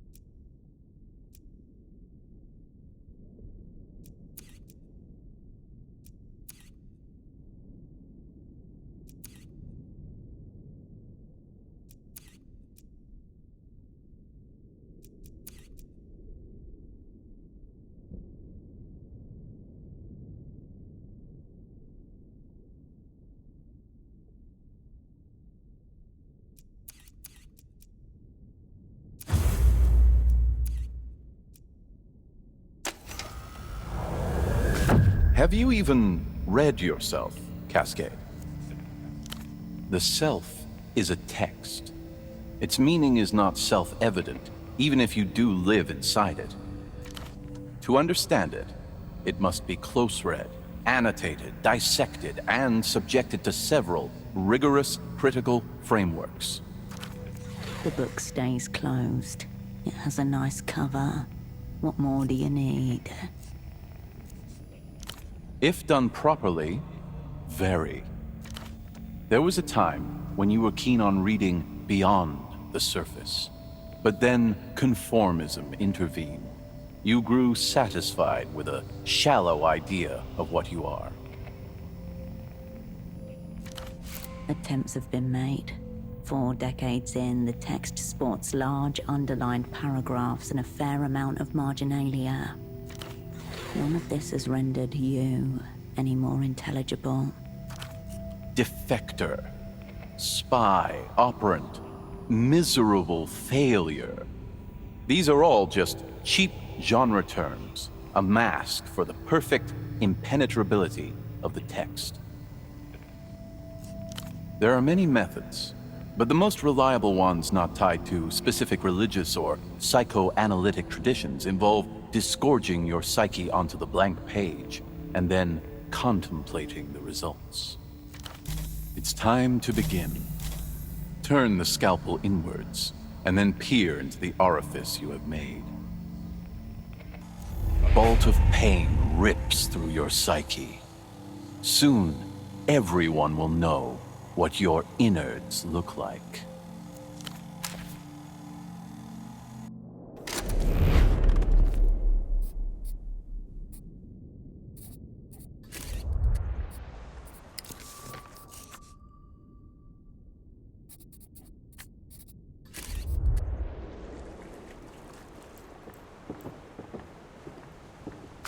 Hello again. The editor-in-chief's office, mostly. The word mostly in that sentence seems to be hiding something. There's the file room too, but you don't want to go down there. It's half flooded all the time. Yep, just the 2 of us. She nods. I will. And reading and filing and brewing.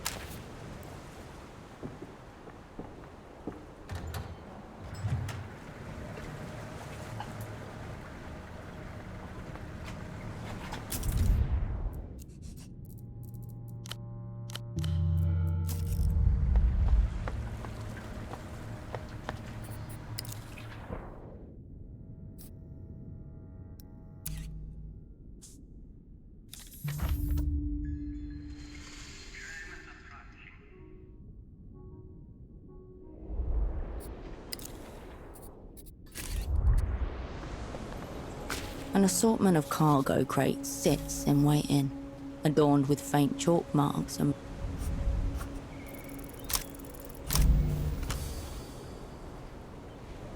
You try again to slyly slip your hand in the crate, just as the dock worker calls to his colleague, but it didn't happen before. You step away from the...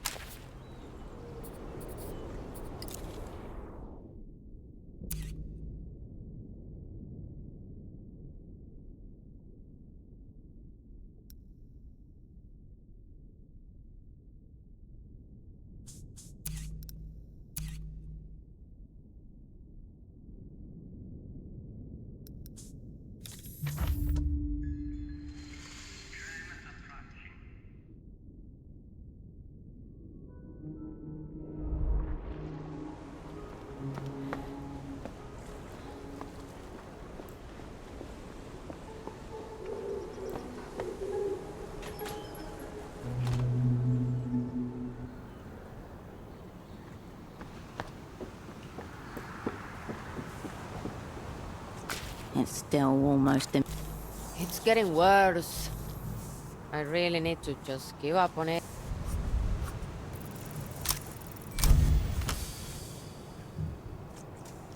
Electrons deflected by magnetic interference. The shadow mask has been corrupted. Without an instrument of magnetic banishment, you are near powerless to exorcise the demons of distortion from the fog mirror's television. Oh.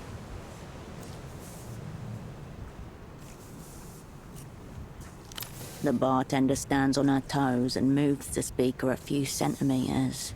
Almost instantly, the purple blotch recedes. Well then. Good eye. Thank you. For a quarter of an hour, you watch as men in short shorts and tall socks hurl a leather sphere against concrete with tremendous force. Their passionate grunts are matched only by the violent impacts of the ball. Shows off their work. The words of your old double Holocene come to mind. In the so-called developed world, the whole political and cultural economy of a place is revealed through its sporting rivalries. Recreación. Bunch of pretty boys in short shorts. Their lack of expression is so blank as to be an expression itself. Recreación is a money-laundering vehicle for the profiteer class. Those who've won the end of history by steering years of stabilization packages to their chosen enterprises. Needless to say, a significant part of their players' salaries are paid by MTER. Stabilization hasn't done much for Kisok. Thought you said you were a regular once upon a time. That's Kisok PC. Everyone around here goes for them. The locals local. Team of the working classes with strong ties to the old silk industry. Viva Kisok! Just remember that we're not allowed to use the WCs in another team's arena. I guess they're worried someone will take it upon themselves to recreate the ceramic panic of '83. One person rips out a toilet and lobs it into the stands. One time! And if not, there are plenty of plastic bottles around. 15 minutes pass in near silence as you stare at the television, mesmerized by the rhythmic action on screen. In your trance state, you hear a voice that sounds eerily like yours hiss, "Yes," when one team scores a point on a particularly tricky shot.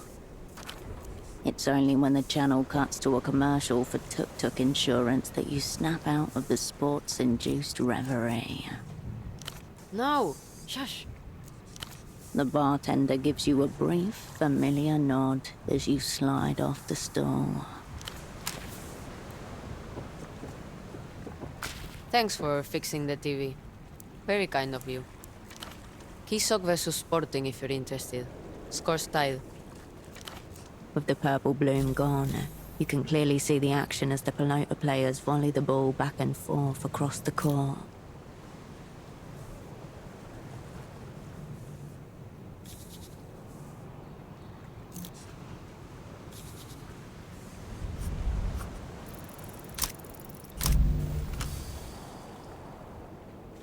You find yourself staring at the much-improved television screen.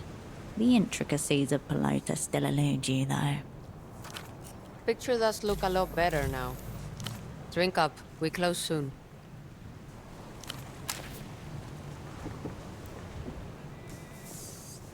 Operath. Forewarned. No such thing. Till next time.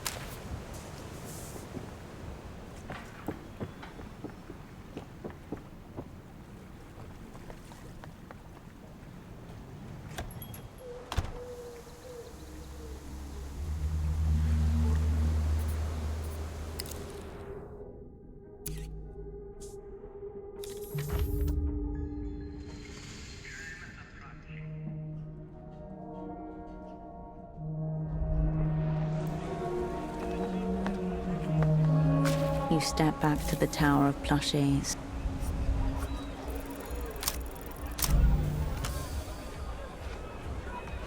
Back again. Textbook not. You turn back to...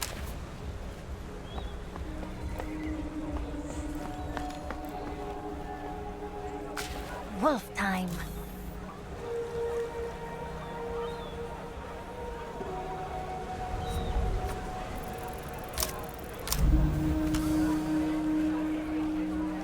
You tried to come up with it.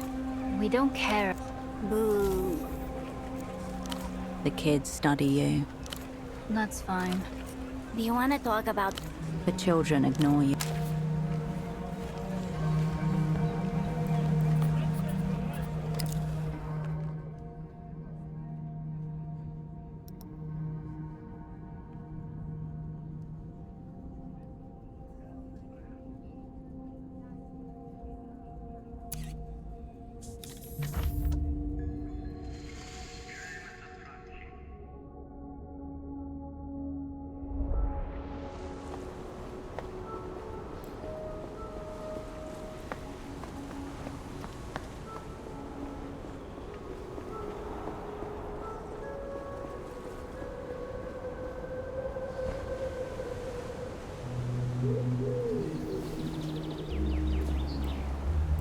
You're back.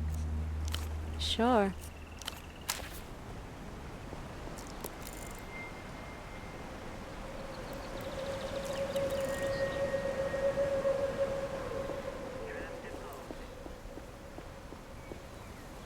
You find yourself before the strange tree once more.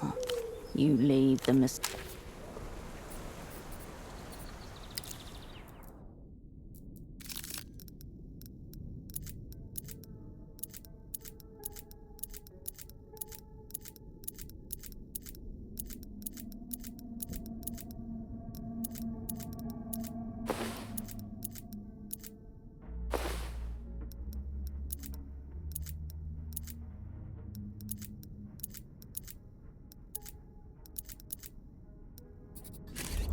You find yourself before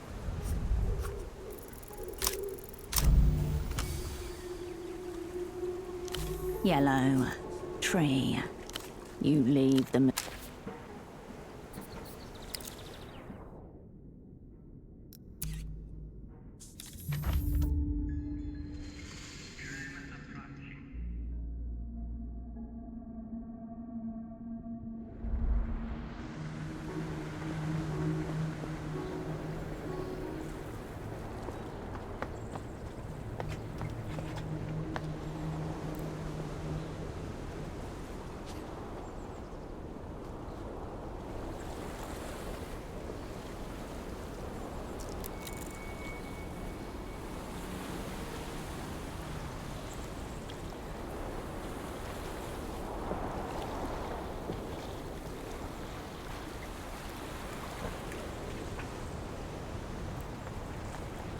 Go on. It must be down there somewhere. But it's all slimy. My expensive bottle of schnapps. She dropped it in the water, so now it's drained. She can go and get it for me.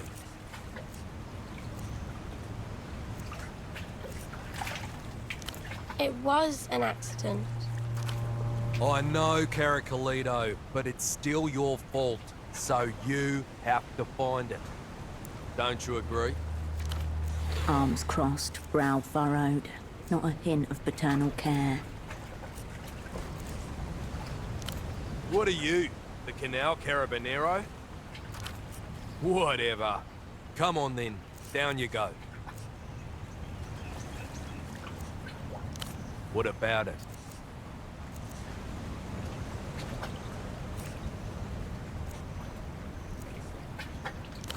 No, I want my schnapps.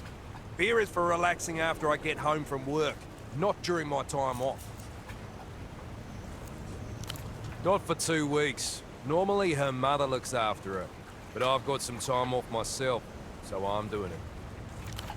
We're spending quality time together. We were, until you dropped my bottle in the water. Nice try, but we're not moving.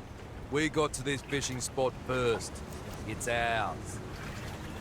Those long boots are perfect for wading. I see you're going. This is useless. This man has only one thing on his mind.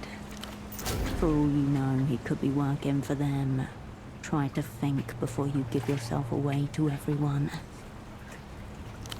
Don't step on the shrimp. They make your shoes smell.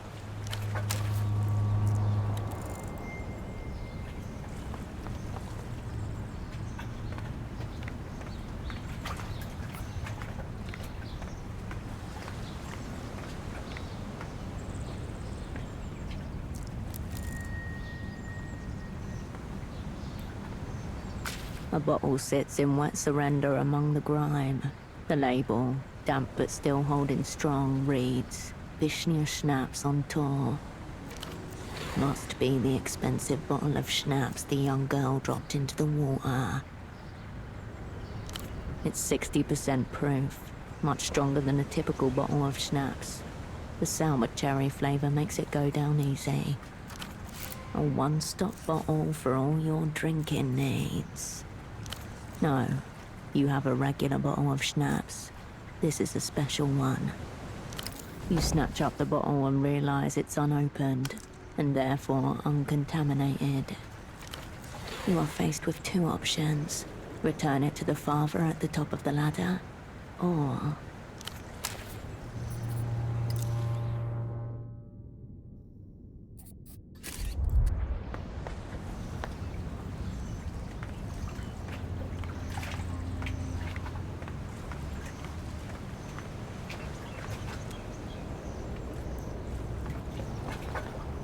Hello. The man breaks his attention for a second to look at you, then looks away again. What about it? Ha! Yes, it is. But you're not just gonna give me it out of the kindness of your heart, are ya? Sure. Here you go. Ah, lovely stuff. Thanks. Uh-huh. Bye.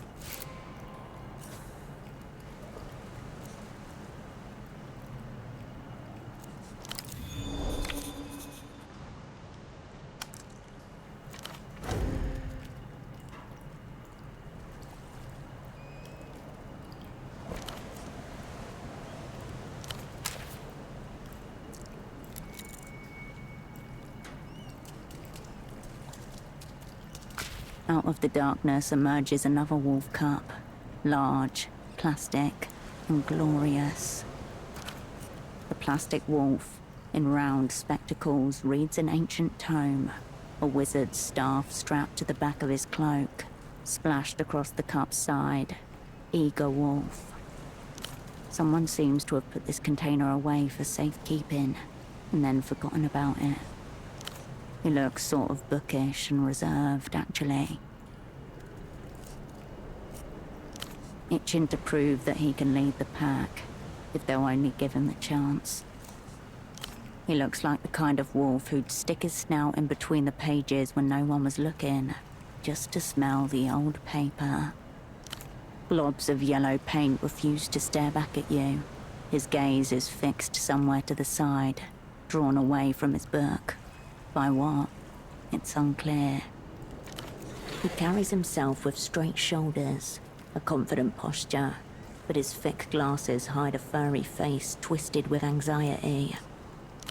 Eager Wolf joins the crew. Another plastic wolf cup in your hand. As before, 1 out of 6 is stamped on the hard bottom. 6 in total to get your hands on. You're on your way to collecting a full set.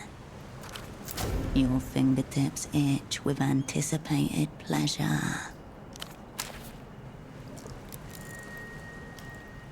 The container is empty.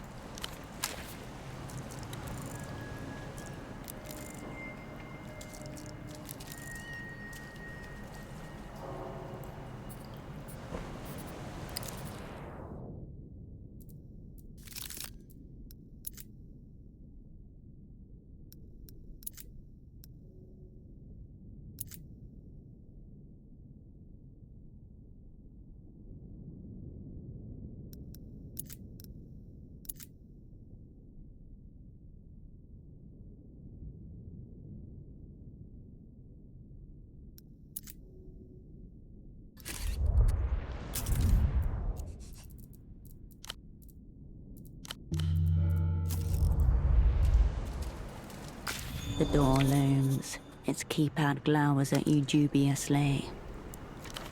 Glossy metal finish.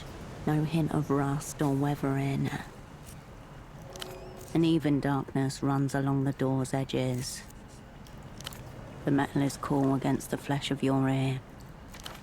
You only hear a low warble and the thumps of your own heartbeat. A heavy, die-cast 10-digit keypad with a matrix of tactile switches. A trio of wires runs from the bottom of the keypad to the door. The keypad sends its input to a series of relays inside the door. If the input is right, solenoids pull the bolts open. Assuming an 8-digit combination, you're looking at 100 million possibilities, rounded up by one. It seems wiser not to try. You look around the imposing door. It's hard to see its full form without a light, but inside, there seem to be hundreds of small protuberances sprouting along a cylinder. There's something about stars and what it says about this type of lock, but it doesn't quite come to you. You haven't learned anything new, but at least you gave the lock a good eyeballing.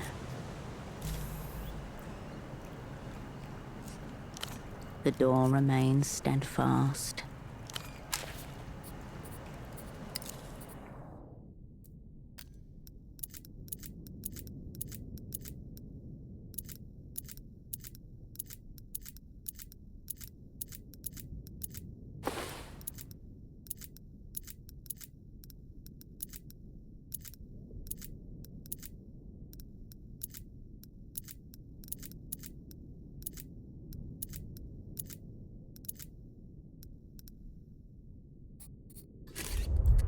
The door looms before you once more.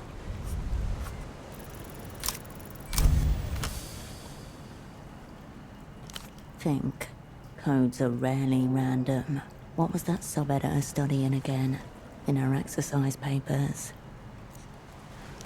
And there was a pattern. Long, short, long. Assuming a 4-digit code instead of 8 digits. The shadows were here long before the metal and wires. Before empires carved arrogance into stones. And before thought meld with the dark. And watch as even the stars grow pliant before you. A soft, electronic tone plays, and you hear the chunk of mechanisms unlocking.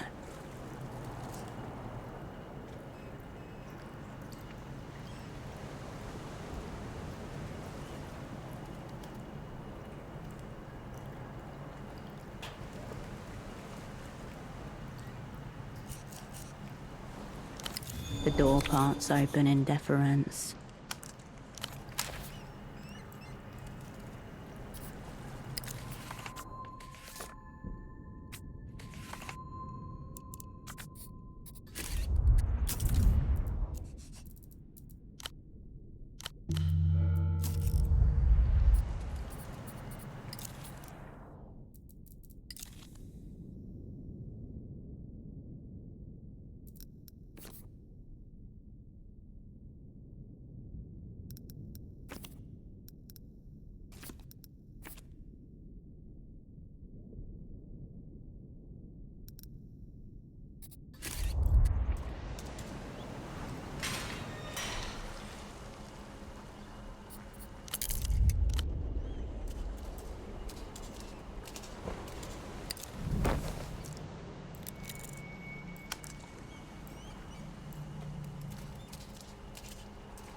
The metal drawer slides out nearly soundlessly, revealing rows of official-looking folders.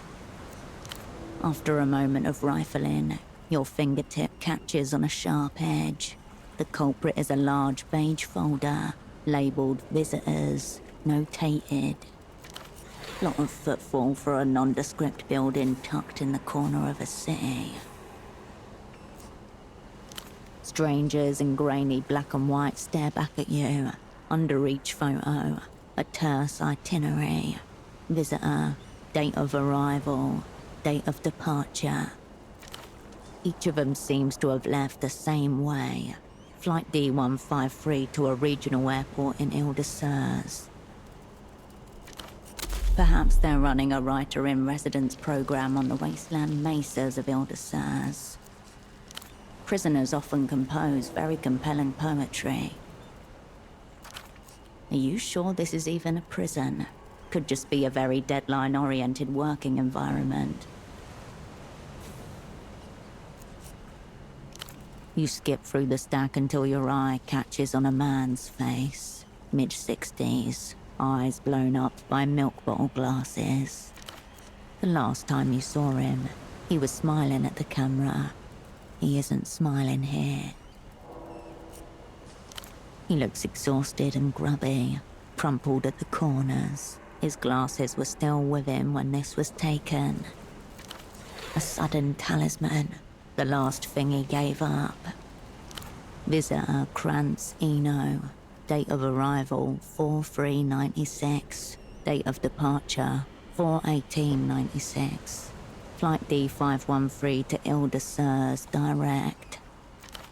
Notes: prolonged interrogation, mostly unsuccessful, until daughter threatened. Gone. It disappears soundlessly into the stack. You look for any young woman by the name of Ultravioletta. You find none. Obviously a stage name. She could still be in here somewhere, unknown to you.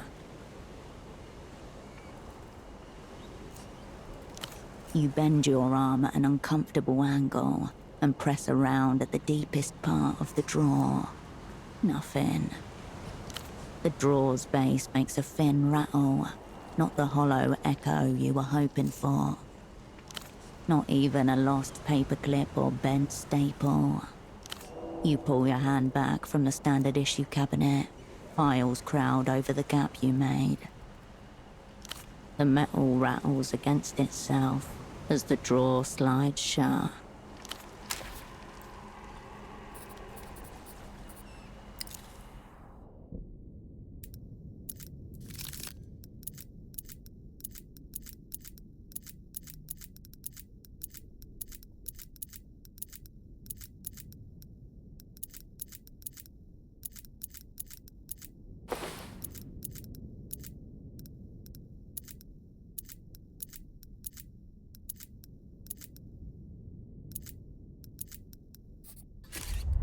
The metal drawer slides out nearly soundlessly, revealing rows of official-looking folders.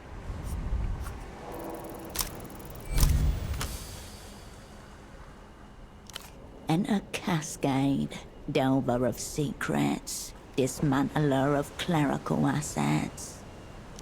The files blur, then your fingers pause, your conscious mind catching up a split second behind. Esty Newitz, head of human capital, enter. A familiar. The past descends with talons. Your old asset, Estoc, still draped in the same cover you left her in, with one new styling. She is fastened to her cover, mutating with it. The mask has become her face. But at what cost? To become the High Arbiter of human capital, you no doubt have to trade in some of your own.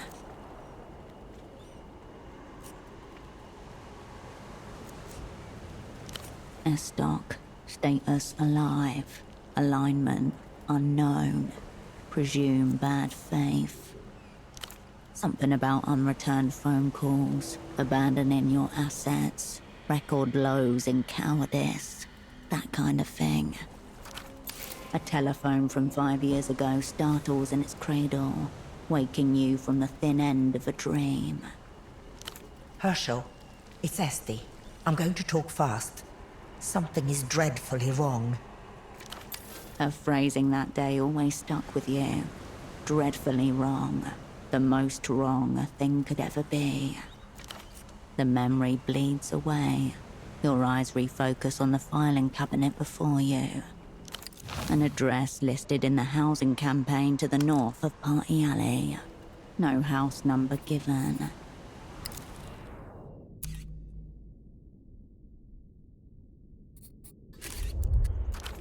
existing in plain sight, courageous. You store the file in the cabinet, and the information for later use.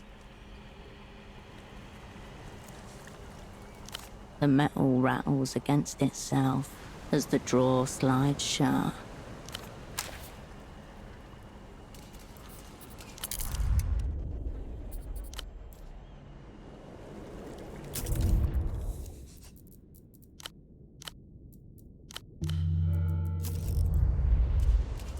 The heavy steel door contains a single small window.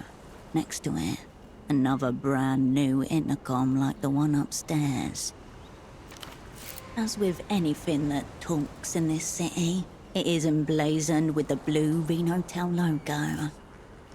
Heavy condensation is obscured through layers of glass. Nothing can be seen here, in the domain of shadow and smudge. Your fist barely makes a sound on the thick, reinforced metal. You hear a brief, static crackle. It fades out to leave the ambient hum of another room. You hold your ear to the box, living electricity buzzing along your ossicle bones. Somewhere in the amplified quasi-silence, there's a distant rustling, perhaps breathing. Stop rapping on my door. Don't you people ever tire? The communists. Intriguing. I can barely make you out through this little viewing slot. All right, Spirit. Do you have a name? That's not a name. That's a falsehood. I agree. Absolutely superfluous. Hello, oh nameless one. If you're from the opera, you must be Tempo del Sur's well-connected friend. A knot of tension forms between your eyes. Once again, you're a step behind. Don't let his evasions and insinuations throw you off course. The deal. You're here for the deal. A wave of static crashes over the line.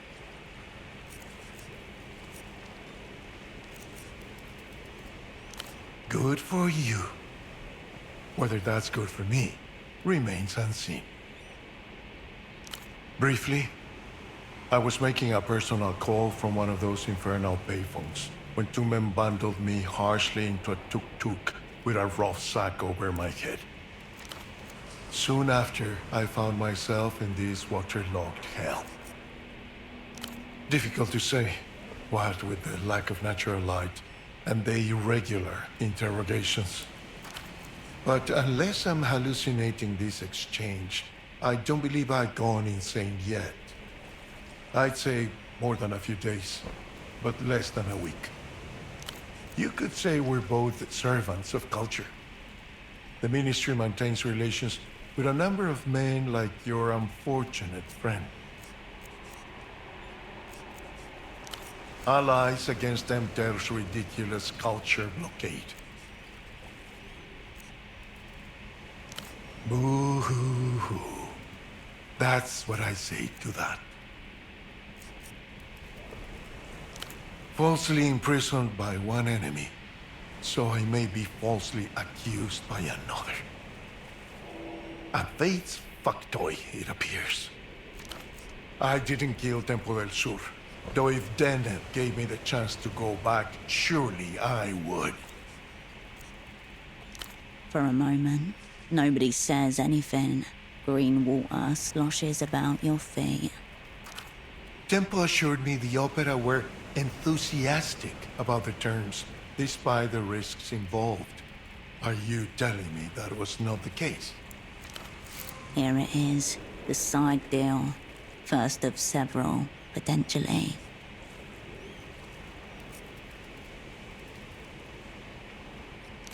A long, crackling sigh fills the room. I procured for Tempo del Sur an extremely rare device. The only one of its kind outside the Illuminated Empire. That is what he called it, yes. I told him not to repeat it. It's a prototype for a new bootlegging device. I would tell you all about it, but really it's best to see for yourself. Not that many, only the big ones. Of course he did. I smuggled it out of the Empire in my own diplomatic bag. Our friend was very insistent on this point. His end first. A detail the girl Yana conveniently left out. You need to confront her about this. But tell me, if Tempo is no more, what has become of this extremely rare device? Teenagers. Somehow both appropriate and terrifying. Not that it's any concern of mine just now, but I would not leave such a thing unaccounted for. It's not easy to leave the Illuminated Empire. Tempo promised he would call in certain favors. Alas, only one of us got what we bargained for.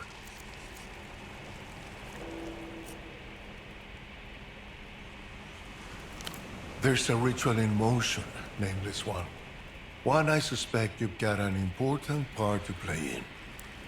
Soon there will... Wait. The phone line hisses and goes silent.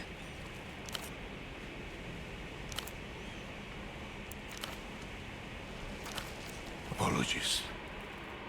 I had to attend to a personal matter. A large rat swimming along the floor of my cell. It's not so hard to drown them usually. This one was just very oily. Right, the reason you're here. There's a very important man on his way to Portofino as we speak. His name is Facundo Reyes.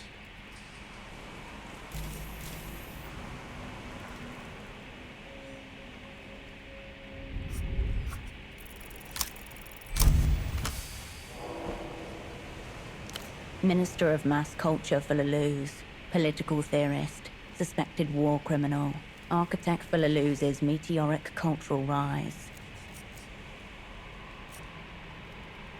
Estimated age, mid-70s. Known photos, 0. While his influence is immense, Reyes himself remains an unbroken cipher, despite repeated attempts to crack him. Halberd, zeroed out, 71. Redacted, declared null entity, 74. Sediment, zeroed out, 76. Vapor, lost, 81. Comfort, zeroed out, 86.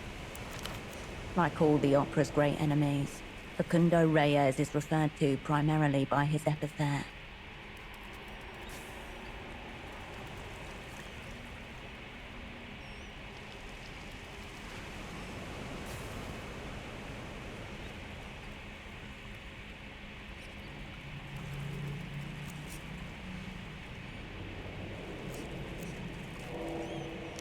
To his friends, he's still just Facundo.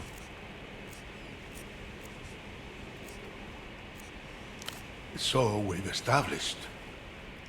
Secret treaties, matters of mass culture, all to be discussed with our mutual antagonists. Fun stuff. Leagues above your station, sadly.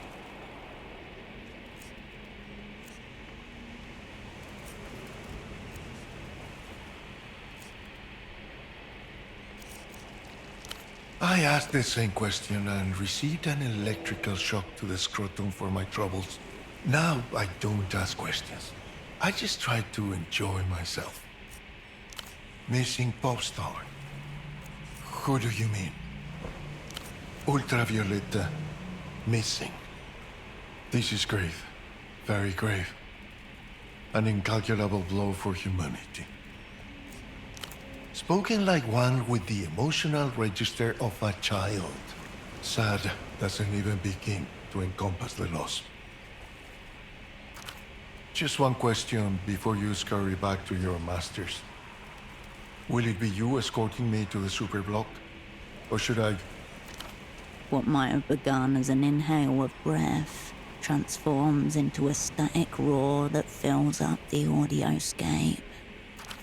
The edges of your eyes begin to burn, pooling at the back of your mouth, an unpleasant taste. Petroleum. The audio assault gradually dissipates, only to be immediately replaced by another invasive sound. Footsteps right above you, coming this way. Vanish now.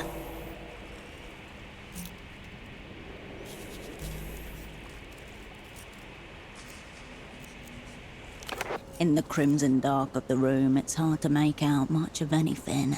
You'll have to focus your efforts.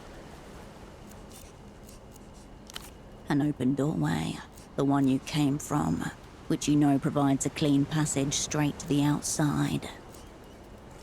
In the half second before you move, all air is sucked from the room. In the open doorway stands the sub-editor. You can just make out the shine of a red pen, held aloft, dagger-like.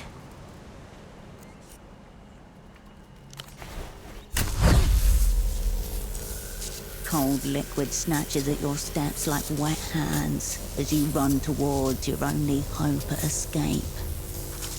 A crackle on the water's surface, then something seizes your ankles, then your whole body, as the world blackens.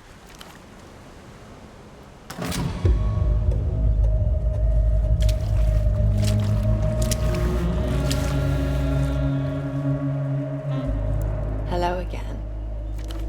The copy editor taps her red pen against the side of her face and stares at you unblinking. Here's what you were so desperate to see. Verdict. Already, I've barely touched you. Let me try something. Does this feel good? She runs her thumb over the pen, teasing its mechanical tip. Cold, crackling spikes of electricity run up and down your spine from focal points on your back. 10,000 needles across your skin. You're wearing epidermal electrodes, contact points for a remote electroshock device. Sick. There are conductors in the water too. You got a mouthful of it when you blacked out, actually. I cleaned it out for you. Say thank you.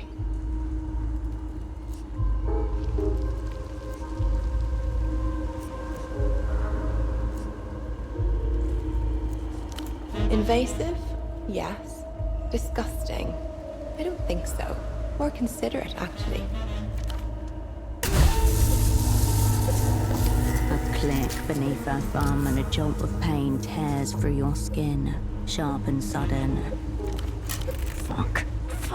Scattergang. No arms off. Run. Still. Enough prelude then. Let's move straight to L'Entrelud. I am an interrogatrix for l'Empire Sans Territoire. Who are you? Summon a persona. Concede nothing, validate less. Cascade can slip out behind the human-shaped facade. Say nothing, and she will know nothing.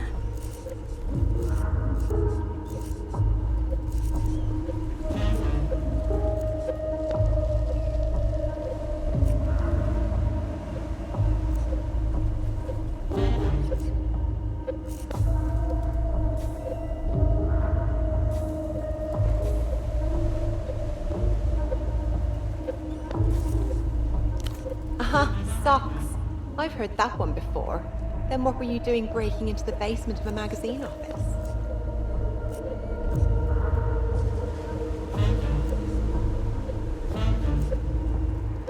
If you must stay in character, then how about we see how good you really are?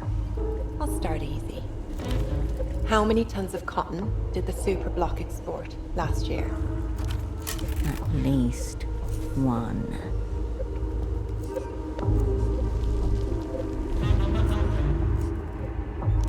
$172,000. I do my homework. What's the cuff length of your biggest sock model? 4 inches. How many different grades of cotton do you offer potential buyers? At least one. You could have guessed that one from ideological context. Of course, the superblock produces only one grade. Her thumb hovers over the pen, taunting you. No. No, not again.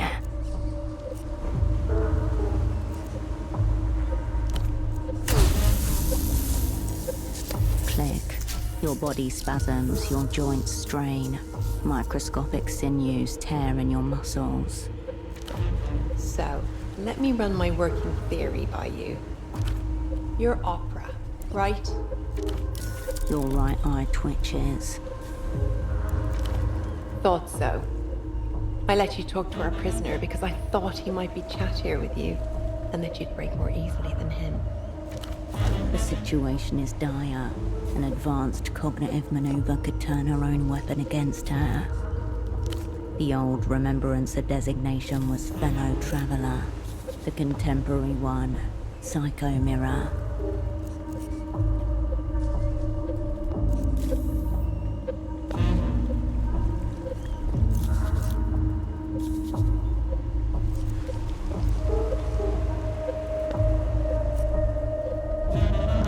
Despite the summoned spectre of failure shrieking above your head, your thoughts turn to your controller. Impossible to say. She's very far away from you, though. Of that you are certain. No images, no sound, only static on a dead feed.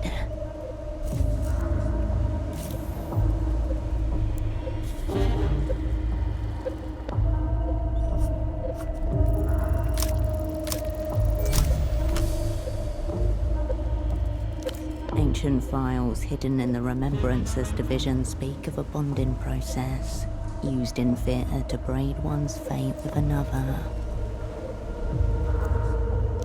You sing across the noumenal plane, listening for a response. Nothing. You lower your song to a whisper.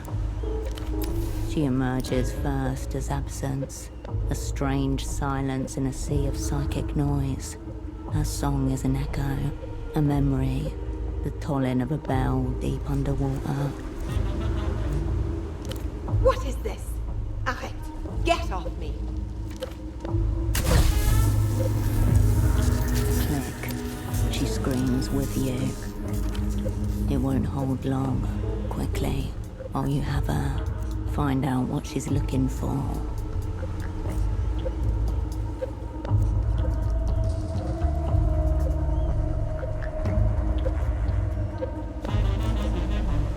Information. Rhea's visit. The talks. You feel the bond break. She gasps with relief. But now you know the prisoner was telling the truth about Reyes. Thick. A fresh flare of agony rattles along your bones. Your mouth so wide that it tears your lips. You smell smoke and burning. Who are you?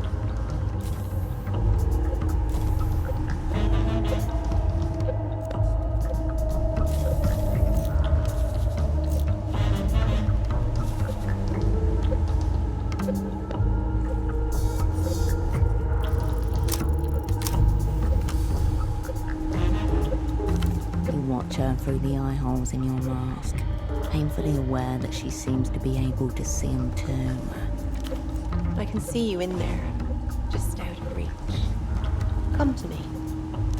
No, it isn't, and I don't really need this little pen to draw the real one out of you. You can feel her needling her way into your mind, poking at your thoughts, pushing her way inside. She grins, resurfacing with her prize. Cassandra? Ah, I found your kryptonite, didn't I? Hello, Cascade.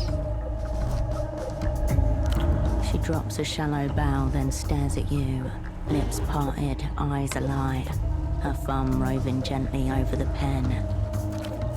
You are a communist spy. What is your name? Just tell her. Fuck it. Do you have any affiliations outside the Operant Bureau? Strange question.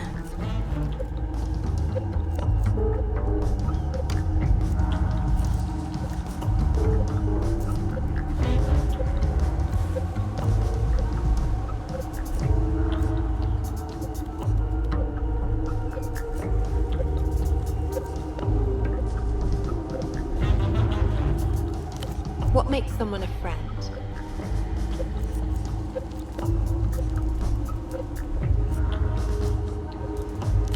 Are you currently on assignment in theater? Yes and no. Just no, really. Kill yourself before she does. She frowns, taken aback. Interesting. You weren't lying there, were you, Lapinette? That doesn't seem to be going very well for you. That face under your mask, is that your true face? She grits her teeth. Why did you peel the plastic off my intercom?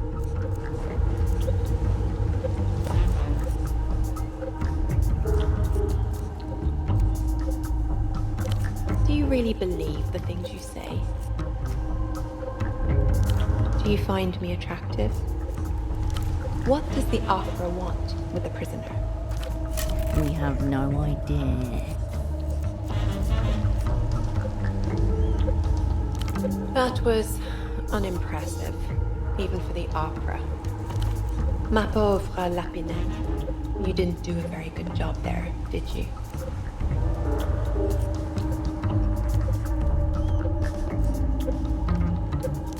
If only, Lapinette, if only. Unfortunately for us, someone has intervened on your behalf. Your very own personal star. Toute chose qui existe en dehors de l'Empire est une chose sans valeur. Goodbye, Herschel.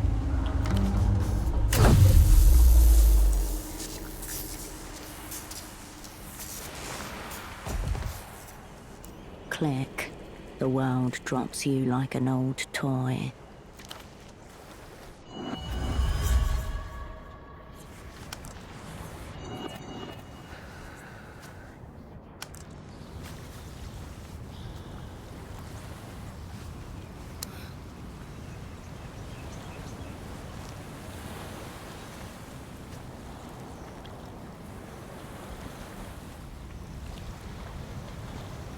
You wake to blurry vision, thudding ears, and a dull ache in your lower spine.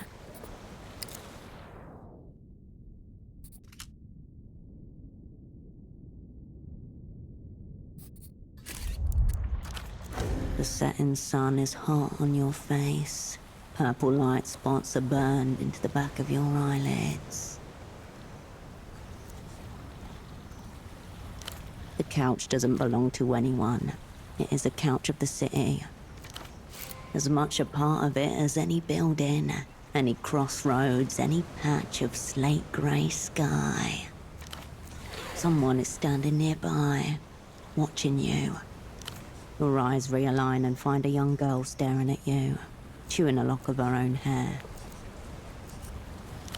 A derelict beach, a grey canal, and the Nos Correntes Review building, less than 50 meters away, up the hill beyond the waterlock. The city looms behind you like a titan. This is the Keysot Quarter, by way of the southeast roundabout. You didn't move at all. Someone else did it. Lifted you up and dumped you here. I don't know. I just found you asleep. Over there.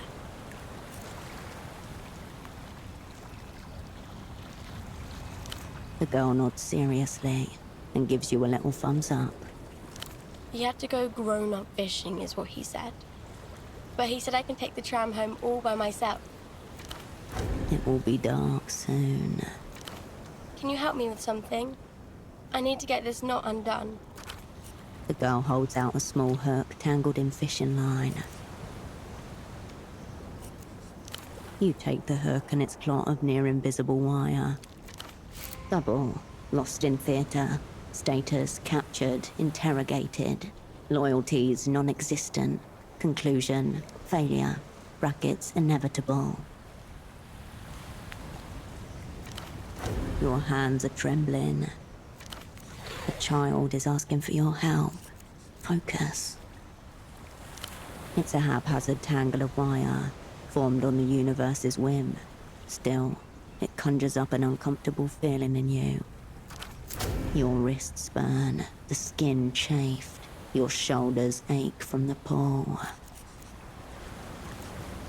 Mantis shrimp, but they move pretty fast. You pick at the wire, your fingernails slipping off the fine thread.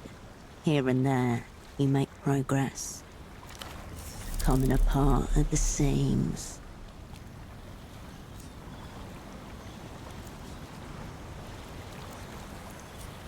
You broke. They didn't kill you. A chance to face it down again. Are you okay? Did something happen to you?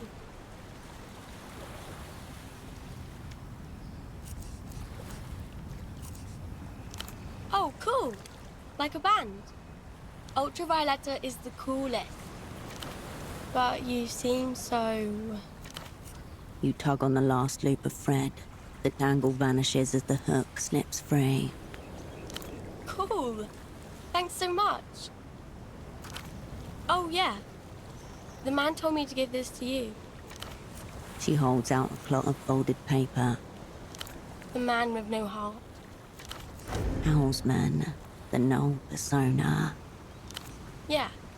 Is he your dad? Oh, okay. Adult stuff. It appears to be an origami rendering of some kind. People who are into this sort of thing are always making flowers or birds, but this doesn't look like that. What it looks like is an anatomically correct human heart, slightly squished from being stuffed into a 10-year-old's pocket. Easier, yes, but less fulfilling. The flattened paper reveals a handwritten message within the shape. Big ticket item about to hit the organ block. Opening bids already coming in by payphone. Party Alley, West Side.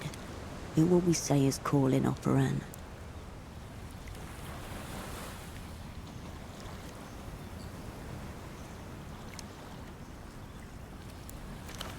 Below the scrawled text, a childlike drawing of a heart, coloured in red.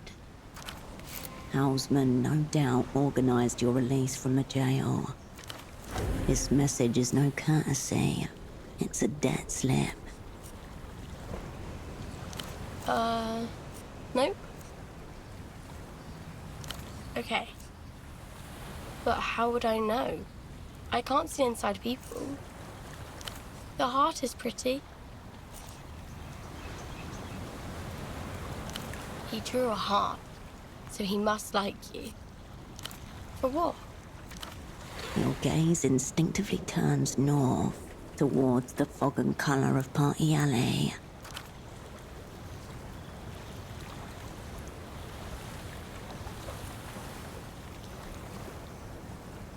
This marked payphone then. It seems someone will be waiting for you on the other end.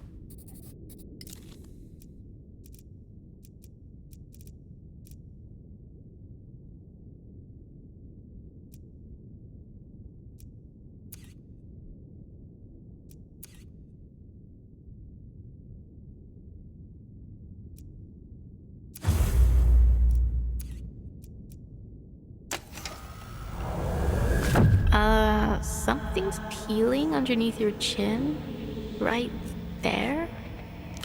Whoa. Your old skin comes away pale and floppy, like plastic torn from hamburger cheese. But now your muscles are all gross and exposed. Doesn't look nice, Hirsch. You need a new face. Lucky you have loads to choose from. All stacked up inside you, waiting to be worn. There's your woman of the people face. Your craven hussy face. That one got you out of a nasty stitch in Azura III in '84, didn't it? Your bitter melon face? You're not sure. Hard to tell. You can't really remember what it looks like. It's better this way.